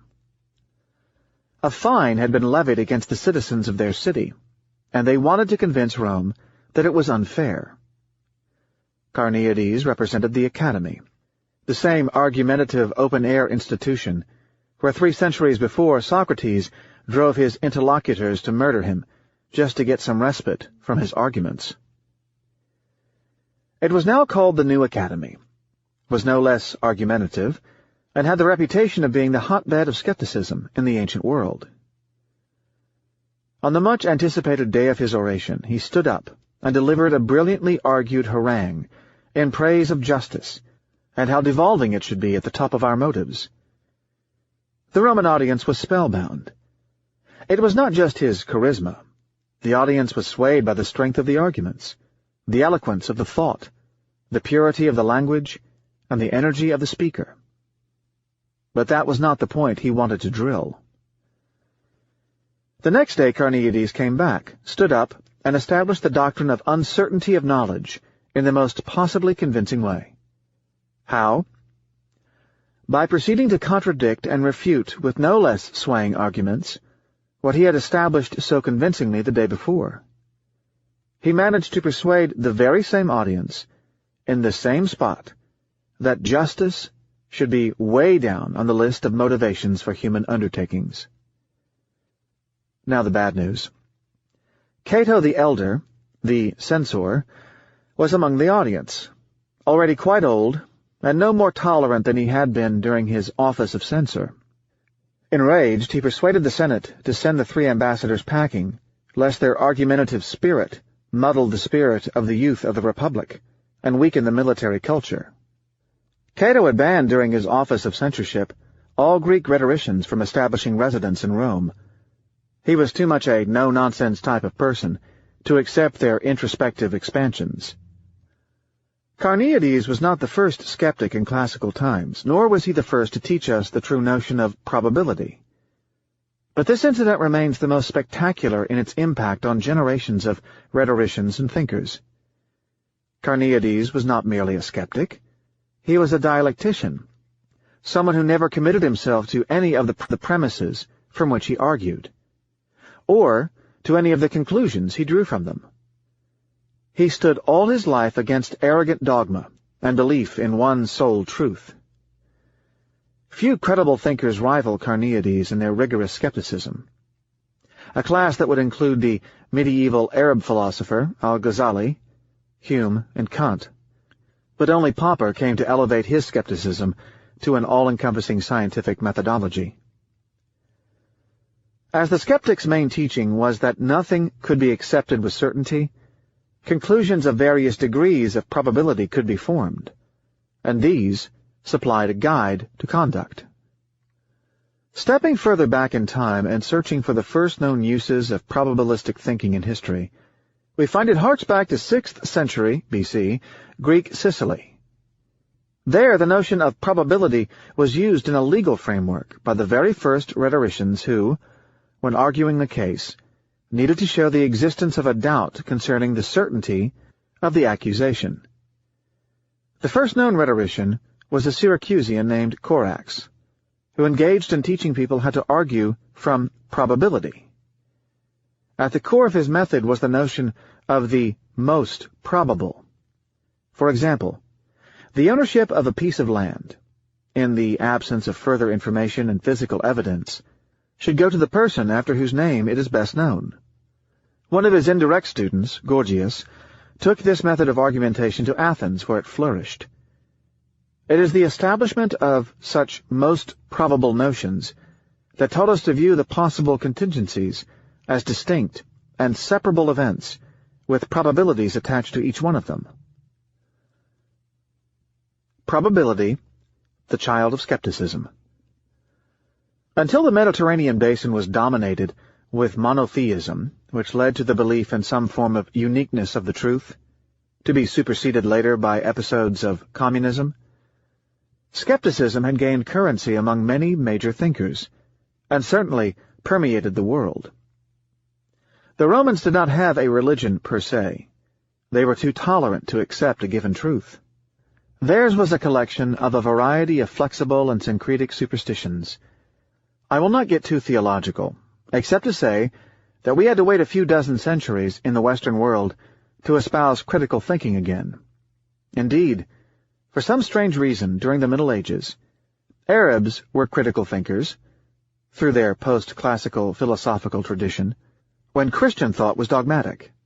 Then, after the Renaissance, the roles mysteriously reversed. One author from antiquity who provides us evidence of such thinking is the garrulous Cicero. He preferred to be guided by probability than allege with certainty. Very handy, some said, because it allowed him to contradict himself. This may be a reason for us, who have learned from Popper how to remain self-critical, to respect him more, as he did not hew stubbornly to an opinion for the mere fact that he had voiced it in the past. Indeed, your average literature professor would fault him for his contradictions and his change of mind.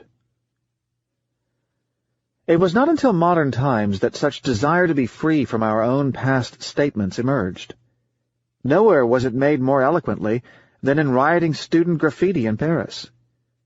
The student movement that took place in France in 1968, with the youth no doubt choking under the weight of years of having to sound intelligent and coherent, produced, among other jewels, the following demand. We demand the right to contradict ourselves. Monsieur de Napois' opinions. Modern times provide us with a depressing story. Self-contradiction is made culturally to be shameful, a matter that can prove disastrous in science. Marcel Proust's novel, In Search of Time Lost, features a semi-retired diplomat, the Marquis de Napois, who, like all diplomats before the advent of the fax machine, was a socialite who spent considerable time in salons. The narrator of the novel sees Monsieur de Napois openly contradicting himself on some issue, some pre-war rapprochement between France and Germany. When reminded of his previous position, Monsieur de Napois did not seem to recall it. Proust reviles him. Monsieur de Napois was not lying. He had just forgotten. One forgets rather quickly what one has not thought about with depth, what has been dictated to you by imitation, by the passions surrounding you. These change, and with them so do your memories. Even more than diplomats, politicians do not remember opinions they had at some point in their lives, and their fibbings are more attributable to the excess of ambition than a lack of memory. Monsieur de Napois is made to be ashamed of the fact that he had expressed a different opinion. Proust did not consider that the diplomat might have changed his mind. We are supposed to be faithful to our opinions. One becomes a traitor otherwise. Now I hold that Monsieur de Napois should be a traitor. One of the best traitors I ever encountered in my life, Nigel Babbage, has the remarkable attribute of being completely free of any path dependence in his beliefs. He exhibits absolutely no embarrassment, buying a given currency on a pure impulse, when only hours ago he might have voiced a strong opinion as to its future weakness. What changed his mind? He does not feel obligated to explain it. The public person most visibly endowed with such a trait is George Soros. One of his strengths is that he revises his opinion rather rapidly, without the slightest embarrassment. The following anecdote illustrates Soros's ability to reverse his opinion in a flash. The French playboy trader Jean-Manuel Rosin discusses the following episode in his autobiography, disguised as a novel in order to avoid legal bills. The protagonist, Rosin, used to play tennis in the Hamptons on Long Island with Yorgi Saulos, an older man with a funny accent, and sometimes engage in discussions about the market, not initially knowing how important and influential Saulos truly was. One weekend, Saulos exhibited in his discussion a large amount of bearishness, with a complicated series of arguments that the narrator could not follow. He was obviously short the market. A few days later, the market rallied violently, making record highs. The protagonist worried about Saulos and asked him at their subsequent tennis encounter if he was hurt. "We made a killing," Salos said. "I changed my mind. We covered and went very long." It was this very trait that, a few years later, affected Rosin negatively and almost cost him a career. Soros gave Rosin in the late 1980s $20 million to speculate with, a sizable amount at the time, which allowed him to start a trading company. I was almost dragged into it. A few days later, as Soros was visiting Paris, they discussed markets over lunch. Rosin saw Soros becoming distant. He then completely pulled the money, offering no explanation. What characterizes real speculators like Soros from the rest is that their activities are devoid of path dependence.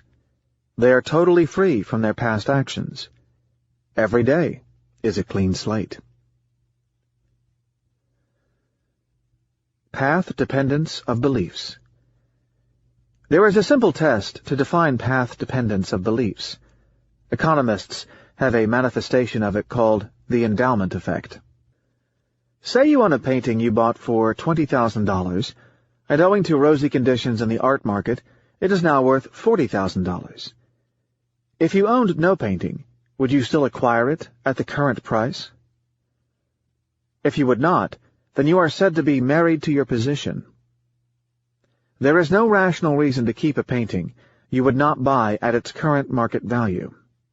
Only an emotional investment.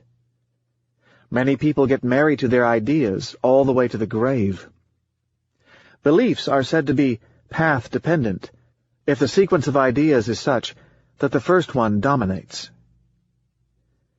There are reasons to believe that, for evolutionary purposes, we may be programmed to build a loyalty to ideas in which we have invested time. Think about the consequences of being a good trader outside of the market activity, and deciding every morning at 8 a.m. whether to keep the spouse or part with him or her for a better emotional investment elsewhere. Or think of a politician who is so rational that during a campaign he changes his mind on a given matter because of fresh evidence, and abruptly switches political parties. That would make rational investors who evaluate trades in a proper way a genetic oddity, perhaps a rare mutation. Researchers found that purely rational behavior on the part of humans can come from a defect in the amygdala that blocks the emotions of attachment, meaning that the subject is, literally, a psychopath. Could Soros have a genetic flaw that makes him rational as a decision-maker? Such trait of absence of marriage to ideas is indeed rare among humans. Just as we do with children, we support those in whom we have a heavy investment of food and time until they are able to propagate our genes, so we do with ideas. An academic who became famous for espousing an opinion is not going to voice anything that can possibly devalue his own past work and kill years of investment. People who switch parties become traitors, renegades, or, worst of all, apostates. Those who abandoned their religion were punishable by death. Computing instead of thinking. There is another story of probability other than the one I introduced with Carneades and Cicero. Probability entered mathematics with gambling theory, and stayed there as a mere computational device. Recently, an entire industry of risk measurers emerged, specializing in the application of these probability methods to assess risks in the social sciences. Certainly the odds in games where the rules are clearly and explicitly defined are computable, and the risks consequently measured. But not in the real world. For Mother Nature did not endow us with clear rules. The game is not a deck of cards. We do not even know how many colors there are. But somehow people measure risks, particularly if they are paid for it. I have already discussed Hume's problem of induction and the occurrence of black swans. Here, I introduce the scientific perpetrators. Recall that I have waged a war against the charlatanism of some prominent financial economists for a long time. The points are as follows. 1. Harry Markowitz received something called the Nobel Memorial Prize in Economics, which in fact is not even a Nobel Prize, as it is granted by the Swedish Central Bank in honor of Alfred Nobel. That was never in the will of the famous man. What was his achievement? Creating an elaborate method of computing future risk if one knows future uncertainty. In other words, if the world had clearly defined rules one picks up in a rule book of the kind one finds in a Monopoly package. Now, I explained the point to a cab driver who laughed at the fact that someone ever thought that there was any scientific method to understanding markets and predicting their attributes. Somehow, when one gets involved in financial economics, owing to the culture of the field, one becomes likely to forget these basic facts. Pressure to publish to keep one standing among the other academics. An immediate result of Dr. Markowitz's theory was the near collapse of the financial system in the summer of 1998, as we saw in chapters 1 and 5. By long-term capital management, LTCM, a Greenwich, Connecticut fund that had for principals two of Dr. Markowitz's colleagues, Nobels as well. They are Doctors Robert Merton, the one in Chapter 3, Trouncing Schiller, and Myron Scholes. Somehow they thought they could scientifically measure their risks. They made absolutely no allowance in the LTCM episode for the possibility of their not understanding markets and their methods being wrong. That was not a hypothesis to be considered.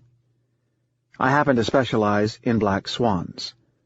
Suddenly, I start getting some irritating, fawning respect. Doctors Merton and Scholes helped put your humble author on the map and caused interest in his ideas. The fact that these scientists pronounce the catastrophic losses a 10 sigma event reveals a Wittgenstein's ruler problem. Someone saying this is a 10 sigma either A, knows what he is talking about with near perfection. The prior assumption is that it has one possibility of being unqualified in several billion billions, knows his probabilities, and it is an event that happens once every several times the history of the universe. Or B, just doesn't know what he is talking about when he talks about probability, with a high degree of certainty, and it is an event that has a probability higher than once every several times the history of the universe. I will let the reader pick from these two mutually exclusive interpretations which one is more plausible. Note that the conclusions also reflect on the Nobel Committee who sanctified the ideas of the gentlemen involved. Conditional on these events, did they make a mistake, or were these events unusual? Is the Nobel Committee composed of infallible judges? Where is Charles Sanders Peirce to talk to us about papal infallibilism? Where is Karl Popper to warn us against taking science and scientific institutions seriously? In a few decades, we will look upon the Nobel Economics Committee with the same smirk as when we look at the respected scientific establishments of the Middle Ages that promoted, against all observational evidence, the idea that the heart was the center of heat. We have been getting things wrong in the past, and we laugh at our past institutions. It is time to figure out that we should avoid enshrining the present ones. One would think that when scientists make a mistake, they develop a new science that incorporates what has been learned from it. When academics blow up trading, one would expect them to integrate such information in their theories and make some heroic statement to the effect that they were wrong, but that now they have learned something about the real world. Nothing of the sort. Instead, they complain about the behavior of their counterparts in the market who pounced on them like vultures, thus exacerbating their downfall. Accepting what has happened, clearly the courageous thing to do, would invalidate the ideas they have built throughout an entire academic career. All of the principals who engaged in a discussion of the LTCM events partook of a masquerade of science by adducing ad hoc explanations and putting the blame on a rare event. Problem of induction: how did they know it was a rare event? They spent their energy defending themselves rather than trying to make a buck with what they learned. Again, compare them with Soros, who walks around telling whoever has the patience to listen to him that he is fallible. My lesson from Soros is to start every meeting at my boutique by convincing everyone that we are a bunch of idiots who know nothing and are mistake-prone, but happen to be endowed with the rare privilege of knowing it. The scientist's behavior while facing the refutation of his ideas has been studied in depth as part of the so-called attribution bias. You attribute your successes to skills, but your failures to randomness. This explains why these scientists attributed their failures to the 10 sigma rare event, indicative of the thought that they were right, but that luck played against them. Why? It is a human heuristic that makes us actually believe so, in order not to kill our self-esteem and keep us going against adversity. We have known about this wedge between performance and self-assessment since 1954, with meal study of experts comparing their perceived abilities to their statistical ones. It shows a substantial discrepancy between the objective record of people's success in prediction tasks and the sincere beliefs of these people about the quality of their performance. The attribution bias has another effect. It gives people the illusion of being better at what they do, which explains the findings that 80 to 90% of people think that they are above the average and the median in many things. From funeral to funeral. I conclude with the following saddening remark about scientists in the soft sciences. People confuse science and scientists. Science is great, but individual scientists are dangerous. They are human. They are marred by the biases humans have, perhaps even more. For most scientists are hard-headed, otherwise they would not derive the patience and energy to perform the Herculean tasks asked of them, like spending 18 hours a day perfecting their doctoral thesis. A scientist may be forced to act like a cheap defense lawyer, rather than a pure seeker of the truth. A doctoral thesis is defended by the applicant. It will be a rare situation to see the student change his mind upon being supplied with a convincing argument. But science is better than scientists. It was said that science evolves from funeral to funeral. After the LTCM collapse, a new financial economist will emerge, who will integrate such knowledge into his science. He will be resisted by the older ones, but again, they will be much closer to their funeral date than he. Chapter 14. Bacchus abandons Antony. Montherlon's death. Stoicism is not the stiff upper lip, but the illusion of victory of man against randomness. It is so easy to be heroic, and randomness and personal elegance. When the classicist aristocrat French writer Henri de Montherlant was told that he was about to lose his eyesight to a degenerative disease, he found it most appropriate to take his own life. Such is the end that becomes a classicist. Why? Because the Stoic's prescription was precisely to elect what one can do to control one's destiny in front of a random outcome. At the end, one is allowed to choose between no life at all and what one is given by destiny. We always have an option against uncertainty. But such an attitude is not limited to Stoics. Both competing sects in the ancient world, Stoicism and Epicureanism, recommended such control. The difference between the two resides in minor technicalities. Neither philosophies meant then what is commonly accepted today in middle-brow culture.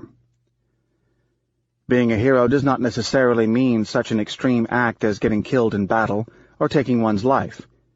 The latter is only recommended in a narrow set of circumstances, and considered cowardly otherwise. Having control over randomness can be expressed in the manner in which one acts in the small and the large. Recall that epic heroes were judged by their actions, not by the results. No matter how sophisticated our choices, how good we are at dominating the odds, randomness will have the last word. We are left only with dignity as a solution. Dignity defined as the execution of a protocol of behavior that does not depend on the immediate circumstance. It may not be the optimal one, but it certainly is the one that makes us feel best. Grace under pressure, for example. Or in deciding not to toady up to someone, whatever the reward. Or in fighting a duel to save face. Or in signaling to a prospective mate during courtship, "Listen, I have a crush on you. I am obsessed with you, but I will not do a thing to compromise my dignity. Accordingly, the slightest snub, and you will never see me again." This last chapter will discuss randomness from a totally new angle. Philosophical, but not the hard philosophy of science and epistemology, as we saw in Part 1 with the black swan problem. It is the more archaic, softer type of philosophy, the various guidelines that the ancients had concerning the manner in which a man of virtue and dignity deals with randomness. There was no real religion at the time, in the modern sense. It is worthy of note that before the spread of what can be best called Mediterranean monotheism, the ancients did not believe enough in their prayers to influence the course of destiny. Their world was dangerous, fraught with invasions and reversals of fortune. They needed substantial prescriptions in dealing with randomness. It is such beliefs that we will outline next. Notes on Jackie O's funeral. If a Stoic were to visit us, he would feel represented by the following poem. To many sophisticated lovers of poetry, one of the greatest poets who ever breathed is C.P. Cavafy. Cavafy was an Alexandrian Greek civil servant with a Turkish or Arabic last name who wrote almost a century ago, in a combination of classical and modern Greek, a lean poetry that seems to have eluded the last 15 centuries of Western literature. Greeks treasure him like their national monument. Most of his poems take place in Syria. His Greco-Syrian poems initially drew him to me. Asia Minor and Alexandria. Many people believe it worth learning formal, semi-classical Greek just to savor his poems. Somehow their acute aestheticism, stripped of sentimentality, provides a relief from centuries of mawkishness in poetry and drama. He provides a classical relief for those of us who were subjected to the middle-class valued melodrama, as represented by Dickens's novels, romantic poetry, and Verdi's operas. I was surprised to hear that Maurice Templesman, last consort of Jackie Kennedy Onassis, read Cavafy's valedictory, "The God Abandons Antony," at her funeral. The poem addresses Mark Antony, who has just lost the battle against Octavius, and was forsaken by Bacchus, the god who until then had protected him. It is one of the most elevating poems I have ever read, beautiful because it was the epitome of such dignified aestheticism, and because of the gentle but edifying tone of the voice of the narrator, advising a man who had just received a crushing reversal of fortune. The poem addresses Antony, now defeated and betrayed. According to legend, even his horse deserted him to go to his enemy Octavius. It asks him to just bid her farewell, Alexandria, the city that is leaving him. It tells him not to mourn his luck, not to enter denial, not to believe that his ears and eyes are deceiving him. Antony, do not degrade yourself with empty hopes. Antony, just listen while shaken by emotion, but not with the coward's imploration and complaints. While shaken with emotion. No stiff upper lip. There is nothing wrong and undignified with emotions. We are cut to have them. What is wrong is not following the heroic, or at least the dignified path. That is what Stoicism truly means. It is the attempt by man to get even with probability. I need not be nasty at all and break the spell of the poem and its message, but I cannot resist some cynicism. A couple of decades later, Cavafy, while dying of throat cancer, did not quite follow the prescription.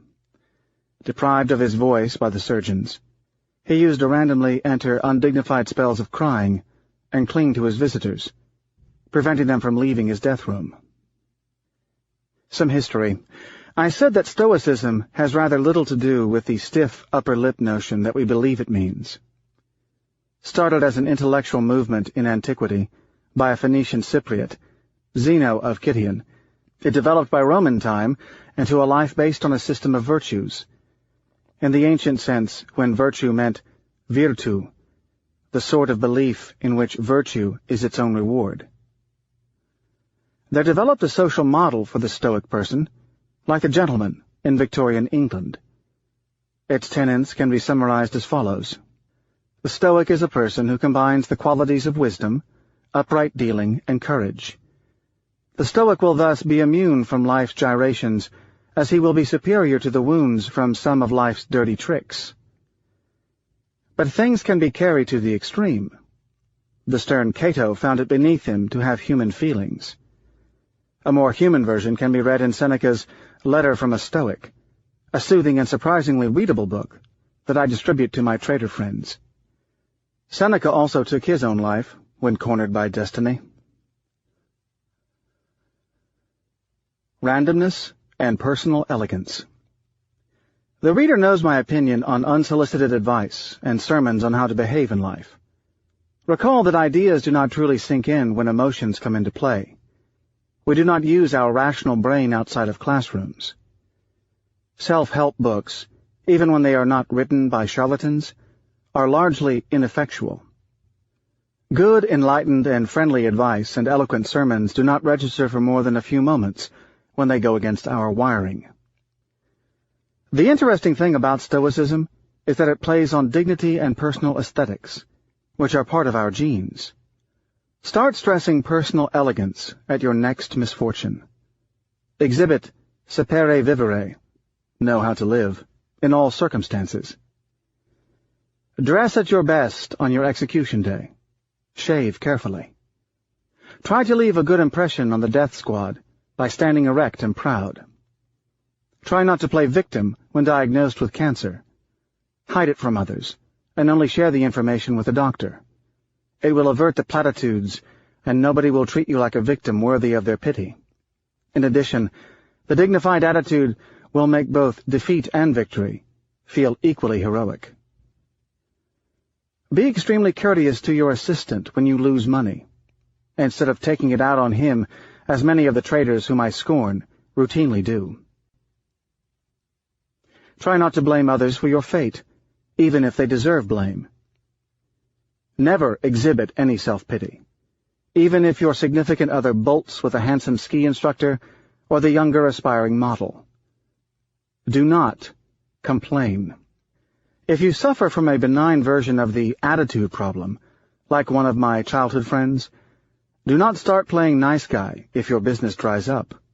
He sent an heroic email to his colleagues informing them, less business, but same attitude.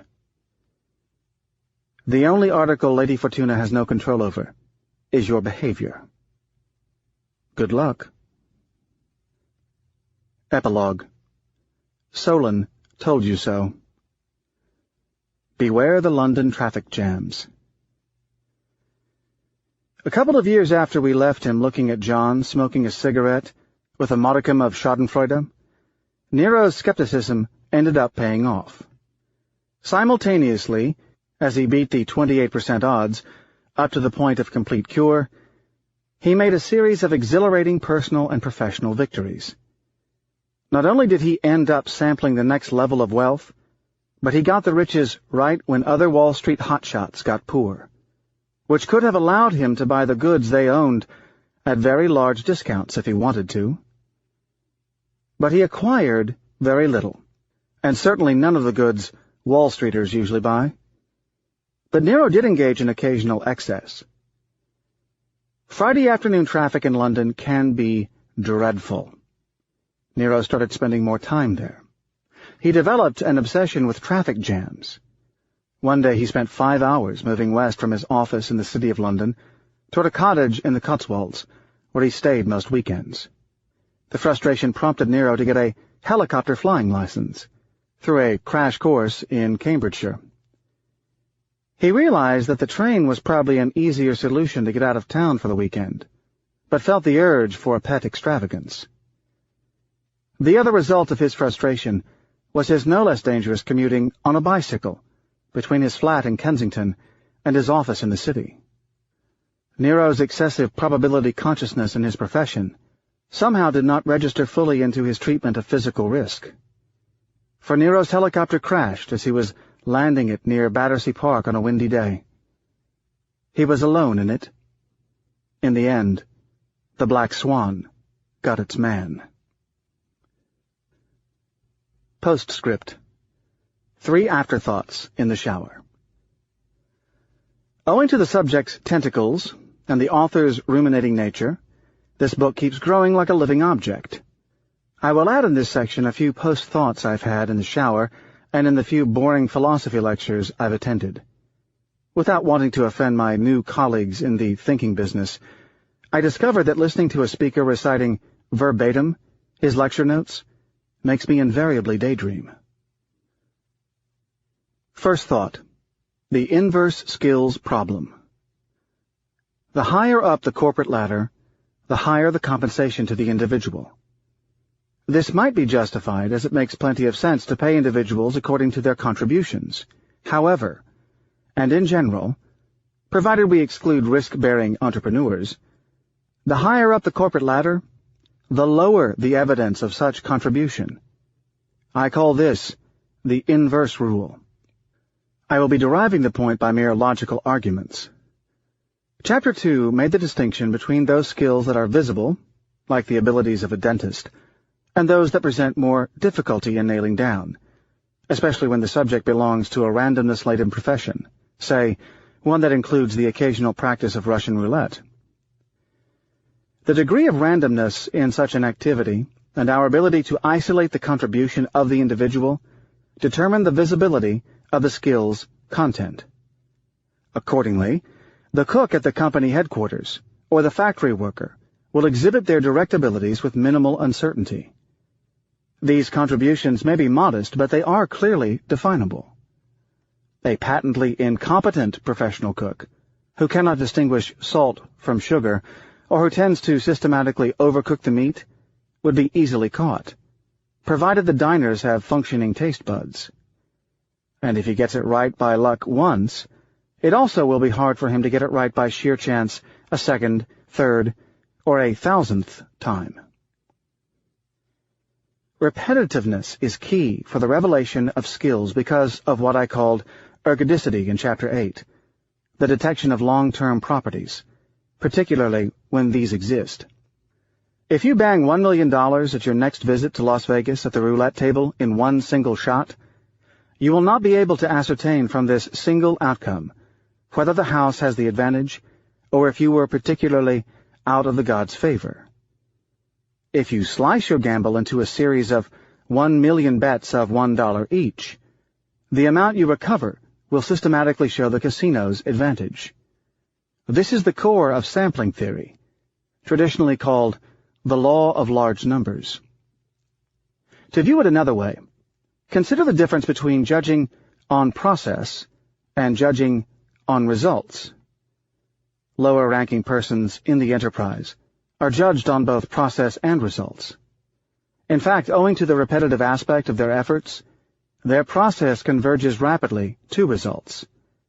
But top management is only paid on results, no matter the process. There seems to be no such thing as a foolish decision if it results in profits. Money talks, we are often told. The rest is supposed to be philosophy. Now take a peek inside the chief executive suite. Clearly the decisions there are not repeatable. CEOs take a small number of large decisions, more like the person walking into the casino with a single $1 million bet. External factors, such as the environment, play a considerably larger role than with the cook. The link between the skill of the CEO and the results of the company are tenuous. By some argument, the boss of the company may be unskilled labor, but one who presents the necessary attributes of charisma and the package that makes for good MBA talk. In other words, he may be subjected to the monkey on the typewriter problem. There are so many companies doing all kinds of things that some of them are bound to make the right decision. It is a very old problem. It is just that with the acceleration of the power law-style winner-takes-all effects in our environment, such differences in outcomes are more accentuated, more visible, and more offensive to people's sense of fairness. In the old days, the CEO was getting 10 to 20 times what the janitor earned. Now he can get several thousand times that. I am excluding entrepreneurs from this discussion for the obvious reason. These are people who stuck their necks out for some idea and risked belonging to the vast cemetery of those who did not make it. But CEOs are not entrepreneurs. As a matter of fact, they are often empty suits. In the quant world, the designation empty suit applies to the category of persons who are good at looking the part, but nothing more. More appropriately, what they have is skill in getting promoted within a company, rather than pure skills in making optimal decisions. We call that corporate political skill. These are people mostly trained at using PowerPoint presentations. There is an asymmetry, as these executives have almost nothing to lose. Assume that two equally charismatic, empty suit-style twin brothers manage to climb the corporate ladder to get two different jobs in two different corporations. Assume that they own good-looking suits, that they have MBAs, and that they are tall. The only truly visible predictor of corporate success is to be taller than average. They flip coins in secret and randomly take completely opposite actions, leading to great failure for one and great success for the other. We end up with a mildly wealthy but fired executive and his extremely wealthy and still operating twin brother. The shareholder bore the risk. The executives got the reward. The problem is as old as leadership. Our attribution of heroism to those who took crazy decisions but were lucky enough to win shows the aberration. We continue to worship those who won battles and despise those who lost, no matter the reason. I wonder how many historians use luck in their interpretation of success, or how many are conscious of the difference between process and result. I insist that it is not society's problem, but that of the investors. If shareholders are foolish enough to pay someone $200 million to just wear a good-looking suit and ring a bell, as they did with the New York Stock Exchange's Richard Grasso in 2003, it is their own money they part with, not yours and mine. It is a corporate governance issue. The situation is not much better in a bureaucratic economy. Outside the capitalistic system, presumed talent flows to the governmental positions, where the currency is prestige, power, and social rank. There, too, it is distributed disproportionately. The contributions of civil servants might be even more difficult to judge than those of the executives of a corporation, and the scrutiny is smaller. The central banker lowers interest rates. A recovery ensues, but we do not know whether he caused it or if he slowed it down. We can't even know that he didn't destabilize the economy by increasing the risk of future inflation. He can always fit a theoretical explanation, but economics is a narrative discipline, and explanations are easy to fit retrospectively. The problem may not be incurable. It is just that we need to drill into the heads of those who measure the contribution of executives that what they see is not necessarily what is there. Shareholders, in the end, are the ones who are fooled by randomness. Second thought, on some additional benefits of randomness: uncertainty and happiness. Have you ever had a weeknight dinner in New York City with a suburban commuter? Odds are that the shadow of the schedule will be imprinted in his consciousness. He will be tightly aware of the clock, pacing his meal in such a way that he does not miss the 7:08, because after that one, there are no more express trains, and he will be reduced to taking the 7:42 local, something that appears to be very undesirable. He will cut the conversation short around 6:58, offer a quick handshake, then zoom out of the restaurant to catch his train with maximal efficiency. You will also be stuck with the bill. Since the meal is not finished and the bill is not ready, your manners will force you to tell him that it's on you. You will also finish the cup of decaffeinated skim cappuccino all alone, while staring at his empty seat, and wondering why people get trapped by choice into such a life.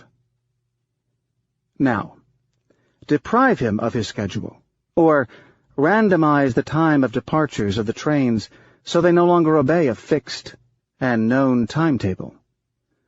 Given that what is random and what you don't know are functionally the same, you do not have to ask the New York Area Metropolitan Transit Authority to randomize their trains for the purpose of the experiment. Just assume that he is deprived of knowledge of the various departure times. All he would know is that they operate about every, say, 35 minutes. What would he do under such a scenario? Although you might still end up paying for dinner, he would let the meal follow its natural course, then leisurely walk to the nearby station, where he would have to wait for the next train to show up. The time difference between the two situations will be a little more than a quarter of an hour. Another way to see the contrast between a known and an unknown schedule is to compare his condition to that of another diner who has to use the subway to go home, for an equivalent distance, but without a known and fixed schedule. Subway riders are freer of their schedule, and not just because of the higher frequency of trains. Uncertainty protects them from themselves. Chapter 10 showed, with the illustration of Buridan's donkey, that randomness is not always unwelcome. This discussion aims to show how some degree of unpredictability, or lack of knowledge, can be beneficial to our defective species. A slightly random schedule prevents us from optimizing and being exceedingly efficient, particularly in the wrong things. This little bit of uncertainty might make the diner relax and forget the time pressures. He would be forced to act as a satisficer instead of a maximizer. Chapter 11 discussed Simon's satisficing as a blending of satisfying and maximizing. Research on happiness shows that those who live under a self-imposed pressure to be optimal in their enjoyment of things suffer a measure of distress. The difference between satisficers and optimizers raises a few questions. We know that people of a happy disposition tend to be of the satisficing kind, with a set idea of what they want in life and an ability to stop upon gaining satisfaction. Their goals and desires do not move along with the experiences. They do not tend to experience the internal treadmill effects of constantly trying to improve on their consumption of goods by seeking higher and higher levels of sophistication. In other words, they are neither avaricious nor insatiable. An optimizer, by comparison, is the kind of person who will uproot himself and change his official residence just to reduce his tax bill by a few percentage points. You would think that the entire point of a higher income is to be free to choose where to live. In fact, it seems, for these people, wealth causes them to increase their dependence. Getting rich results in his seeing flaws in the goods and services he buys. The coffee is not warm enough. The cook no longer deserves the 3 stars given to him by the Michelin Guide. He will write to the editors. The table is too far from the window. People who get promoted to important positions usually suffer from tightness of schedules. Everything has an allotted time. When they travel, everything is organized with optimizing intent, including lunch at 12:45 with the president of the company, a table not too far from the window, the stairmaster at 4:40, and opera at 8 o'clock. Causality is not clear. The question remains whether optimizers are unhappy because they are constantly seeking a better deal, or if unhappy people tend to optimize out of their misery. In any case, randomness seems to operate either as a cure or as Novocaine. I am convinced that we are not made for clear-cut, well-delineated schedules. We are made to live like firemen, with downtime for lounging and meditating between calls, under the protection of protective uncertainty. Regrettably, some people might be involuntarily turned into optimizers, like a suburban child having his weekend minutes squeezed between karate, guitar lessons, and religious education. As I am writing these lines, I am on a slow train in the Alps, comfortably shielded from traveling business persons. People around me are either students or retired persons, or those who do not have important appointments, hence not afraid of what they call wasted time. To go from Munich to Milan, I picked the 7.5-hour train instead of the plane, which no self-respecting business person would do on a weekday, and I am enjoying an air unpolluted by persons squeezed by life. I came to this conclusion when, about a decade ago, I stopped using an alarm clock. I still woke up around the same time, but I followed my own personal clock. A dozen minutes of fuzziness and variability in my schedule made a considerable difference. True, there are some activities that require such dependability that an alarm clock is necessary, but I am free to choose a profession where I am not a slave to external pressure. Living like this, one can also go to bed early and not optimize one's schedule by squeezing every minute out of one's evening. At the limit, you can decide whether to be relatively poor, but free of your time, or rich, but as dependent as a slave. It took me a while to figure out that we are not designed for schedules. The realization came when I recognized the difference between writing a paper and writing a book. Books are fun to write. Papers are painful. I tend to find the activity of writing greatly entertaining, given that I do it without any external constraint. You write, and may interrupt your activity, even in mid-sentence, the second it stops being attractive. After the success of this book, I was asked to write papers by the editors of a variety of professional and scientific journals. Then they asked me how long the piece should be. What? How long? For the first time in my life, I experienced a loss of pleasure in writing. Then I figured out a personal rule. For writing to be agreeable to me, the length of the piece needs to remain unpredictable. If I see the end of it, or if I am subjected to the shadow of an outline, I give up. I repeat that our ancestors were not subjected to outlines, schedules, and administrative deadlines. Another way to see the beastly aspect of schedules and rigid projections is to think in limit situations. Would you like to know with great precision the date of your death? Would you like to know who committed the crime before the beginning of the movie? Actually, wouldn't it be better if the length of movies were kept a secret? The scrambling of messages. Besides its effect on well-being, uncertainty presents tangible informational benefits, particularly with the scrambling of potentially damaging and self-fulfilling messages. Consider a currency pegged by a central bank to a fixed rate. The bank's official policy is to use its reserves to support it by buying and selling its currency in the open market, a procedure called intervention. But should the currency rate drop a tiny bit, people will immediately get the message that the intervention failed to support the currency and that the devaluation is coming. A pegged currency is not supposed to fluctuate. The slightest downward fluctuation is meant to be a harbinger of bad news. The rush to sell would cause a self-feeding frenzy, leading to certain devaluation. Now, consider an environment where the central bank allows some noise around the official band. It does not promise a fixed rate, but one that can fluctuate a bit before the bank starts intervening. A small drop would not be considered to bear much information. The existence of noise leads us to avoid reading too much into variations. Fluctuate nec mergitur. It fluctuates but does not sink. This point has applications in evolutionary biology, evolutionary game theory, and conflict situations. A mild degree of unpredictability in your behavior can help you to protect yourself in situations of conflict. Say you always have the same threshold of reactions. You take a set level of abuse, say 17 insulting remarks per week, before getting into a rage and punching the 18th offender in the nose.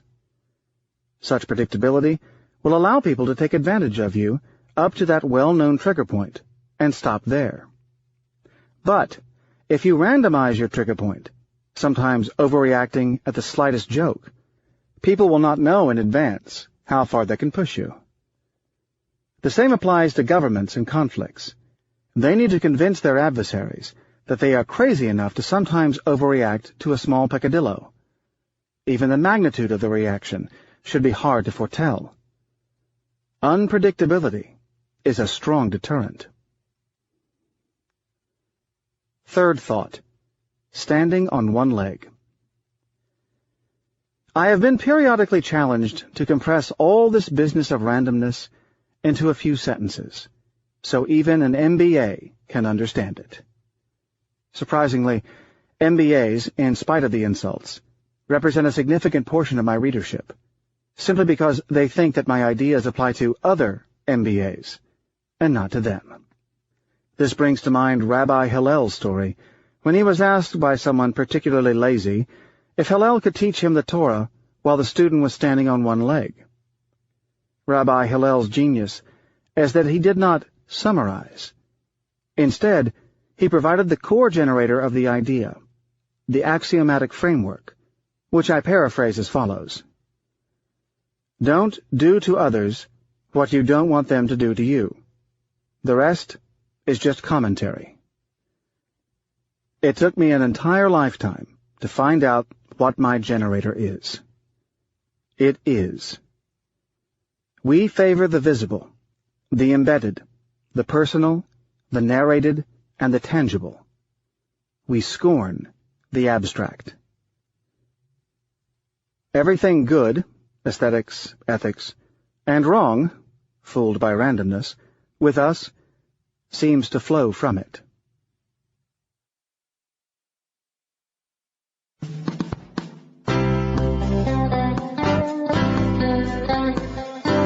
You've been listening to Fooled by Randomness, the hidden role of chance in life and in the markets, by Nassim Nicholas Taleb.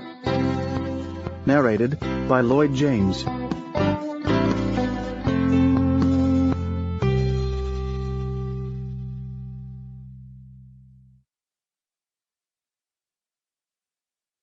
Audible hopes you have enjoyed this program.